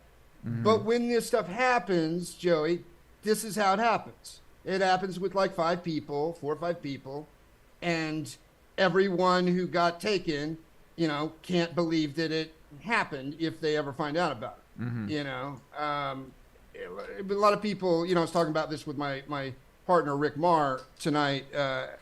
People also feel very stupid when they find out that they've been taken like this, and you know, some people don't even want to admit it that it happened.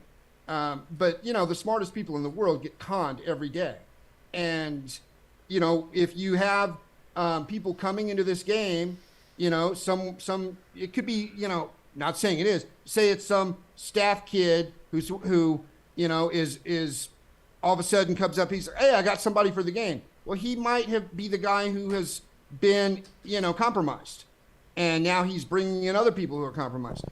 I'm not saying this is happening, but you have to look at this stuff and then look at how crazy that hand really was, because I believe through all this back and forth talk, I think your audience has lost sight of how nuts that hand was, in my opinion.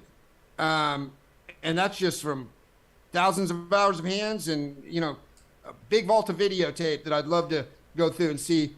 I may be wrong. Maybe I'll find, like, you know, maybe in the first hour I'll find 5 other hands that are just that crazy. I highly doubt it.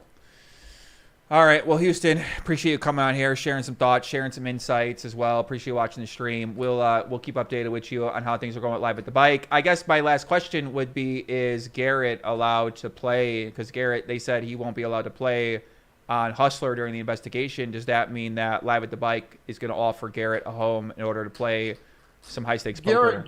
Garrett has always had a home with us, and he plays with us all the time. You know, so of course, yeah, Garrett is always welcome. I don't think it's wrong what Hustler's doing, and I'm sure that as soon as Nick's done with his investigation, Garrett will, pending, the outcome, I'm sure Garrett will love to go back, and they'll love to have him back. But yeah, Garrett is obviously welcome on Live at the Bike anytime.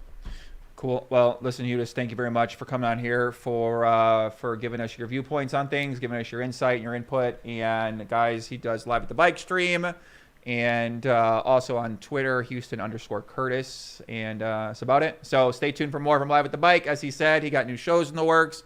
They got new ideas. We're going to see what happens with everything there. And that's it. So thanks, brother. Appreciate you, Houston. Houston. For your time. Yeah, take it easy, man.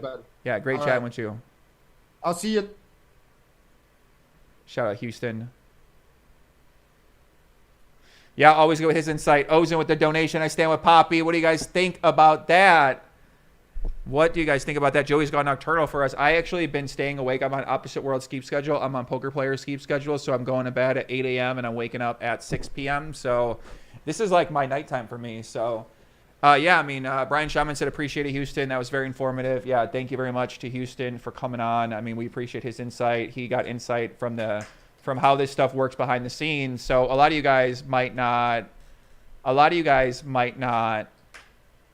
know what the hell he's talking about. You might not believe what he's saying, but what he's saying is what really goes on. Like Marle came on earlier, and she kind of talked about that too. So about what really is going on out there in poker. That's one of those things that's really going on. So let me see. We're going to summon in my Telegram chat. If you got like 40 people in your podcast, really do a person involved in the hand or actually poker players heavily involved. I'm pretty sure the contest would be really heavily towards cheating, known information. Yeah, I could see that. Hi, what do you guys think about that? Karan says, Joey, is your hourly better with streaming or playing poker? Well, normally when I don't really stream very often. I basically streamed 5 times in the past year and a half, so I don't stream to make money. If I wanted to stream to make money, then I would stream more. So I can't say that streaming is a very lucrative thing to do. And if you go to my channel, you'll see that I have streamed approximately yesterday, Ebony, Bryn Kenny, Podcast with Houston, Podcast with Doug Polk, and then I didn't do a live stream for 1.5 years. So, and then even then, I only did a few live streams to help Landon and Bill Perkins promote their challenge, and then they basically gave up on the fucking challenge. So, and then previous to that, I only live stream one podcast, and I stream the Doug Polk vs. Dan Negreanu challenge. So over the past couple of years, I basically never stream, and I only stream for fun late at night. It just happens to be a topic that a lot of people care about, and now we got a few thousand people watching us live. So, yeah, I mean, my goal tonight was really to get a lot of opinions, hear what people got to say, because I think that this situation, it is very dicey, and I think that there'll probably be some revelations to what we're going to find out in some regard. And yeah, so you guys tell me what you think. What are your opinions now after hearing more feedback from Robbi's side, from Robbi's husband, who's a lawyer, from Rip, the cowboy in the game, from Marley's David Williams side, who's got home game with the experience, from other poker players in the world, from Houston Curtis we had on here. We had on, I can't even remember all the people we had on, honestly, at this point in time. I feel like we had so many people on tonight. We had a lot of people on last night. We heard a lot of viewpoints, and wow, you know what I mean? Bart Hanson was on here. I mean, we had a lot of people on here. This is pretty crazy to have all these people on tonight. So we appreciate everybody tuning in. Nick Vertucci as well tuned in. So I would say for me, after talking with Houston, he makes me think everyone's cheating, because when he starts going into it, I'm like, oh yeah, of course that would be easy to do. So I would say for me, I'm more on David Williams' side of things, where I think that nothing was going down here. And but it is a pretty good investigation topic. Obviously, a lot of people care about it. So I don't think we have anybody else to call in right now. Mike says your hourly as an ambassador 1 year from now, 7 figures. I don't think any. Maybe we'll see. Slack said Hustler Casino has for the last 20 years had the most Maney cards. The dealt cards are like no other casino I've ever been to. This is unique, not schemy. You look like Poppy Chulo with the mustache. Oh my God, how long have we been going for, guys? Let's stretch out a little bit here. Let's regroup ourselves. 1400. Jay Gonsta, appreciate you. Alfie, 9 donations, says have Ebony on. Listen, we're not having. I mean, we have Ebony on. Fuck it. Why not? Let's get Ebony on here. Let's see what my girl Ebony Kenny opinion is.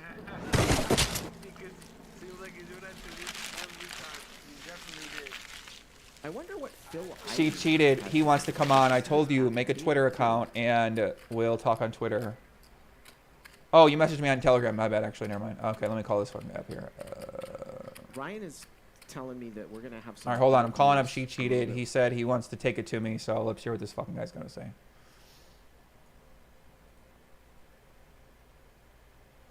I'm trying to call him up. He say he got an alternative viewpoint. We have a quick trigger. We don't really know him, so we'll see. I'm trying to call him right now on Telegram. No answer. Go to Telegram. She Cheated. We want to hear what you got to say. Taking calls from randoms. He gave a donation. He messaged me on Telegram. He asked for. I just want to hear what the guy's got to say. I'm interested in what he's got to say. I'm trying to hear something interesting. I ain't heard anything interesting in a while, so I hope somebody got something interesting to say. Zach, you there? Poppy. Yo, what's up, Zach? How's it going? What's up? I'm good. How are you? I'm doing great, man. You said you were fired up. What would your donation say? You said that I was. What did you say to me? You said something in the donation. Why don't you clarify? Clarify a little bit who you are. Tell people who you are, and then tell people what you said. My name's Zach McClain. I live in Tampa. I've been playing poker for over a decade. But I said, I think in the message I sent you, I was just saying that I thought you were playing dumb for the most part, and I thought you were discounting a lot of pertinent facts. Okay, let's get into those pertinent facts, and let's get into what you think I'm playing dumb about. So, what pertinent facts do you think I'm discounting? I definitely think you're discounting how sketchy both Rip and her stories are. Right. How they kind of don't make any sense. I wish you would have really put. I know Rip was fucked up, or probably fucked up when you were talking to him, but I wish you would have pushed him more on like his companies and where he gets his money from, because I think the stories just don't add up, and I'm not buying that personally. So you're not buying that he's a serial entrepreneur. You're not buying that. I mean, that's a. I mean, listen, I could grill the guy when he's on here and say, "Tell me the name of your fucking companies. I want to know them all." That's also stuff I could follow up on a part 2. I could say, "Hey, send me your experience, right? Send me your bio, send me your resume." So I think that could still be done in the future. As you said, right? It's 3 a.m. He's on the East Coast. Maybe had a few drinks. I don't really know, but I think I agree. We could have found out more about Rip, but it's not necessarily an interrogation about who Rip is or what his experience is. So in that regard, I think I could have gone there. I agree. There was a spot for it, but I decided not to do it with that combination. At that time. But just looking at the story as a whole, it definitely matters. I think Doug really hit the nail on the head with all the information that came out yesterday. I really liked your guest that you just had on. I forget his name, but he said I think people have lost sight of the fact of just the hand. Right, Houston Curtis. We said on Houston Curtis. Correct. Yeah. And then everyone's acting like, oh, like this could definitely happen. But like he said, we've seen hundreds and hundreds of donks and fish, and we've never seen a hand like this. Mm-hmm. So that matters, in my opinion. Her previous play, like Doug said, matters. It's not indicative of someone that would do that. Her being new to the scene definitely matters. Her tanking on the river and doing those weird faces like Postle definitely matters. But yeah, I think everyone just saying she's so rich. I'm personally just not buying it. Well, the argument. I mean, it's not as we already established. It wasn't her money. She's being backed by Rip in the game, and she got 50% pre-roll. So it isn't about her being rich or not being rich. Really, it really wasn't necessarily her money in the first place to maybe make a decision with. In some ways, maybe as Rip said, maybe she felt like, hey, like whatever, it really isn't my money away or something like that. Rip said she offered to pay back the money to Rip as well too. So I don't really know what her background is. She married to Charles the lawyer. He was on here as well. We don't know much about his history. Obviously people got a lot of questions about finances and these sorts of things like that. And it really matters in this story, in my opinion. Okay, why do you think that is? because people that have money don't do what they're doing, and they're claiming to have a lot of money, and it just doesn't add up to me. So as David Williams says, he plays in these games. He see people make real crazy plays all the time in these private games, like the Mr. Beast type of game. People we saw in that game had money, and they played like they were complete clowns, right? They played like they didn't know how to play. So we saw these exact same plays in that game where people were doing things that they obviously were not good plays in terms of winning at poker. But not anywhere near, in my opinion, not anywhere near the level of the hand that she played. Mm-hmm. So I guess when you say I'm ignoring facts, right? So I obviously see all those facts. I went over this tape not 10 hours yesterday. I watched every of those things, and I agree that they are strange. They're not usual. They're not typical. They're not standard. I pointed that out numerous times, but I don't think that leads to what a lot of people are saying is they want a definite answer, and I'm saying I haven't ruled out either side. I am aware that there's a lot of suspicious shit here, which is why I've been doing live streams for 20 fucking hours.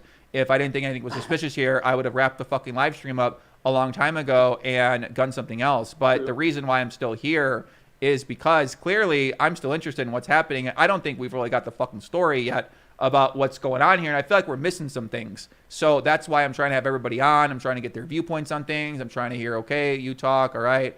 I'm just trying to listen. Let me hear what you got to say. Give me your information. Give me your information. More information is going to come out now. More people are going to talk. There's going to be people that know things. But I wanted to get the information out there on the table from as many sides as I could, because now things are really going to develop, and now we have this framework to go back on and look at from the beginning.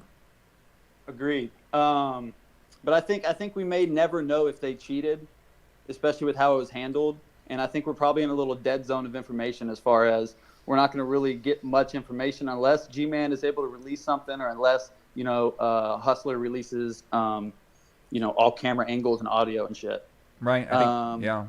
But I just want to say something as far as the story not adding up, like her husband claims that she's extremely intelligent, has worked in a biomedical field and supposedly got, praises and awards and all this stuff, but she's not coming off that way at all. Her intelligence level seems very low. He says she studies poker 5 hours a night, every night, but yet she doesn't even know how blockers work. He's super rich, but he doesn't back his wife or put her in the games, and he lets his wife run around with this guy named Rip, who puts her in poker games. And this guy named Rip is Jake Paul's glove wrapper, wrist wrapper, / a super successful biotech guy. None of it makes any sense. Yeah, I see. Calling it from her device. Robbi calls and pretends to be in a car. She's obviously not in a car, so it's just kind of like a pattern that we've already seen of her lying. I think that adds up. I think guilty people would definitely try to get their story out, and they seem very adamant about getting their side out and their story out. And just kind of like what the guy from the previous caller said is, bro, they seem low IQ, and they tried to run a cheat in a huge game, and they basically got caught. They made a low IQ move because they got greedy. It's pretty much what happened, in my opinion. Right. Everybody, the chat, some of the chat agreeing with you right now. So what you're saying is that, so we go back to initially when you're saying that, for me, I'm playing dumb about it. So how do you think I'm playing dumb then?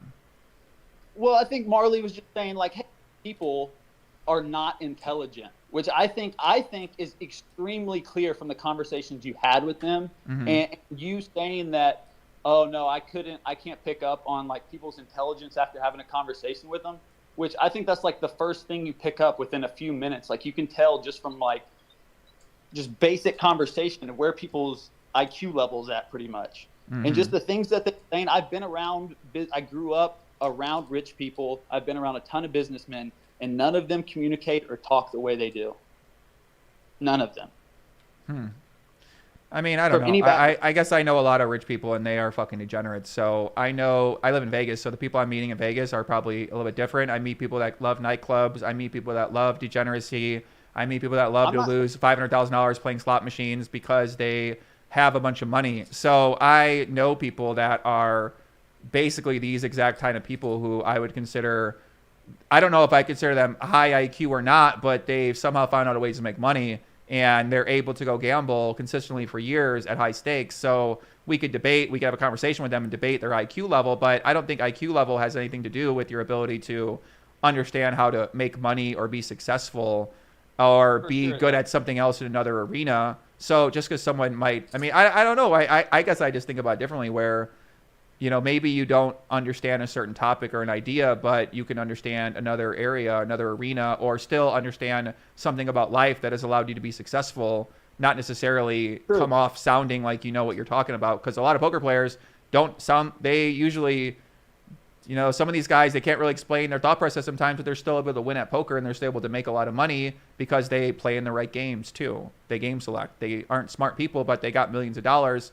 A lot of the guys in Vegas, I know, these aren't good poker players, but they got millions of dollars because when they're in the game, they're playing with the players who aren't there to win in the game. And I wouldn't consider these guys high IQ either. They probably couldn't explain a hand, but they're still winning millions of dollars playing poker. Fair. But, just the way they communicate to me seems very, very not intelligent. Right. Yeah, I see where people are coming from, right? I see, I can understand that from the conversation we had earlier, yeah. And then I want to say one last thing is, and this is probably going to piss some people off, but I don't understand why Phil Ivey gets a free pass from any suspicion. Phil Ivey, whoa, what are you talking about? Whoa. No, seriously though, I don't understand why someone that has previously used a hot chick in a cheating scam just has no suspicion in this whole thing. I'm not saying he did or he didn't, whatever. I know that's your boy, but I know he's like an idol. He was one of my poker heroes growing up, But I feel like, I just wanted to throw that out there because no one said anything on it. Whew. So you don't have to comment. We can move to the next thing. But didn't even consider that idea. But obviously there was a situation where he did use a Chen Yong Sun allegedly to. The chat is not happy. Don't bring Ivy into this. Come on, we can't besmirch Ivy. Come on. Listen. Nobody has even considered that option yet, but I don't know, guys. What do you guys think? What do you guys think? You tell me. Chat's losing its mind. They say, cut the guy out. Cut this fucking guy out. Listen, everybody sharing their opinions. Phil Ivey, Phil Ivey. I never thought about that. But can you fucking imagine Phil? Oh, stop it. I don't want to live in a world where that is the case here. So I don't even want to. I don't even want to imagine that right now. Me either, man. I don't even want to imagine. That's kind of just what I wanted to say, man. Yeah, makes sense. I see exactly where you're coming from. I can definitely. I wouldn't say I agree. I think the whole thing about the dumb thing and the low IQ. I just don't. I guess I just don't really agree with that. I think that maybe if you're judging someone based off of their speaking pattern and the words they use and then making that assumption, but a lot of people don't sound smart. They don't speak in big words, but they still have street smart. So they still know how to navigate the world and they still are having a lot of success in their life. They got a successful relationship. They got a successful career. They take care of their mind, body, and soul, sometimes debatably, right? But so to me, I guess I see that differently. I wouldn't agree with that. I wouldn't base my assumption off of that. But the other parts that you're saying and talking about, the weird behavior and the abnormal behavior, 100% agree with and 100% can see that is taking place. And obviously that's what's led people to be so suspicious. One of many data points, as Matt Berkey would say. And the hand, just the hand, man. Right. The hand obviously is very is the big one. And like your previous guest said, I think everyone's just kind of forgetting about it. There's never been a hand like it. I don't care what David Williams says. I played in the donkiest game. At the low, even at low stakes where people don't even need the money, they won't even do it. Right. Everyone's just drunk and just having a good time. People won't even call off there. Mm-hmm. Well, we're gonna find out, Zach. So listen, we appreciate you calling in and giving us your viewpoint. I appreciate it, Poppy. Thank you for doing what you do. Thank you, brother. Talk to you soon. Have a good one. Bye. All right, guys. Big shout out to Zach for coming on here, giving his viewpoint. Everybody give Zach thank you. Some people, you guys agree with Zach? Do you disagree with Zach? What do you guys think about his takes? I care what David I got to say. Jenny says bring Postle on. Listen, Jenny, stop spamming bring Postle on with the 6 phones, dude. Come on. Postle's sleeping. It's 5:30 a.m. Everybody out of line. We're here. We're live. We're still live on YouTube. I feel like we have talked. I feel like people have the same things to say at this point in time, so...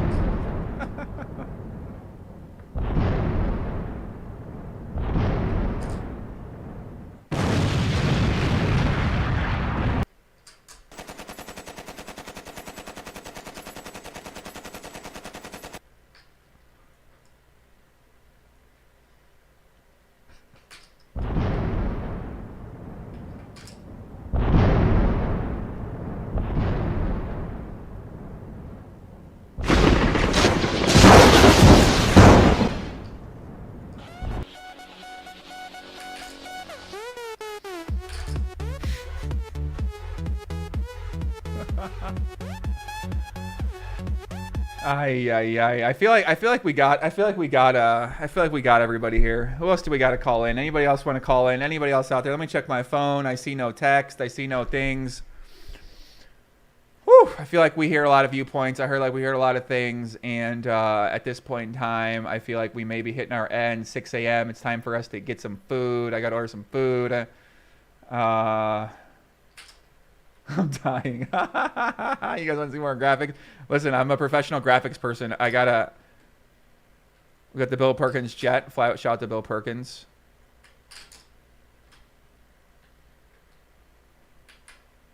Doug Polk, obviously Doug Polk dancing. Everybody saw Doug Polk dancing earlier.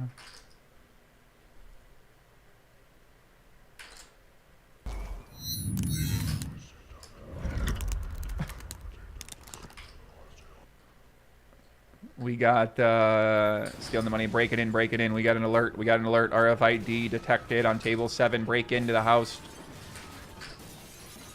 Take the money. Aye.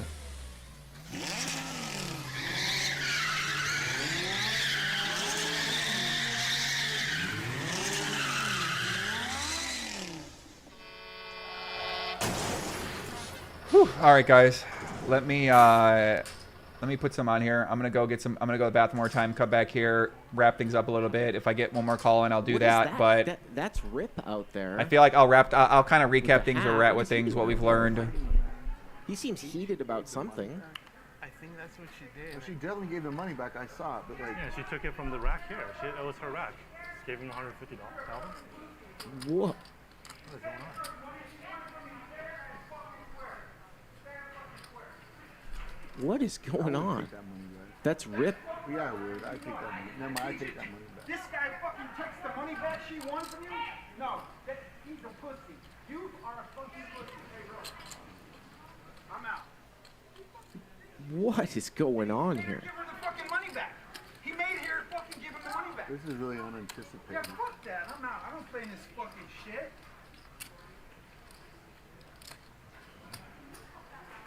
He fucking made her give the money back. What do you mean made her? How do you He fucking told her to give the money back and accused her of cheating. How do you make someone give the money back? I don't understand. I don't know. He took it. She fucking he somehow talked her into giving the fucking money. Why would she be willing to do? If she didn't cheat, why would she be willing to give the money back? And if she did cheat, why isn't she being arrested? Why would she give him the money back? Yeah, that's the thing. I mean, that's strange. Like how? So which is it? There's only 2 outcomes here. The fuck is going on? It's 8 to call. Phil Ivey, is that a look of a guilty man? What do you guys think? Wow. I don't think so. I told you this game's fucked up. I warned you guys. What happened here? This game's fucked up. Call, and you're out. You just lost him too. An innocent man. What's going on? What the hell? I can't believe Phil Ivey got accused. Unreal. Isn't Joey like a wannabe Dr. Speck? I don't really even know what kind of content he does, so I don't know how I see some of his costumes. Bro, Phil Ivey. How did Phil Ivey get dragged into this? You're kidding me. Phil Ivey, of all guys, getting dragged into this. Poor Phil Ivey. All this guy, he's not even wearing the WPT Global patch. It's unreal how Phil Ivey's great name gets dragged into this. The face that Eric is giving is the face that I have if you had a camera in the booth here. It looks like Garrett is Look at you, got that shit back. getting up.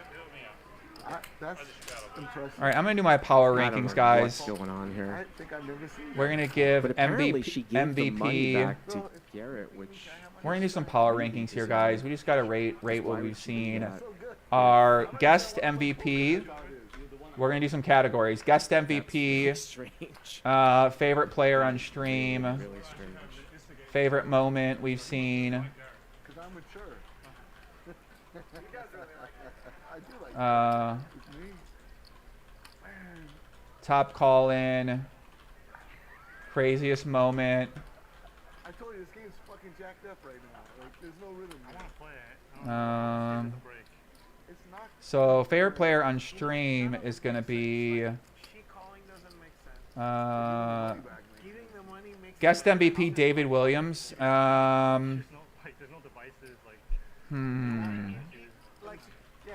Out of all the guests, David Williams. Favorite player on stream, obviously, SEAL Team 6 person. I know.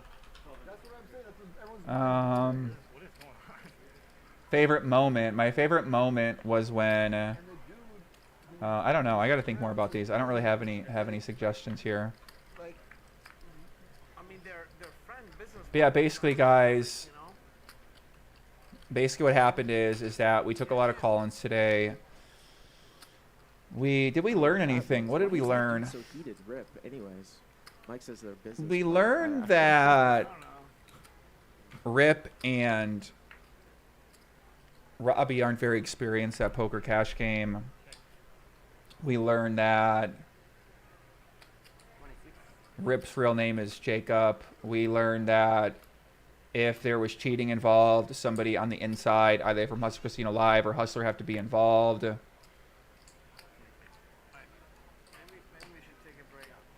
We learned that Nick Vertucci is going to do all he can do in order to investigate the situation and try to get it figured I don't know out. if we're gonna pause the action here for a second.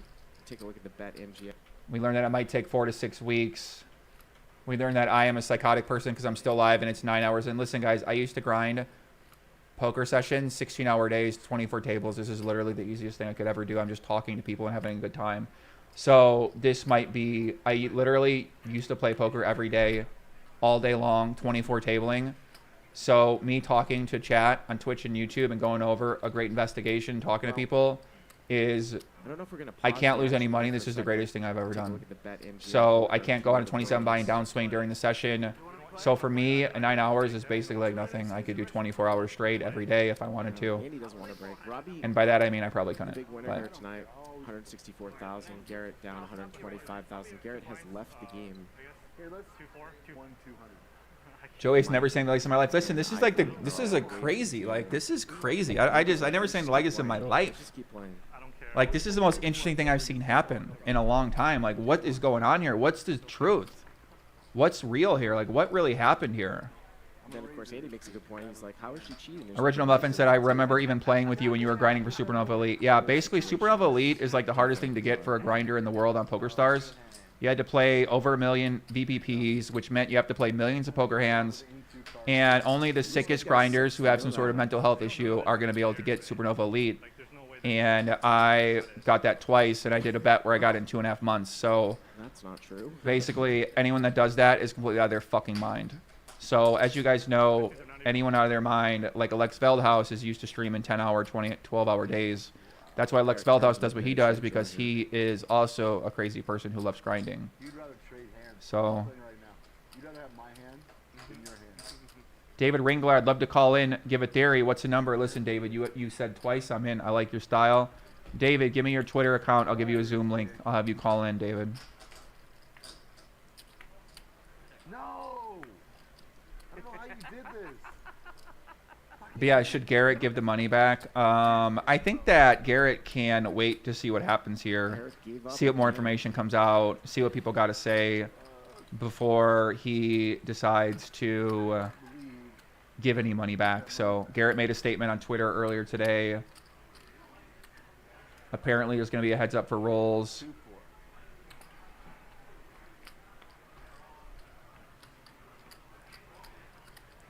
Rip Jacob, whatever, just straight up admitted he has a friend in production that brought his bag back to him after Nick decided not to search it.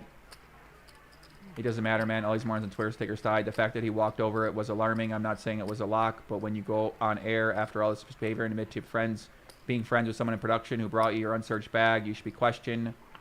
How many HRS Joey Ingram went on?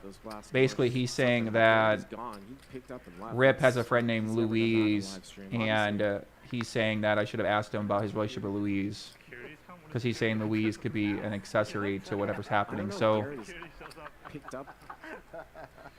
let's make sure, let's send that information over to Nick Vertucci, because he's the one doing the investigation. Or what?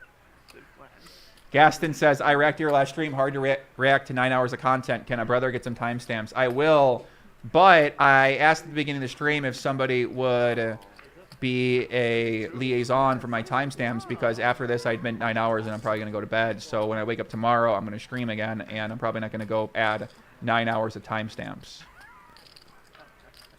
So 800. It's so cheap. let me see what we got here. Ravens for life, a chance. Maybe it'll lead to some change. Lord knows, fastest way to make change, have influencer platform. Everyone knows. He was gonna come back and play, but because Rip was true. made such a huge scene and was so, I guess, aggressive out Will there be a day 3 investigation? You guys will have to tell me. To come back. I feel like we covered everything today. So, I mean, he was going to come back, but now he just left because of that whole situation. I don't really know what Rip has to do with it.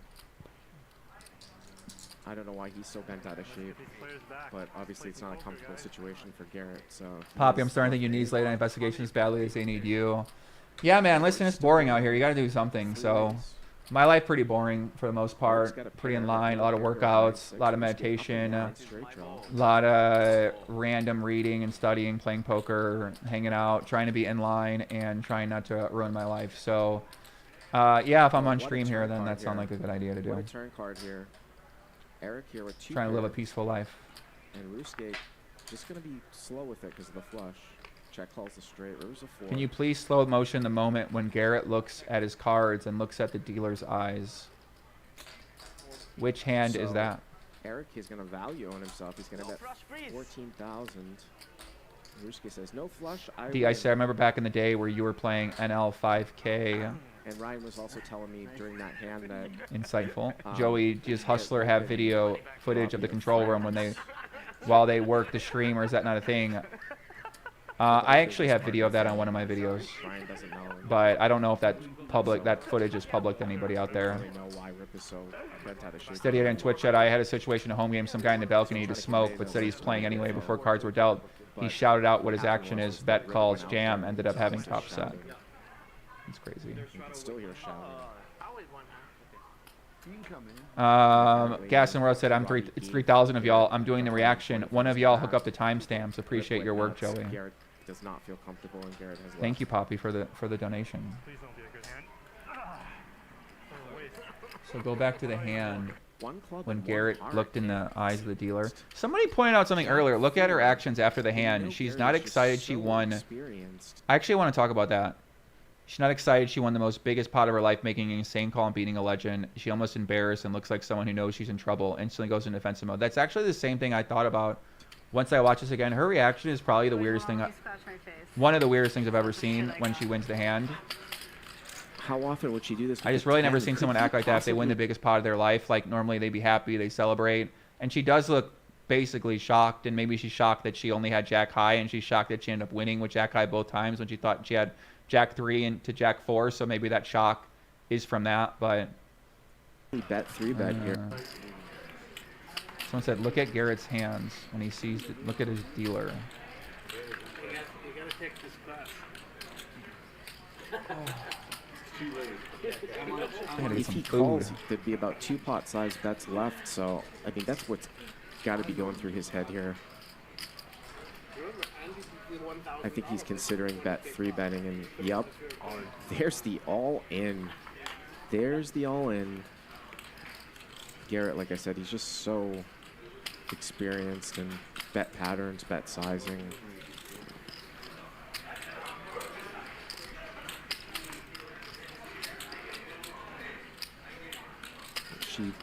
sort of acted a little bit with Jack-8 of diamonds from a few rounds ago.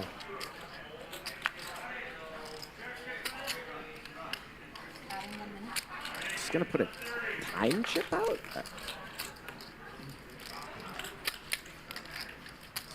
She said that she thought Garrett had a draw about 20 minutes ago, and Garrett had the full house, the Queen 4 against Jack-8.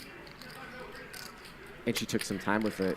And then she said, I just want to call to see it. I think he might have me though. Three's no good? This is why you shouldn't be in hands like this. she doesn't have a 3. So You want me to call you? I don't know what she's thinking about here, because she loses to some bluffs like king, queen, queen, jack types of things too. I vote no. I call. She calls? For once. I've never seen anything like this. Oh She my stares at him like, God. what is going on? So far, so good. It looks like you're ahead. Like, what is she talking about? You have. This is pretty weird. On I prefer here. once, but it's up to you.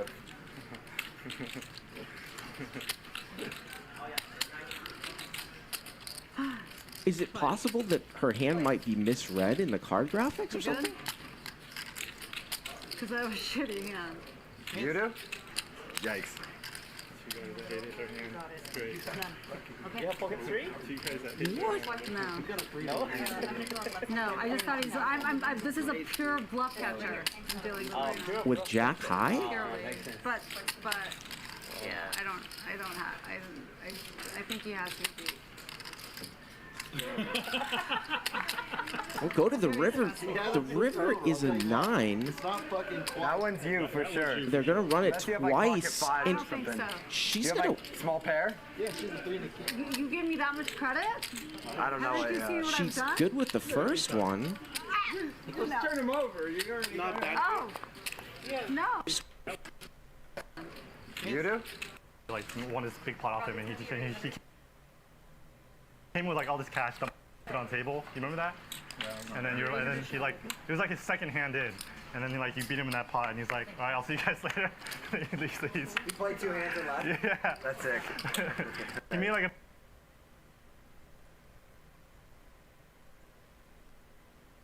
big entrance and like Phil stacked him, and then he was like, yeah, I'll see you guys later. Yeah. Such a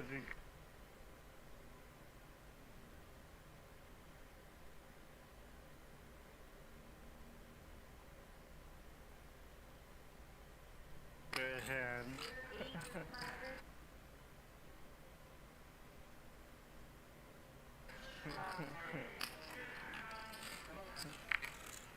And then Jason turned out to be like this superstar, which is good.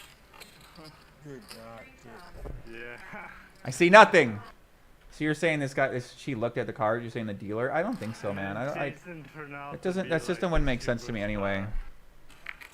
So you're saying right here, she's looking at the cards.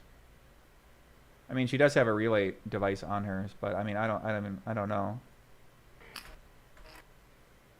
So here's what the chat is implying, is that there's some type of like looking at the hand here. But I mean, either way, I don't think it would matter much for understanding the conclusion to the end of the hand. So even if you said, oh, this person has this hand, you know, I don't know. Yeah, she can't see the cards in that angle. I mean, we don't really know. That seemed like a strong thing to say.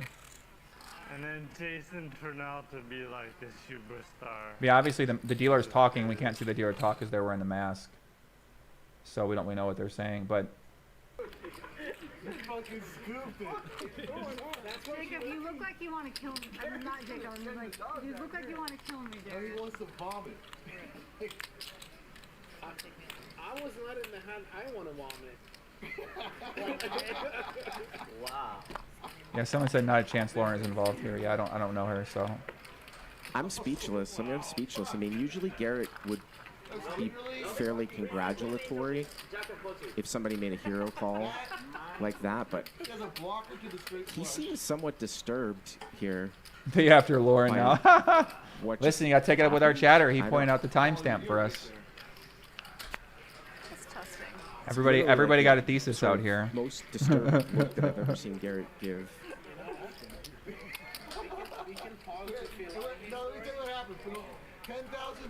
Someone said, "Did I eat?" No, I got to get some And food, obviously man. I'm he's wanting to hungry. do this.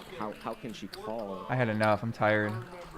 Like maybe he thinks that she saw his hand somehow, or I don't know. Let me get some food.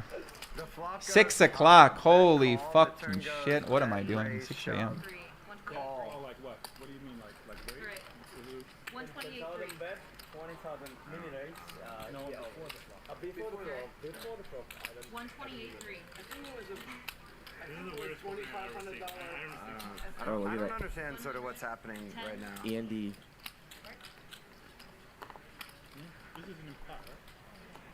If my jack was in the club, I would have been out. What do you mean if your jack was in a club? Yeah, blocker. You know you've let me do this to you several times now. Yeah. I don't know what's happening. I'm just testing it. Yeah. And This you just doesn't keep seem super letting funny do to this. me, And honestly, no, at all, like but when how you much bet, money when is you it? bet that like high big Yeah. stack, why did I you go don't- on I don't need to twice? say. I thought you were on ace high. Ace high. And then so why call with jack eye then? First of all, a little bit of a straight draw. I have blockers in there. No, on the turn though. So you called all in on the turn because. Yeah, because you don't have shit. That's right. She You don't thinks you have can't beat a shit. jack high.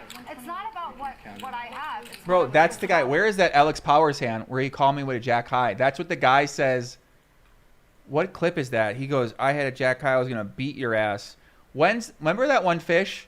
What was that one fish? Remember that high stakes poker episode when the guy made the bluff and he was like, the guy was like, what are you thinking? He was like, I didn't know what I was thinking. I was just thinking I was going to beat your ass or something like that. I don't think it's relevant here, but do you guys remember what clip I'm talking about? She thinks you can't beat a jack high. It's not about what I have. It's about what I don't think you have when you play against me. Yeah, Robbi played the man. You didn't think you had jack queen of clubs. 75. Robert Mitchell, time to rest. I agree. You let me do this to you post stream too. Last time we played. Yeah. I'm ordering some food, guys. Hold on a second.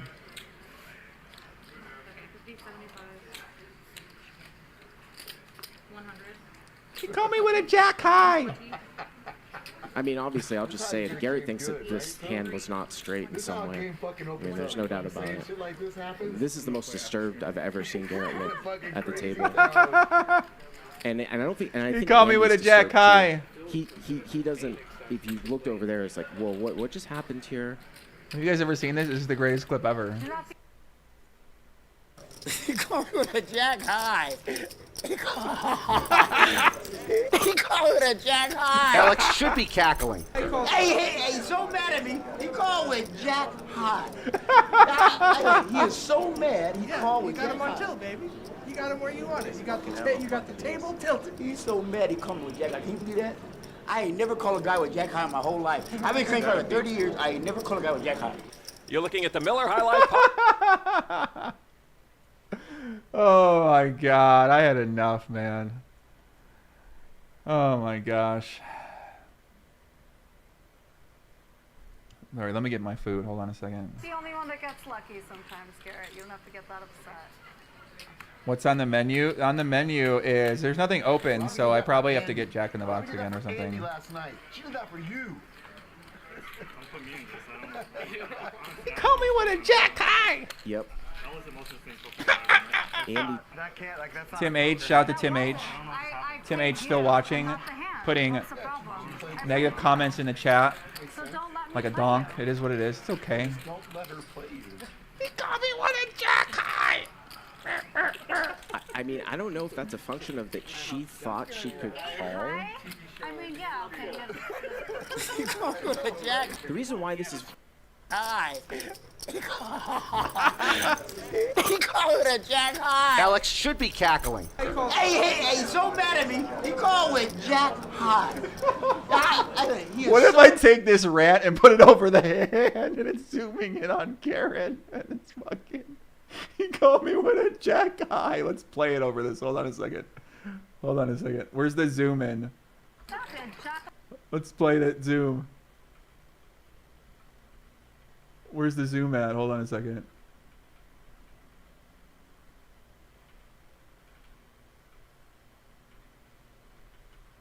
I want to find the zoom.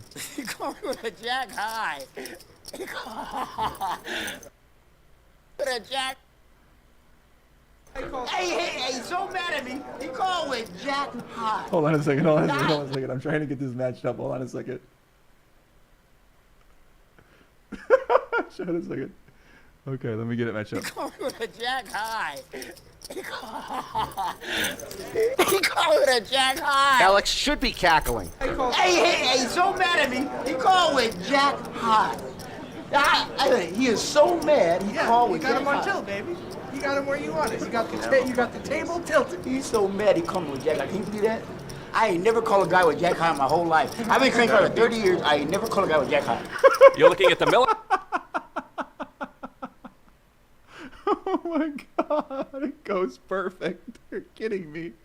He called me with a jack high. I don't know. Look, he called me with a jack high. The flop goes bet call. The turn goes bet raise. Oh my god, I can't take it anymore. What do you mean, like wait? 128.3. 20,000 mini raise. Before the flop. Smash the like button if you would ever call with a jack high. Oh, look I at don't that. understand sort of what's happening right now. Andy.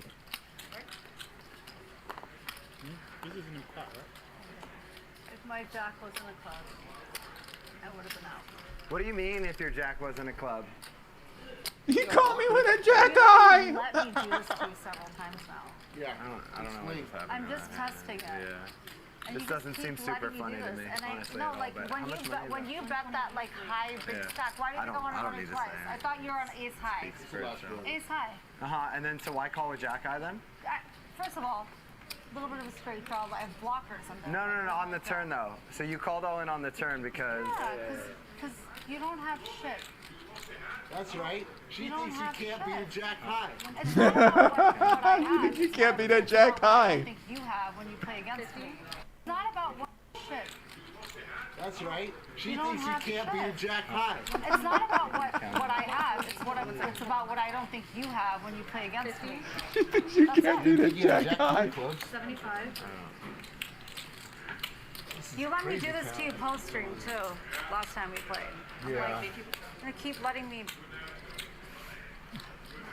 50, 75. 100. 20. 10, 20.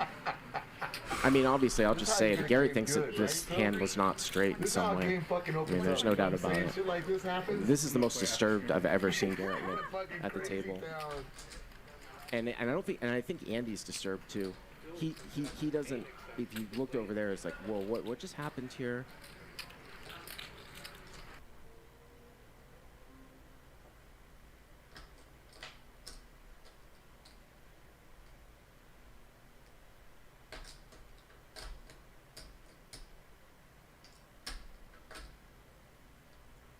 You're not the only one that gets lucky sometimes, Garrett. You don't have to get that upset. Robbi did that for Andy. Robbi did that for Andy last night. She did that for you. Don't put me in this. Honestly, I don't know what's going on right now. Yep. That was the most insane poker hand I've ever That's seen. Andy. That can't that's not a poker hand. That wasn't. I played you and not the hand. What's the problem? I played you. So don't let me play you. Yeah, just don't let her play you. Guybrush, thank you, I Guybrush. don't know if that's a function of that she thought. This was a goat. This was a goat episode of a Poker Related Show podcast. Good job, Joey. Thank you very much. Listen, I gotta agree. I wish I was watching this one instead of the one doing it. But someone said earlier, why am I spending so much time? Listen, I saw how y'all butchered the Bryn Kenny situation, right? Like, you left the Bryn Kenny situation up there. Like, I feel like that situation, how people handled it after the initial Martin Zamani podcast, like, no one even talked with Jake and Ali. Like, what's going on? People aren't doing anything here. So in the poker world, something like this happen. If I don't do this, then ain't nobody gonna do it. People are gonna sit there. Oh, what did Rip say? What did Robbi say? Like, they're not gonna do anything. You know, maybe some of these guys Berkey might get someone to call on the Only Friends podcast, but like most of these people aren't gonna do anything. They're gonna sit there. They're gonna talk shit on social media. Then they're not gonna say anything. They're not gonna do anything. They're not gonna get out there. They're not gonna talk to people. They're not gonna investigate. They're not gonna look at the hands. They're not gonna look at the information. So sometimes you got to do it yourself, and you got to spend 10 hours back to back talking to people, getting their stories, getting what happened, getting their feedback, because other people aren't going to fucking do it. They're going to make a YouTube video to be a farmer, and then they're going to go do whatever the fuck they're going to do. So most people don't really care about any of this stuff. They don't care about getting down to what happened. They don't care about letting people's opinion be heard. They don't give a fuck about any of this kind of stuff. So I know that I at least care about this, and I care about getting people to share their sides of both sides of the story and getting the information out there for people to make a decision and to further along the conversation so people have a better understanding of what the fuck is taking place. So I just don't think that anybody else in the poker is going to do that or is capable of doing that or has a desire or to want to do that, because why would you want to do that unless you're fucking nuts?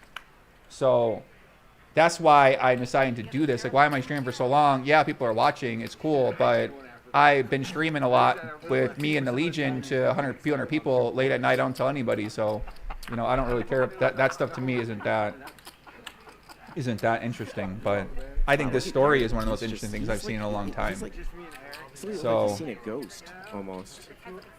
You know that there's all kinds of things going through his head. Shots fired at Doug? No, definitely not shots fired at Doug. Doug busy, bro. Doug is grinding with the fucking lead. He hit the lodge. He's trying to work hard. You know, he obviously wanted to chime in. You could tell he's off his game today. He put out a video.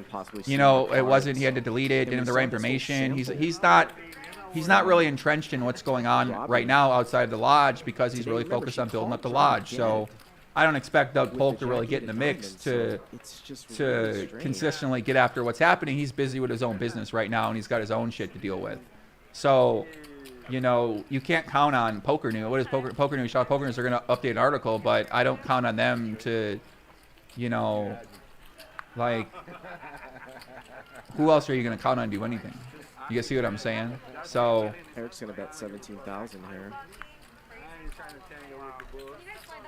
And obviously, it's much different if she had ace high. If she had ace high and raised the turn. But yeah, Polk, you know, Doug had some opinions, right? Doug's a sharp guy. He knows a lot about poker, so you know, I take his opinion pretty seriously about anything he got to say. That just doesn't make sense with Jack 4. Look at Bobcat says you need to rest that big rain soon, bro. Josh Taylor said blessings from the Holy Land. Joey, Israel blesses you. Thank you. Shout out to Israel. Mac Daddy, Martin Klein, Richard Poplis. Thank you guys. Slave Detach, Stefan Lidman. Bird is the word. You give an excellent representation to all parties and are literally doing God's work on this one. Respect. Thank you very much. That is the goal here. Chris Dunn, Nolan Man, Slag. Shout out to you guys. Thank you guys very much, man. So I guess at this situation, we're just basically waiting for Garrett to come out, say more, return the money, make another statement, and we're waiting on Hustler to come out, make a statement. And yeah, for people asking, I woke up at 8 p.m. So this is my nighttime. So Mike here with Ace Queen. If I haven't been to sleep yet, I was to sleep, as I just said. He's gonna defend. D. Fraz says, Poppy, why don't you look at the other hand she played? So I'm gonna find another hand she played actually. So she played on the stream before. I'm gonna go over another hand she played against Garrett. You guys can take a look and see if you see anything there.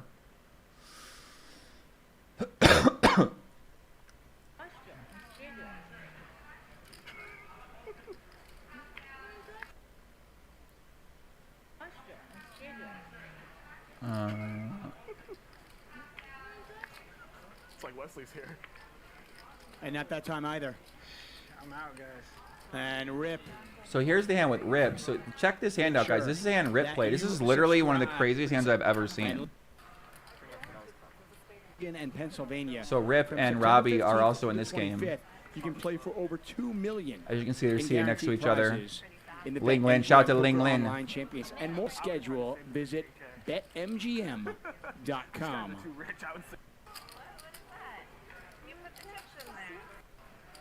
Thank you, Avi. I appreciate that, man. Help my sagging self-esteem. so I want to go back and lose. Yeah, and I gained so much weight, so I want to go back and lose. All right, this hand is crazy. This hand Rip played. So if people think that Rip is cheating or doing something like that, you guys can watch this hand and see and tell me what you think. You have 10, 30, 40.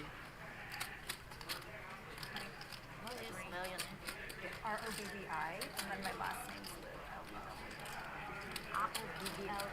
So it'll be a big game galore next week. Wednesday and Thursday of next week, it'll be Phil Ivey. And then Friday, I'll be on normal big game. That's what I said. I was like, So make sure you clear your calendar next Wednesday, Thursday, and Friday. And, of course, Monday, you got Max Payne Monday. We cleared it. You don't want to miss that. We definitely That's always cleared it. fun. I believe on Monday, our own Veronica/Valerie Brill. So check this will be hand in the out. game for Max Payne Monday. So Schwan opens under the gun. Rip 3 bets. Queen 4 suit on the button. Now he Schwan gets 4 4 betting. bet by Schwan. She's had enough.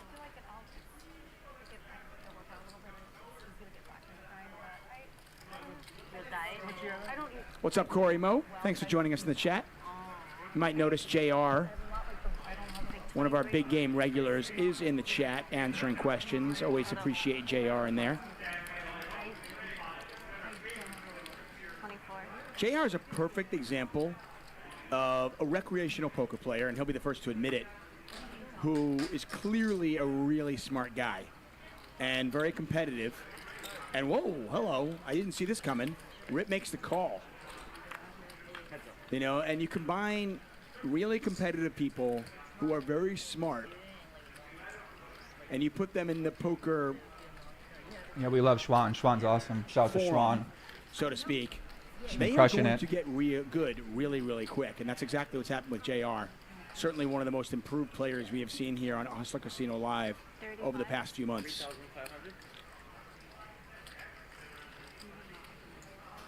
Schwan betting 3,500, and Rip just kind of playing with a little bit of gamble here, a little bit of feel. Now watch this, guys. If you wanna Rip make a is move, going I to mean, Schwan do. only has You could easily say this is a cheating hand, by the way, too. When you watch this hand, you could say that this is the same hand because this is a very similar circumstance to what we just saw in some ways. King high.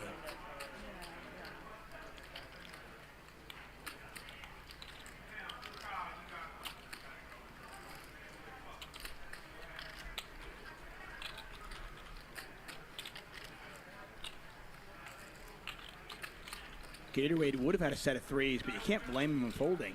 I mean, it's a 4-bet pot. I mean, I guess he's got heart. So he raises here to 15,000.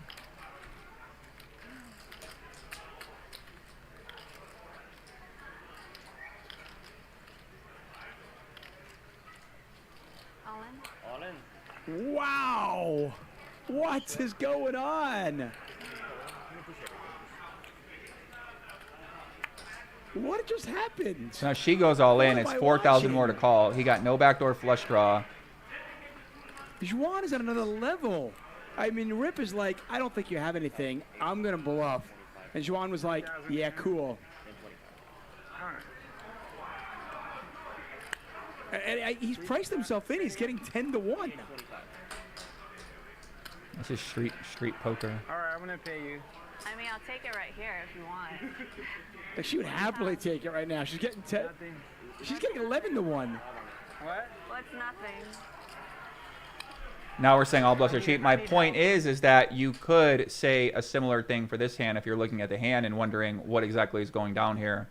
So especially with the raise, you know, he could put her on high cards, but some people could look at this hand and say, well, is there something going on here, right? I'm not looking at the hand saying that. I'm saying that it is a weird hand, and that's what people were asking. If these guys play into their hands, that stood out to you at all. So, you know, does it stand out to me? I mean, it's a really strange hand that I've seen. So, but it does make sense what he's thinking about doing, why he would do that. How much help? Runner, help. No, I just think you're picking on me. He's getting Yeah, 11 to nobody 1. says it's cheating. Calm down, You? Swizz. Little does he know that he's actually only a 3-to-1 dog. 25. 3825. Okay. I call. Just the most bizarre hand I've seen in a long time.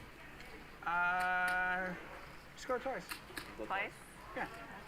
When he first said 38-25. If he wins this with a pair of 4s, it's going to be really, Okay, really what awful. What do you need?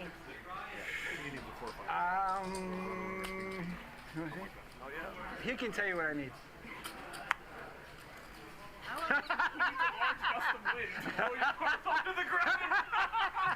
don't know what I'm Like, this guy seemed like he just having a good time. You see what I'm saying? I want to know what I'm anti-sweating. He needs a deuce of spades. So far, ace high is still good. This pot is $48,000. Ace high wins that one. Yeah, that's tough. Okay. I don't know if Schwan knows he's ahead. 4 or a queen, otherwise Schwan is going to scoop this. Slow down, guys, please. And Schwan wins both of them. I knew you didn't have a pair there. Ace high on the first. 8 pair of ace. Wow, savage. Okay with that. Can't bluff you over here. What? She didn't have anything. It's true. He had the good read. She didn't have shit. I know it. That's basically the same play that that Robbi said, right? She's like, I knew you didn't have anything. I mean, his read was spot on. He's like, I don't think you have anything. I'm going to raise it. I'm going to win it right now. I didn't even know. She called. She was like, yeah, whatever. Let's go. She called me with ace king. There's no way he can have any 2 cards where she wants him to fucking put the money. I was like, this is the sickest reverse she's pulling ever here for this 3,800. How bad do you want the 4,000? She just really wanted to fold. Nice hand. 45 minutes left in our show. Take it if you weren't. What's going on, buddy? I know. So this is another hand they played together. Garrett versus Robbi. Schwan opened the button with Jack 4. Garrett 3-bet King 6. Robbi cold calls Ace King. I can count on someone else. 30K deep. I don't want to talk to you. Pair of 6s for Garrett. Robbi's ace king, no good anymore. Guys, this isn't close to the same thing. Chat. Oh my God, I gotta time. I'm gonna time this guy out just out of. If this guy don't understand what I'm saying and that's the comment he leaves, I just gotta get him on my chat for 300 seconds. You know what? I might ban that. I'm gonna get that guy out of here. I don't want to hear that guy ever again. I can't take it no more. 10 hours in, I can't take it anymore, guys. Come on, let's lock in. Let's use our fucking brains here. Come on, guys. Let's do it for us all together. Okay? Come on. We're just showing the hand, okay? People said there are any other hands. We're just showing the hand, okay? This guy out of here.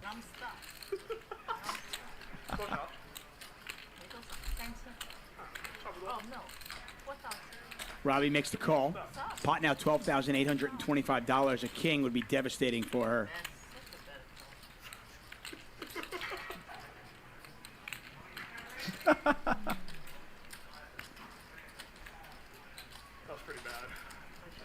Oh.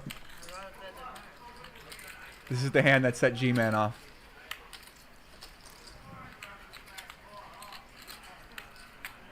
Double barrel from Garrett, and this hand's over. That's not good enough. This hand's actually pretty sick.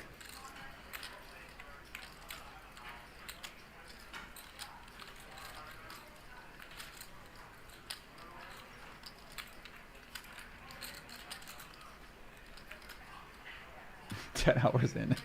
Now my old self. I used to love banning people from the chat, so I'm very happy to ban people. What do I know? Robbi makes the call. And the river's an ace. She answered 3-outer. Wow. Bang, bang. A king would have been devastating for her, as she would have lost a monster pot. Now she's suddenly going to win a huge pot. And at this point, if you're Garrett, you've got to realize, you've got to think, okay, I've got the worst hand. Am I now bluffing at it? And he is. Robbi has the king of hearts in her hand, though. How much is that? It's everything you've got. All you got. Exactly. All you got. Pot was $25,000. It's $19,375 to call. She's getting a little bit more than 2 to 1. He's basically got a flush or nothing, right? She has the king of hearts.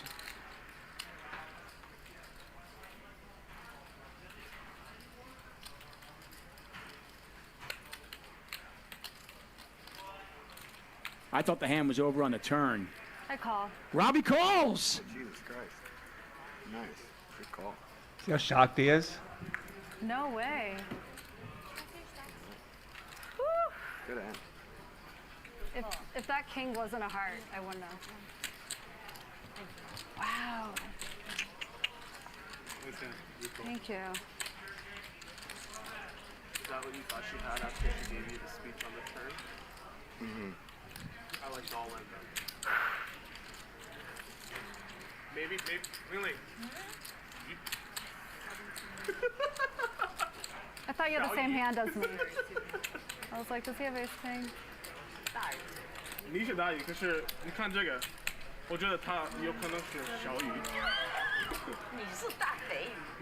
小鱼，再过一个小时有。Garrett loses a monster pot. And Robbi hits the ace on the river and calls the bluff from Garrett. What a play. What a hand. Wow, you really hurt Ling Ling. No, it was just You a really really bad hurt her. payoff. Look how shocked he is when he loses. I thought the hand was over on the turn. I call. Robbi calls. Jesus Christ. Nice. Good call. He's shocked. No way. Good hand. If that king wasn't a heart, I wouldn't have. Wow. Thank you. You're still alive. I liked all in them. Maybe, really? I thought you had the same hand as me. I was like, does he have ace king? 你选大鱼，可是你看这个，我觉得他有可能是小鱼。All right. I'm gonna go grab my food real quick, guys. Hold on a second. Let me find another interesting hand, if anything here. Garrett loses a monster pot. And Robbi hits the ace on the river and calls the bluff from Garrett. What a play. What a hand.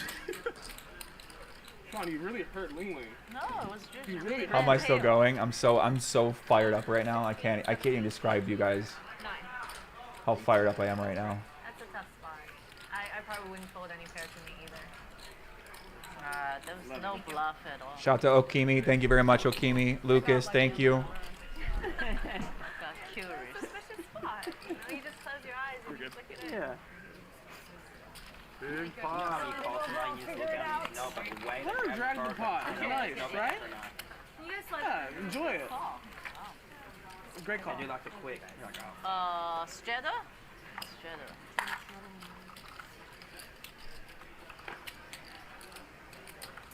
You came to LA, Garrett put you to the test, and you passed. That's true. How does it feel? We're getting taken out for the 4. Feels good, right? Not like a bluff size bet. Anybody gets around a 4? Anybody? People want to watch the Jack High clip all the way through, bro. Haven't we already seen the Jack High? Somebody said I should watch it at 0.25 speed. But yeah, G-Man does seem to be under a lot of stress. I think that's true. People even said the last one he seemed a little off his game. So I remember Tuckman or Bart made that comment during one of the shows. So let me find another interesting hand, and then I'll go get my food real quick, guys. All right. Yeah, it was. It was like a heat wave. About 30 minutes left in tonight's show. With Arkansas. It's had its lows, but for the most part, this has been a really fantastic evening of poker. Everything shuts down. Do I still love Arkansas? Yeah, I mean, it's home to me, so I mean, I'm biased, so yeah. Not the heat that's so bad, it's the fucking humidity. Yes, brutal. Absolutely brutal. I've been in Houston for the last month, like 50, Yeah, so 40 some days. Yeah. Dude, I'm in one. Get a raise from Garrett. Robbi with aces once again is 3-betting. Lingland, did she 4-bet? And it poured every day for a month. While I was Ouch. There's the 4-bet from Lingland. I know a lot of players will slow play the aces. I do not think Robbi will. I think Robbie's doesn't really want to see a flop and lose a monster pot. She's up 30K on the night already. I expect her to 5-bet, which is exactly why she calls. I know nothing. Why do I even talk? Oh, this hand's It's a great sick. play from Robbi. Let me look. She's in position. I mean, calling the 4-bet is just brilliant by her, so give her credit. Yeah, that's not bad. I just did not think she would do it. So I'm gonna bet 4,000. She bets 4,000. I mean, Robbie's loving her spot. Lingland is repping an overpair.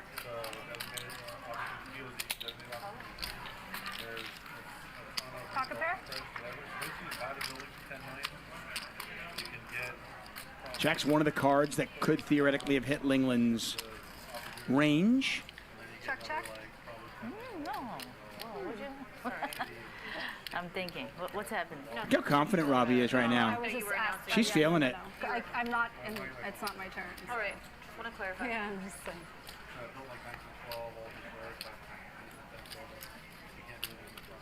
Oh man, you gotta love this stuff. Pot is $15,000. Action on Lingland. I mean, she's got to know she's behind, right? Robbi called the 4-bet and then called this pot. I mean, I guess she could have ace-king.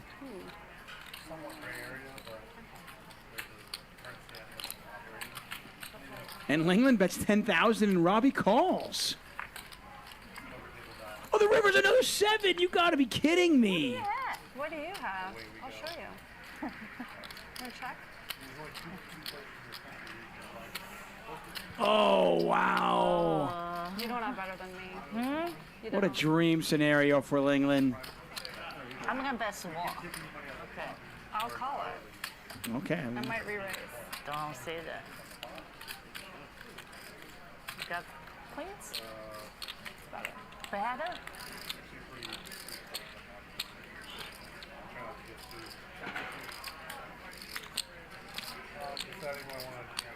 Lingland wants to make sure she gets called, but she knows Robbie's got a huge hand. I think you're tricking me. I got lucky. I think I got lucky. I'm sorry. I'm very lucky. You did I'm just so lucky. I'm so sorry. You slow played me. You trapped me very well. I did slow play. You really trapped me very well. Thank It's okay. you. See, I like that pain, so I'll take that pain. I'm crazy. You don't know me. People say you don't get lucky. You played the hand so well. I just really got super lucky. That's why you can't slow play aces. Really can. Next time, don't ever slow play aces. Just raise me so I can fold. Damn, Sorry, Robbi. I was on 2. Get you. Were you? Yeah, kind of on 2. I didn't know you had that big a hand. I so told you I did. Yeah, so I was just trying to get you off the hand on the turn.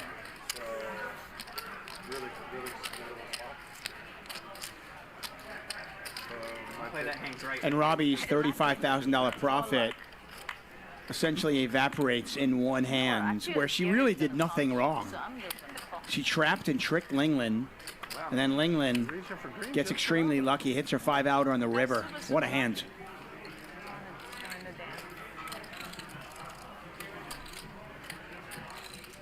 A raise from Garrett, called in 19 spots. Are you going to eat no strawberries down there? It's an impressively long line. No, it's fine. Really impressive. No, I don't want to take it. We've set a record tonight. That one was special. I saw the strawberries down there. Which one? You mean beef Right now, patty? how long it took to go to flop? One raise. No, I would really want to re-raise. Lingland with the best hand here, Queen Jack. Did you check?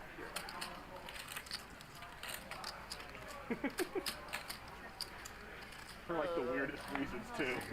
Not even like tanking in hand, just like weirdness. Like that hand, everyone was like, all right. All right, what did I miss? What happened? I forgot. 15 seconds before you call the 300. Each person has. What happened? I forgot what happened. Sorry. And Lingland bets 10,000 and Robbi calls. Oh, the river's another 7. You got to be kidding me. I love Tuckman. I'll show you. Wanna check? We got our food. Let's go. Oh, wow. You don't have better than me. You What a dream scenario for Lingland. I'm gonna bet some more. Okay. I'll call it. Okay. I might re-raise. Don't say that. You got queens? Better? Bro, why does this place not give me the fucking sauces, dude? Oh my god. This is England wants to make sure she second gets called. fucking time. Who gives But you she chicken knows- fingers without she sauce? knows Robbie's got a dude? huge hand. Why the fuck would they send you chicken fingers with no sauce? What kind of person would ever think that's proper when you fill it in on the fucking app? I'm sorry. Damn it, bro. I'm very lucky. You did I'm just so lucky. I'm What? so sorry. I got lucky. I think you're tricking me. I got lucky. I think I got lucky. I'm sorry. I'm very lucky.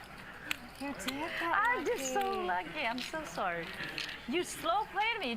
You trapped me I very did. well. I did slow play You you. really trapped me very well. hand. Thank you. Bro, no sauce. That pain too.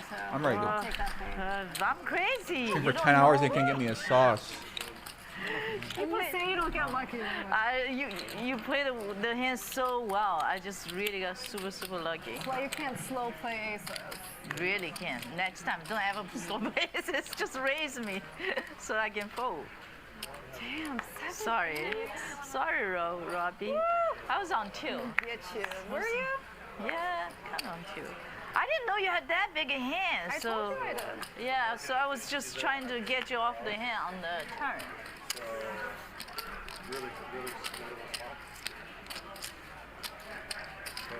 Play that hangs right. And Robbie's $35,000 profit essentially evaporates in one hand, where she. Man, what do you guys think about that hand? I think that hand's pretty interesting, right?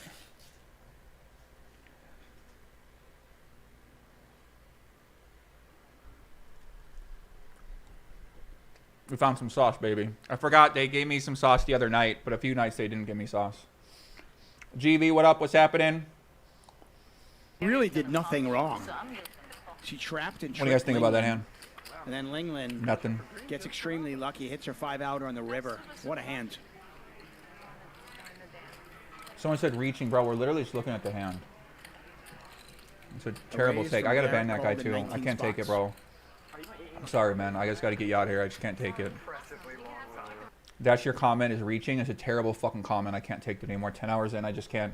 I can't look at that comment and look the other way anymore. I can't do it. All right, so there's one more game Robbi played where she won 100K. I don't know if it was this one or not. Well, you're from AZ. Sí, es más fácil, ¿no? Yeah.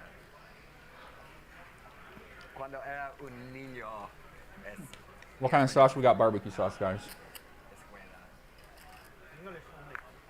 Oh yeah, this is the game Robbi won at Big 2, so we'll look at a few hands here and see if anything interesting here. While I eat, and then we're gonna go.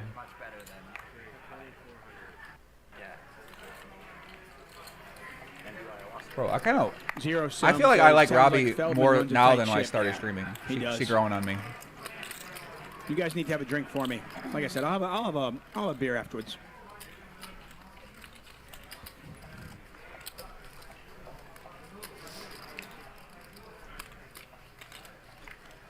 Guys, listen, we got chicken fingers. Maybe 2. I like that Trini tone. All good. I got chicken Casino Live fingers. brought to you by High Stakes Poker Productions. Want to thank our sponsors, WPT Barbecue Global sauce. and BetGM Poker. As we look at this ace-high flop. 2 players with an ace, and Robbi, maybe a chance to double up here. 5,300 already in there. JR's got some kicker issues. Bill floating. I mean, I think if you're Robbi, you're going to have to raise. I would raise to wet board. You can rep 8, 9. Yeah, there you go. You can rep diamonds. Not much to that one. Enough in there. And you can see JR way behind.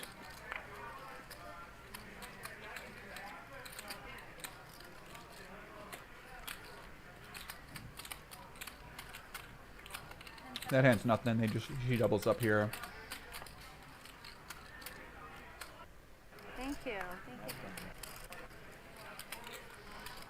Just want to see some other hands real quick before I go. This might be my last live stream for a while, guys. You never know.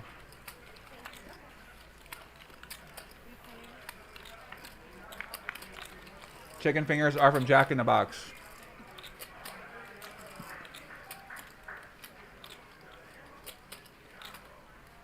You check. Two check. He did.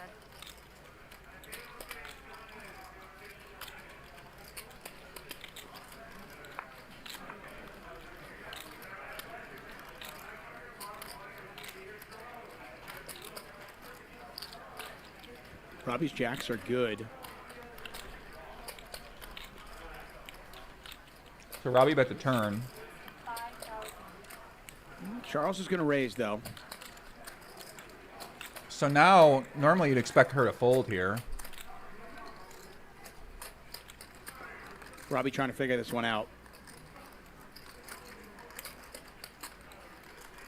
Thinking maybe did Charles pick up some sort of a draw? Does he have a 10 in his hand? Does he have clubs? Robbi does have the jack of clubs, so.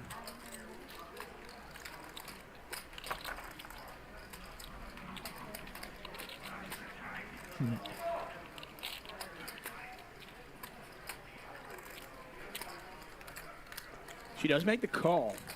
Stark difference from how she played on Wednesday night, where she would talk about the hand and then play it out, and boom, she hits two pair. She's going to check it. What a great check. Love Tuckman's analysis on that one. Obviously, Charles, if he was raising with the 10, got there. So maybe she doesn't like it. He bets 11,000.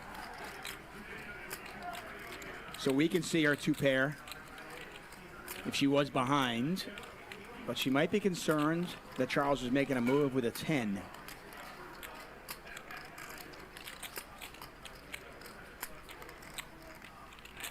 Pot's 25,500. I should not be in this fucking hand. She said that last time, too. And called anyway. Ace high, ace high. Good call. Whew. She makes the call and wins about $19,000. When he turned it over, I thought, yeah. And like all I need is the 10, and I'm fucked. You want to buy one of these now?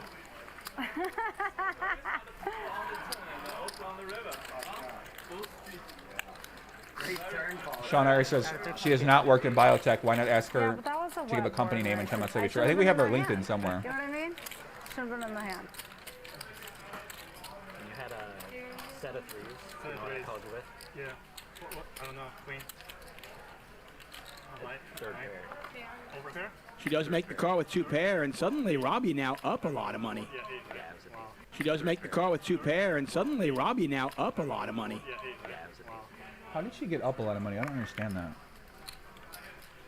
Play. Fair. Also my Okay, so now we're too. I was so convinced too that you had it. I was like, it's definitely. She picks up King Jack here. We're eating Jack in the Box. Twitch chat.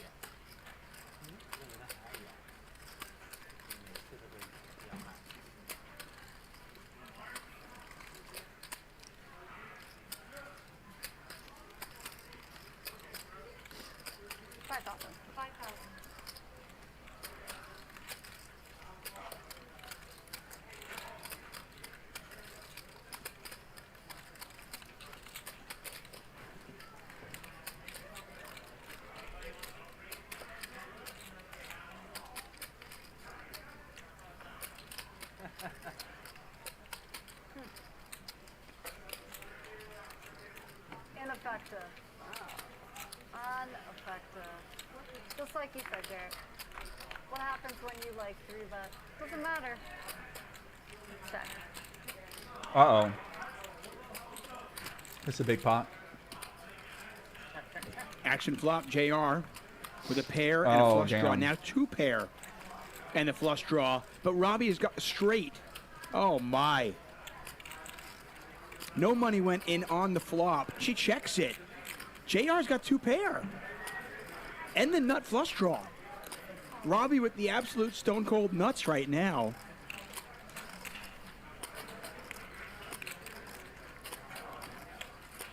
Again, nothing went in on the flop, but this was a 3-bet pot, so there's 20,000 before we saw the flop.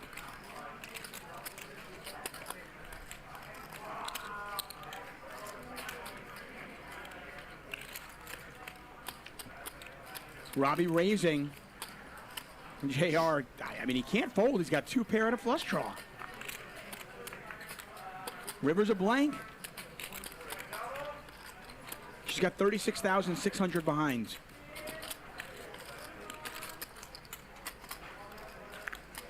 Let me just double check. Yep, I still have the nuts.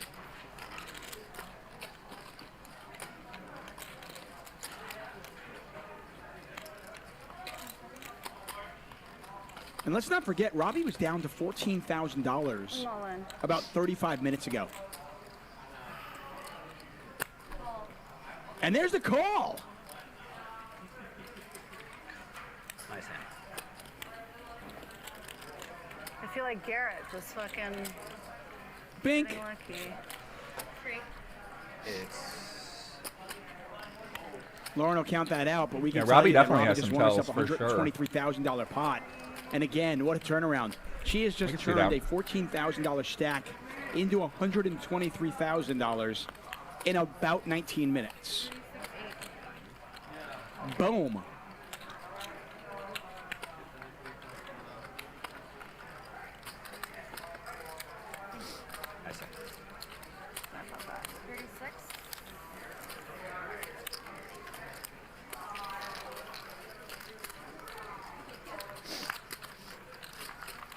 Jeff said, Joey, would it be possible to chat off stream? Maybe. What do you want to chat about?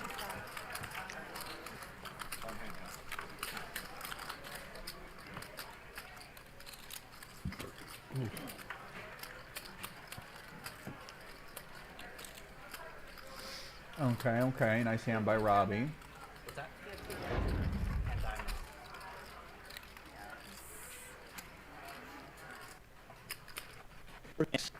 He has rebought, though, by the way. Ruth B. 2 tournaments to charity. Yeah, I mean, I've heard that before. Bill Klein donates winning balls with nothing. Sucks. Hours, it just sucks. It's like you're there to have a good time. You know, if they get you in the end, it's one thing. But, like, if they get you in the first 2 hours and you're there for a weekend, it kind of sucks.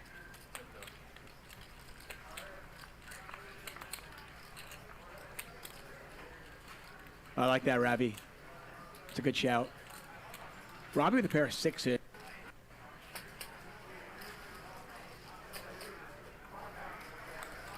Ruth B., after making fun of me, says, Bill Klein is one of the coolest guys.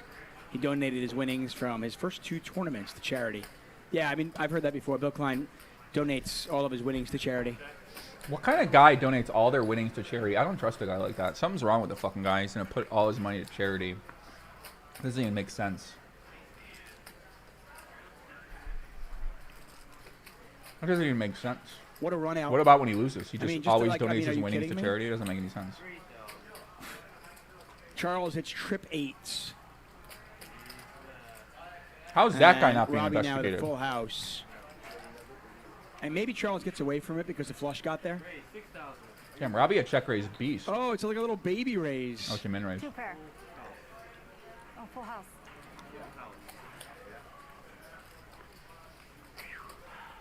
That was not an angle. She just misread her hand. I think. Let's run it up. I think maybe we should bring her on Max Payne Monday. That's a good play for Max Payne Monday.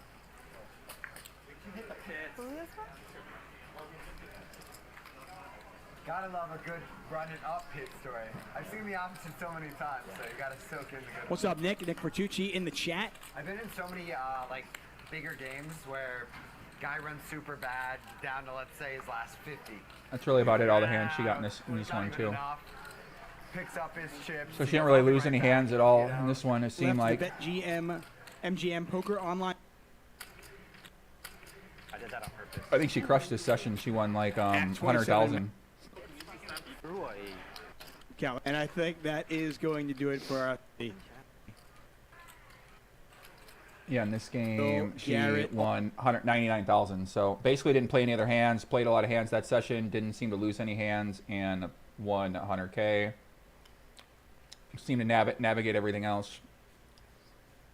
But yeah, the ace-ace hand was pretty, the ace-ace hand was pretty interesting hand.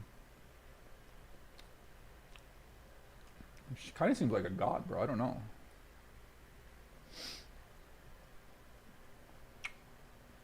Oh. HCL stopped using hand shuffling machine a few months ago and started using a machine Take a on their look at the streams. VPIPs. Not long after the guys in Texas used one to cheat. Aaron, Garrett. Yeah, we can Charles, see our they're most aggressive changing the players at shuffle on a table. side shuffle machine. Look, they got the shuffle machine right Andy there. up 154,000. One.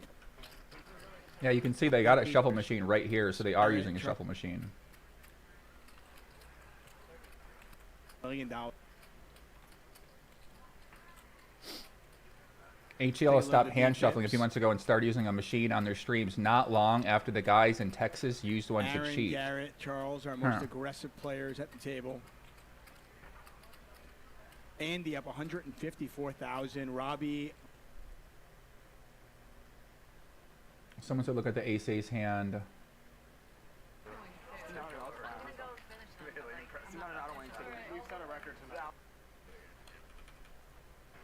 She knows Rob. I mean, why wouldn't she 5-bet this hand, I Calling the guess? 4-bet is just brilliant by her. I do not think Robbi will. I think Robbi. She's in position with aces and just calls really the want to 4-bet. see a flop and lose a monster pot. She's up 30K on the night already. I expect her to 5-bet, which is exactly why she calls. I know nothing. Why do I even talk? It's a great play from Robbi. Let me look.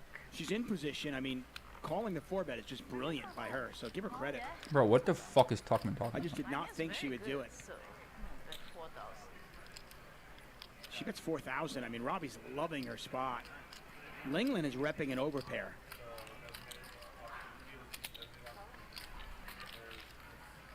Pocket pair? Jack's one of the cards that could theoretically have hit Lingland's range. Check, check. No. I'm thinking. What's happening? Look how confident Robbie is right now. She's feeling it. I'm not in, it's not my turn. All right. People say you don't re-raise aces. I mean, what the fuck are you people talking about, bro? I gotta ban some of these guys from the chat. I can't take this anymore. Someone say you don't And 5-bet love this aces. stuff. Pot is $15,000. What's Action going on on with this Lingland. chat, dude? I mean, she's got to know she's behind, right? Oh my God, bro, these guys are fucking crazy. These guys got to show a graph. I can't even take a Called the comment like that 4-bet in my and chat. then called this pot. I mean, I guess she could have ace king. Do people 5-bet? I can't even. That guy can't even be in my chat anymore. I'm sorry, Anton Connor. You just can't, dude. I can't. And Do people Lingland bets 5-bet? What the 10,000 fuck is and this guy Robbie talking about? calls. Oh, the river's another 7. You got to be kidding me. What do you have? I'll show you. No check? Yeah, people don't 5-bet. I mean, come on. Oh, wow. You don't have better than me. What a dream scenario for Lingland. Maybe I need to sleep for what? Why? I'll call it. Okay. I might re-raise. Don't say that. Got points? Better? This guy says Garrett. I can't take you guys anymore. This guy says Garrett and Robbi are colluding in a hand. What are you talking about, dude? They're not colluding in a Lingland wants to hand. make sure Come she gets on. called, but she knows Robbie's got a huge hand. I think you're tricking me. Oh yeah, backdoor clubs got there. Standing pretty normal. I got lucky. I think I got lucky. I'm sorry. I'm very lucky. You did I'm just so lucky. I'm so sorry. You slow played me. You trapped me I very did. well. I did slow You play you. really trapped me very well. Thank Okay, you. see, I like that. Bro, Lingland's a ball. I love Lingland. She's fucking awesome. I love You her. don't know me. I love her. I feel like I've seen all I need to see, guys. Patrick said you worried about my mental health. Oh my God, I'm doing fine. Trust me. I'm colluding with Jack in the Box. I've seen enough, guys. I've seen enough. T. Wilkins says, Joey, you're better than this. Thank you, T. Wilkins.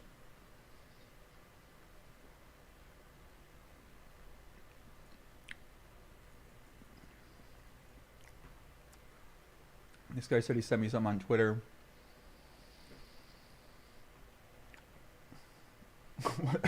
Sore fucking loser.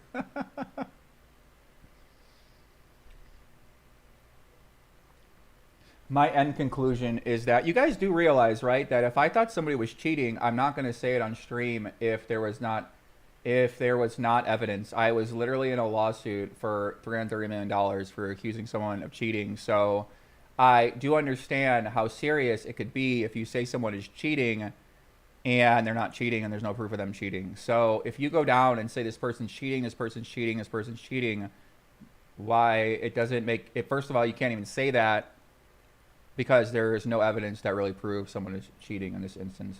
So you can look at the hand in one hand, but with Postel, you had a lot of hands over a lot of sample size, so someone could make that thing. But all you guys are saying, listen, if you guys want to go on your fucking YouTube video and talk about how you think she's cheating, then send me the link and I'll post it on here for you. I'll tag your name. I'll get your real information. I'll make sure it's all out there for you. And you guys go out there and go say that. So no matter what I thought here, if I thought she was cheating or not cheating in the game, I would not say that I think she was cheating in the game. Unless there was proof that something was happening or I felt that the sample size was big enough to do that. I mean, how could you really, you know what I'm saying? Like, how could you, you know, you can't confirm anything. That's what I learned. You can't prove anything here. So should you try to, you know, I don't know. It just,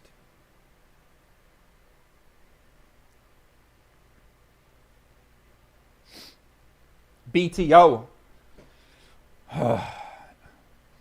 What was the hand? Anything new? Yeah, we had a lot of people call in, man. We had a lot of people call in. It was a good time. This guy gave me a timestamp. He didn't give me a timestamp, Poppy. You got to give me a timestamp for something.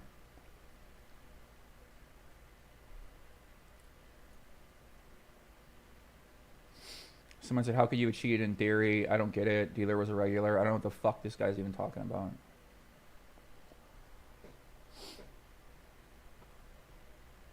But yeah, I'm letting let the guest speak. That's what I'm trying to do in the chat here. I don't see this hand. I don't see where this guy was talking about.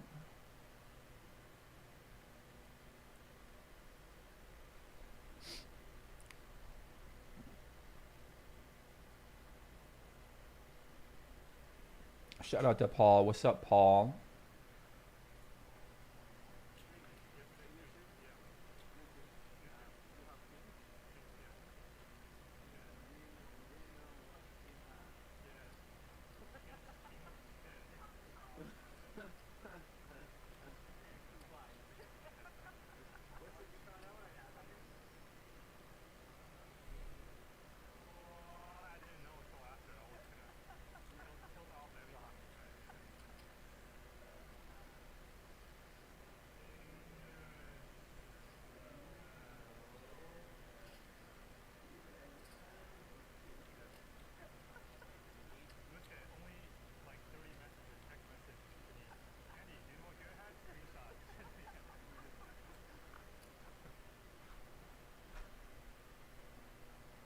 Not seeing it, buddy. A slow-mo version. What am I looking at? She said she got Jack 8. They're openly colluding. I was cheating in a home game. Somewhere like this. Watch her body language. Her grin after the fold. She mounts to Jack 8 to rip, and they laugh.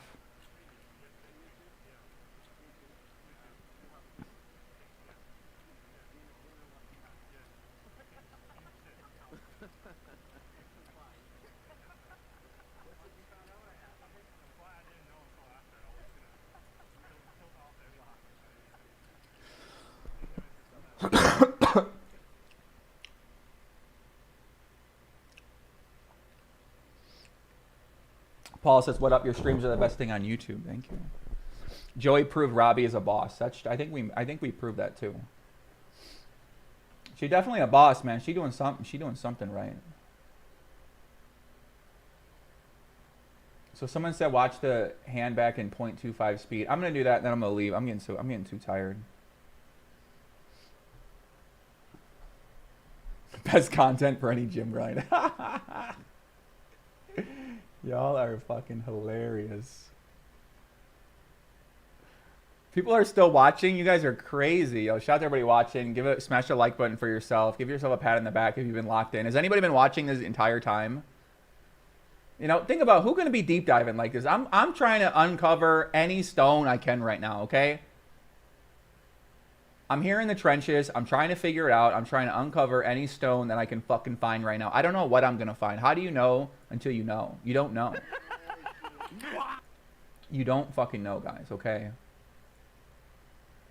Why did this guy say watch it at 0.25 speed? Can you please educate me on why this guy wanted me to watch this at 0.25 speed? Blind, and Garrett here has flopped a straight flush draw, 10-10-9 with a couple clubs. He's gonna bet 2,500. I've been watching since 8 a.m. Budapest time. Wow, I slept for Robbie's 7 hours and came back. Here with Jack 4 with the Jack of clubs. Turn is a 3, puts backdoor hearts down. Should we see if Doug Polk awake? Maybe we get Doug Polk on here. Hammer down with combo draws. The chat is requesting you. Send him a message. The chat is requesting you. Should have probably been out of his hand pre-flop. He's probably playing. She's got one club and one heart, and All right, we'll hit up Doug Polk. Look at this. What is she thinking about here? Is she gonna raise it? Well, we saw her raise Ace King a little bit ago. Transfer Albert donation. Garrett should at least return the money to the casino production as an escrow until investigations are final. Love the stream. Keep it up. Thank you. So experienced. Oh, wait, hold on. Let me scratch my face. That's the shit I got. How often would she do this with the 10? Could he? Bro, can somebody bring me Can somebody deliver me edibles to where I live? She just min-click the turn. I think I ran out. I ran out of all weed. Why this guy keep telling me to sleep, bro? Listen, I'm gonna be up till about noon.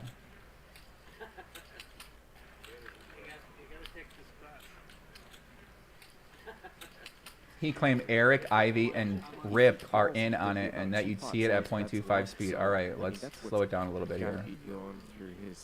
Deluxe series. What point do I need a 0.25 speed?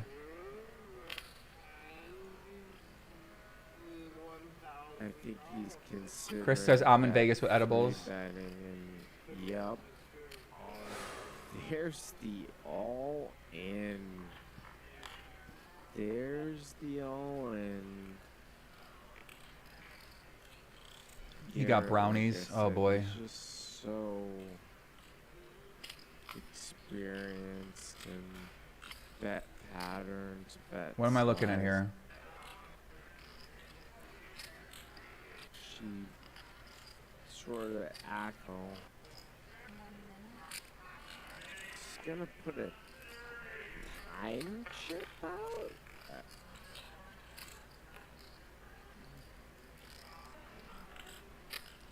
Blues fan said, Eric was wearing a rash.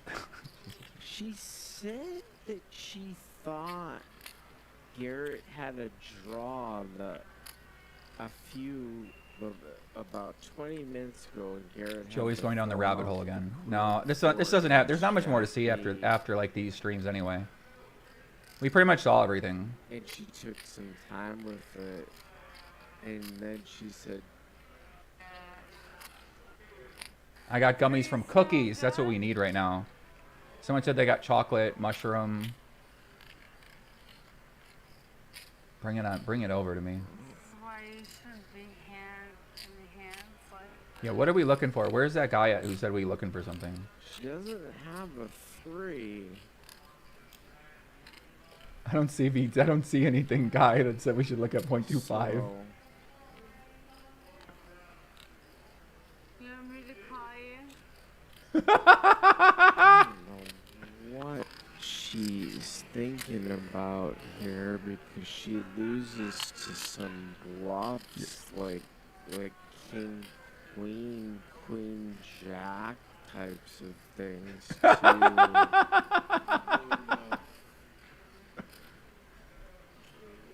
Got gummies from Exhale. Oh, that sounds so good right now. She calls? For once, but it's up to you. This is why you wanted me to watch that 0.25. Oh my god.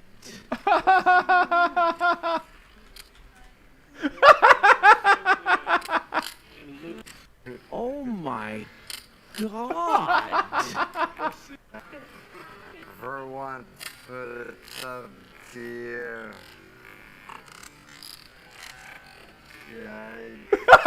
Yikes!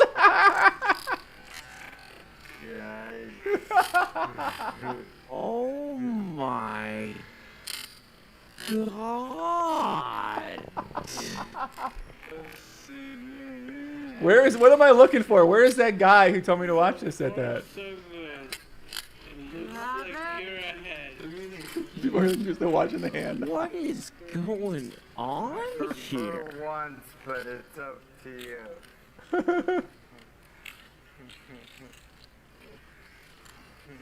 Yikes.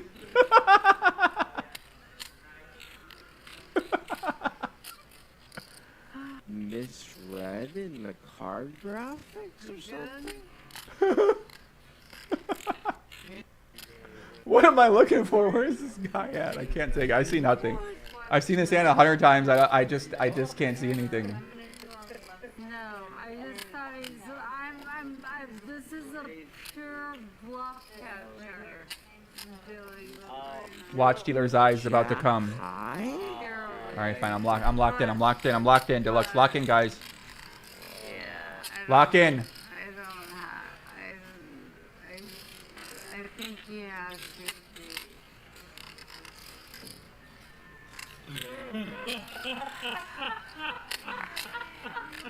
We'll go to the river.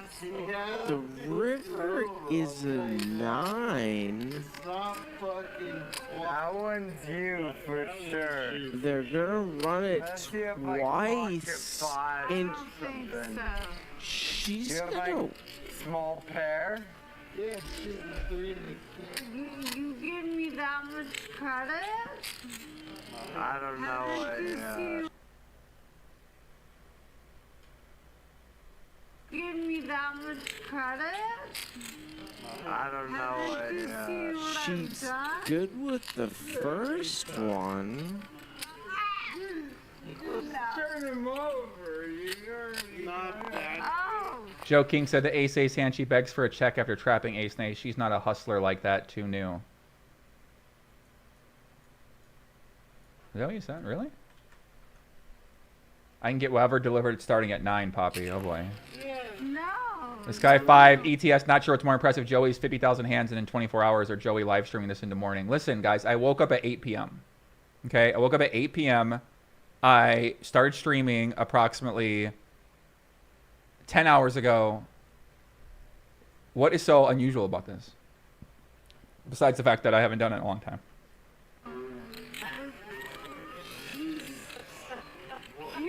If the cards are correct. What a sick call.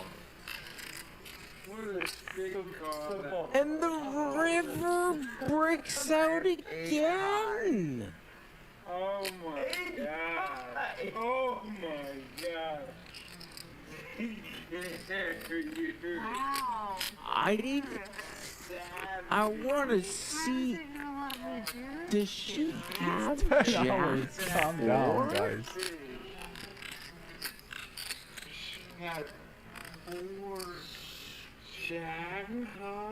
What? Oh. Look at it.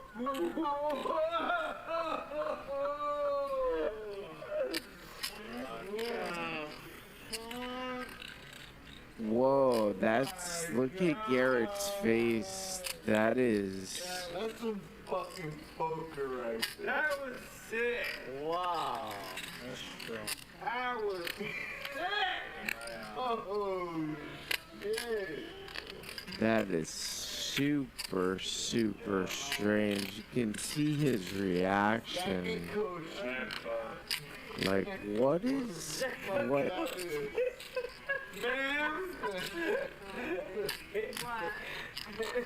Very nice. fucking stupid. Jacob, you look like you want to kill me. I'm not Jacob. You look like you want to kill me, Jacob. She sounds like she's like Margot Robbie in that movie with Leo DiCaprio where he was on Quaaludes. I was not in the hand. I want to vomit. They're gonna run it. Oh. Turn him over. You're not that. Oh. Yeah. No.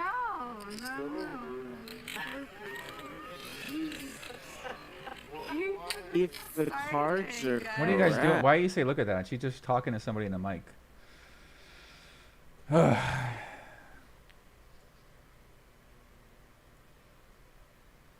The Wolf of Wall Street. Yeah, guys, Robbi joined, her husband joined, Rip the Cowboy joined, Nick Vertucci joined.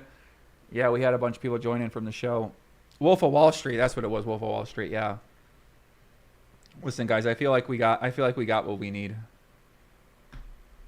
I feel like we got what we need. GB, we're regularly spreading 25, 50, 100, 200, and 500, 1K PL in Mississippi. Get with me if you want to know more.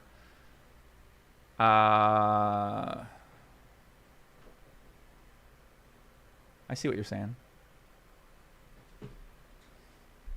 What if we won both boards and a play goes on? Nothing will be talked about except she played so badly. Speedy says, I guess that's a good point. That's true. True. She's cheated. Join. That's true. We had a lot of people join. We had like 10, 15 people join. Bart Hanson came in here. He joined up as well, too. Joe King says, Ace hand makes no sense, even for her, unless cheating. She begs for check on the turn after slow playing. I mean, I see what you're saying. I mean, that is kind of weird. I mean, I'll be honest with you. That is pretty strange. But yeah, guys, if you just joined, we've been here all night long, talking to people, enjoying ourselves, locked in. I mean, it is strange if she's asking for the hand to be checked down when she has aces there. I guess it makes sense. I see where you're coming from. SDG, zoom in her necklace in 210. It seems to be vibrating and emitting a very faint light. Bro, I cannot take another necklace. Come on, guys. Why are you guys doing this to me? Why are you guys donating me to check in on fake necklaces? 21020.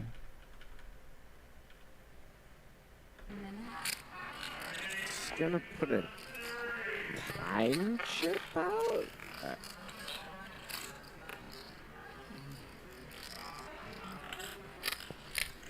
Bro, what are these people talking about? This guy is not seeing a faint light. She said that she... This guy gotta be trolling me. He gotta be trolling me. He gotta be trolling me.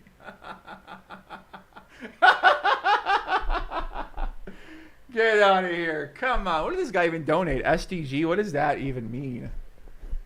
Get out of here, bro. I can't take it anymore.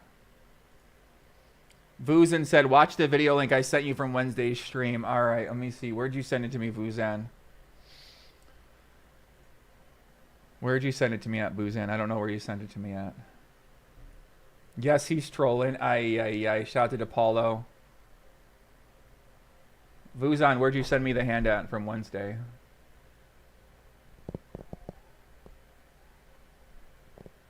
Yeah, W troll. That's a good troll. That's a good troll. That's a good troll. I'll give you some credit on that one.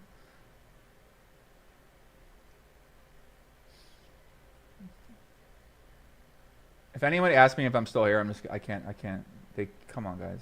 I'm still here. Take it easy. I'm still here. Man goes crazy. What's DePaulo think? Oh, he called in yesterday as well. Shout out to Ryan DePaulo.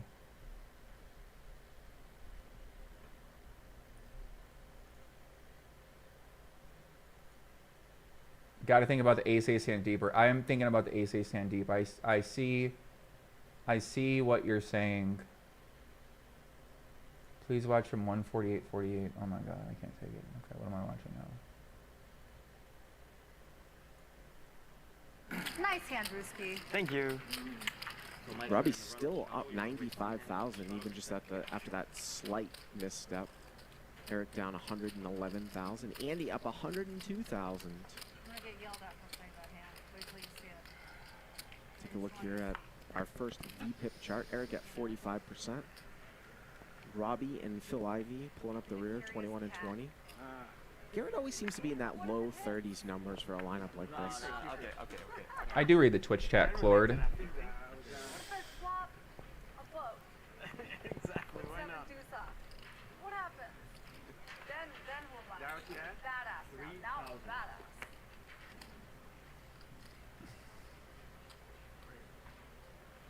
I think this is, I don't know.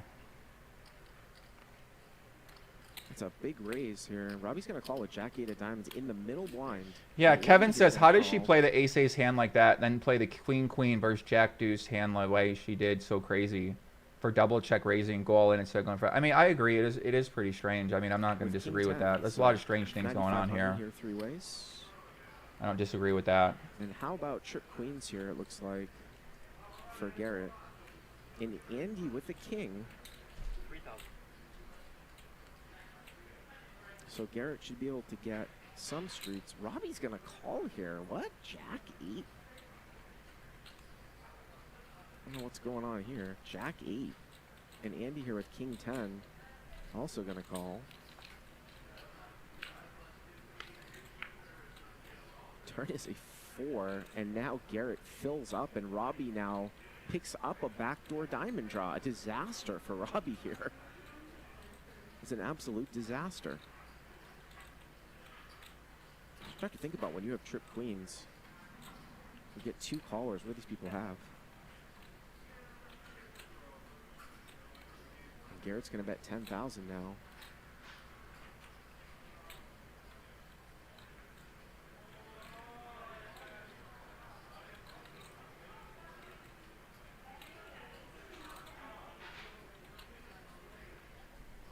And she is going to call, drawing dead, and I think Andy can probably just get away from this one now.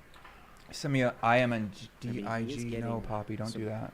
Pretty good turn pot odds of almost 4 to 1, but Garrett has bet 2 times after Robbi and Andy called the flop in. Yep, there's the correct fold once again. Nice fold, and boy, Robbi needs to dodge a diamond here. Bro, where did you send me this link at, my guy? I don't see anything. She has no idea. How lucky that Voice is it for for her. Zen. I don't see it, Poppy. Can you send it to me on somewhere else, man?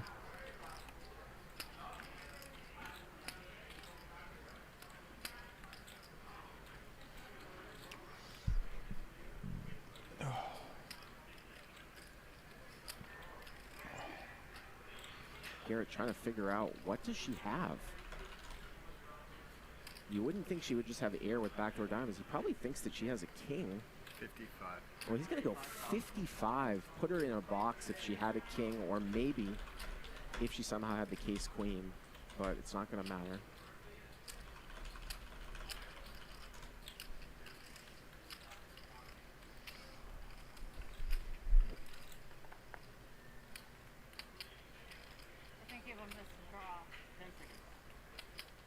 It's Wednesday's live stream. What is she? She says she thinks she has a missed draw. She only has jack high. She doesn't beat ace high. I don't know what she's really thinking about here. You can have this one.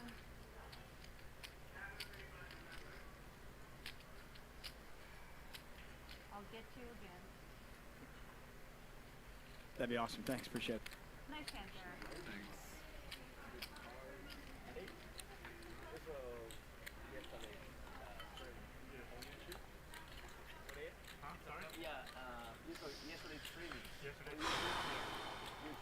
What did this guy say? Vuven, what'd you say? What timestamp in that hand? Where's this guy at, bro? Vuvan. I can't find this guy. Vuvan? What is this guy's name? Vu?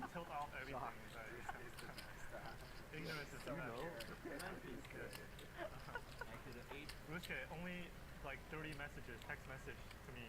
Andy, do you know what Garrett had? You got to comment again. Tell me what timestamp it is for the Wednesday game that you said. 15 of them say, why you fold? Eric 1010 versus Ryuski 4-3. I talked with Watchband. Watchband. Maybe he has 7.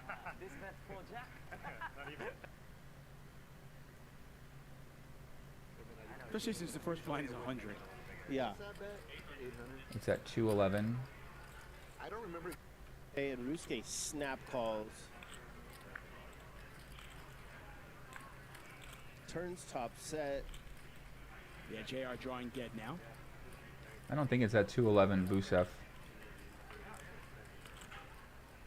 He's gonna one bet. Nothing here. Nothing here, kid. Yeah, Nothing Queen of here. Hearts was a really good bluff catcher, a really good inducer. Yeah, I think checking or betting small. Not Eric. 10-10. Both make sense. Sure, Rusuke had his reasons, and they were good ones. Yeah? Yeah. He just got rid of the one. When you only have two, got another big Poker and conspiracies. I don't know, man. I don't know what these guys are talking about anymore.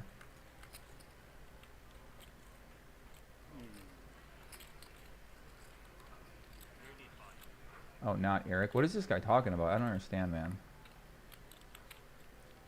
211 from the live stream, the video before this one. Okay. Video before this one. This one? Freddie thought it would be a good idea to raise him with 2 overs. I'm always rooting for you. Right now, Alan Keating's at the poker table in a high-stakes game is 47. When does the Leslie thing air? I think that's going to be entertaining. I still have to air Little Rippies. No, Little Rip goes tomorrow. No, Little Rip goes tomorrow, and then Mariano is next Monday. And then probably the following Monday. I saw some of Billy's that was good. Yeah, his was good. Yeah, was good. Yeah, his was good. Billy's just like... 26. Good dude. We interviewed Christian Soto, you know who he is? He's the Solve for Why. He's on the podcast. He's a man, a really good dude. I had never met him. Really solid guy. He did a great. I also enjoy hearing Billy's show because, like, I know Billy and like him a lot, but I don't really know, like, his history. Like I've heard stuff about him, but I didn't know, like, the full history of, like, the poker scene. Yeah, me neither. Yeah, JR says Alan Keating 47 resting heart rate when bluff jamming. Like, and this is like not, I played on this show last night. Mine was 470. I don't know if that's healthy or not. like, he was like, all right, I fucked that fucking hand. I don't know What is Eli doing with these threes? He was like, all right, I know you Does he know the flops out there? more about the queen. What is going on here? He's wondering how Tawny gave him crabs. And I love it, honestly. He's going to raise. What the fuck? This guy's a Good for god. him. Who the fuck is this guy? No. Oh, This guy's sick. it was that bluff. It was that bluff. Yeah, it must be the bluff. I'm gonna try to run a big bluff too, though. Don't forget about me over here. You still do it now? I don't know. It depends. Like, Someone said, yo, he's wearing the necklace she was. You're kidding me.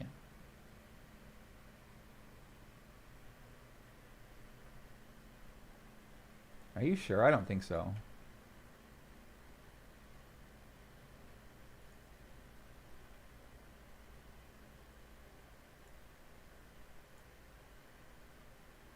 Bro, look at that shirt, honestly. I love that shirt.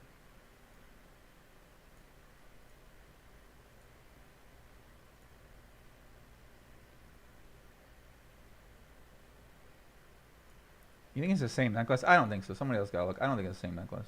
You still do it now? I don't know. It depends. Like, if it's something that's not showing a lot of traction, I'll go 45 minutes. If it's good, I'll go 2 hours. You know? Please bluff on Chris. You might be, man. Look at this.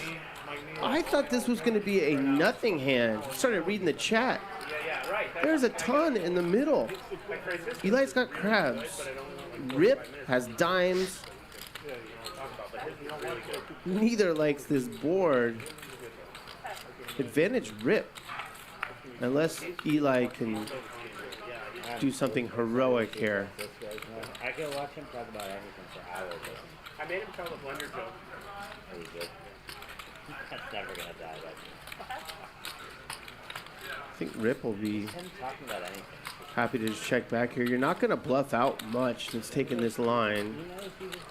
King, queen, perhaps would check raise the flop and then not like that turn. Not much beyond that. You block Jack 10. I mean, like, a lot of people kind of say things like you would think you're like trying to tease them. You're obviously never folding out an ace. I think he's in for a nice surprise when he gets this pot.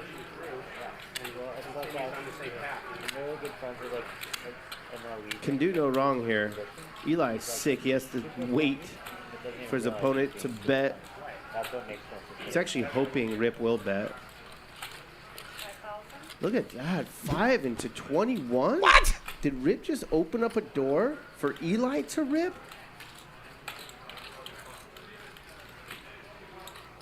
Some of this hand is not weird. What the... Bro, I got to time this guy out. Anyone that doesn't think that bet size is weird is got to get timed out. Wait, what? What? This guy's a god! Look at that. Wow. Somewhere, Westside Wesley smiling. No, you were bluffing. That was weirdest hand of 2022, I'm pretty sure. Wow. Thank you. Yeah. That punt by Eli had nothing to do with the white chip he gave me earlier. I was dead, honestly. I was dead. I know. I knew it was a bluff. Yeah, Eli had a read. He just didn't know it was that good. Nice hand. Thanks, man. Wow. That's The biggest series in BetMGM poker history is underway in New Jersey, Michigan, and Pennsylvania. From September 15th through the 25th, play for over $2 million in guaranteed September 5th. What the fuck was that? Bro, you're kidding me. Did I just see that hand right? Bluff out much since taking this line. King, queen, perhaps. Bro, Would check what raise the the flop and fuck then is not like going that on, turn. dude? Not much beyond that. You block Jack 10. I mean, like, a lot of people kind of say things like you would think you're like trying to tease them. You're obviously never folding out an ace. What was this? I think he's in for a... Bro, lock in here for a second. Lock in for a His second. I Bro, still think have of to air the heart on this guy, Little Eli. Rip Who's goes- Eli? This Little guy's Rip goes nasty. tomorrow. No, Little Rip goes tomorrow, and then Mariano is next Monday, and then probably the following Monday. I saw some abilities that was good. Yeah, his was good. Yeah, was good. Yeah, his was good. Bro, this is a Mike Postle hand. You guys remember when Postle would do some shit like that? Who he is? He's the self. Remember the 260. Remember the Postle with the 260 on the turn? He like make a big raise from 260. Then he remember that one time against that one guy. He bet like 100 on the river or something, like 260. The pot was like 6,000 or 5,000 or 4,000 or something like that. And you're like, what is going on? Really good dude. Yeah. I had never met him. Really solid guy, and he did a great interview. I also enjoyed hearing Billy's story because, like, you know, Billy and like him a lot, but I don't really know, like, his history. Like, I've heard stuff about him, but I didn't know, like, the full history of, like, his poker career. Yeah, me neither. Yeah, JR says Allen Keating 47. Resting heart rate when bluff jamming. I feel like, and this is, like, not... I played on this show last night. Mine was 470. I don't know if that's healthy or not. I felt like he was like, all right, I bumped that fucking man. I don't know What is Eli doing with these threes? He was like, all right, I know you're Does he know the flops out there? more about the queen. Why did you do Is he wondering how Tawny gave him crabs? And I love her, honestly. He's going to raise. Andy, he took it like a sport. Good for him. No. Oh, it was that bluff. It was that bluff. Yeah, it must be the bluff. I'm gonna try to run a big bluff too, by the way. Don't forget about me over here. You still do it now? I don't know. It depends. Like if it's something that's not showing a lot of traction, I'll go 45 minutes. If it's good, I'll go 2 hours. Please bluff on Chris. You might leave, man. Look at this. I thought this was going to be a nothing hand. Started reading the chat. Yeah, right. There's a ton in the middle. Eli's got crabs. Rip has dimes. Neither likes this board. Advantage Rip. Unless Eli can do something heroic here. I can watch him talk about anything for hours. I made him tell the blender joke. Oh, you did? That's never gonna die, but I think Rip will be him talking about anything. happy to just check back here. You're not going to bluff out much that's taking this line. King, queen, perhaps He must because he gets a lot. would check raise the flop and then not like that turn. Not much beyond that. You block Jack 10. I mean, a lot of people kind of say things like you would think you're like trying to tease them. You're obviously never folding out an ace. I think he's in for a nice surprise when he gets this pot.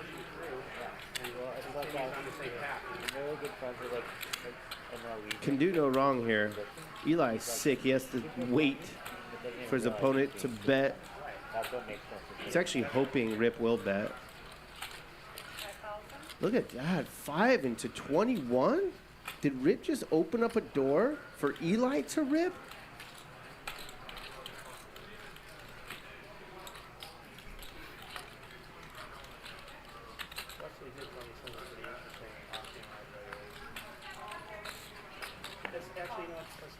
Wait, what? Nice time. What? Look at that. Wow. Somewhere Westside Wesley's smiling. Why is he clapping that way? What the fuck is going on here in this pan? Look at that. All right, let me what the fuck is going on here? Huh? Wait, what? Nice time. What?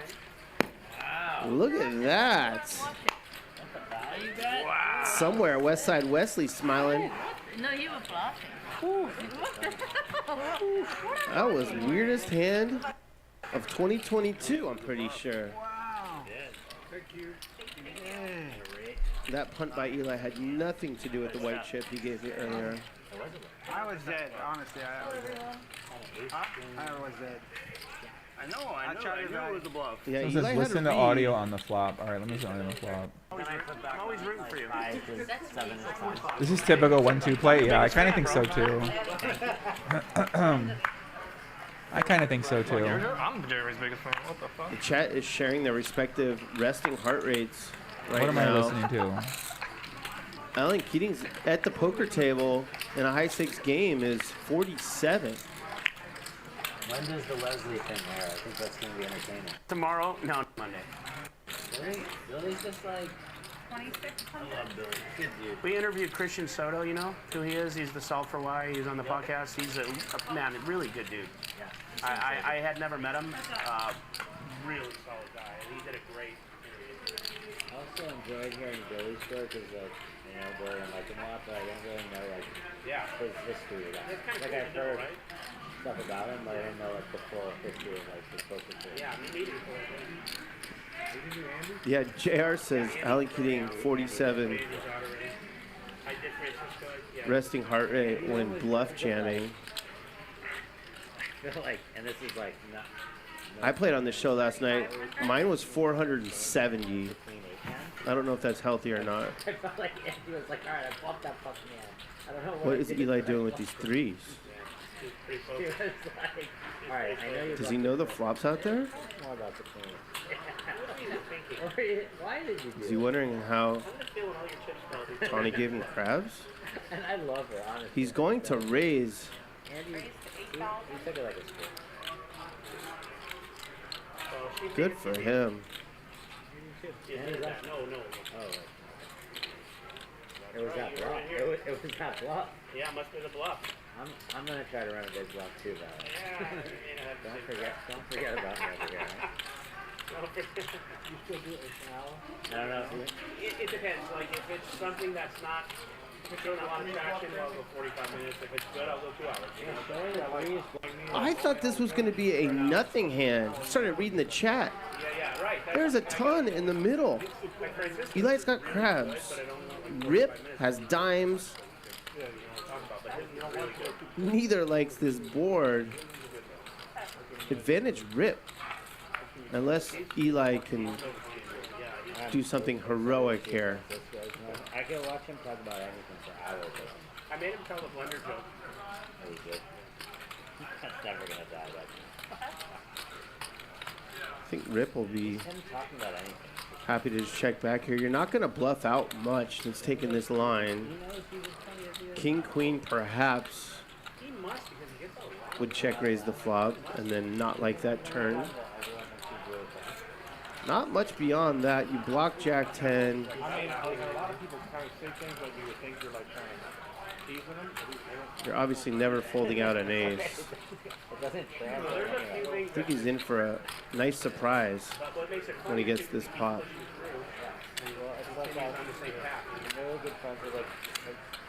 Can do no wrong here. Eli's sick. He has to wait for his opponent to bet.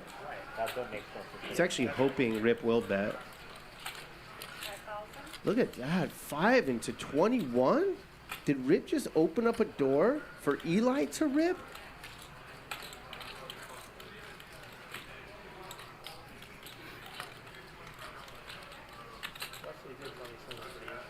Wait, what? Nice time. What? Look at that. Wow. Somewhere Westside Wesley smiling. No, you were bluffing. That was weirdest hand of 2022, I'm pretty sure. Wow. Thank you. Yeah. That punt by Eli had nothing to do with the white.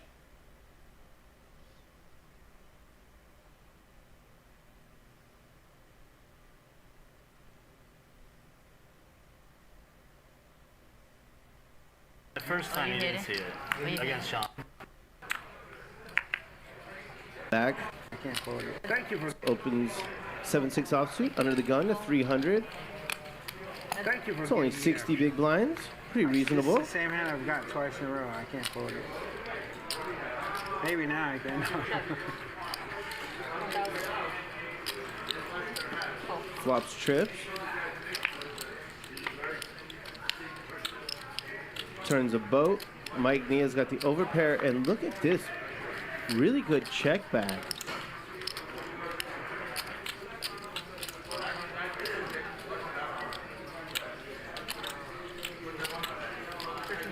Jack is good. Mike Nia loses the minimum.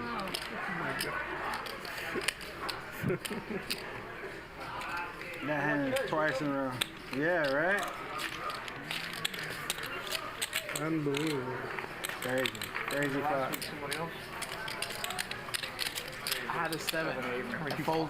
I fold. You ready? Not exactly.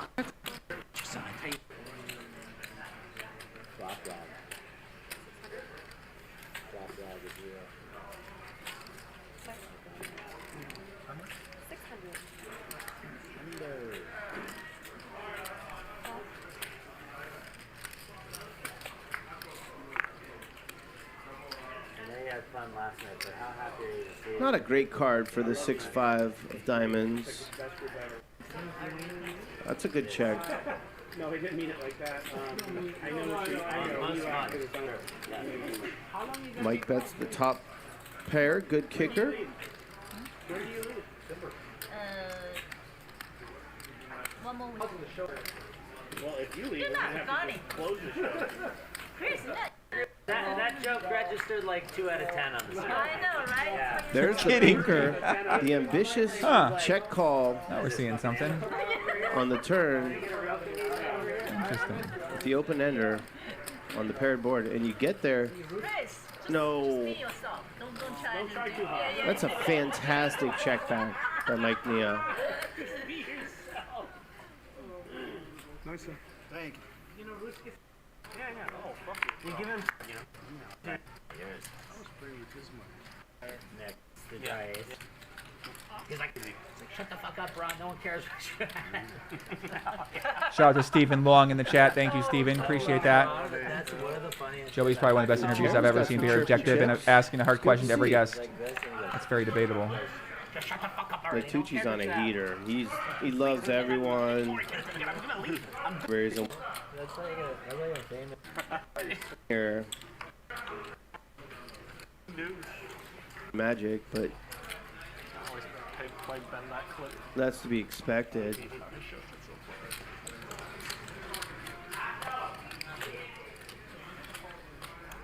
Rip just ripped it. 12K into 8, 2 overs, nut flush draw. How can you call here? If you're Mike Nia, you got Eli behind.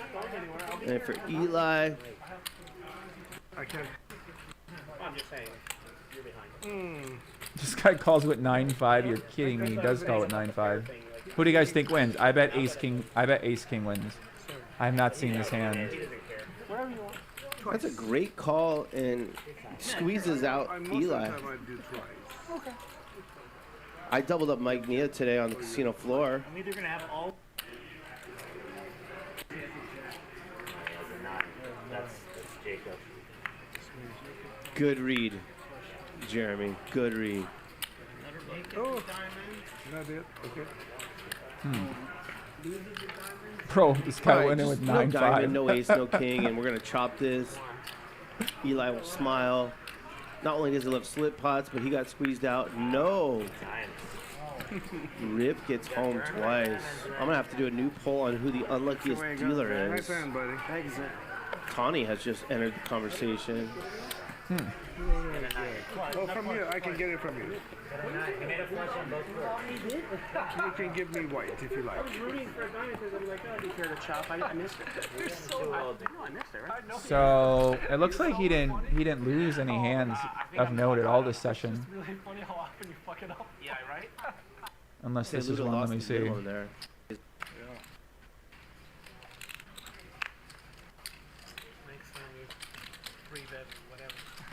Why do you think our dealers wear masks? It has nothing to do with the coronavirus.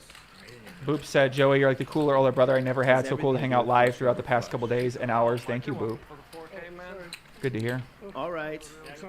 Rip has middle pair and king kicker. Mike Nia has been cooler again.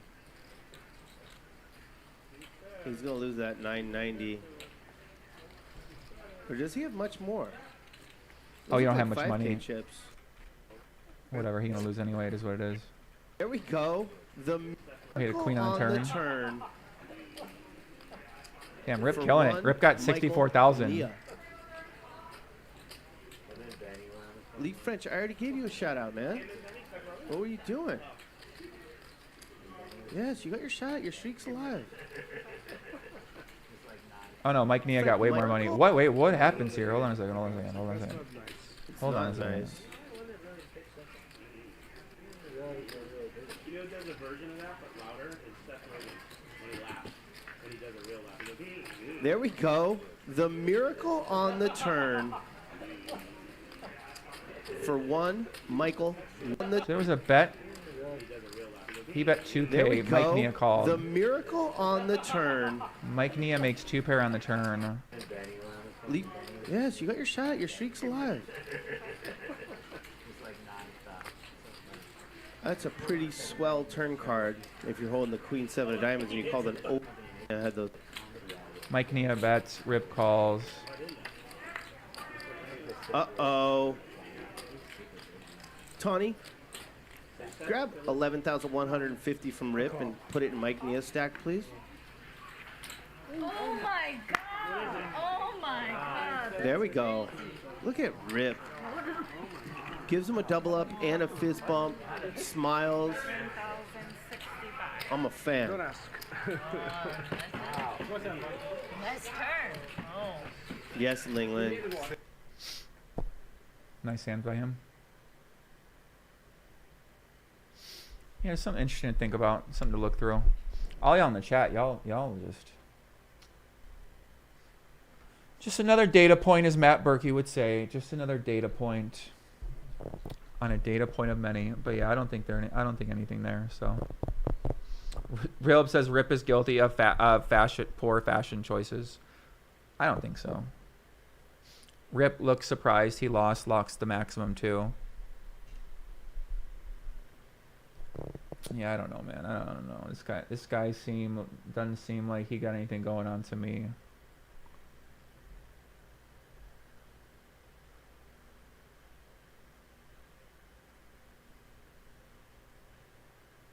Another data point. Why are people coming to go to bed? I've been up for 12 hours now. I can't take it, bro. People act like they my mother in the chat.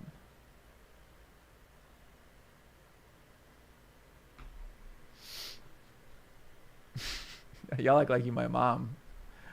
Son, go to bed. It's 8 a.m. Go to sleep, son. You've seen enough. I love this guy. How can people feel this passionate? This is like crazy. I feel like I'm being trolled right now. People are like so passionate. This guy wrote a fucking is Rui K out. Where do these guys come from? They can't be real. Like, who writes like this? Is Rui K chain 2? Tom Dock acted like a man and even congratulates upon for that crazy play. G-Man, stop crying, sitting in the table with whales. You acted like a bitch because you lose one hand in a wild way. What a joke. I mean, I just can't take it anymore. I just can't take it anymore, guys. Big J in the chat. Jamin, what's up, Jamin? What's going on, guys? What's happening? See if we see any new updates. I don't think we see any new updates from anybody on here.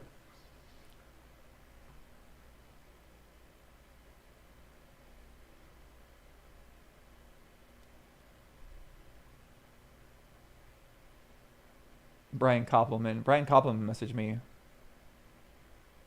Shout out to Brian Koppelman.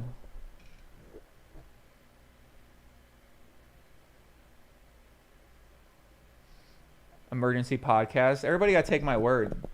Ain't nobody ever did emergency podcast before I did an emergency podcast in poker. Now everybody doing their own fucking emergency podcast. Everybody did emergency podcaster now. They all got the emergency.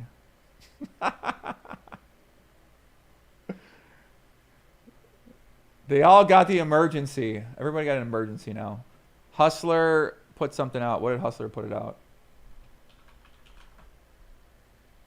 Hustler put out a video endorsing the call. What does that even mean?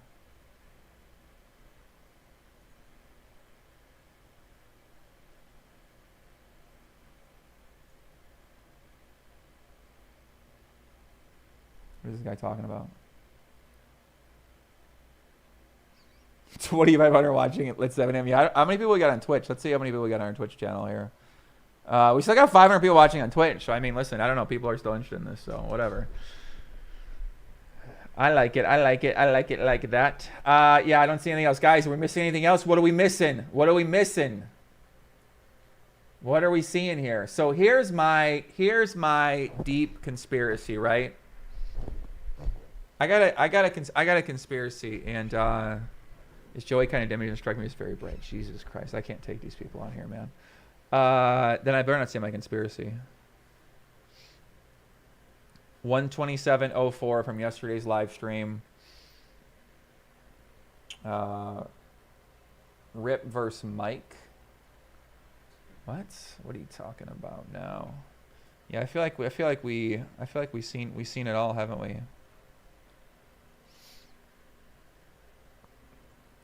Who's endorsing the call? It's yeah.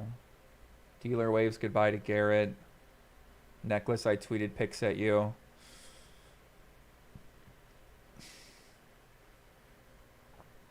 $127.04 from yesterday's live stream. I'm ready to go to bed, guys. I can't take it anymore.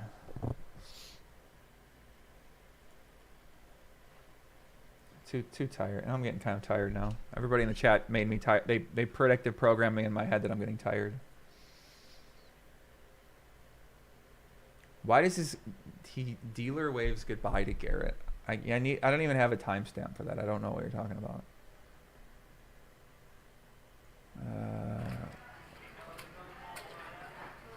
And whoever 6,000. I'm gonna give 10. I'm gonna keep 10 and give you big chips. Okay.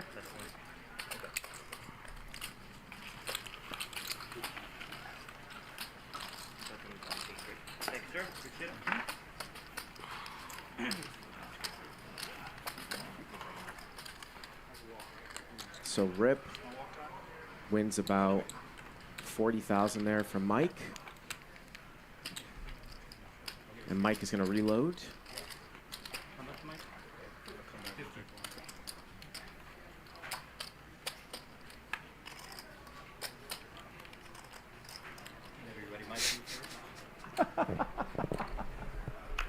I don't see anything. What is this guy talking about? There's nothing there, guy. There's nothing there. I saw nothing.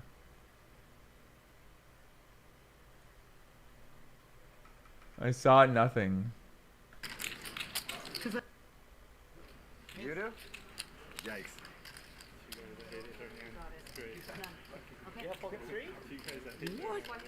Ain't nobody wave. What are you talking about, buddy? Ain't nobody waving. Dealer waves goodbye to Garrett. What is this guy talking about? Come on, man. Oh.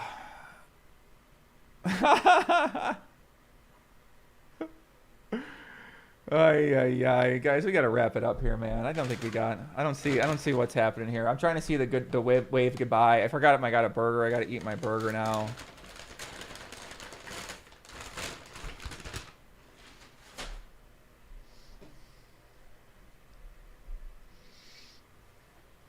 Let's wrap this up, guys. Let's go home. You guys got to do something else. Listen, I know it's 8 a.m. Some of you guys been here all night. We've been here for hours. Keep playing. Okay. Oh, my God. This is a pure bluff catcher. No, I just thought this is a pure bluff catcher. I'm dealing with right now. With Jack high? But yeah, I think he has to be. We'll go to the river. The river is a 9. That one's you for sure. They're gonna run it twice. And she's gonna. Small pair? Yeah, she's a 3 You give me that much credit? I don't know. She's good with the first one. Let's turn him over. You're not that. Oh. No. If the cards are correct. It's already there. What is it called? What a sick card. And the river bricks out again. Oh my god. Oh my god.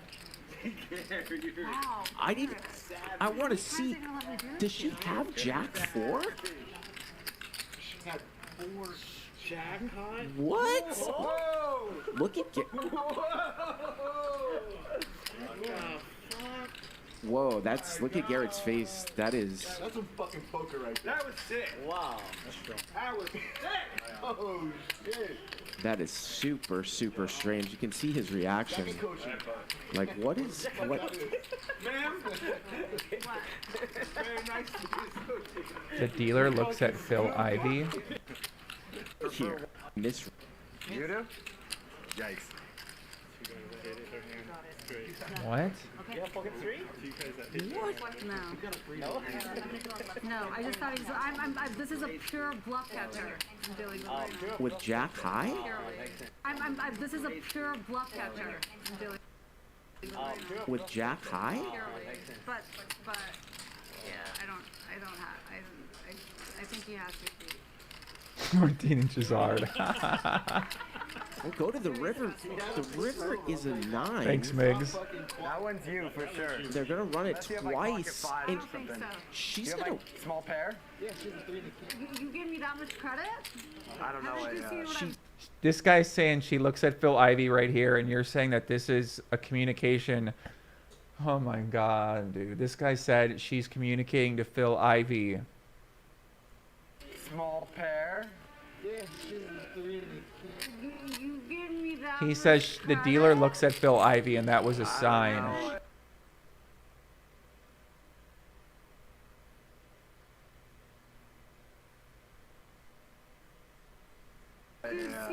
She's good with the first one. Turn him over. You're not that. Oh. Yeah. No.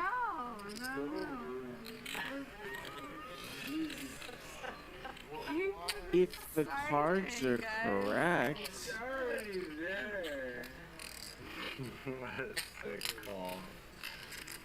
What a sick call. And the river breaks out again. Oh Oh my god. Dog, this is hilarious. I want to see. Call me with a jack high. Jack 4?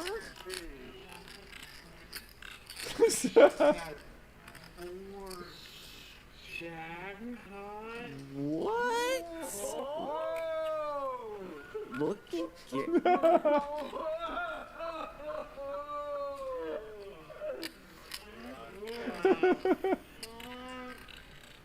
Whoa, that's. Look at Garrett's face. That is. That's some fucking poker right there. That was sick. Look at what's going on. This is something else. Oh, shit. Look at the guy in the background person. Wow. Oh, that's some fucking poker right there. That was sick. Wow. That's strong. That was sick. Oh, shit. That is super, super strange. You can see his reaction. Like, what is. What?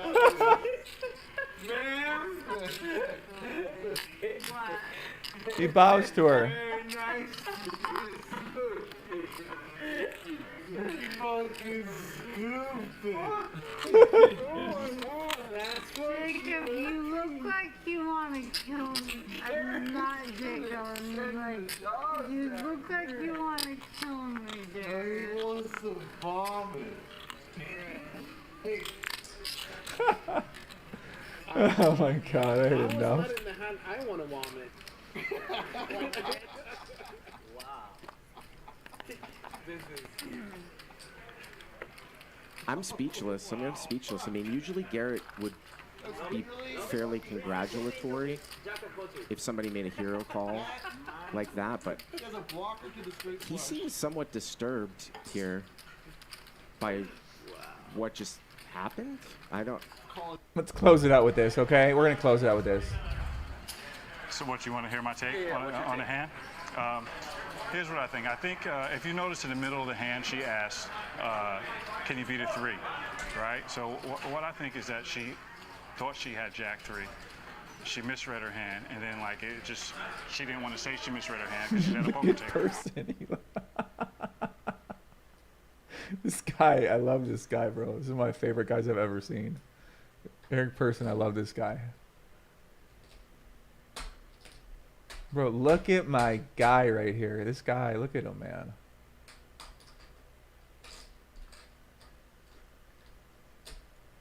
You know, that's I think is the best, most reasonable explanation for what happened.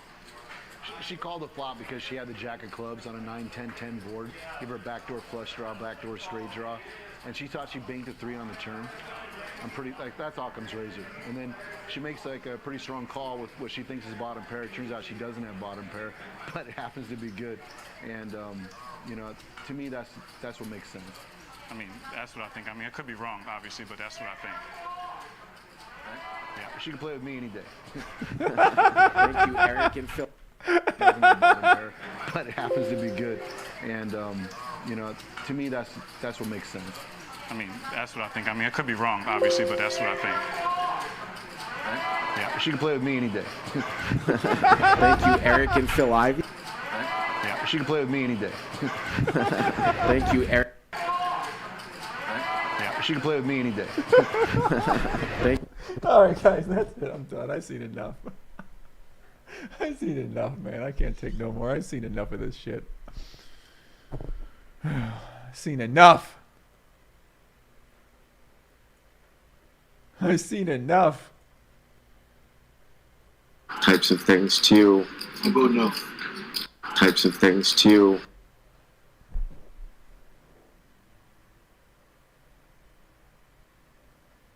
Oh my god, I saw it! You're kidding me! Oh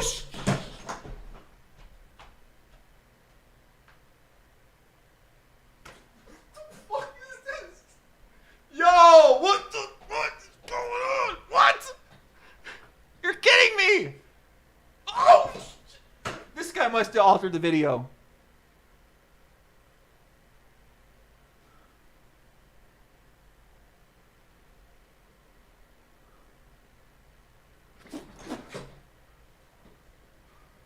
This got to be doctored, bro. This can't be real. This can't be real. This got to be fake. This got to be fake. This has to be fake. Types of things to you. I vote no. Types of things to you. I vote.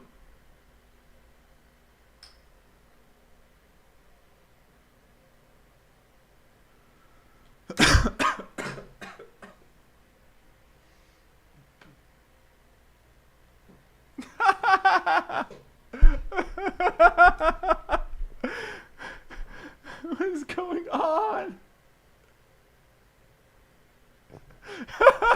Is Paso in the bottle? Who's in the bottle, bro? Who's in the bottle? What's going on? Why is it shaking? Oh my God, what is happening? The shakes on the turn?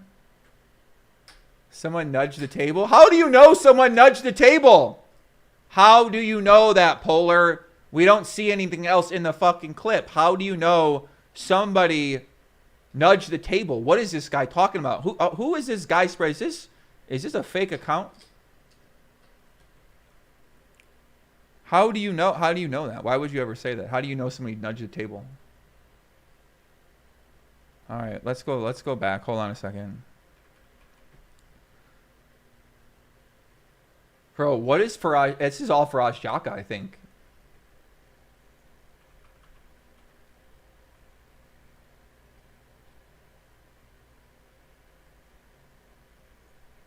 This gotta be Faraz Jaka.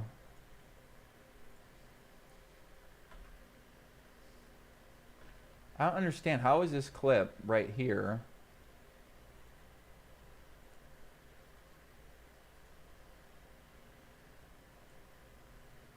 When is the bottle in the hand on the same thing? Bro, Polar, dude, get this guy out of here, bro. Stop spamming me. The fuck is this guy's problem?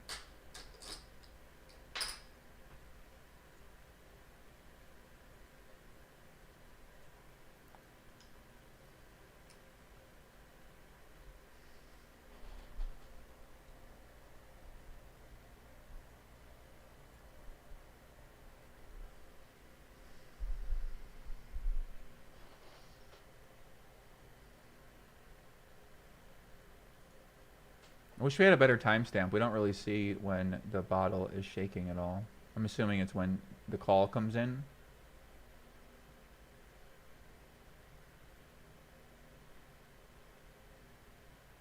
Do I think Andy would notice the vibration? I don't know. I mean, maybe.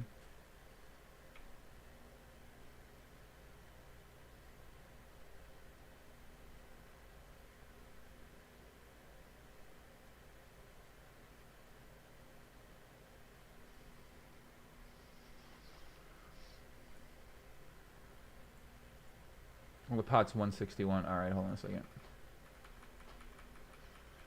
Let me see.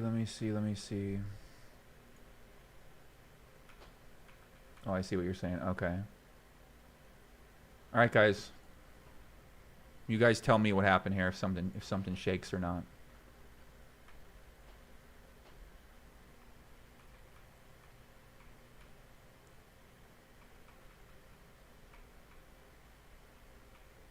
Oh, it does shake. I can see it.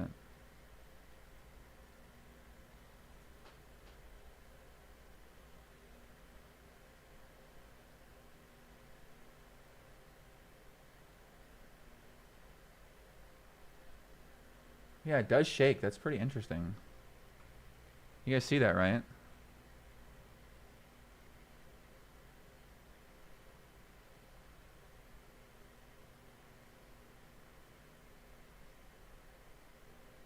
But it could have been the camera.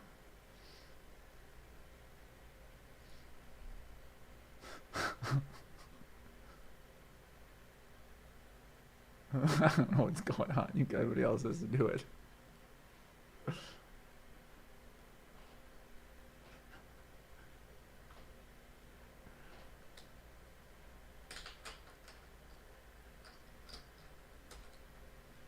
She had the cup the whole night, then removed it off the table after that hand.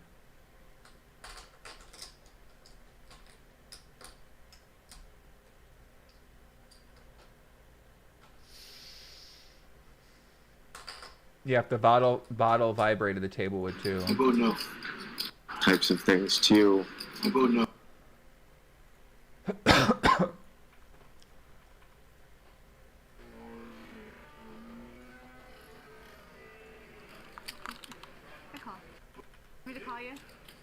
I don't know what she is thinking about here because she loses to some bluffs like king, queen, jack types of things too. I vote no. I don't see it. These two. I mean, I do see the thing vibrate right there. It vibrates at 211. To some bluffs like king, queen, jack. You can kind of see. You can see it vibrate basically at 211. Types of things too. You can see the fucking thing shake right there, 100%. The 100% the thing shakes at 211. Look at it. The thing is gonna shake. So what am I? Fuck it. Let's go in. Let's go in on this, guys. Let's do this together.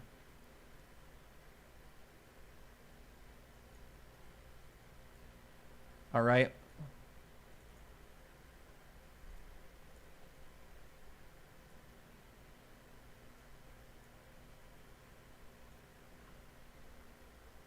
Queen, jack types of things too.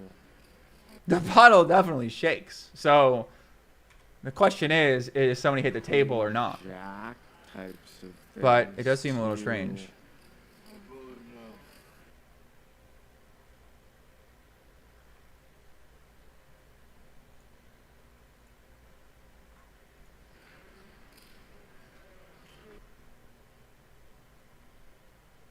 I don't know.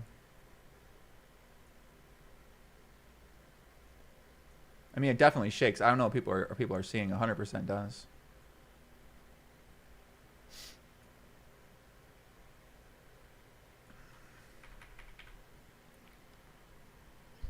Andy moves and his hand is right there.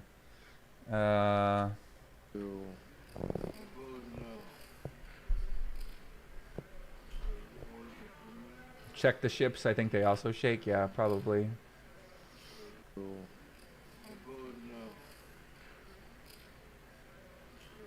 I don't know. Somebody else can watch it. If somebody else want to see it, they can watch it. I can't even watch. I don't want to watch it anymore.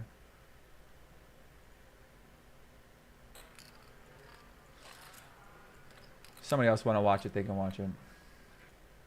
Well, they tell me that when I walked in, say that Eric is. I one do that find it kind of. I does mean, yeah, correctly it's still in fold there. draws a Yeah. lot. We saw him fold queen four of clubs before. Recognizes So when that it's she a draw flush left- draw and just gets rid of it. It's like, if you guys see that, that's crazy. I don't know. She was 3 for 3 with me. She had it all 3 times. Yeah, and so. Beat a 5. The floor. Maybe. Like that if we were friends? What kind of a fucking friend is that? It's pretty weird. The lid doesn't return for the rest of the session though. Right when she comes back, so basically the lid is on and then the queen 4 against jack. it like ends up off. I don't know. Whatever. I mean, you guys can do what you guys got to do. Maybe Nick Vertucci and the team could do it. Right. So she's not here right now. This is when they had their dispute. And she came back in and they had a dispute, and then the lid basically came off right when she got back in. Two again. Alright, Ruske. A bunch of people pointed that out to me. You two again. What a surprise. How about top set here for Ruske? And Eric's hit a piece of it here. Eric's hit a piece of it here. He threatened her that he was going to make a big. I don't understand. Like, basically, he's saying that. So let's see. So she come back in, just pull it off. He's saying the hustler's cheating. No, he thought I was cheating. How could you be cheating? Why'd you give the money? Because I called him. Why'd you give the money back? I said I want minimal destruction. What's gonna make you happy? He said to give me my money back. He's a sore loser then. Sore fucking loser. I'd like No, to but get I don't 120 understand. from you also. I was like, I'll win it back. Because I'm a cocky bitch. And I'm like, you No, know I- what? Take my fucking money. I'll Like, win it back. okay, like the hand blew my mind. Honestly, it was like the weirdest hand I've ever seen, but I don't understand like how you could be cheating. Like, Because I misread the 3, and he knows that. I thought, remember when I said, oh, our 3 is good enough?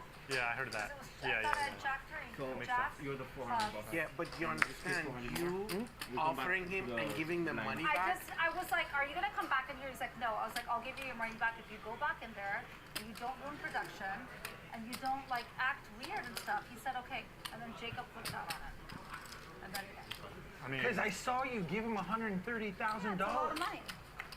Is that not a reason to I'm freak going to out? win that money back. I'm not bothered by that. You're I'm gonna pissed, win the but money I'm back. not going to deal with drama. I don't You want deserved it. drama. You won the I think the fact that like Well, you giving him the money back, like, I just think it's like makes it what worse. am I supposed to do? It makes it worse. Walking out. He's walking yeah, out but and making but it dramatic. but I mean, I'm He's just saying making like it him worse. accusing you of cheating. Well, everyone knows why I gave my money, why I gave him his money back. Well, why- He was being extra, and I didn't know how to deal with it.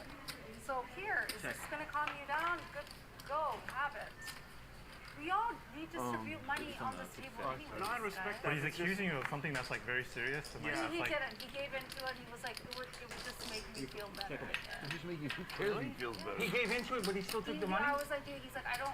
He's like, it's I'm gonna go 3,000. just make me feel better. 3,000 is the best. He wasn't accusing me of that. 3,000? Yeah, Why did 3,000. if he wasn't accusing you, why did he take the money then?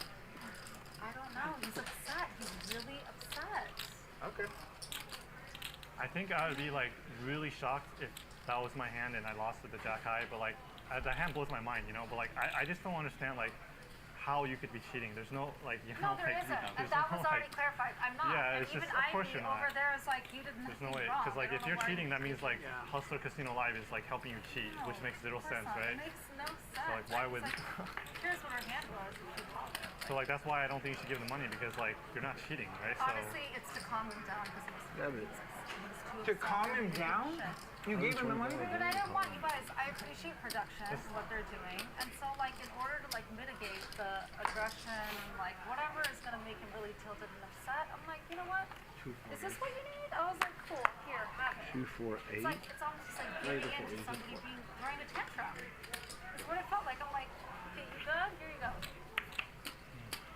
Alright, let's play poker. Literally went off stream and took the money He back. did. He wanted to talk to me. This is insane. When he talked to you about it, he called you outside to talk to you about it? Is that what happened? And so, what was the conversation? I explained to him my reasoning and rationale behind it. 2,400. I was like, he's like, well, I'm going to go. And I Shouldn't was they like, give him well, money? what's going to make you stay? He's like, if you split it. But the thing is, it's not gonna make him happy. Well, why did you give him the whole thing? You wanted you to split it and you just gave him everything? I don't know. Call, guys. There's a little Polk tank. 130. Bet the pot. Full house, but Not the lid. The lid just never goes Yeah, back on. I mean, I guess that's interesting. I mean, the lid never. The lid don't go back on at all. Huh? Check jamming here with aces or kings. I don't think that really means much. I mean, I So don't know. This is gonna be a fun one. I highly 'cause we doubt don't know anything. what Just she looking at has things. here. Ace king of spades. Just looking ace ten around. Spades. She double check raised. I got messages about everything today. So some guys sent me like in depth. Double check raise. Like one of the calls I got was about the lid specifically. So if you go back to this video at the beginning, the first thing I mentioned is the lid specifically. So It's a huge. that's when that's what someone messaged me about, and they said, oh, like the lid looks weird on that cup. Like that's what someone I know who's a professional in the industry, that's what they thought about, pointed out right away. I was like, okay. They basically, some different guy called me up too. So, but yeah, the lid was off early in the stream. Yeah, I don't know. I mean, I'm just saying what people said to me. So didn't really think much about it until 12 hours into it anyway, until that guy sent me something where it's shaking. So. The lid is gone. The lid never returns. Just because one lid never came back. Lid is there. I don't know. I mean, the lid there the entire first part. And she go back and it never there. Lids there, lids there. I don't know.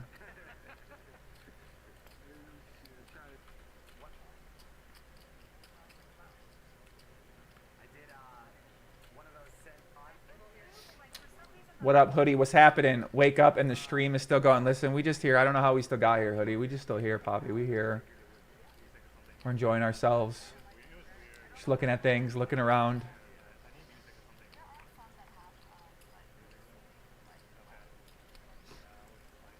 Get Howard Lederer on the line. Yeah, we could get Howard Lederer on the line. Order one of those bottles. I do need a bottle. Yeah, why is that on the bottle on the table? I mean, I think she just wanted to show off the...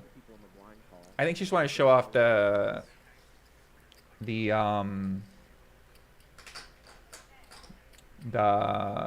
endorsement for Jaka coaching.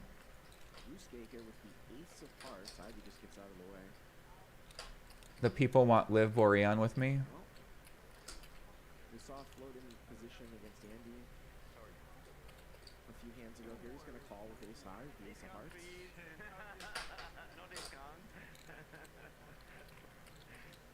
There's the heart. Ruski also picks up a straight draw now, a gutter with a 9, but it looks like Rip is going to continue to fire. Garrett did not refund the money. Fairly large no sizing money, on no all his money bets. refund He yet. goes 8,000 now. So you wonder what plan Ruske had.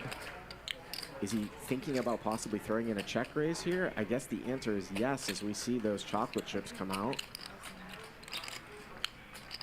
24,000. These are always fun hands when we don't see one player's hands. And we're going to get called. Ruske's going to get called here. Remember, Rip bet out of the big blind. Yeah, I don't want to see no more clips, guys. I can't handle no more clips. Repairs the board. Don't give me any more That's a clips. 7, so Ruske bricks out. Rip had bet into Phil Ivey, who was the pre-flop raiser, and now Ruske's just going to give up. And I'm assured that Rip can beat ace 9. See if we can see it. I mean, I'm glad I never fucking heard this. Queen Jack. Hallelujah! Nice hand. Thank you, bro. Guys, I think I'm done.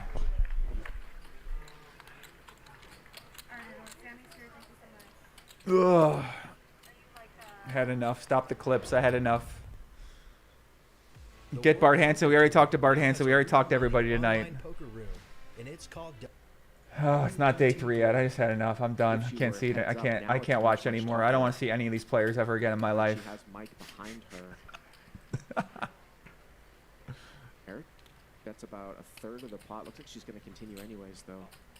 Who came on the show? Who came on wrapping up? Now Who it's came over on to tonight? Mike. He might feel like he can maybe call with his And 2 cards and King of Diamonds. 11-hour stream. Quite the investigation. Thanks to Robbi. So players now with a gutter wheel draw.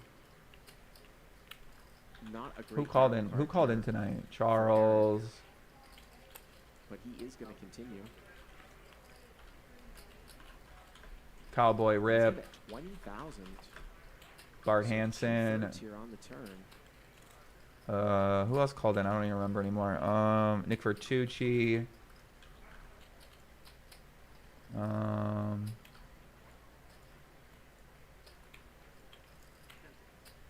about a half pot size bet on the turn, rather. 45. And Who else did I have on tonight? Nick Vertucci. I don't remember anybody else. She looked like a non-believer. She has I'll the give you the ace of summary clubs in and 1 the second. clubs. David Two Williams. backdoor flush draws.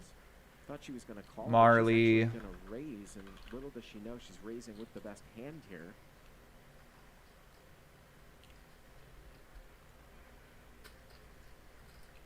So.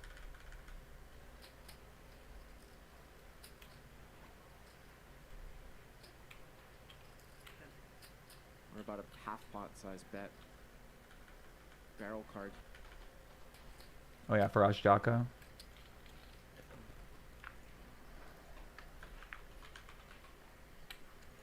Turn is a deuce. So Faraz Jaka came on. Who else came on? not a great Jimmy bet right Hoffa, here. Houston Curtis, true. Zach the IQ expert, true. Continue. He's gonna bet 20,000. So 2/3 here on the turn.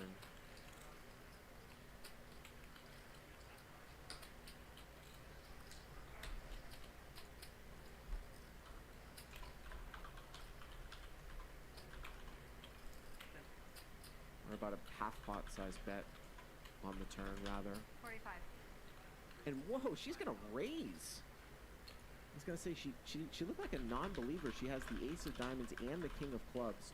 2 stiff backdoor flush draws. Thought she was gonna call, but she's actually gonna raise, and little does she know she's raising with the best hand here.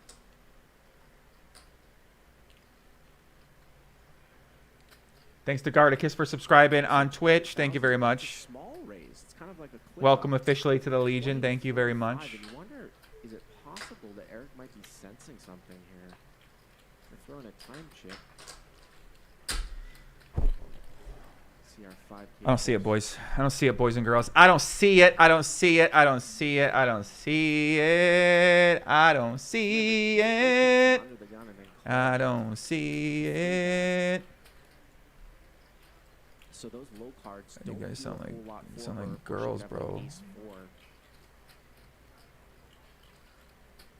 Sometimes you see somebody make a small raise with just top pair to sort of shut the action down. Like a I don't see it. She's gonna wait to see another day. I don't see it.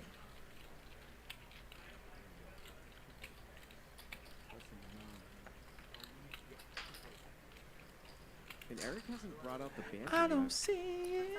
Sharing the toys in the sandbox again, or what? I don't see it.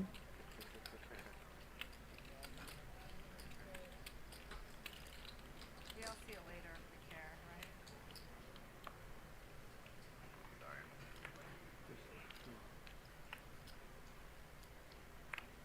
All right, should we include a photo on this one? Wrapping up Larry with the investigation. Thanks to Robbi, Charles, Cowboy Rip, Bart Hanson, Nick, DW Poker, Marley, Faraz, Houston Curtis for calling in. Everyone who tuned in. Wrapping up an 11-hour epic stream. I think that's the word we need. Ryan DePaulo did not call in tonight. He called in last night. Paulie, oh my god, went to bed. Joey's still awake. Ryan DePaulo did not call in. What are you guys talking about? Raises it up with 7s. And Rip I feel like we need a photo with this. How about let's put like a photo, how about a selfie? Rip is not going to bet at it. Or I kind of look tired in or something like that. What do you guys think about that? But Rip actually picks up a double gutter. Maybe like a here on thumbs turn. up? Sometimes people miss this. He had a gutter I think that'd be on the GTO. flop. He turns a double gutter to an 8. Oh, Lex-O Poker. Oh yeah, yeah, Lex-O Poker called in. Just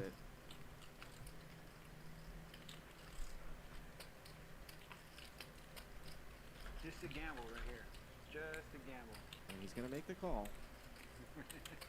Strictly gambling. And the river here is a queen. And he makes one of the gut shots. And Mike has My a girlfriend and my girlfriend. And boy, the way this one went down, Mike only has 31,000. A selfie is usually GTO, especially if you're like tired. Everyone's like, oh my god, look, he's been awake for 11 hours. Look how much you guys are freaking out of being awake for 11 hours. If you tell people you did this for 11 hours, then you know what I mean. They're gonna be like, they're gonna, I don't know, they're gonna have like sympathy or something. Like you're like this guy need to go to bed or something like that. Yeah, there's the all-in. They're gonna get the sympathy engagement. Like, oh, we see his face. Look at that mustache. And for Mike, yeah, he's just going to call really quickly. He's going to say for Mike. No, I can't do it anymore. Please timestamp the highlights. I can't. I gotta go to bed. I might timestamp some stuff tomorrow. I'm gonna cut out the David Williams interview, and I'm gonna post that because I thought that was pretty interesting. I'm gonna post this photo with it. All right, hold on. I'm gonna teach you guys how to do GTO. Why do people hate that guy Lex-O Poker so much? I don't understand. Everybody keep talking shit in the chat. You guys, I don't understand why y'all hating on someone that isn't even here and has been here for hours. Houston. Here's a video. What is that?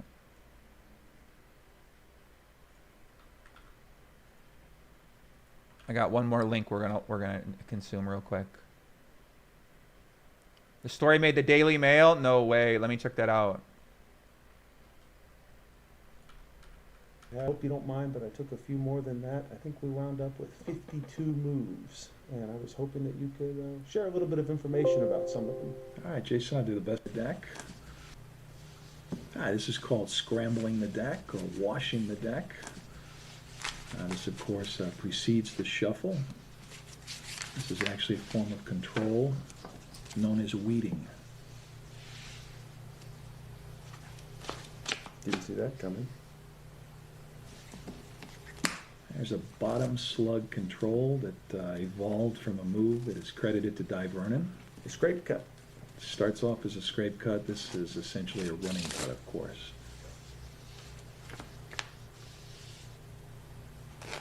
Yeah, this particular sequence ends with a straight cut, a legitimate cut. Looks good. What? It's called a gambler's slap control, slap cut. What's really happening is the packet that you're controlling, you never let go.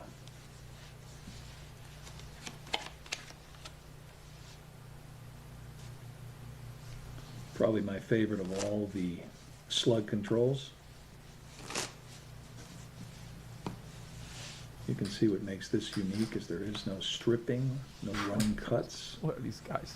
Can't be any more direct than this. Just a riffle and a cut.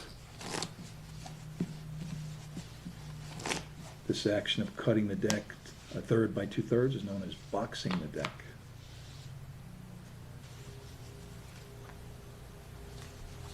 Oh, hell Our no. slug is represented This by guy ace was of working at spades Hustler and tonight. shuffle down into the deck This was the guy at Hustler tonight. and further down.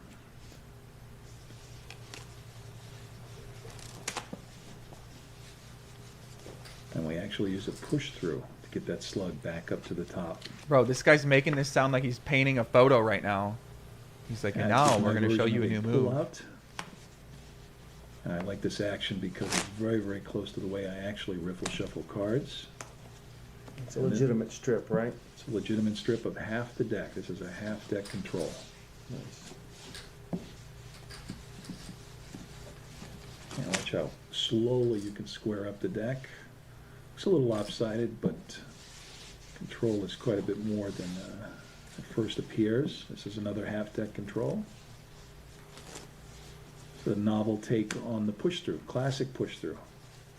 You've got that Yeah, pushing Bart and came on squaring too. action, kind of sells the move.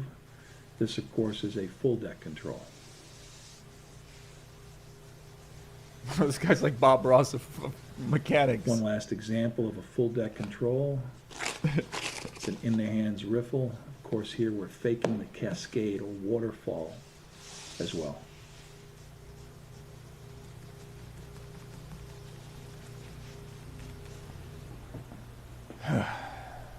You picked an odd stacking technique. That ace and jack starts on Shout the to Mike bottom. and edited.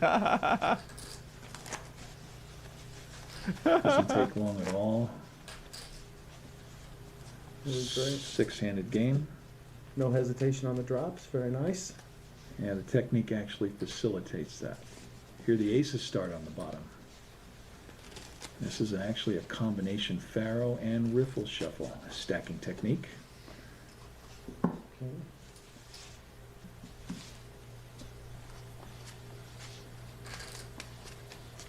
You only need the faro for the bottom half of the deck or so, is that right? Even less, actually. Here we look Who at is some this guy? methods of beating the cut. And a super fast shift done in a novel way. Have you ever seen blackjack dealt from a table spread? I can't watch this guy no more. I can't. This Deal is too those scary. cards like they were coming out of the. I can't watch this anymore. Guys, what do you think about this tweet? Here's the tweet. Wrapping up an 11-hour epic stream. Quite the investigation. Thanks to Robbi, Charles, Cowboy, Bart, Nick, DW, Marley, Faraz, Houston, Lex, and my girlfriend for calling in, and everyone who tuned in. And then this photo. What do you guys think?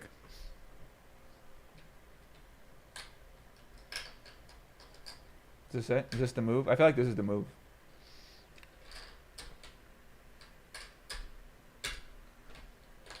Perfect? Yeah, okay. All right. Twitch like it. I think the pick is cherry on top because I literally look kind of like I look like I'm tired. Look how tired I look in here. I'm like, you know, with the mustache like that. Picasso.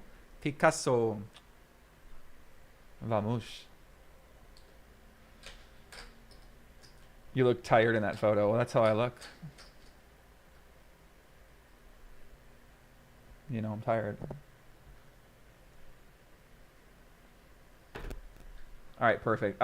Is that all we got? I feel like that's all we got, guys. I don't got anything else. I got nothing else to look at. I even fathom coming. But okay, I'll give a conclusion real quick. Let me give a conclusion real quick.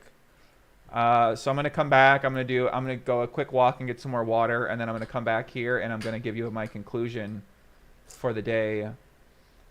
Look at these chess people. Look how easy these chess people have it. Nemo tweets out, I almost got arrested for playing chess in public. And people love it. Like, oh, it's so great. You almost got arrested. Like, what kind of sick fucking world do we live in that every people like this? Shout out to Slow Poker. What's happening, Slow? Kitty Quat, no makeup at all. I think I lose so much weight past your week. Best way to lose the weight is heartbreak. Best way to lose weight is heartbreak.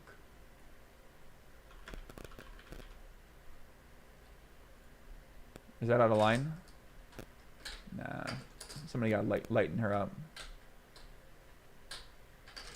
Somebody got to lighten up Kitty Quaw. Our girl, Kitty Quaw. We got a lot of love for Kitty. Mike and with the donation, $9.99. Thank you, Mike. Welcome officially. I don't feel like I'm tired, guys. All you guys been gaslighting me into making me feel like I'm tired. I'm not tired at all. In fact, I've never been less tired in my life. All right, let me go to the bathroom. I see nothing interesting in here. Let me go to the bathroom and let me come back. And let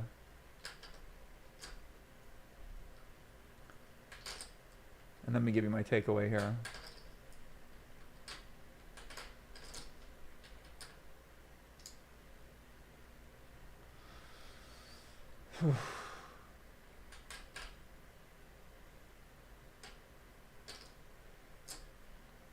All right, hold on a second. You just have to go through. Is someone going to overvalue with the best hand here? Bro, I'll go 24 hours. Listen, if you guys think I should go 24 hours, if you guys, we got a YouTube stream right now. It's at 2,000 likes. If this goes to 3,000 likes, I'm going to keep it going. But I don't think it can get there. But somebody got to deliver me edibles because I can't do this shit sober.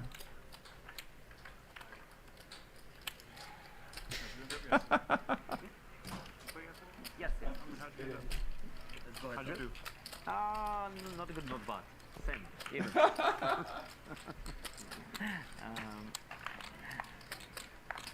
Mike X here raises it up with sevens, and Rip calls on the button. Check. Check. And Rip is not going to bet at it. It's going to go check, check. And how about Mike turning a set here? But Rip actually picks up a double gutter here on the turn. Sometimes people miss this. He had a gutter to a queen on the flop, and he turns a double gutter to an 8. And this would be really hidden if he hits it.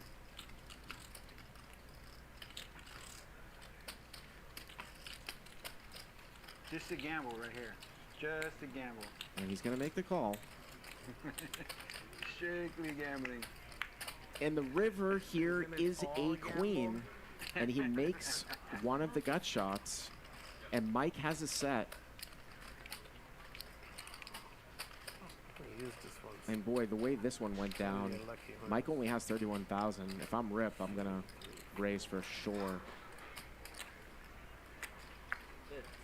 And I think Rip might stack Mike here. Let's see. 5,000. Mike's got 31 left. Or Do you have any chocolate 26 chips up there, left. Mike? Nope. I'm all in. Yeah, there's the all-in. There's the all-in.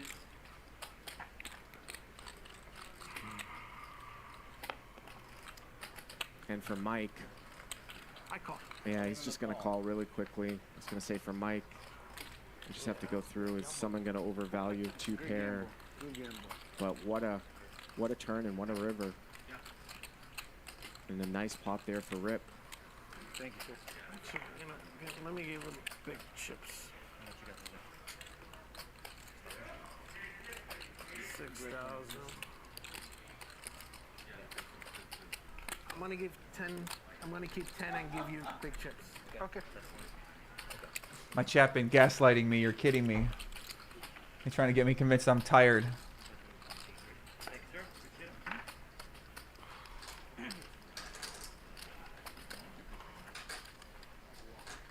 So Rip, I need some poker to play. I wish we could go play some poker right now. 40,000 there. I'm ready to play some 100, 200 or something like that.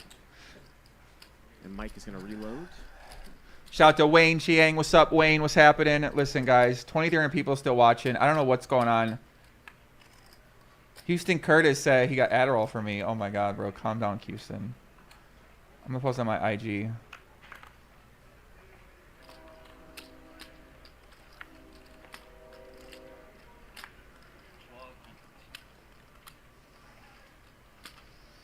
Do people use Instagram still? I don't even know what they do. Russian call this raise here from Brewski with ace-7. Listen, we're still here. We're still going strong. We've been doing call-ins all night. 11 hours in. We still got a couple thousand people watching. I'm not sure why they're still here, but they're not leaving. And see if she's going to throw in the. And now I got to make my decision. Squeeze spot. Yeah, it's just west. Deep city that's west of here. Spent a lot of time. Yeah, why are you guys still here? Listen, if you guys are gonna keep staying, I might just stay to see how long you'll stay for, because I don't understand how this many people can still be watching on both platforms. You guys are absolutely crazy people. What exactly makes you guys tune in right now? I'm very curious. Can you guys give me some insight? She's going to get called by both players here. So. Like 11 hours in, we're just still here. We're still rocking. Like, we're still going. We watch the same hands for fucking 11 hours, guys. Come on. We talked to 20 people. We watch the same hand for 11 hours. You guys want more? Come on. People are like, we want more. Like, let's keep it going. They're like, what's going on here? They just woke up. They're like, fucking run it back again. I think, yeah. I think, like, obviously you're going to be biased to where you live, you know, but... Sun is not, it's a big, I mean, like, you know, being on the beach and stuff just makes you just a better person. I think so. I think so, yeah. So everyone misses here. Of, like, old money, legacy money in Beverly Hills. It's fine. Like, we still go there once a month to eat or whatever, but it's just different. Let's start playing back things that happened last night. Fuck it. Let's play back the David. Let's start reviewing my own footage, okay? Let's play back the David Williams interview where David Williams went on his rant, because that was one of the best parts of the show, is people really liking the David Williams thing. Can you please ask Mike Passo to come on? Marley was all over Garrett's side. Reopen the Mike Passo case. Think he's innocent. Get this man some edibles. Good. Wayne with the donation. Good morning. Off to work. Everyone keep up the support for Joey Grimont, AK Chicago Joey. Thank you, Wayne Chiang. Alex. Dick Zapper. The All Night Joey stream is like a once-a-year event. You're either there or you're not there. I guess that's a pretty good point. Did you address this saying this is an elaborate PR stunt by HCL? Like, there's zero chance of that, right? So one of my dark web theses was that this is a distraction to throw everyone off Garrett, and the way that you would do that is by having him be the one that maybe get mad at somebody else. So now they come back and they beef up security and they add a bunch of people in there. So when they come back, it won't be any suspicion on maybe anything that took place in the past, and now they can move forward with a redesigned security system. So, and then this is would be the distraction for that. That would be my dark web thesis. That's like the QAnon thesis right there. To answer your question about it being a publicity stunt, the only way if it's a publicity stunt, if it's something like that maybe took place.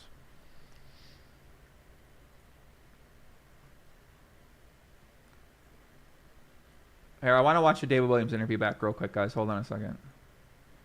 Look at this mustache. This mustache is crazy.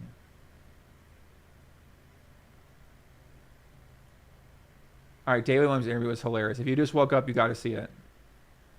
Why isn't she being arrested? Of the game. We're in a legendary heads-up match that got many people into poker, and he's been playing poker a long time. Plays a lot of tournaments, plays a lot of cash games, PLO, Nolan and Hold'em. I think the fucking guy played mixed games. He chefs in poker well too, and he basically got Vegas. We happy to have him on here. We got David Williams. What's up, David? Welcome officially. 4:30 a.m. What's up, bro? Does it sound all right? My mic okay? Guys, what do you guys think? It sounds pretty good on my end. So, yeah, it sounds pretty good to me. All right. You know, it's funny. I've been following this since it dropped, Thursday, and I've had some opinions about it. But until this fucking last guy you just had on, holy shit! I had to say something. I mean, everything he says, it's so typical of a lot of these. I don't want to generalize people. These fucking nerds, bro. Like, so many poker nerds, they approach it from the mindset of what they would do, right? Of what's like GTO. He kept saying this is an impossible play. This is an impossible play. This is clearly someone who's never fucking played in like a high stakes private game. I know. I run one. Well, not anymore, but I did. Right. I play in them. You see fucking wild shit, bro. You see people just click buttons. I mean, I said it on Twitter. You just see this shit, and it happens. And for whatever reason they want to do, because who fucking cares? It's their money or their dude's money, whatever. But it's not. They can do what the fuck they want to do. So for him to just keep going, it's an impossible play. You ask anybody with a poker mind, yeah, but that's the problem. The opponent is not somebody with this genius poker mind. The opponent, she's just fucking out there in the streets. She's just out there gambling, And here's what I think happened, honestly, right? Because I've seen it. Fuck, I've wanted to do it. I've wanted to fuck you call somebody before with 10 high. And I'll be honest, I've fucking done it in a tournament before and just whipped my hand in the muck real quick so I wouldn't look like a fucking idiot. But I think she was sick of it. And she wanted to try, she wanted to make some kind of high-level play. I don't know for sure, right? I can't say, but I think this is what it looks like. She made the fucking call. Maybe she misread her hand. Maybe she didn't. Maybe she didn't give a fuck what her hand was because she was in the moment, right? There's cameras. There's high stakes. There's people there. She's playing against G-Man, who's fucking been owning her from what it sounds like. She's just in the moment. She makes the fucking call. Listen, shout out to my girl, Call Me Leo, with the raid on Twitch. Thank you very much. We're live here on YouTube. We're live on Twitch, 11 hours in right now. Big Poppy, Joe Ingram 1, Chicago Joey. We're here. We're live. We're watching a interview of one. I've done a lot of interviews tonight, a lot of call-ins. David Williams was one of the call-ins, so we're playing that. Big shout out to Leah. Leah, one of the new up-and-coming streamers on Twitch. She got a win rate challenge right now. She winning at 6 big blind per 100 at 6 max fast full on GG Poker. So she locked in. She's doing well. Shout out to Leah. Thank you for the host, and let's go. Call, and all of a sudden she's like, oh shit, what the fuck am I doing in this hand? What's going on here, right? She's like, holy shit, what happened? And I've been there, not just in poker, but sometimes you do something, you're just like, what the fuck did I do? And then when someone asks you what you did, let's say she misheard her hand, or let's say she just fucking had a feel. You don't want to say that on stream when you're her. You're in this male-dominated field. You're a woman. You want to at least like be respected. Oh, I misread my hand. Then people are like, oh, fucking dumb girl doesn't read her hand. Or you're like, oh, I just had a feeling. And then they're just like, oh, you had a feeling? Yeah, you're fucking stupid. No, she's going to try to explain it. And sure, her story gets mixed up because she's flustered. She made mistakes. Who fucking knows? She can't keep it straight. But to think it was cheating because of one fucking hand, because of what an amateur did, shows that you fucking have no idea how these fucking high stakes games goes. If you look at the people saying it, it's the people that would never get invited to these games. Not the fucking games I run. I'm not having Sean Deeb at my fucking game. I'm not having that guy Lex you just had at my fucking game. Are you kidding me? I wouldn't even have G-Man in my game if he wasn't a fucking name from being on the stream. So yeah, these guys don't get it because they think like everyone thinks like them, but they don't. I'm not saying it's right what she did. Of course not. Everyone fucking knows it's not right. But it's like, this shit happens, man. That's how fucking people do this shit. Right. So that's been my main point the entire show, is that the people do the most random fucking shit in these high stakes games. I have seen some weird things. I never seen anything like this, but maybe I'm just not thinking, because in the moment when I see a terrible play and I win or lose, I never really just think much about it. If a guy make a bad play, I'm like, oh my God, like, that guy usually awful anyway, so he made a bad play, like whatever, it seems in line with what he did or what she did or whatever. So when I see this hand, like I see where everybody's coming from too, because it does look really, really sus, and I can see where Garrett's coming from, and I think a lot of the reaction of the community has came from Garrett, because Garrett thinks that cheating is going on, so people are like, well, if Garrett thinks it's going on, then this guy has a better insight than we do, so it must be going on, and they're looking for the reasons Garrett why it could be going on. I'm glad I didn't have to say it again, okay? I'm glad I already done said it. I've been repeating myself all fucking night. I just need to get myself on replay to replay the answers to all the questions you guys are now answering. So it's perfect that I have my old self to now answer the question to the current people now. It's perfect. Going on. That's because Garrett could never fucking fathom someone could make that play. And he got fucking owned, but accidentally owned. So he shouldn't let it affect his ego. It's not like she really owned him, right? She clicked a button and it fucking worked out. He should just deal with it and be like, you know what? Weird fucking call. Amateurs do this shit. I'm thankful in this game. I'm thankful I have people fucking putting their money in with fucking Jack High, and I'll be back next week or tomorrow or whatever. It's insane for him to fucking act like that. Yeah, I mean, so you think Garrett's reaction here is insane? I mean, I get in the moment being stunned. He was fucking frozen, but then like after the fact, he's just got to be like, yeah, this is wild. It's not something anyone who fucking knows anything about poker would do, but clearly she doesn't know anything about fucking poker. And I'm not trying to be rude to her. She seems fucking cool. She was on your show listening to her. I don't want to be fucking mean and say she doesn't know shit about poker. When I say it, I mean compared to the people that keep trying to judge her play and say, oh, this is impossible. It's not a real hand. This shit happens. 100%. Some people are like, oh, her story keeps changing. Yeah, because there's no fucking story, man. Because in the moment, she just fucking did it. And then she's trying to like dig herself out of why she did it. Because saying, I don't know why I did it. I just fucking did it. Then people are like, oh, you don't know shit. She clearly wants to be looked at and viewed as a good poker player, whether from other people or herself, right? She sought out coaching. She's using terminology. So like she has that desire to be respected as a poker player. And like Marle said, maybe she just doesn't have it, right? Marle was fucking cold-blooded, a little too harsh, but like maybe that's true, right? Maybe she just doesn't have it, but she wants to have it. So she's going to say these things. So yeah, the story's going to change because she doesn't fucking know she doesn't really know what happened. And the truth is, I don't fucking know, right? She can't say that. I don't fucking know. Wow, yeah, $5 Carlos Figueroa said, finally someone who understands cash game putting. Happens all the time in private games. Thanks, D. Williams. So yeah, you obviously speak about a little bit in your experience. As you said, you've been running the game. You've been playing high stakes, I feel like, in Vegas for 20 years, right? So why don't you tell people a little bit about your poker experience in games everybody that are exactly this, because these are the kind of games and this that is you the play reason in. I don't even play cash games at casinos anymore. I only play private games because you get shit like this happening, right? This shit happens. It's insane, but it happens, and that's why you play them. That's why fucking G-Man should be thankful he's in these fucking games.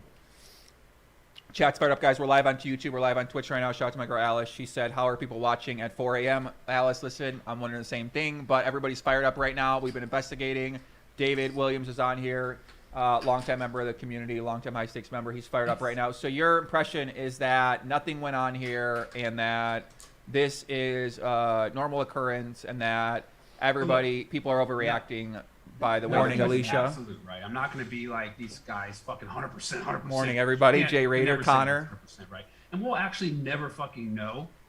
We'll never know if she didn't cheat. Like you can't prove, right? The burden of proof is to prove it happened because we're trying to prove she didn't, but you can't prove you didn't do it, right? I can't prove what I didn't do yesterday, but you can prove what she did. So if she did, it might come out. But if she didn't, nothing's going to come and say, oh, we didn't find anything. And then people will still doubt and say, well, maybe she did, maybe she did.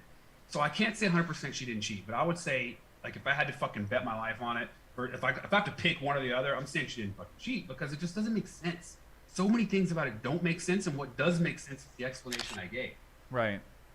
So, I think it's just to like think, oh, her chair, she had a vibrating device. Bro, you have a cheating device and it vibrates so much your fucking chair shakes? Like, come on. I saw the takes about the ring. The ring didn't come off. If you notice, she turns the ring because she was fidgeting. You could still see the band. It's a thin band on the back. Just so many crazy takes out there. So they get this intricate system just so she can play this fucking one crazy hand. Seems unbelievable, doesn't it? I mean, yeah, the cheating is more unbelievable than the fucking hand. The people that think it's fucking cheating, like, what? Yeah, there's a slight chance it happened. Not 3.5 out of 10 or whatever the fuck Brett said or whatever Bart. Get the fuck out of here. 35%? You're nuts. Absolutely fucking nuts. So people in the chat are fired up. They say David Williams is making the most sense today. And yeah, I would say that I think that you're making a lot of sense. And I think that's kind of been the same thing a lot of people have echoed, except the poker players. It is quite interesting how polarizing it is, where you have some people that, I mean, some people really believe that this was something that took place. I mean, just because we never seen it before. So, all right, that was David Williams. You can kind of hear what his viewpoint was. We had Rip on here earlier. So essentially how a lot of staking works is somebody spiraled out from there. From this. Offend anyone? That's just.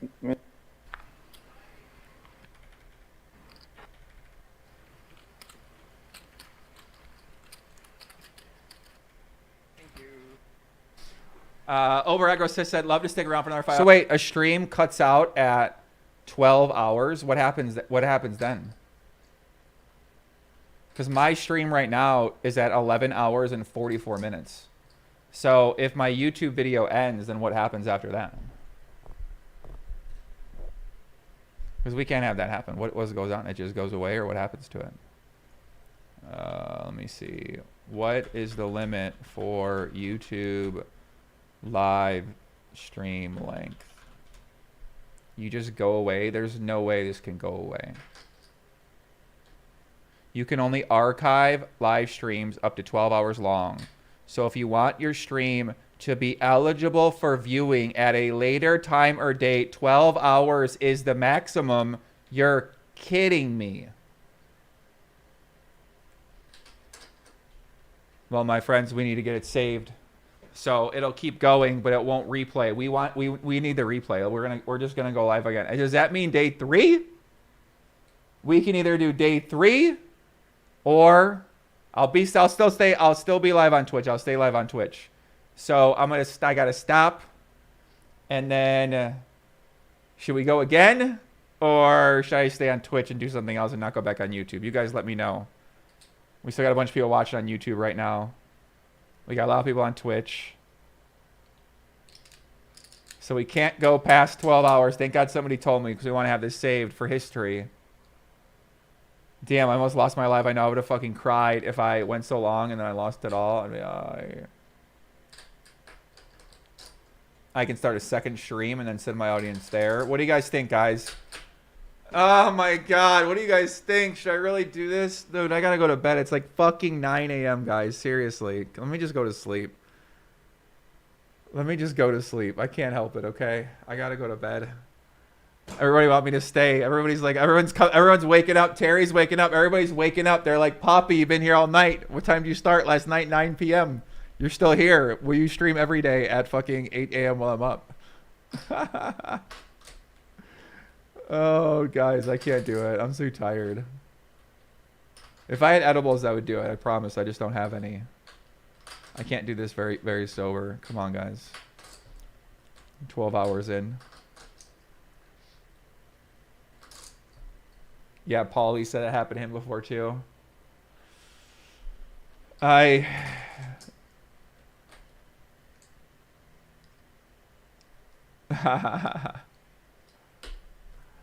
ay.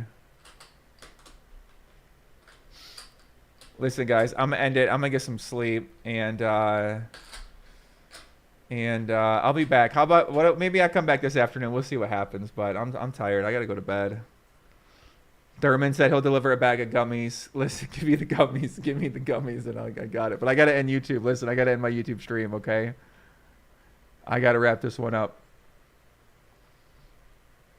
We got 2,400 people watching. You're kidding me. Still, you guys are animals. All right, YouTube. I'll see you guys later. I'm gonna wrap it up. Diego with the Mexican 100. Poppy at Legend Mode. Thank you, sir. Thank you very much. Sharukin, almost 9 p.m. here in Pakistan. I want it to last until midnight. Day 3 soon. Reno Grinder. Mystique. Rise and Shine. Jimmy C. RMX. Charles DeGore. Yeah, I got to get it in the archive, guys. We got. I literally have 10 minutes to get it in the archive, so I got to end my YouTube stream. It's been nice. It's been fun. Thank you guys on YouTube very much. I'm going to stay on Twitch for a little bit longer. If you guys want to go to my Twitch, it's twitch.tv/Chicago Joey Poker.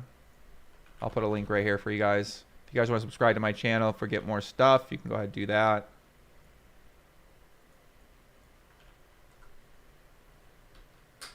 That's my Twitch until day 3. We might start day 3 up again soon. You never know.